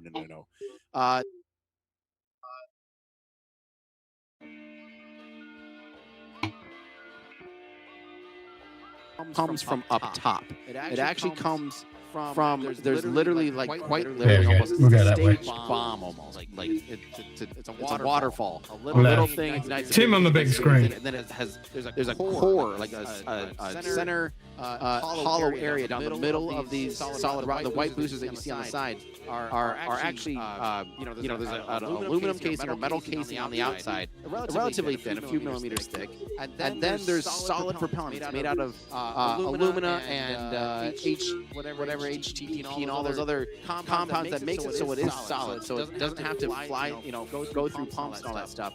Little still dragging ass. Yeah. I do that all the time. I having check. something at the very top of it, If it's and got that the red goes dot, down the core, and it that's the takes a one. lot of energy. There's a rumor. I don't know if it's true. I don't know if it's true, but there's a rumor that people were asking about the safety of the solid rocket boosters for the space shuttle. And they said, aren't we nervous about how they could ignite and how dangerous that would be? And allegedly, this is an old school, like, this is a wives' tale. I don't even know how to repeat it. But allegedly, they're at the time it would have been Thiokol, I believe. And the NASA engineers are all sitting there smoking cigars and smoking cigarettes and stuff in this conference room, asking about the safety of these things. Allegedly, they said, "Oh, well, by the way, your ashtrays are made out of solid rocket propellant." Don't know if that's true, but it does. It actually does take a lot of energy. You couldn't just like spark it. It takes a lot of heat to actually ignite that.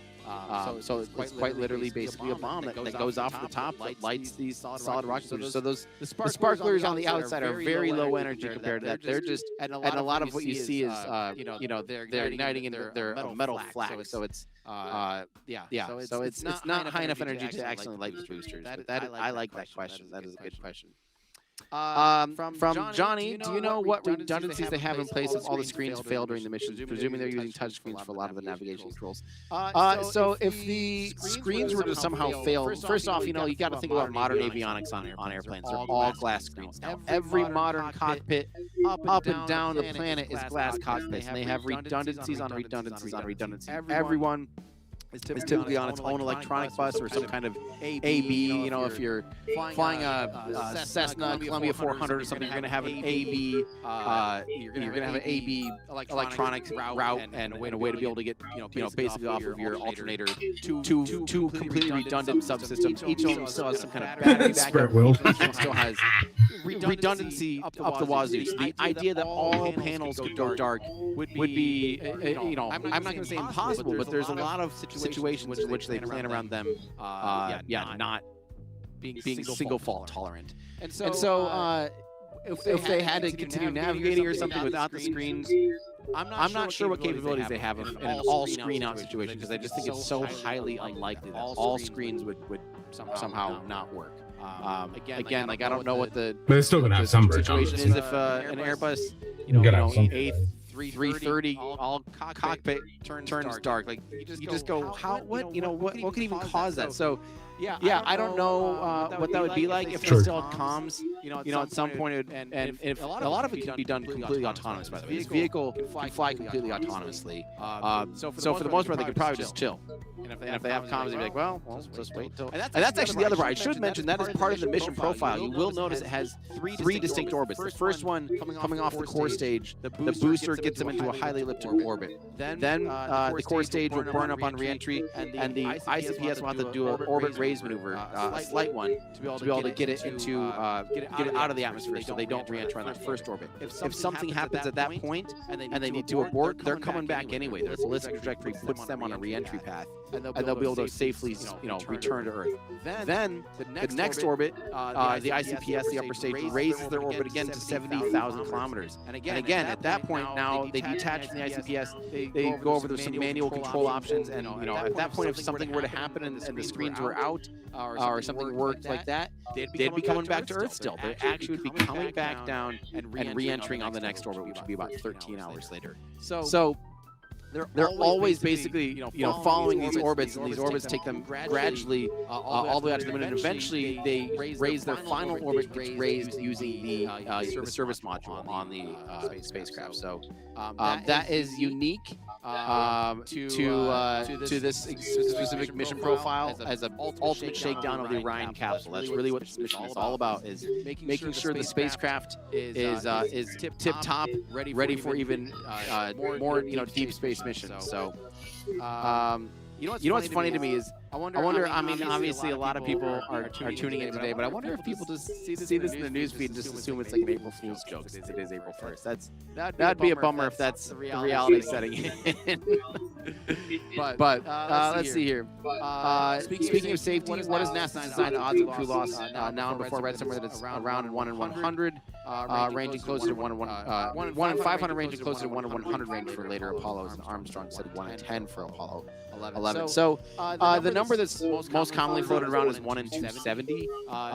Calculated risk, statistical calculated risk of 1 in 270 is what the commercial crew program is. I think actually technically this is slightly higher, believe it or not.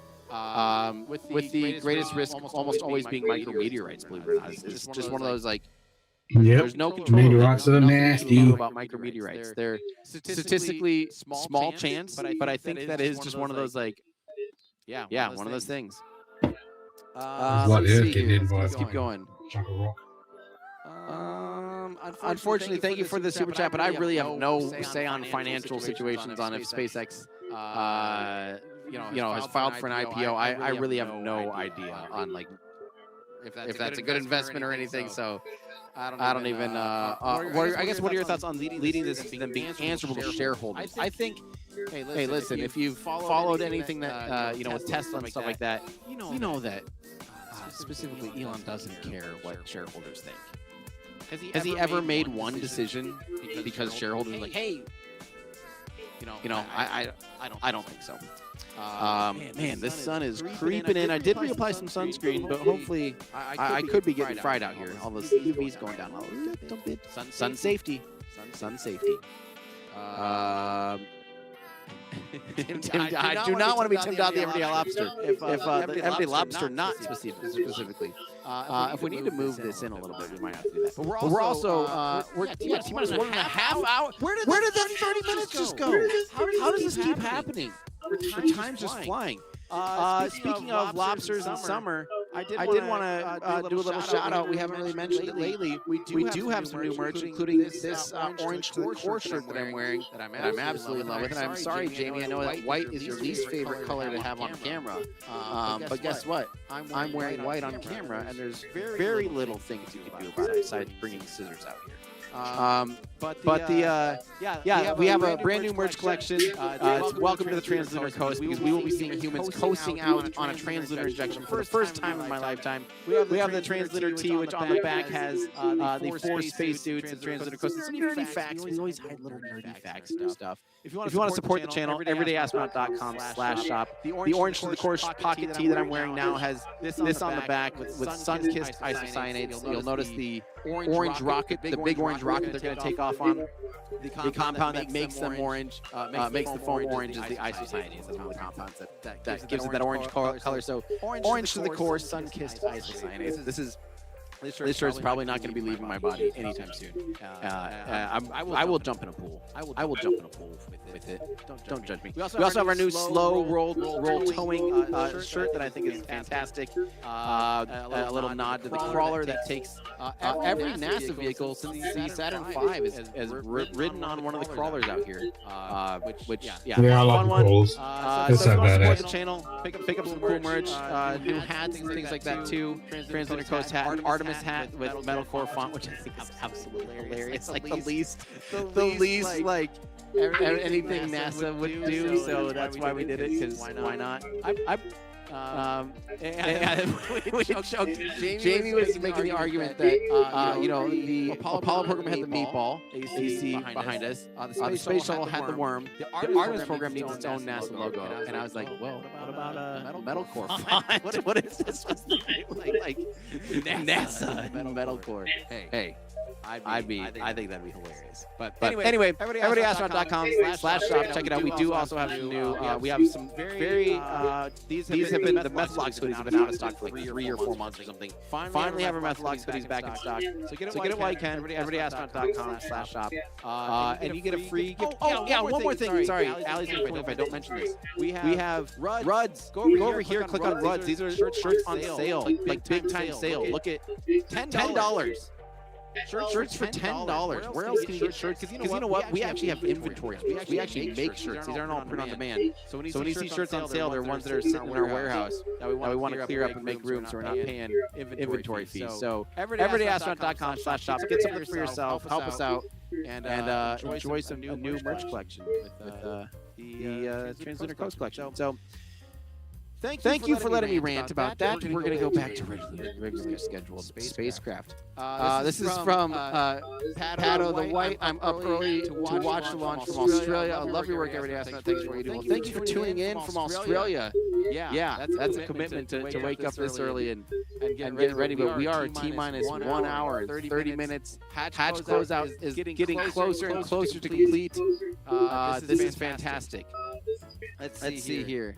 Let's go with are we entering Moon's gravitational pull? Why are we only orbiting the Moon one time? We technically are not orbiting the Moon. Our orbit is still a free return trajectory, so we're still technically just raising our orbit from Earth. But then the Moon does help with that, like slingshot. So we are entering the Moon's sphere of influence. But the vehicle is not orbiting the Earth, but it is heavily influenced. The orbit is being altered by the Moon's gravitational pull, big time. So why aren't we entering? Why aren't we orbiting the Moon? Would be a great question. This gets a little nerdy, gets a little technical, but the spacecraft, the Orion spacecraft and its service module. The Orion spacecraft is a lot bigger than the Apollo spacecraft. It's like 50% more mass or more volume. It's a lot bigger. It has a lot roomier on the inside. Obviously, you have 4 astronauts in there now instead of 3 compared to the Apollo program. But it has actually a relatively small service module. So the service module attached to it doesn't have a lot of oomph to be able to push that heavier capsule around. It's almost the opposite of Apollo. Apollo had kind of a small service module, a small command module, and a big service module. And this has the opposite. It has a big command module and small service module. What that means is there's not actually a lot of delta V, a lot of change in velocity that you can get with the Orion capsule. Right? So they're using, because they're doing this iterative, like the slow orbit, they're using the Orion capsule to raise the orbit just so they can do a full extensive comprehensive test out of all the systems, make the best use, and always have an abort opportunity and a test out of a shakedown before doing, like before they send the crew out to the moon, they want to fire up ESM, they want to fire up the service module before they commit to sending them out to the moon. So they want to test everything. So what's going to happen is instead of the upper stage doing that actual translunar injection and getting them out to the moon, the upper stage is going to raise their orbit to 70,000 kilometers. So like 45,000 miles. It's going to raise their orbit almost like, do most of the work. Frankly, it does almost all the work. To get to 70,000, you're not that much more away. But then we have the, you can kind of see there for a second, the service module. It's kind of tucked in there, but it's hard to see. But that doesn't have enough oomph to be able to do all these other things that they're tasking with it for this mission as a shakedown.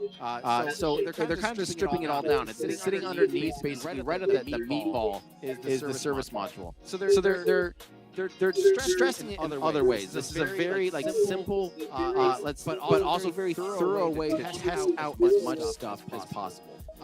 So that's why they will not be orbiting the moon, because they're just taking it step by step. This time, this is NASA's a lot different than they were in the 60s and 70s. They're a lot more risk adverse now. They unfortunately have lost two astronaut crews. 2 crews on the space shuttle in the 21st. In 1986. And in 2002, 2003 or whatever that was with Columbia, they've lost 2 crews since the Apollo program, and they've become a lot more risk averse. And so we see things like this where they're like, hey, we're going to do a full shakedown of everything. I know it might not be as exciting as orbiting like Apollo 8. It might not be as exciting as landing on the moon like Apollo 11 yet, but we'll get there. And we'll get there as long as we do it safely, as long as this works out well. We'll get there. So that's kind of the mantra. Let's see here. This is from Tim Rosener saying, gotta watch Apollo 17 send the first scientists to the moon. Yep, absolutely. Super excited to see us going back. Tim, how excited are you? I am I'm nervous that I'm not soaking it in enough because the time is flying by like crazy. I actually slept really well, which I'm excited about because I was nervous with a big mission like this that I might just not sleep as well, because I do sometimes dream that I'm missing it or all that stuff. I actually slept great the last 2 nights. Really woke up early, just ready to go, and our team got out here almost an hour earlier than we were planning because we're all just like, yeah, we're ready to go. Like everything's feeling good. I'm excited. I think I'm gonna get really excited when it actually hits, and I'm like, oh, it's actually taking off. It'll be fantastic. This is from, thank you so much, Mike Fields with a $50 super chat. Thank you so much. I hope this launch brings humanity together just a little closer. And remember, we're all riding this rocket to infinity, and our lives are so short. Godspeed these guys. Absolutely. Thank you for the reminder. Thank you for the generous donation. Yeah, that is something to keep in mind here is that this is, although this is, this has been done during the Apollo program, we're doing things slightly differently, but this is still a really exciting time to see people. I've not been alive to see humans leave low Earth orbit. If you were born after 1972, you've not been alive when humans have left low Earth orbit. So it's cool. It's awesome. Like this is a first step again into actually making it sustainable and actually making it something that doesn't just go away after 6 missions, right? It's important. I kind of talked about it a little bit yesterday in our pre-launch party, but if you are someone that's kind of going, oh, it's expensive, and who the rocket's too expensive, why aren't they doing this, and why aren't they landing, and you're upset, don't forget that was also the sentiment during the Apollo program. We had 3 more Saturn V's and Apollo spacecraft built and ready to fly, but it got canceled because public support waned, and they're going, hey, why are we spending all this money on this stuff? We could have kept going back to the moon and started to develop this space infrastructure in the 70s, and instead public support was basically saying, this is too expensive. Why are we even bothering with this? And I don't want that to happen again. We have the capability again for the first time in 54 years, and we're building up even more exciting capabilities, bigger capabilities, commercial capabilities that'll be cheaper. Let's keep it all coming. Let's keep it all flowing in the direction of allowing us to explore, allowing us to get on the moon, start building our first real habitats on the moon, building our first permanent. Don't forget when the Apollo program landed, they were basically in tents. They're in these teeny tiny little things. What is it? 3 cubic meters or something. I don't even remember. It's like hilariously tiny. Was how big the LEM was. It was so little amount of volume. and we're finally getting back to things coming up in a sustainable way, where the most expensive thing eventually is going to be the cost of the propellant. And the hardware should be reusable. And we should see a new era where humans are actually working, living, and continually present on the moon.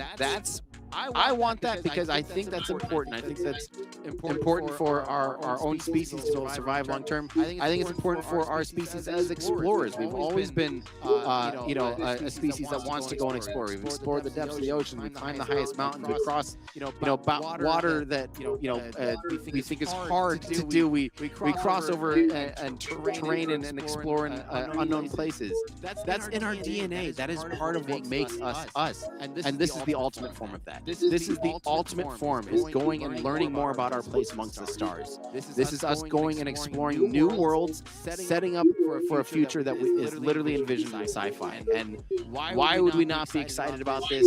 That's literally what makes me so excited. And I like hearing loud stuff. I like loud, big rockets. Big orange rocket get flamey and be exciting. And that's going to make me very happy. So, I hope that you're here for that same reason. And also, next one comes up. There's another $50 donation. Thank you so much from Ageless Doctor. 2 hours. That is exciting. Thank you so much for your generous donation. That'll go into tonight's taco fund. Eric sent him to Mars. Good luck, Artemis. I don't want to go to Mars, so please don't send me to Mars. Please don't send me to Mars. But thank you. Mars is orange. Thank you for my reminder, Jamie. Bungle Bush. I hope they are going to take some shots of the Apollo mission landing spots. Though that will not convince moon landing conspiracies there. And so their flight trajectory, by the way, basically does not at any point intersect. Because don't forget, the Apollo missions all landed on the near side of the moon during daylight.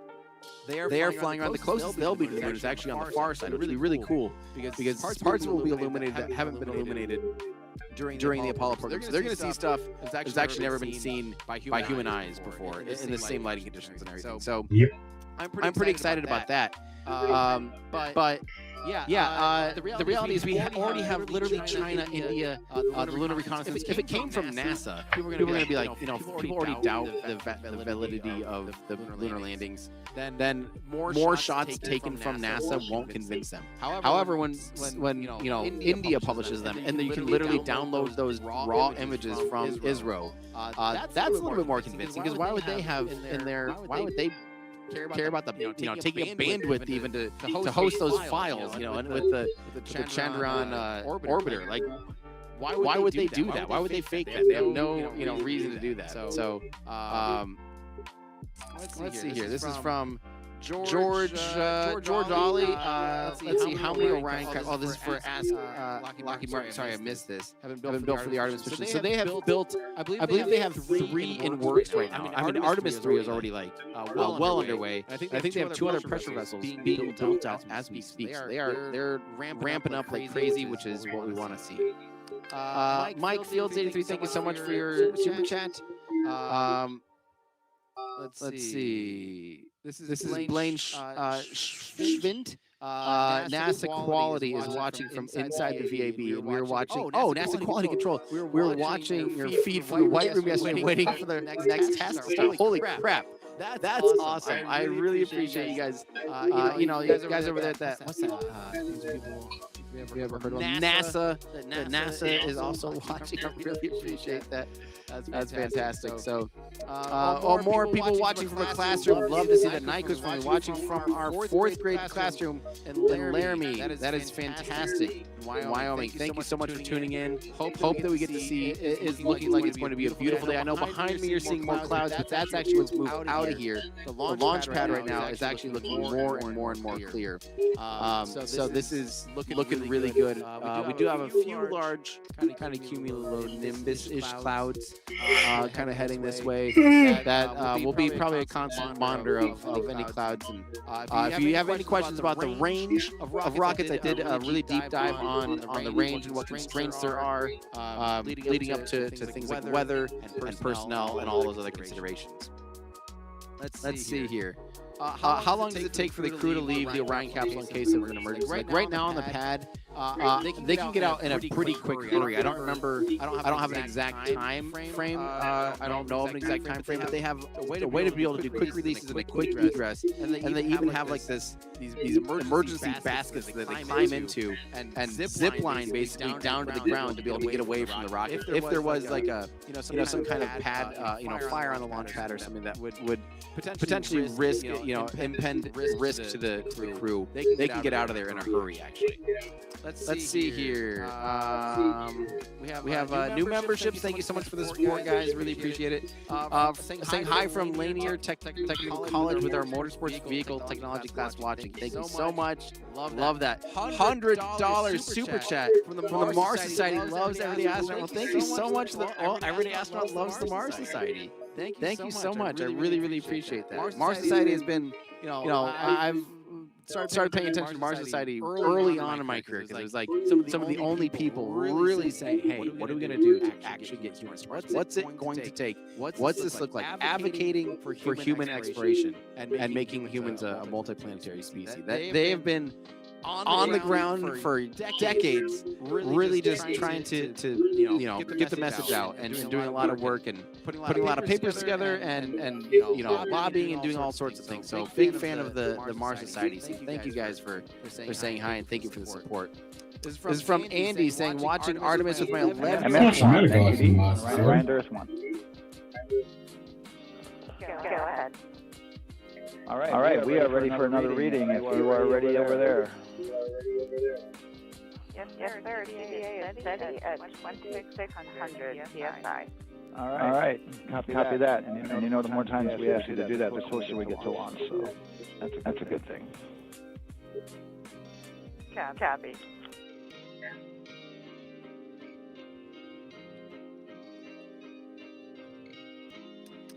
So, production here. Let's go ahead and listen into the main broadcast. I want to make sure that we're not missing out on any possible. Or if Jamie, if you want to just be.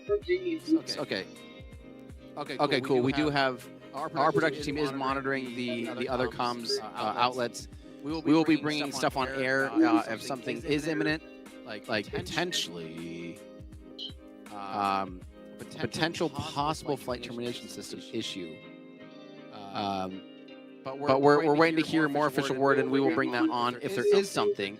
And the only thing that I can imagine that there's really only two things that could possibly be not sufficient right now with the FTS. One, there are batteries that have obviously a voltage level. Because the flight termination system is if there were something to go wrong when the rocket takes off, they need to be able to stop it with creating thrust. Because the last thing you want is a rocket that's out of control going towards Orlando or going towards Titusville or going towards Daytona or whatever, going towards populated areas where there's people and property that can be damaged. So what happens is if you terminate the vehicle, if you stop the thrust, then with a crewed vehicle like this, you'll notice the very pointy end on top is the launch abort tower. If they trigger the flight termination for any reason, that is their escape tower that can pull the capsule away from the vehicle as it's being terminated, basically. The first reason, if it's on the launch pad like this and something were to happen, they had to pull the flight termination. The main reason they do that is actually just to get enough altitude to be able to deploy the parachutes. So the launch abort is not only to get them away. It's not like going to get them away from an explosion per se. It's really more to get them enough altitude to be able to separate and have parachutes deployed. Now the other part of that is the actual thing that terminates the rocket, and that's typically a charged, basically like a charged line of explosives that's capable of taking the vehicle apart down basically like a zipper almost, and opening up the propellant tanks and letting it so terminating the thrust of the engines as well, so that there is no way. Range is go, by the way. We have heard official word that range is go. So that's fantastic. That means there's no one down the range of the rocket. There's no boats over the, because this thing launches basically due east right over the ocean.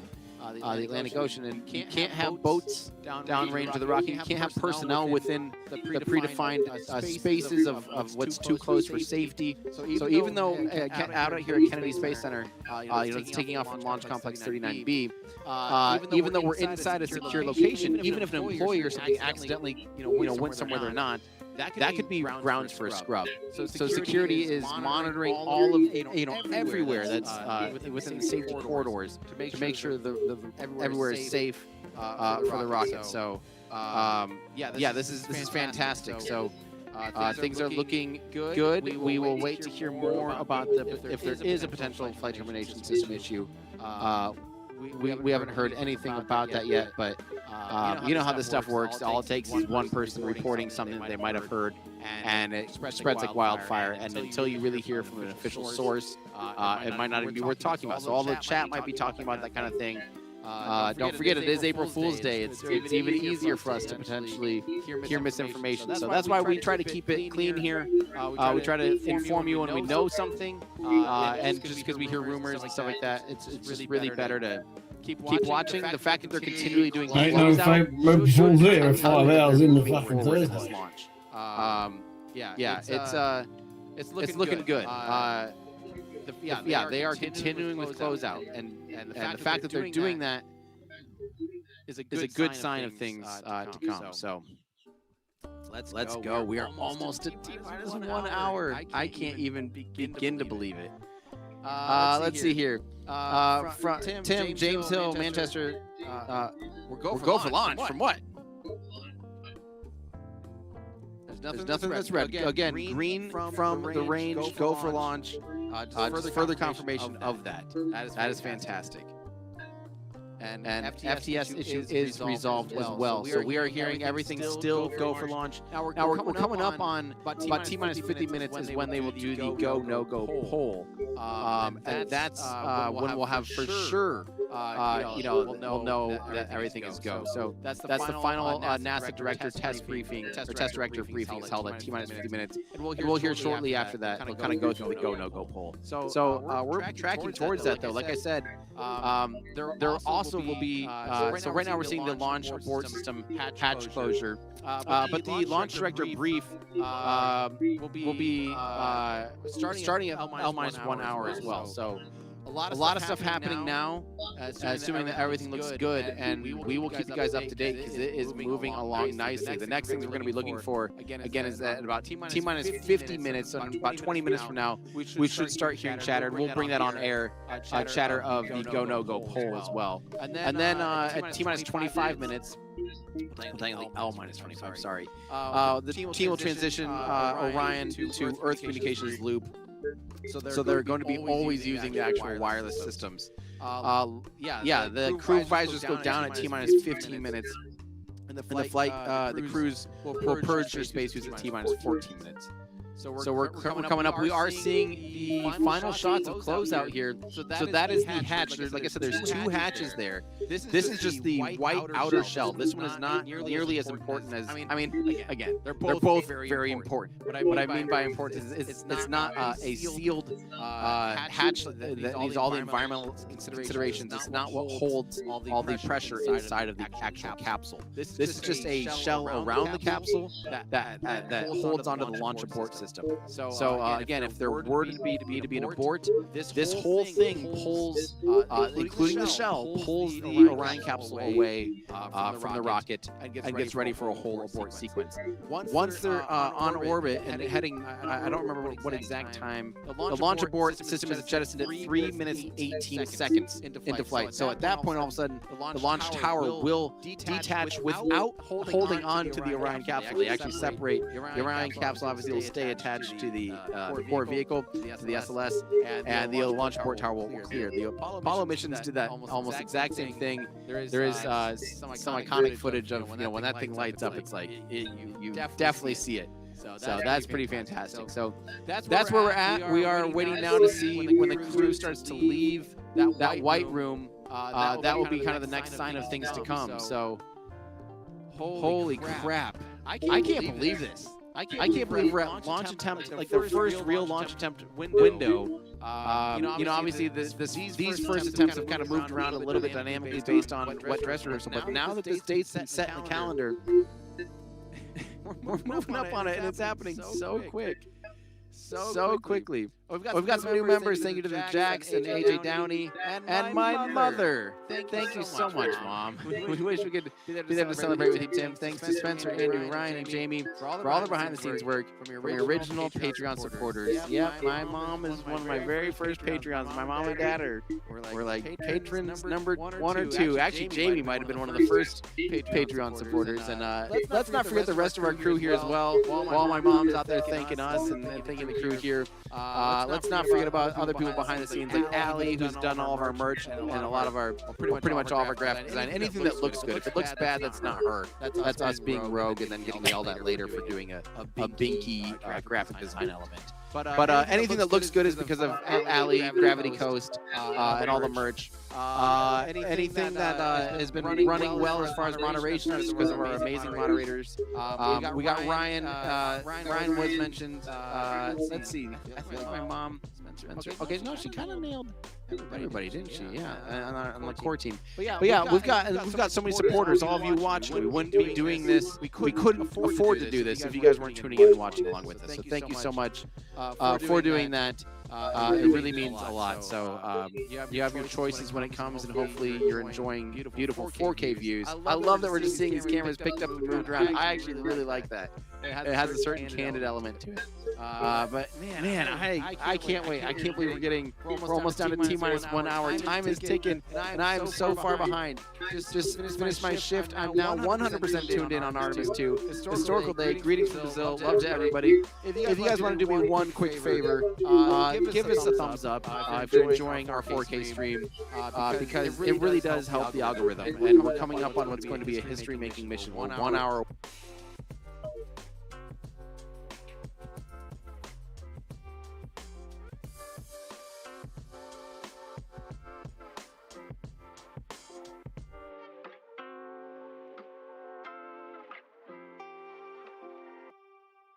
Here. There we go. I've got myself back. All good. What was I saying? If you wouldn't mind sharing this, because there's a lot of people that don't even know this is happening, and it'll be really cool for them to tune in. So send a link to a friend. Send a link to your parents, to your friends, to your coworkers. Let them know about this. Yeah, sorry, we know audio's out. It's fixed. There we go. Now we get engagement. If we want chat engagement, here's how to NCC engagement. Yeah, we should go to Color Bar. Then we'll get even more engagement. But no, sincerely, the comments, the likes, sharing this with somebody really does mean the world to us. And it is what this is our primary source of income right here is being able to stream this stuff and make videos for you guys. So. Thank you for being here. Thank you so much for tuning in. Thank you if you're a Patreon supporter or a YouTube member. It all means the world to us. And I should remind people, actually, I also am now streaming or publishing on Nebula as well if you're a Nebula subscriber, which is cool because it's a fun way. We publish that when we do Patreon support too, but it's also just a fun thing to have if you aren't always on YouTube. I know for myself, the only reason I joined Nebula is because I watch Nebula. I actually prefer watching things on there. So it's really good for the community. So go Artemis, go Starship from Barcelona, Spain, waiting for you. Tim, please tell me that everything is going to be, well, you said nominal. I'm going to go with our word nominal. It is all looking quite nominal. So thank you guys for tuning in. Let's see. Stefan says, Tim, what are the odds of a collision with satellites or orbital debris on ascent, descent, and what is the appreciable risk? So the odds of a collision, that is something that's completely tracked. They track every known object. They have, they call them COLAs. I don't quite remember what that actually stands for. But basically, they're looking for collisions, potentials, and they know they have these windows. And that window is getting smaller and smaller these days with how many Starlink satellites there are, and just other satellites in general, but dominated by Starlink satellites. Fucking doubt. But it is a consideration that they need to know, where their where objects are, and they know when it's safe to launch between them. And don't forget when you see those graphics of how many tens of thousands of 10,000 satellites in orbit, it looks like a virus. It looks horrible. But those satellites are scaled up to like city size, right? And really they're smaller than most cars. You know, most satellites are roughly the size of a car at most. And they're relatively small. So it means it's actually quite hard to intercept one. You know, it's going really fast. You're going really fast. It's quite hard to intercept. Obviously, those odds continue to go up the more vehicles there are in space, the more spacecraft. But also our tools to monitor this is getting better and better with time as well. In fact, SpaceX, because of all their Starlink satellites, because of all the monitoring, they've actually opened up a whole new world of data that was almost like an accidental, like a secondary thing of like, oh wait, with all these satellites, we can actually track like everything now and actually have a really good sense of where everything's at and if something goes wrong, because we have kind of eyes on the sky, so to speak. And so as much of that could be almost a risk, it's now kind of become a help, if that makes sense. So the problem has become the solution, so to speak, in some ways. I'm saying hi from Linear Tech's Motorsports Vehicle Technology Program. I love the sound of that. I love me some motorsports. I love me some cars and rockets. Anything with power, speed, noise sometimes. I like some noise in cars occasionally. I'm still a petrol head at heart, even though I'm an EV fan as well. I like things that go fast. I do still own 2 motorcycles. I still. Jamie asked if I was a motorcycle mechanic, because for a long time, for some reason, my Wikipedia said I was a motorcycle mechanic. Although it said specifically a professional motorcycle mechanic. Now, to be clear, technically I did make money fixing a few motorcycles. I'd flip them. Like one, I replaced the second gear in an old Honda CBR 600. And so I've technically made money as doing mechanic things on motorcycles. Does not make me a professional motorcycle mechanic, I don't think. But yeah, I like things that are fast, loud, powerful. The crazy dude 56. Hey Tim, is there a reason why NASA is choosing to use multiple launch vehicles instead of, say, using Falcon Heavy to construct ships in LEO akin to the ISS that could then be sent to lunar orbit? So that's you're basically adding more complication when you have more docking events. It's more dynamic. You have more risk involved. Although that's kind of the approach that SpaceX is taking for kind of cheating the rocket equation. They're trying to send up, trying to land something on the moon that will weigh, when it lands on the moon, hundreds of tons, somewhere between 2 to 500 tons when it's the amount of propellant that it still has when it lands on the moon. That's insane. The amount of mass that NASA landed on the moon is about 7.5 tons, between 7 and 8 tons. For the Apollo program. So to go from 7 or 8 to hundreds gives you a sense of like the scale of this. So basically that SpaceX approach though is why would we do one giant launch? We're going to try to land hundreds of tons in the way that you did Apollo. Think about how big that rocket would be, right? That'd be 4 times taller and 4 times wider, and just absolutely massive. It'd be an actual skyscraper out here. Here in Cheers. Why are we here in Cheers? It's 1 hour? T-minus 1 hour? All right. Do we have any more comms that we can start playing? Because I think we're probably about to get to the go-no-go, and I'm feeling like we should be piping some of that stuff in.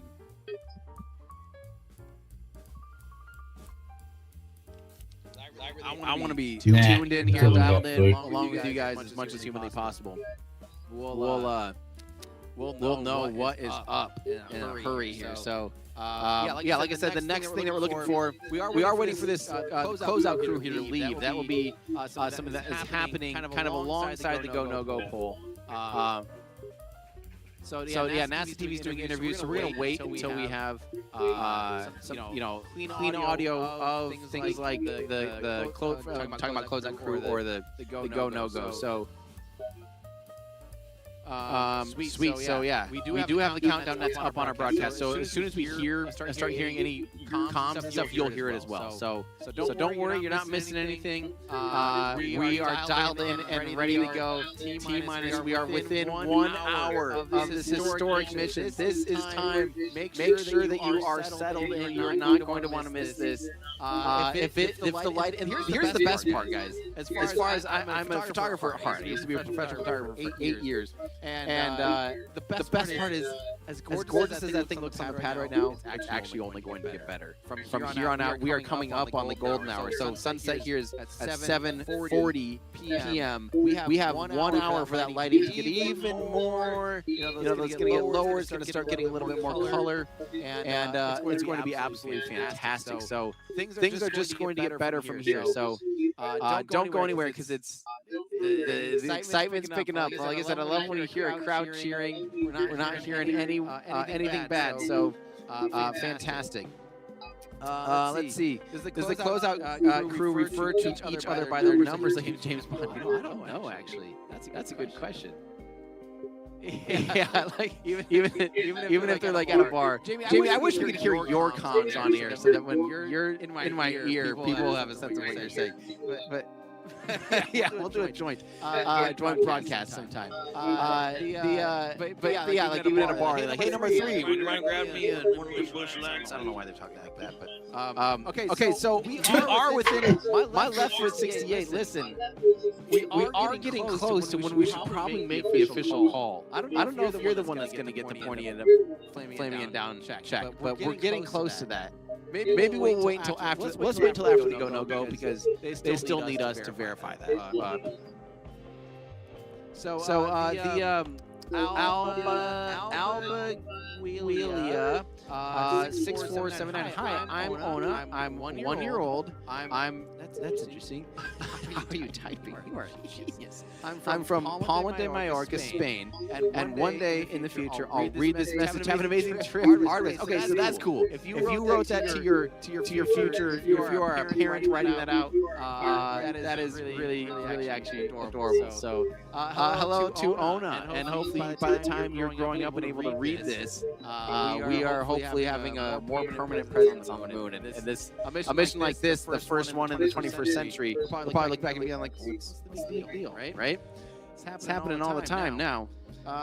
Let's see. Let's keep going here. Hiron asks, do you think NASA ran a full battery health check on the astronauts' phones, also waiting for Apple to say on their ads, our phones went to the moon, watching from India? I do actually wonder. It did get kind of pushed pretty quick from Jared Isaacson to say, hey, these are okay. We've flown with them on private missions. It's okay to use them. Yeah, what the internal team? Yeah, that's a new one for me. They're attacking their phones. iPads. They already do fly modern electronics. So I don't really know what the big deal would be. But I kind of wonder what some of those behind the scenes talks were looking like. This is a fun one. Perry El Puerto Rico says, what are the 3 towers? This is a great shot right now to explain those towers. Those are the launch lightning towers, the lightning arresting towers. So in the event that this rocket is on the pad during a bad lightning electrical storm, those are better grounded and better suited. They basically attract lightning. The lightning is going to hopefully aim for those lightning arresting towers. And that's what they're there for. So lightning doesn't strike the rocket. Now they won't. They have new ever since what was it, like 1997? Like pretty recent history. Not Apollo 12. Not when Apollo 12 got struck by lightning twice. That didn't give them the launch lightning commit criteria. Now they developed. It was an Atlas rocket that they lost. I think it was in the 90s. They lost an Atlas rocket that got hit by lightning and it fried the guidance and blew up like $1 billion satellite. So like, hey, you know what?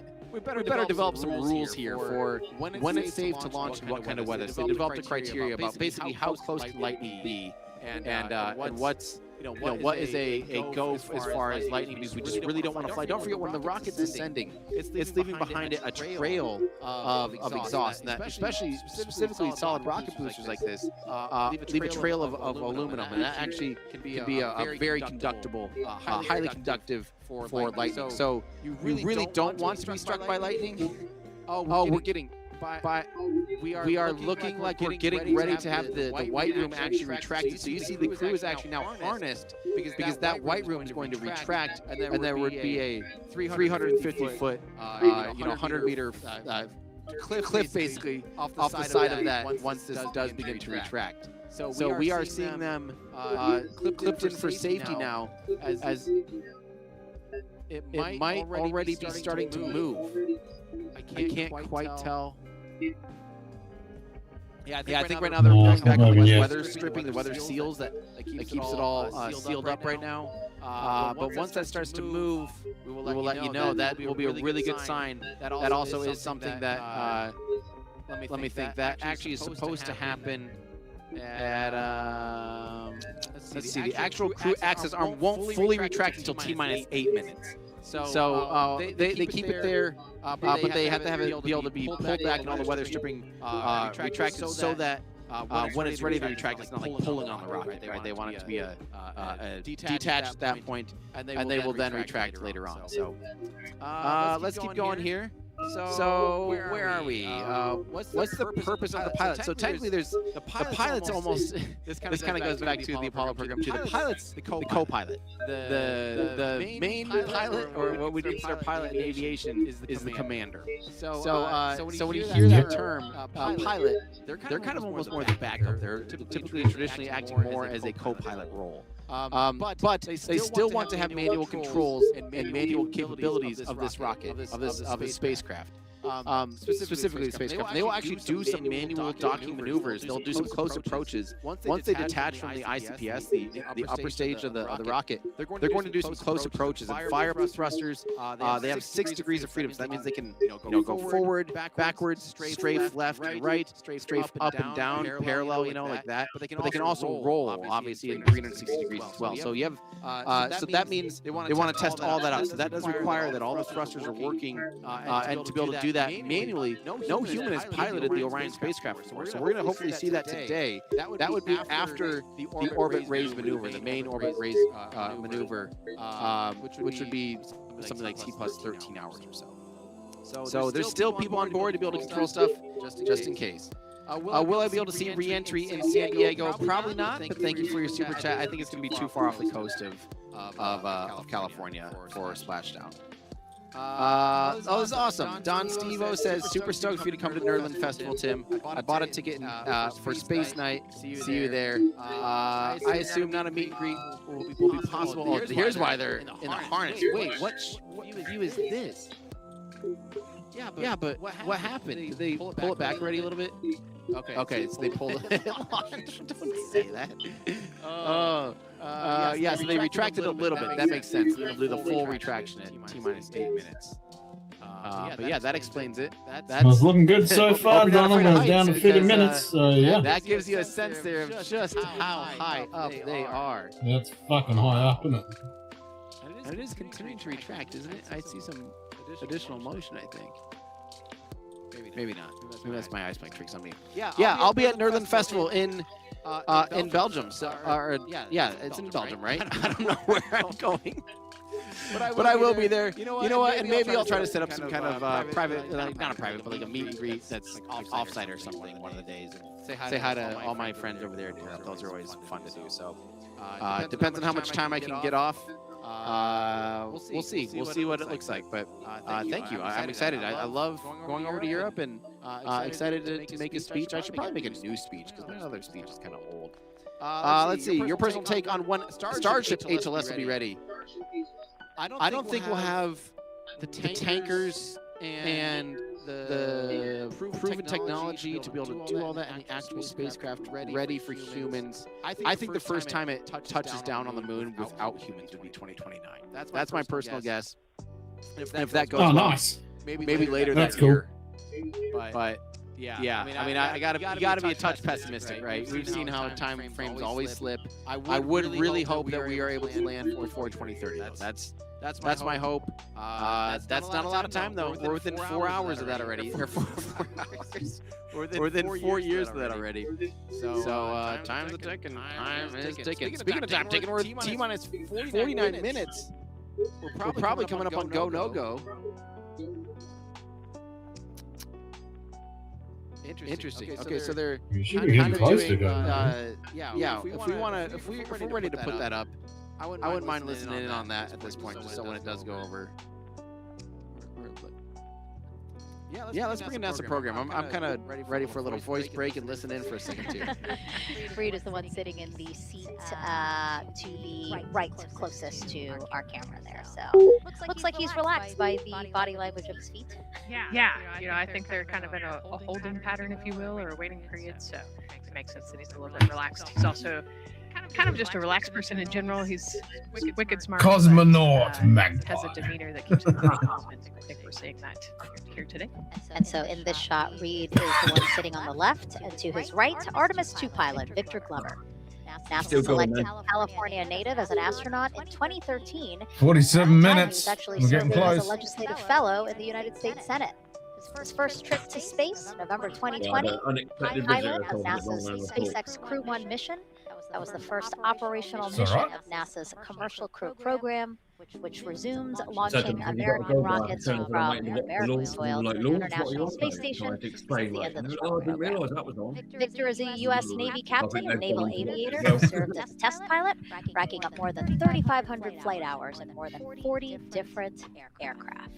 So again, he probably feels pretty at home in the pilot seat of Artemis 2. Yeah, I think he does. He got to say goodbye to his wife and 4 kids. Second? Is it the first black guy in space? The family We said that earlier, is it? at Kennedy Space Center. No, I don't think so. See there, we talked about Victor's energy earlier, and you can see him working through, pushing some buttons on the displays. Look like he's fucking for real. following along and ready to go. Looks like. And then mission specialist Christina Cook, sitting on the upper left-hand corner of the screen there, native of Grand Rapids, Michigan. Was selected to the astronaut corps in 2013, same class as Victor. Served as flight engineer on the International Space Station from March 2019 to February 2020. During that time, she set a record for the longest single spaceflight by a woman with a total of 328. Does it really matter if a woman does it or a man does it? Like, She also really, it should be participated in human, the first shouldn't it? ever all-female spacewalk, and before becoming an Yeah, I astronaut, gotta take it she helped to build It doesn't space matter, no, but science why though? It's so and led stupid. scientific field work in some of the most Human, it remote doesn't matter if you're environments male, female, black. I couldn't stand the NASA surfing, stream, so I put rock everyday. climbing, community service, Yeah, everyday astronaut is the yoga, is the way to go. and photography. First woman to do this, like, who cares? She's a fucking. Ugh. A couple of suppressed overvolt messages. Go ahead, so that's off your screen. We see them and we copy. All right. NASA test director. We're still working here, trying to get through everything. So we're getting close, and then trying to talk that other issue that we just picked up a little bit ago. But I think work-wise, we're doing really well. Sounds good, NTD. We're doing great on board. Glad to hear it. So we got the NASA feed because Tim's NASA test director giving an update to the crew. Some messages flashed on their displays. Just wanted to say that they didn't have to worry about that. We're going to clear that. And then also just reassuring the crew again that they are tracking and working the issue with the launch abort system battery. All right. And then first-time flyer, Canadian Space Agency astronaut Jeremy Hansen will fly to the moon as mission specialist on the Artemis 2 mission. Science The talk. London, Ontario native We've been selected doing as for a an living. astronaut in 2009. After that, he worked as Capcom at NASA's Mission Control care. Center in Houston. Capcom stands for Capsule Communicator and is the sole direct voice communicating with astronauts while in space. Jeremy also participated in training exercises, really cool ones like living on the ocean floor off the coast of Florida to simulate deep space exploration for a week.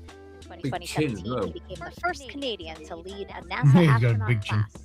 Chiseled, isn't it? Like one of them big. All right. Welcome back. I just had to take a quick little break. So it sounds like they are still working some small issue. However, we haven't seen the countdown clock change here. So that's good. But that also means we're a little bit behind on the go/no-go poll. So I am expecting to see the countdown clock move a little bit. So this is total speculation here. I'm not expecting a 6:24 p.m. liftoff.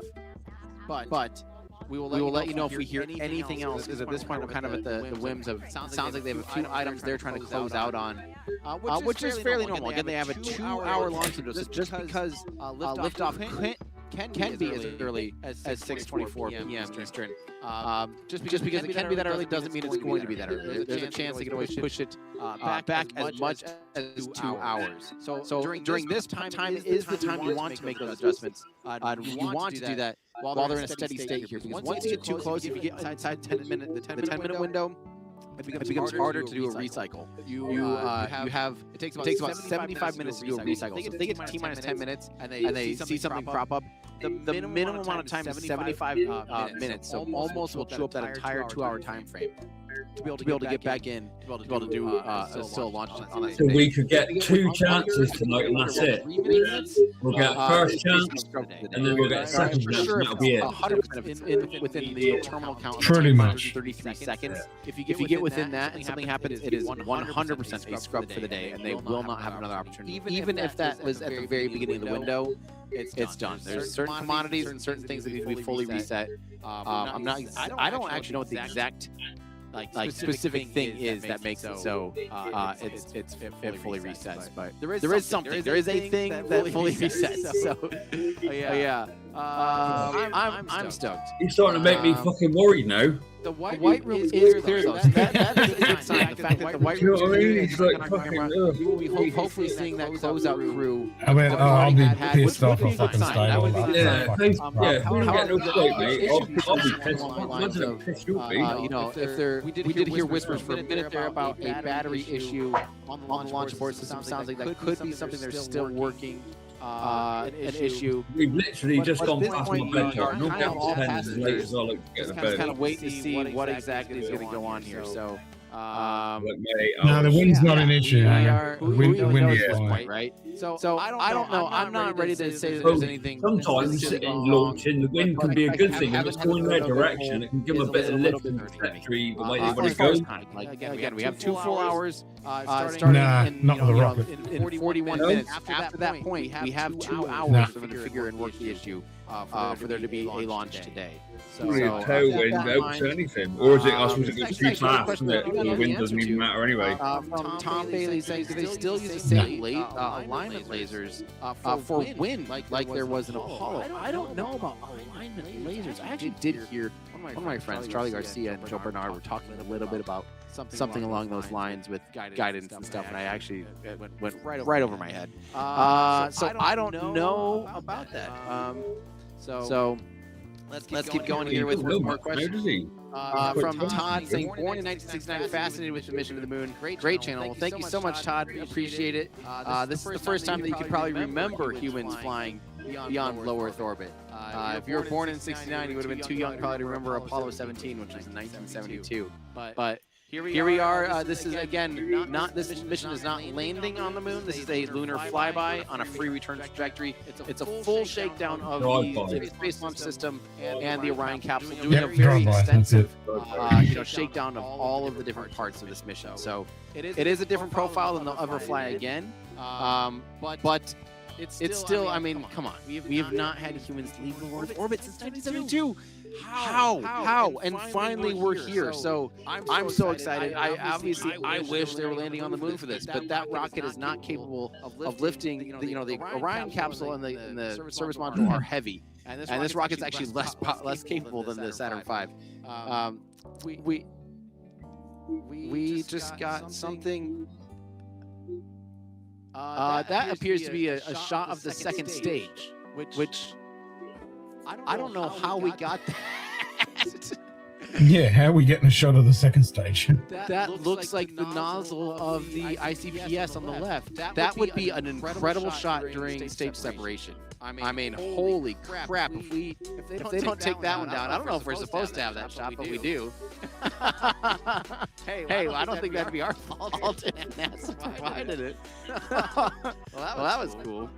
Welcome to Wacky World. Yeah, that would be good. That would be a good shot, wouldn't it, to get the separation happening? But that's still that would be pretty exciting when they do light up. And then the healing myself valve config. So while we do that, we're going to get a bunch of caution warning IDs that we'll see in transition and not over alarm. So just a heads up, you'll see that on your screen. Copy all, Jeff. Just informing the crew that they're going to see a bunch of warnings because they're doing some kind of purge or something with helium, I think, for the engines. So Yeah, that's normal. Just letting them know, don't panic if you see a bunch of stuff going red. Still the benchmarks for heavy lift rockets. Thank you so much. It for the fucking super is, chat man. to a few It was people such a here. beast.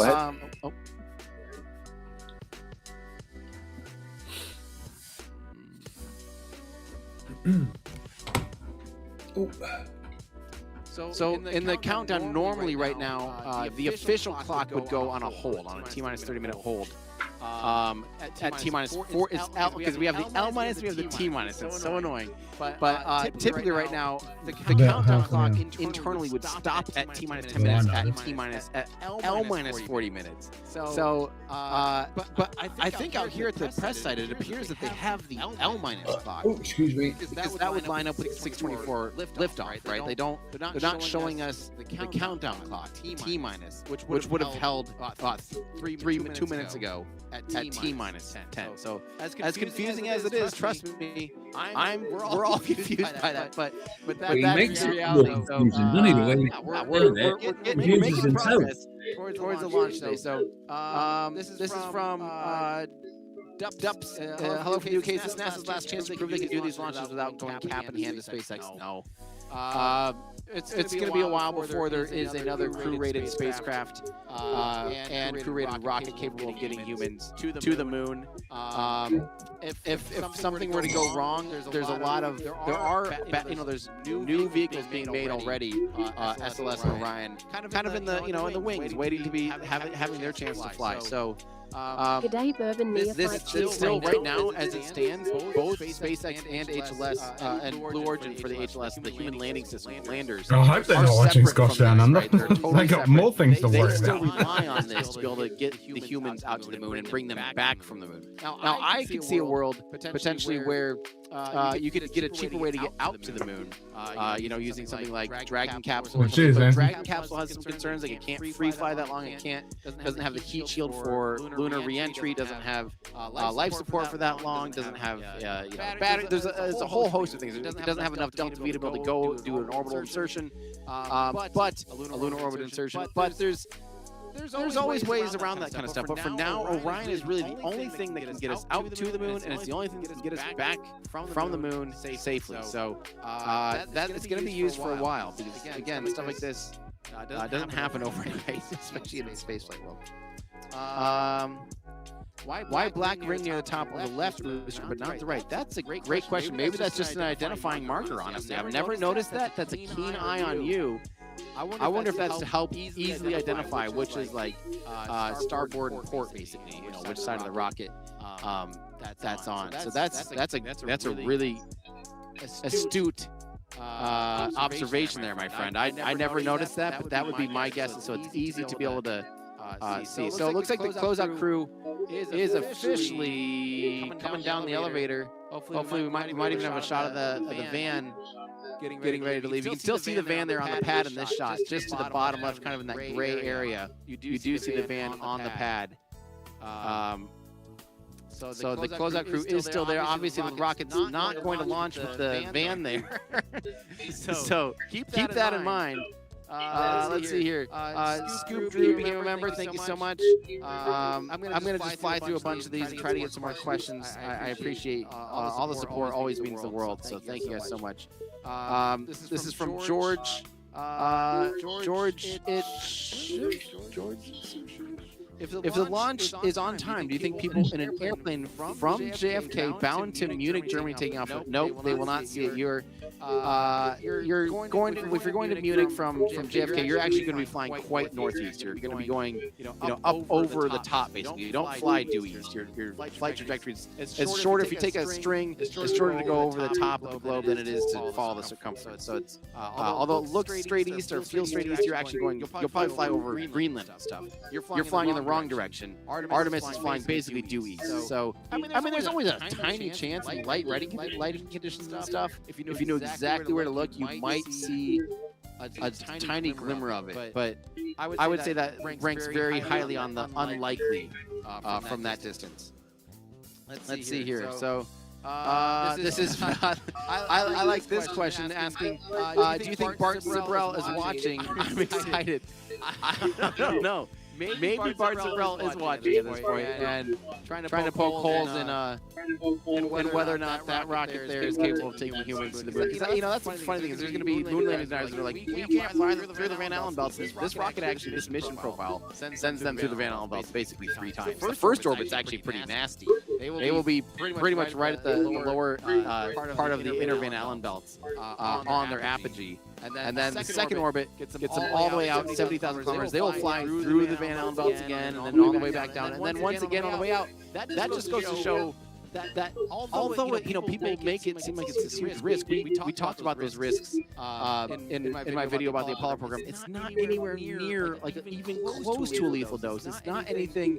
Hardly even like that big of a deal. People have just completely blown it out of proportion. So obviously, it's gonna be funny to see that happen. And I'm sure they're gonna be like, well, they didn't actually do it. They stayed in low Earth orbit the whole time. And it's like, give it a rest. Give it a rest.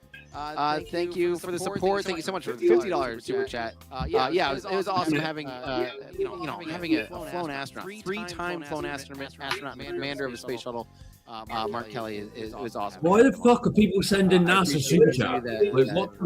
Tune in during that. And also, we had Lockheed Martin on air as well. It's been awesome to be able to get some extra voices on here. Get some people that know what it's like to ride on a rocket like that. Pretty fantastic. So, what's the total amount of fuel this thing needs for the entire journey? So, that would be. Let's look at the total liftoff. Total liftoff mass of SLS. It's that can't be right. No, it's not 1.6 million. It's more than that. Hang on. So there's just about 2,600 kilograms. So 2.6 million, 2,600 tons of mass. You probably have a few hundred tons of dry mass on that. So I don't know. There's a lot. There's a lot of propellant. I mean, a rocket is mostly just propellant with skin on it, right? You got a lot of fuel, and you have this thin little rocket. And the rocket, most of it is just the skin for the fuel that holds the fuel on top of the thing that can lift it, the engines. So Let's see. Are the Astros wearing Omega Speedmasters? Feels like they deserve some moon watches to me, even if they don't land. I think that Omega is still doing something. Sorry, I'm probably gonna put my. Oh, maybe this will work. I can barely read. We got watch talk coming in right over my shoulder now.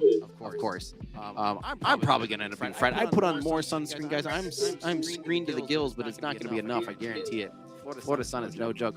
I think there was a couple of watch questions. Were wearing some Omega watches. I'm not positive, but I think they were. I feel like there was still some kind of partnership there with Omega and NASA.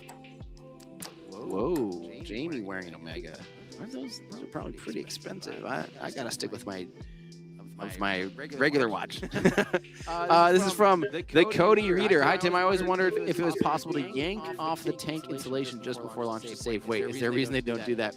Is it just not worth the extra engineering? I think there's a good part of that, and there is a rocket they used to yank these insulation off. Literally, the best part of it was the yellow insulation. They literally peeled it like a banana. I am not kidding you. I can't remember what rocket did that, but there was a rocket that had a yellow insulation that peeled off on liftoff, and it does kind of beg the question of like, isn't that actually a decent idea? And I think it is, but I think at the end of the day, it's probably just not worth all the extra engineering considerations. Spaceflight is a compromise. Yeah, I couldn't tell what was on. I think it was the every little thing is someone else's headache, and at the end of the day, it's just easier to have a little bit of extra dry mass. It's not as bad when it's the core is not as bad as if you had to add a bunch of insulation to the upper stage. The upper stage is more tolerant or less tolerant to adding additional mass. By the way, we're allegedly T-minus 30 minutes and we're hearing nothing, which is NASA's in interviews, so definitely something's going to be moving. We're going to be getting a for sure. Not a scrub, but we're getting a move time, right? Like this is not taking off and. Yeah, I think. Yeah, sorry, my laptop is big time. Hi, hello. Let me block the screen just right there. Is that a good place for the laptop? Right about there. That's great. Okay, perfect. Sorry, yeah, the sun's just coming in so hard now. I can barely even read my screen. Let's see. So. Let's keep going here. Again, we're just now getting caught up to when Mark Kelly stopped in. Captain Mark Kelly, former NASA astronaut, stopped in. Thank you for saying hi. 79 months wow from Germany. Thank you so much. Hell yeah, Jim. Mr. Good to see you, mate. Hope you're doing well. Many A's for the rest of the school year. Yeah. Hey, you get an A from me for being in here and watching this launch. You get an A. So thank you so much to the Gator Aaron. Let's see. Did I put the right one up there? Wait. Which one was? No, it was Daniel. Thank you, Daniel. You get an A from me. Let's take it. NASA's doing an interview. Good to see you. NASA Administrator Jared Isaacman. Let's take it. How will Artemis 2 set the pace for the coming years? Well, I mean, Artemis 2 is the opening act, right? This is the test mission. This is getting very comfortable with the SLS rocket, the Orion spacecraft. No humans have ever flown on this before, right? And we're going to put it through its paces. We'll go into Earth orbit for a little bit, make sure Orion's doing okay. Yeah. We know all this.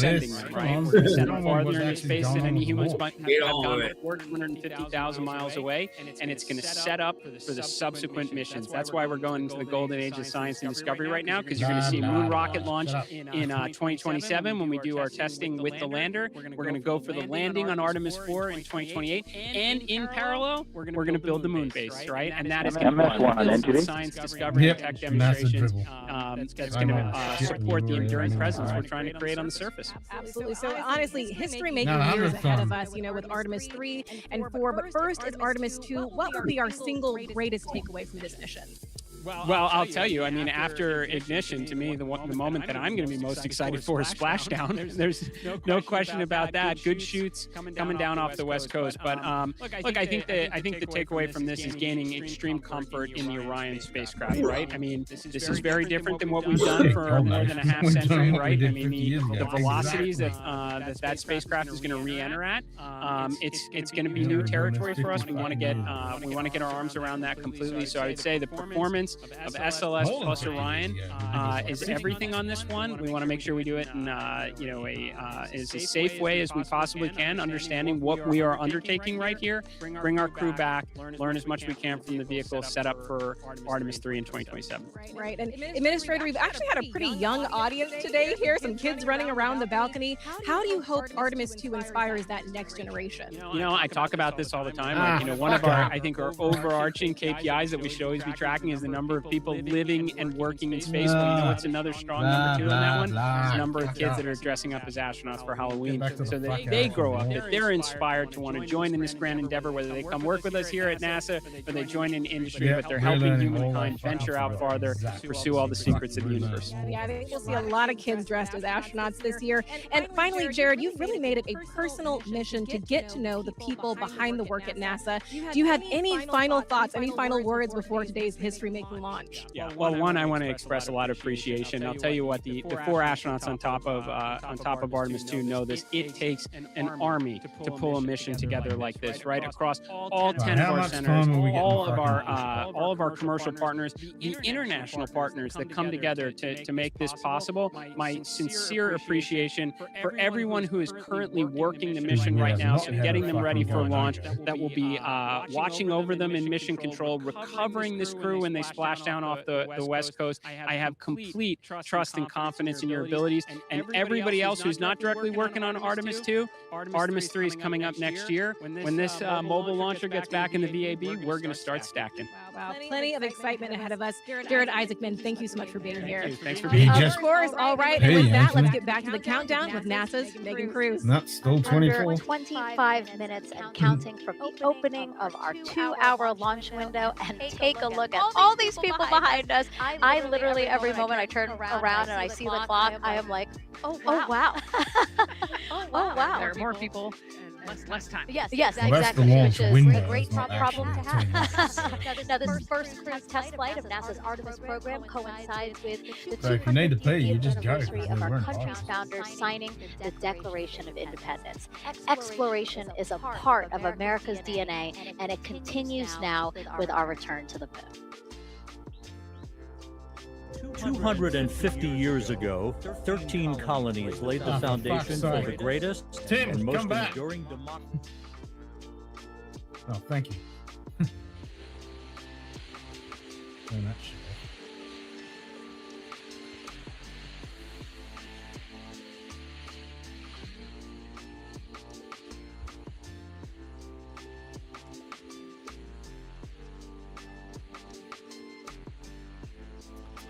All right, guys. I am back. Hi. Hope you didn't miss me too much. I had to take a little sunscreen break. The sun is, even though the UV's low, sun safety, it's just right over my, it's just hitting me. And we were listening to that interview, and yeah, we don't really have an update. They did mention, again, at the very end there, they mentioned we're at the opening of a 2-hour launch window. So keep that in mind. There is a chance. Yeah, it took it back to the declaration. Yeah, there was nothing before that. No, nothing before that. T-minus 23 minutes that we're seeing right now. That's the opening of the launch window. There is a 2-hour launch window. Good chance that we hear from Mission Control soon, the launch director, that, hey, we're gonna move 45 minutes into this thing. Which here's the deal. If you're me and you're a light snob and you love the golden hour, anything that moves it right up until 8 p.m. So as long as in the next 2 hours this thing launches, the lighting is going to be fantastic. It'll actually just get better and better. So just for the fact of, look at the angle of the sun here, how the shadows look so crisp. They add so much dynamics to that rocket. It's just going to get better. That's only going to improve. As long as it doesn't, the problem is the end of the launch window is 8:24, and that will be basically fully on. That will be in dark. So. Welcome again. If you're just tuning in, we got a good amount of you guys here watching. Thank you for tuning in. I am at NASA's Kennedy Space Center. This is the vehicle assembly building where this rocket left just a few weeks ago, rolled out to the launch pad on that famous crawler. We're right here on site. We are 3 miles away. I can see the rocket's right here in my line of sight. 3 miles away, 5 kilometers away from NASA's most powerful rocket they've ever launched, the SLS rocket. At this time, there are 4 people on board. This is a so many of the launches I cover don't have humans on it. Some of the biggest rockets, like when I've seen Starship launch and stuff, there has never been a human on a Starship rocket yet. Before SpaceX flies Crew Dragon on Falcon 9, I've seen a handful of those. Those are really exciting. I love that. But hey, by the way, I believe that's the closeout crew van driving by. I believe that is the closeout crew van driving right about to be driving by the press site. So I don't know how active our tracking capabilities are at this exact moment, but okay. Over by all the flashing lights, they're being held up by the blockade at this exact moment. But that's a good sign. Also, the big armored vehicle. I love it when you see that. That's when things are getting real. That's when things are getting serious. But yeah, what was I saying? That's what I love about being on site. We are here literally as close as you can basically be without being in the red zone, without being in the red team. We are as close as you can get. There we go. That is the RNTD. I'm going to listen for a second. Go ahead. All right, we go ahead and configure for terminal count at this time. Interesting. Need team over to your channel here in just a minute. That's good. They're configuring for terminal count. That's good. You know what? Is there a chance they didn't air the go no-go poll at all? Bourbon, that's what I thought. Like an ice cream circle. Lining up in 10 minutes from now. And if they say they're configuring for terminal count, they might be just going for it. Yeah. This clock is not stopped. The clock is not stopping. They're moving forward towards the launch at 6:24 p.m. So they just didn't get a go no go. We were assuming the silence meant that they were moving it. Really, the silence just means they're just jogging along, and we're just ready to go. So that means, my friends, I hope you haven't gone anywhere. If you're hearing my voice and you're maybe halfway tuned in, I'd start tuning in. We are getting down to go time. T-minus build time, baby. Get in there. For terminal count, which would be T-minus 10 minutes. And we are at just under we're at T-minus 19 minutes, 25 seconds. I mean, he did say earlier, once it gets down to 10 minutes, okay, it'll pretty much. are they back to? Oh yeah, 10 minutes is that's. Yeah. Okay, something so bad. That's we'll tune in again to I mean, we have a comms open right now. We're listening into that's going on. To let you guys know, they are targeting. It is official, my friends. They are targeting the top of the launch window, which is 6:24 p.m. Our countdown clock is accurate. We are targeting 18 minutes and 54 seconds from right now, seeing this rocket launch. And again, look at the light. I'm getting goosebumps. Here they are. Okay, they happen. Look at the lighting conditions right now. Say the lighting conditions. All the lights are in flight mode now. And gorgeous launch. Are you kidding me? We couldn't have prescribed. We got the Pixar clouds. We got the Toy Story clouds popping up. I mean, this is like a painting. This is like a Norman Rockwell painting. He doesn't really do landscapes, but you get the point. You get the point. This is holy crap. I'm so far behind. Was he playing Tetris? Yep. Can you help us with that, please? I kind of missed what that said. Thank you so much. Oh, is that Anthony Gomez? Love you. Oh, look, this must be a. What's he called? Lens flare. The lens flare guy. What's he called?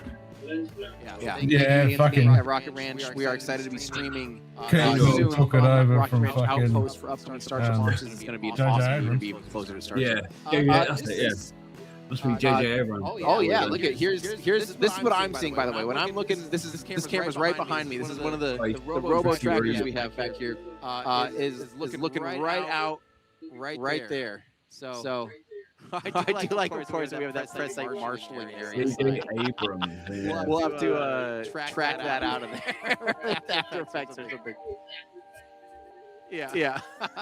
but that's my view of this rocket. You're finally seeing a really good sense of what it is that I'm seeing.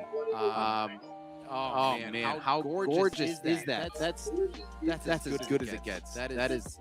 I am feeling very lucky. But Anthony, to answer your question, how does it sound compared to vehicles with SLS? So Starship is a really low frequency rumble, and it's loud, but it doesn't quite have like there's some gut punch about those SRBs. That's very distinct. And I think because each booster is producing, if you think about it, each booster produces like a quarter of the amount of thrust, not a quarter, about a fifth or sixth of the amount of whatever it is of Starship.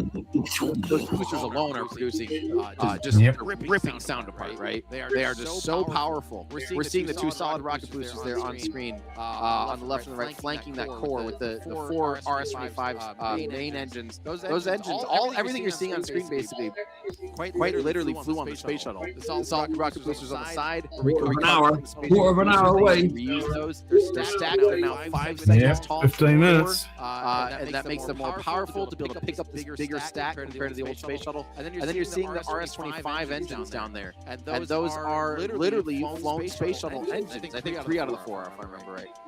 Toss it to NASA quick.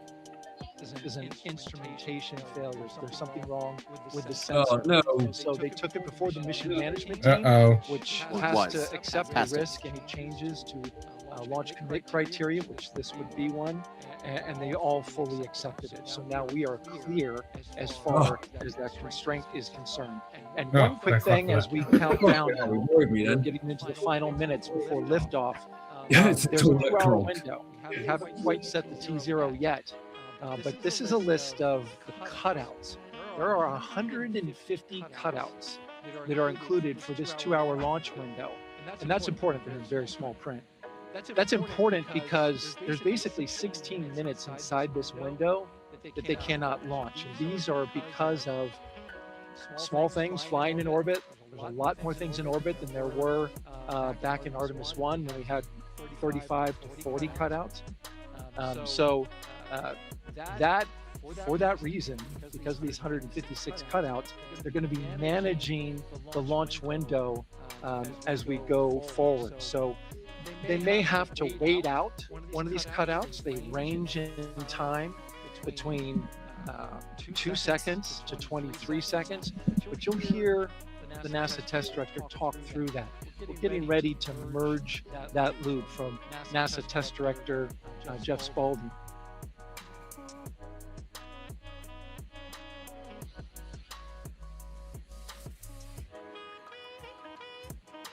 So they're talking about merging. Now we're getting fucking serious. The launch team, get ready I'll to keep merge listening. their operational channel. They're pumping the bilges, Donald. This is all good news, though.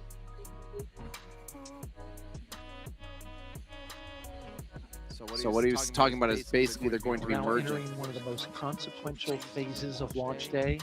This terminal count, final 10 minutes. And OTC, NTD on 212 for com check. Good.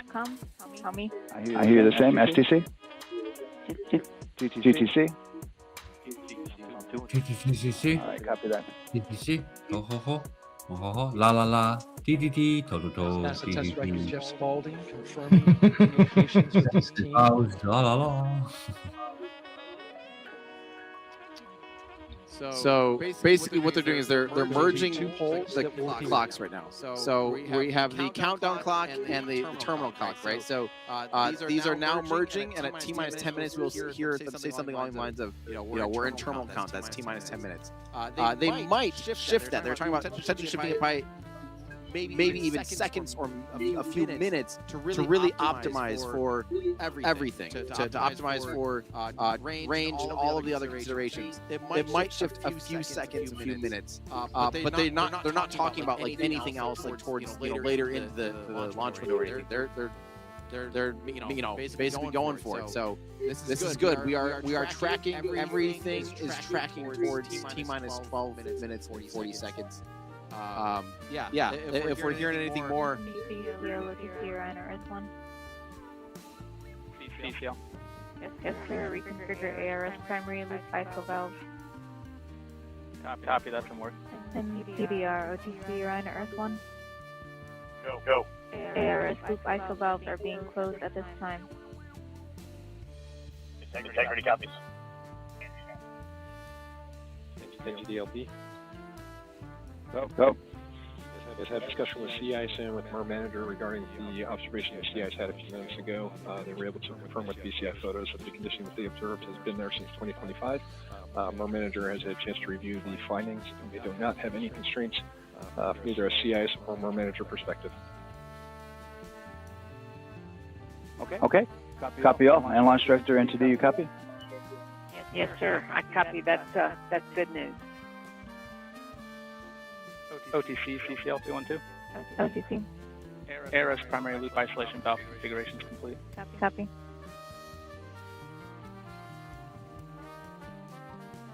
Good so far.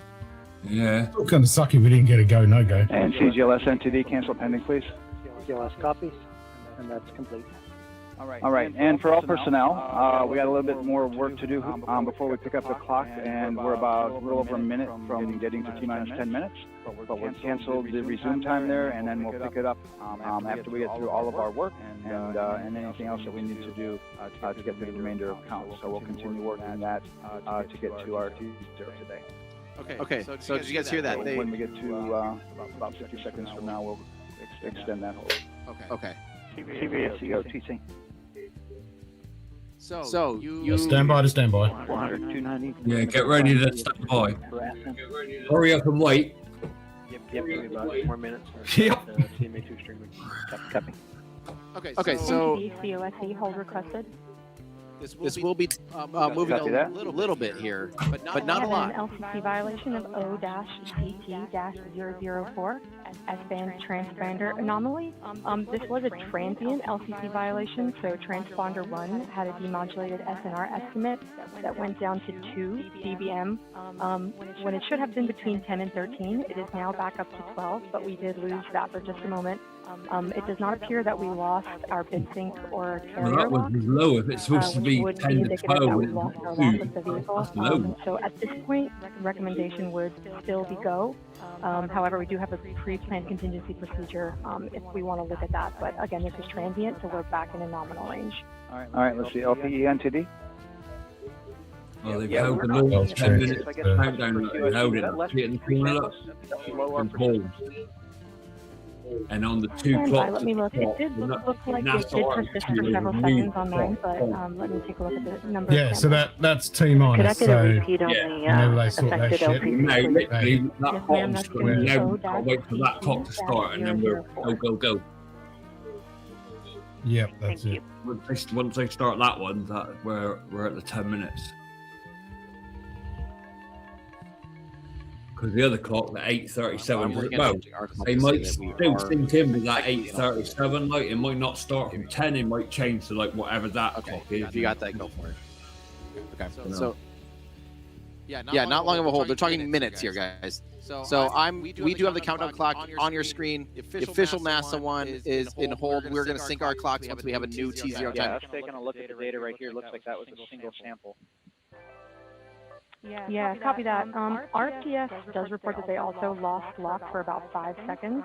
So I would love to ask KUS and see if they also lost lock with the vehicle for any extended amount of period. So now we're basically talking about the communications. COSC, while we're doing that, these are 1/10 Hertz measurements, correct? So we would have had to lose it for over 10 seconds to get a second sample. Okay. Yes, sir, that's correct. It is 1/10 Hertz. Coming in and out. That's what it sounds like. So from our perspective, the allowance is effectively up to 30 seconds, up to 3 samples based on the 1/10 Hertz. This is not an LCC violation, I believe. Launch. Yes, sir. I would agree with that at this point. Copy that. Control coming. We're checking with KUS on 232. I don't think they have 212 access. We're trying to verify, but. So basically, they have some telemetry coming off the vehicle. It sounds like they have a loss of lock there as well. And that's transmitting. About 2 seconds. Okay. And I guess for both KUS and COSC, do we have lock now? That's affirmed. We do have locks for COSC. Okay, so essentially, we can duck them out for a second. I'll catch up on what's going on. So basically, they're talking to the vehicle right now, right? And I believe they're doing it now wirelessly over the ground tracking stations. They're no longer doing plugged in. So they're beaming transmission between the rocket and the vehicle and the ground. And at one point, they were seeing a loss in some of the updates there. They saw a drop in strength and a drop in data. And so they're trying to see, like, is this okay? And someone brought up the point that it only updates about one. They said 1/10 of a hertz, which you think would mean 1/10 of a second, because 1 hertz would be one. But 1/10 of a hertz said it was 10 seconds. Maybe he meant like it.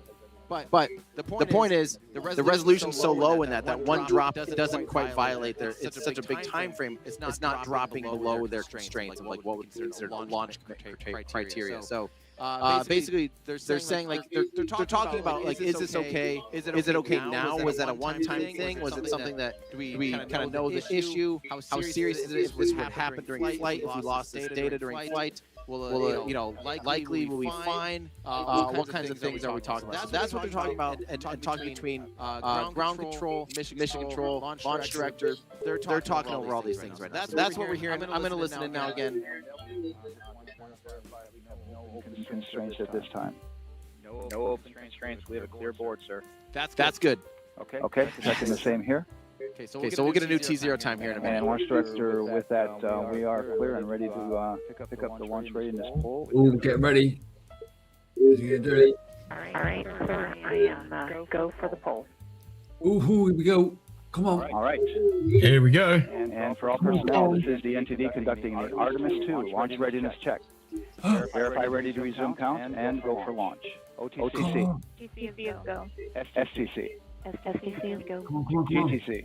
CC's go. Fuck yeah. Come on, everyone keeps saying go. I don't see the clock moving. LPE. LPE is go. No, they're gonna wait. RTD. When everyone's go, then it's Houston flight. Houston flight is go. Rock. Rockets go. Rockets go. And Rockets CDR. go. Something R.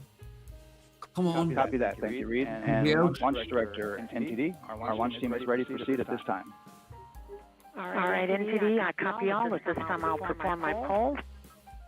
Is she going to say go? Attention on the net. This is the launch director performing the final poll for launch. Verify no constraints and go for launch. Yes. Let's go. Program chief engineer. Come on. Go. Let's get that clock running. EGS, Chief Safety Officer. Come on, lady, get on. Yes, sir. Go.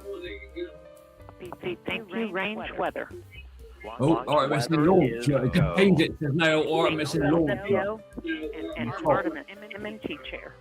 MMTs, go. Thank you, John. Come on. And Integrity Launch Director. God, they know how to fucking drag it out, don't they? She's got big. Well, they got to do the checks. Thanks, Charlie. This is Victor. We are going for our families. MS1. This is Christina. Look at mate and Peyton, even the blokes pacing up and down like come on. Jeremy, we are going for all humanity. All right, Charlie, your Artemis 2 crew is go for launch. Full send. Full send. I copy that. Full send. Let's go. Jeremy, on this historic mission, you take with you the heart of this Artemis team, the daring spirit of the American people and our partners across the globe. You've done this while the clock was counting down. Dreams of a new generation. Good luck. Godspeed, Artemis. Now that countdown was just the launch window. Hell yeah! You heard it, my friends. And NTD Launch Director.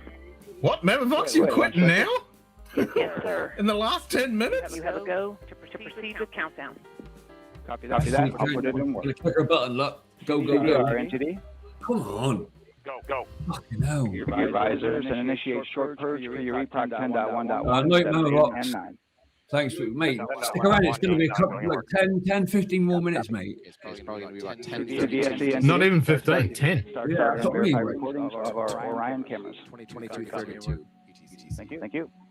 RSR NTD. RSR. All right. Perform the booster ignition SNA arm rotation. Enable at this time, please. RSR in work. Well, the bottom clock, we're down to 2 minutes. Booster ignition SNA arm rotation enabled complete. Yeah, that's for the opening of the window. So. That's not true. We need that other one to start.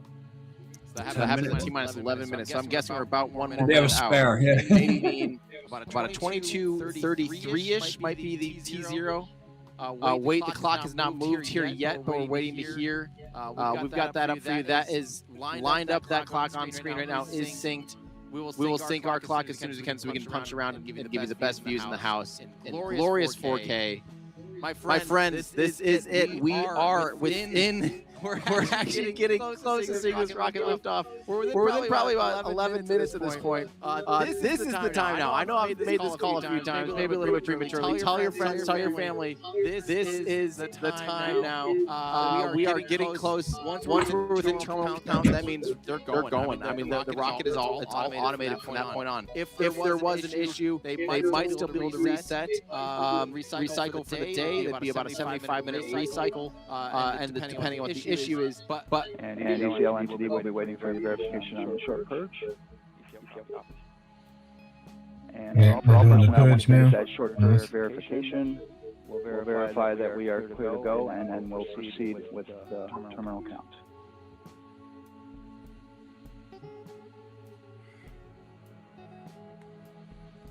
So I'm still. I've got ocular assessment of the clock here, by the way. So I'll be keeping tabs on it. Looks like that was a NASA feed camera that actually moved us out of shot. So we kind of lost our ability to have that on screen. But I'm still looking at it. We are still not seeing the clock move quite yet. Time estimate. About a minute. Copy. Okay, so that'd be tracking closer to 22:24 or 34. Sorry, UTC. That'd be 6:34-ish. But it looks like we'll see here, guys. I mean, they're working towards this. They're working on resetting and getting us a new T0, which is fantastic. So, yeah, that makes me very happy. Everything's looking go. Everything's feeling good, guys. How are you feeling out there in the chat? Let me hear you.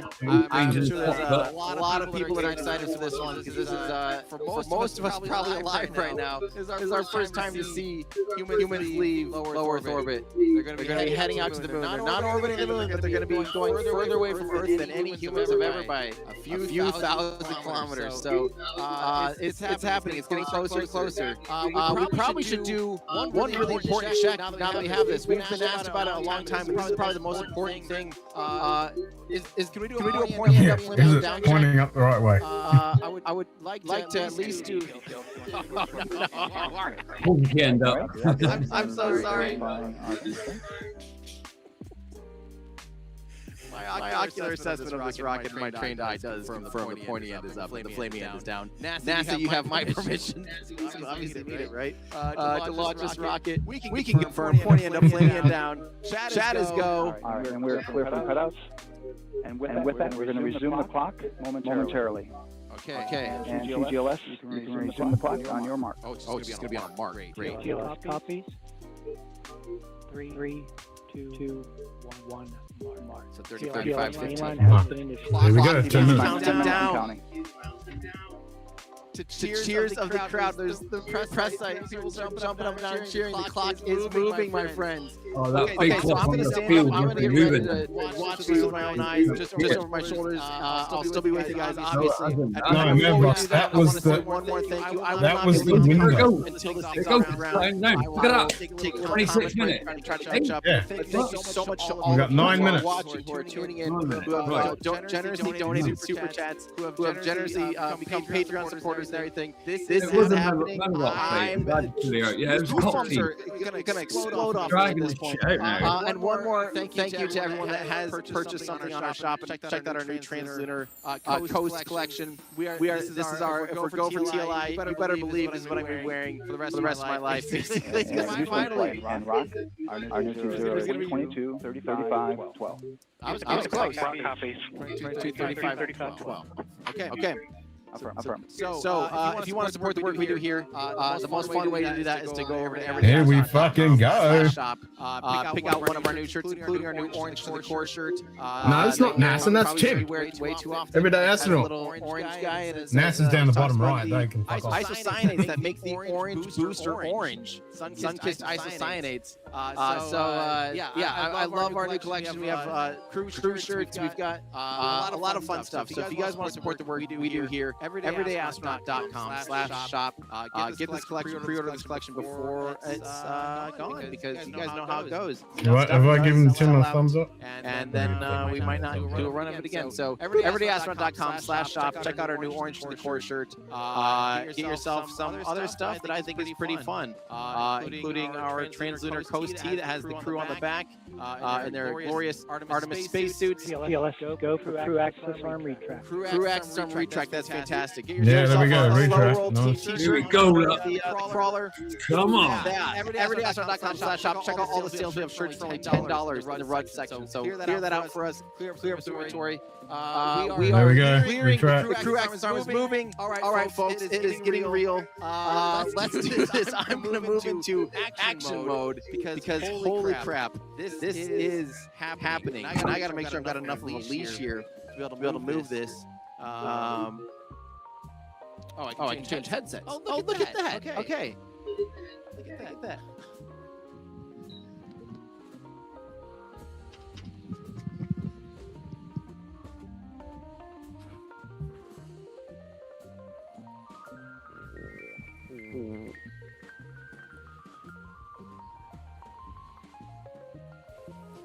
Wow. You guys, you had a second headset already set up. What a bunch of professionals I'm working with. Don't get used to it. Yeah. Welcome back. I am. You're seeing me now in the flesh again, but just slightly different. So now you might have a little sense of where I'm at too. You can maybe get a glimpse of our trailer back there. Our Titan trailer, we're calling it now. Something we have some acronym background for it. But my friends, that doesn't matter. I am staring at a giant orange rocket that stands something like 95 meters tall, 330 feet tall or something, with four astronauts on board inside the Orion spacecraft. Has two massive solid rocket boosters, has four RS-25 engines ready to lift off and get these humans further away from Earth than any other human has ever flown.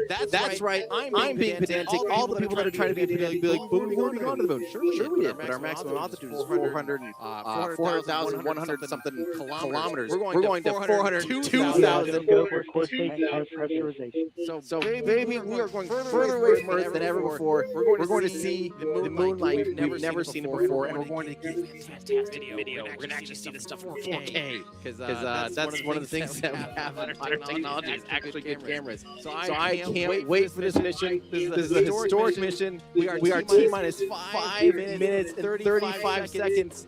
Holy crap. Ryan, how are you feeling? Ryan's running the tracker over here. We've got our crew, so thank you everyone for tuning in. This is what I have been waiting for over 14 years since I first watched the Orion capsule fly in 2014. Available. Okay. KDR, copy. CDR capsule flight available.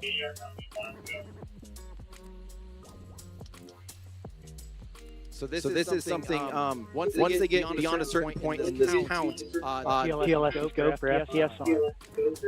So flight termination system Army. 5 minutes, here we go. That's a good thing.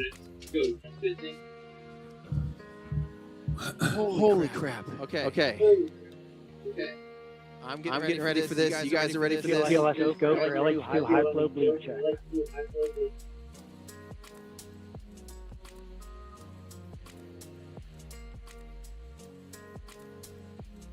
This is it. High flow bleed check would be probably the bleed valves on the RS-25 or on the core state, something like that. I'm not sure what the high flow bleed check would necessarily be. But soon they're going to be purging the engines again one last time and beginning to, they're soaking them in already with the hydrogen, getting them ready for startup. I think that actually started already. So the RS-25 is the next big thing. If something within T-minus 3 minutes. Okay, that's the power, the auxiliary power unit on the core of the vehicle that provides electrical power and hydraulic power. They're getting ready to start that up, pressurize that system. At T-minus 3 minutes, if there's any issue, it would likely be a full reset, a full scrub. So we do not want that. We want a smooth. You want the fasten seatbelt? Is the final ignition sequence, automated sequence happening. So at T-minus 6 seconds, we expect to see the RS-25 light up. So we have a few more things until then, but we are tracking towards everything looking fantastic. Please fasten your seatbelt. Still people out here now. Holy crap. This is the most picturesque, gorgeous sky we have asked for. I'm so thankful again for all of you guys watching. I hope you're feeling the excitement at home. I've never witnessed this. 3 minutes. 180 seconds. Till boom T-minus boom. 3 minutes now. So we're within that window. We are within that window. Everything is still moving. Stop the gas. Fantastic. Ryan's got a, could only be described as a shawl over his head to prevent the sun. There's a lot of glare right now for his tracking assets. I've got my eyeballs ready to go. I'll try my hardest to contain myself. You guys know sometimes that is difficult for me. I'm going to step off that. They're really shaking. So there will be.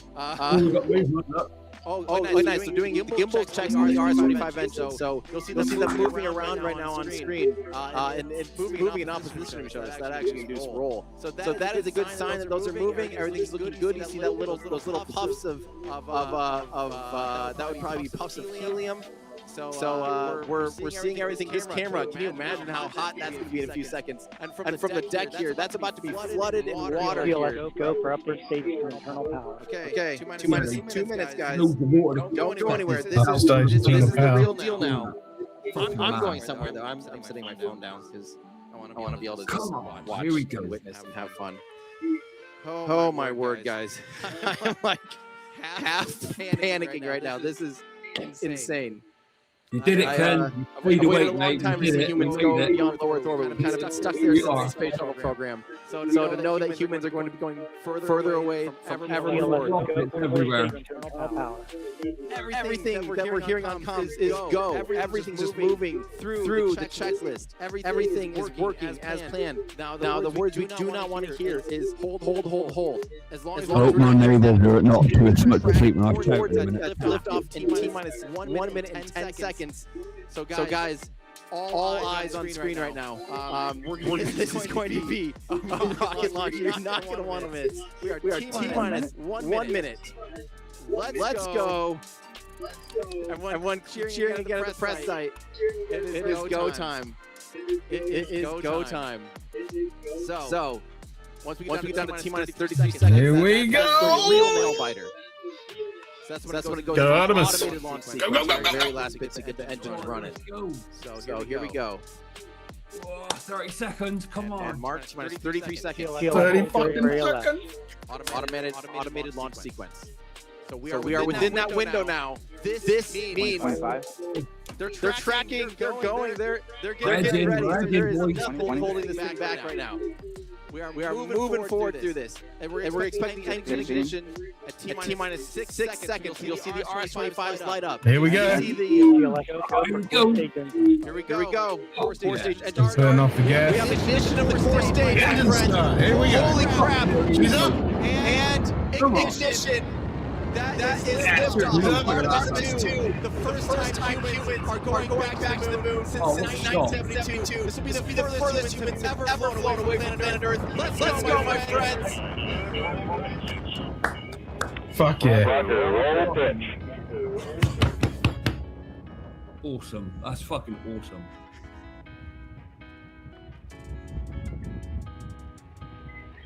Integrity, AMT high. AMT high.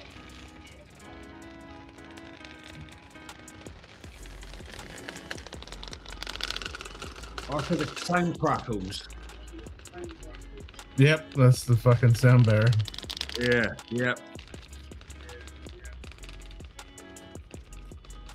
You hear it just popping away. Are you kidding me? Yeah, it's fucking awesome. Look at that thing go. That is one of the most gorgeous launches I've ever seen in my entire life. That is the crew of Artemis 4 heading to the moon. Look at that glorious rocket flying, ascending, mostly powered right now under the power The fucking rod that they have right Max 2 on, possibly on. It made it through maximum aerodynamic pressure. And they do the same. All right, loud and clear communication. That's excellent. The solid rocket booster still propelling this thing for another minute or so, pushing the core stage further and further and faster and faster. You can just see it. You can see the trail behind it. It is absolutely glorious. You saw it roll when it took off the pad to line up on its azimuth and heading basically due east right now to be able to, and it's pitching over to be able to accelerate. It has to accelerate horizontally. It needs a lot of horizontal velocity to get into orbit. And here it goes. So we're coming up. The next big milestone will be booster cutoff and booster jettison of the massive solid rocket boosters. So we'll hopefully actually be able to see that from down here even with our tracking assets. Oh, that's a beautiful shot of the fucking engine. Look at that. And hopefully we hear that call out as well. Here we go. The boosters are going to come off. There you go. Wow. That is SRB 7. There they go. 100%. Look at that. You can see the two solid rocket boosters now drifting away from the core, and now it's only powered by those 4 RS-25 rocket engines, continuing to push this thing into an elliptical orbit. This will actually burn all of it. Integrity, guidance converged, performance nominal, upper stage RCS ready. Yes. Copy all, Dan. Oh, we love to hear it. Everything is nominal. Integrity, SM priming complete. Service priming complete. Yeah, we have successful separation. We do pitch better. So now this will be Look at the difference between fucking NASA's footage and Tim's crew. And that's going to put him into a highly That's just elliptical perfectly orbit. centered It's going to and be at about tracking 2,000 someone's kilometers doing it in manually peak altitude, from so NASA. 1,200 miles in altitude in an Well, orbit, you and can that way, pick up each when they let go of the square of booster, each the core of those 4 little stage, it's thruster going to engines. re-enter Earth's atmosphere and burn Oh, out that- potentially, so it doesn't become Separation space of the junk. shield. And they will have to raise the orbit and then start doing these progressive orbit raise Here we go. maneuvers to be able to get out Separation. towards the moon, checking everything out, every system one at a time, including igniting the upper stage for a brief period to circularize or to raise the orbit so it doesn't re-enter. Houston integrity, good last jettison, great view. Copy jettison, Team Eco 8+02. I can't believe it. I can still see it. And Houston has you loud and clear on Tigris at the Carmen line. At the Carmen line, my friends. Outstanding, Stan. We have the same. Nice. You can see So the now they're in shadows space. of the exhaust plume. That is just the coolest thing. I can still see this with my bare eyes right now. Like just completely clear as day. This is the clearest sky I've ever seen at a rocket launch, and it happens to be at the most important rocket launch of my life. And I'm just standing here, able to just soak this in. This is a gift of all gifts. So thank you to everything in the world and everything in the universe that has lined up to make this just this absolutely beautiful moment where we're witnessing history again, seeing humans return to the moon, leaving low Earth orbit for the first time in my lifetime. This is absolutely enormous, guys. So again, they'll be riding that booster for another coming up on 3 Integrity, GPS processing. Outstanding, Stan. We see the same, and we have a beautiful moonrise. We're headed right Yeah, not Katie's Perry fucking space. Exactly. Oh, that's cool. Real space. Look at that tracking shot, by the way. You'll notice the exhaust gets so wide because once it's up in the above the atmosphere, there's no atmosphere to can squeeze in on the exhaust. So the exhaust is coming out of there. It's expanding. It's really hot. It's hot, high pressure gas. Integrity, 3 engine press. 3 engine press. Are they wearing a mega dark side of the fucking moon? I hope so. Press would actually One of normally them. be pressure. I only saw one watch. I couldn't tell what it was. 3 engine press. I don't know if that means they're now running on 3 engines versus. I'm not sure. We have some shots there of fellow members of the press. That was cool.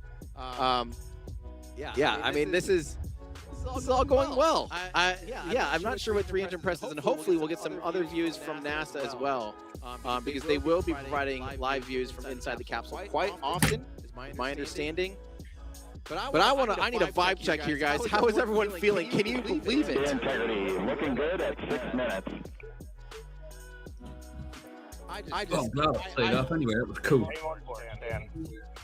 I'm like almost speechless because it just never is this perfect. Same watching the replay, is it? Rocket just took off right pretty much at the beginning of its launch window. Yeah, you gotta watch it. All right, so we're getting a telemetry-based animation. This is probably going to make the flat earthers and stuff go, ooh. But the reality is, at this point, it's so far down. Expect nominal shutdown. Oh, there's another tracking shot. At this point, though, it's so far down. The tracking is just abysmal, right? So they get so far downrange, and don't forget, unfortunately for us in our visual assessments and vantage point, the Earth is curved. They follow the curve of the Earth because they're getting into orbit. So that's all an orbit is, basically making it so like your ballistic trajectory is going so fast that instead of falling back to Earth, you keep accelerating. Like imagine if you threw a football, obviously it's going to go like this, or you shot a cannonball like this. And if you get above the atmosphere, where you no longer have the atmosphere to slow you down, and if you go 17,500 miles an hour, 28,000 kilometers an hour, and you're going that fast, you're basically just falling, and your trajectory, instead of it intersecting the ground, will now go around the Earth. And so that's why they have to accelerate. That's why it pitches over, and now it's all about that horizontal velocity, getting up to those magic words, getting into orbital insertion. So that's Integrity, AOA open.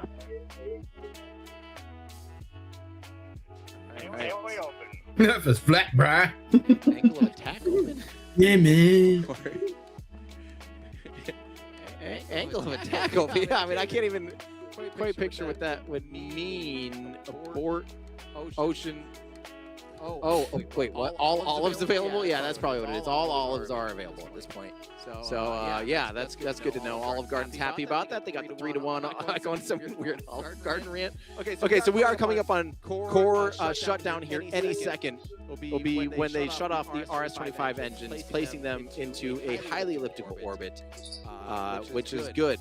That is a good thing. We don't happen to have that internal upper stage shot anymore, do we? Oh, we do. We do. That's there it is. There is stage separation. That is shot. Let's go. We officially have core stage separation. That is the upper stage. That was a sick shot. That was cool, wasn't it? Separating from the core stage. So the animation there now is showing you basically what you were seeing from the inside. They were showing the inside there for just a second as it's separated from the core stage. This appears to actually be that tracking shot. UFO. This is the secret UFO. Launch is good. No, that's a tracking shot there. Probably a ground tracking asset. Here we are, my friends. Oh, hey. Sorry, I'm knocking around that camera again. Everything is looking absolutely fantastic. So they're basically going to be doing an orbit now, and they'll fire up the ICPS for just a moment. I probably can go sit back down, right? Yeah. Give me a second. Yeah, Integrity Houston, looking ahead to PRM numbers so far per the CAD.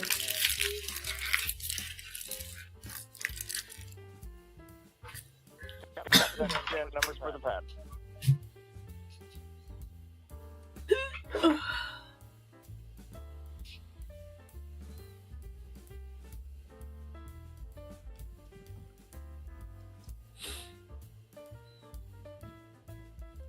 Meow. So yeah, we don't have much on that shot, to be honest. It's just kind of that blanket thing. So I'm gonna catch up with you guys. I need a vibe check. How is everyone basically as much just awe as I am? That just happened. That just happened. It went so smooth. We're in quite the coast phase right now, guys. So we're not really missing anything. We'll keep the audio open, obviously, but just for a little heads up here. Now that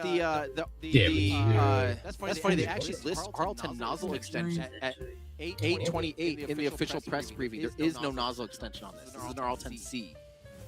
There is no nozzle extension. So even the NASA official press kit, I noticed a little bit. Integrity, good. Neds deploy. So the next thing, well, unless that's the nozzle. Are they showing Is the Aussie on that one? No, Canadian. Oh, the Aussie's not on it. Are those the aerodynamic the astronaut. fairings basically around the solar panels, probably? And Integrity Houston for PWD setup. Just a reminder, halfway open He's on the now in secondary. space. So now he has been in space. So they're all in space. Halfway open.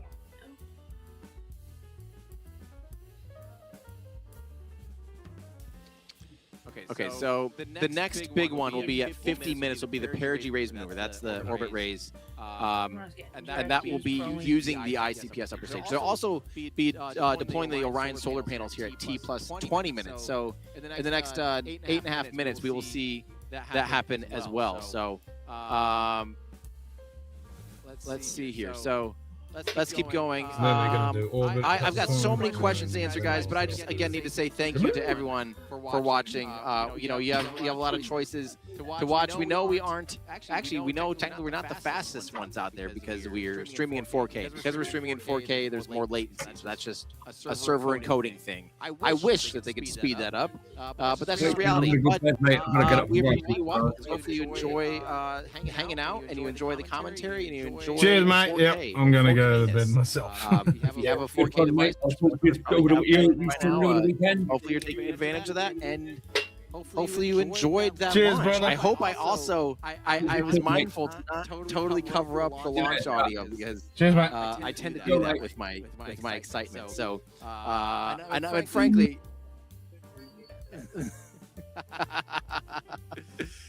Jamie's is inferring, letting me know the rocket was too loud. It was louder than me. I was actually surprised. It wasn't as loud as I remember, to be honest. It was fairly subtle. Maybe it's wearing the headphones. How about if I put the headphones down? I would have thought different. How was it inside the trailer? Was the trailer shaking?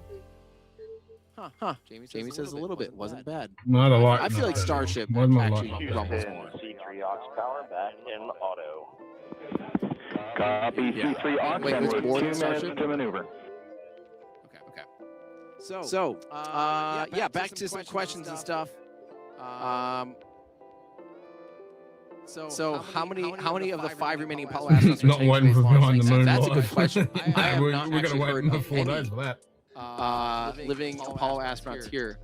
I would really expect Charlie Duke to be here. He's in good health and loves this stuff. So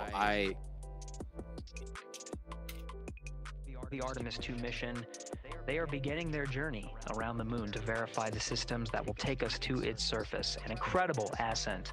Artemis 2 is underway. Reed Wiseman, Victor Glover, Christina Cook, and Jeremy Hansen. Still milestones to come up as we await solar array deploy and critical burns that will get integrity into high Earth orbit around the Earth before engines are fired to get us around the moon. We'll keep tabs on Integrity and its crew from here in Mission Control Houston. But for now, we're going to send it back to you, Megan and Nicole at the Kennedy Space Center. Very jealous to hear how the launch experience was over on the Space Coast.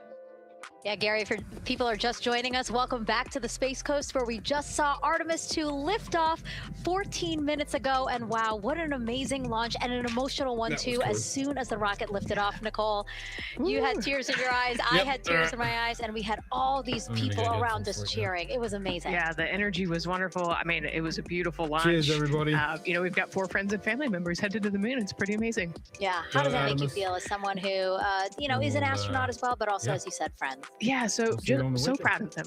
You know, man, we don't have the words in the English language to describe this kind of an event, and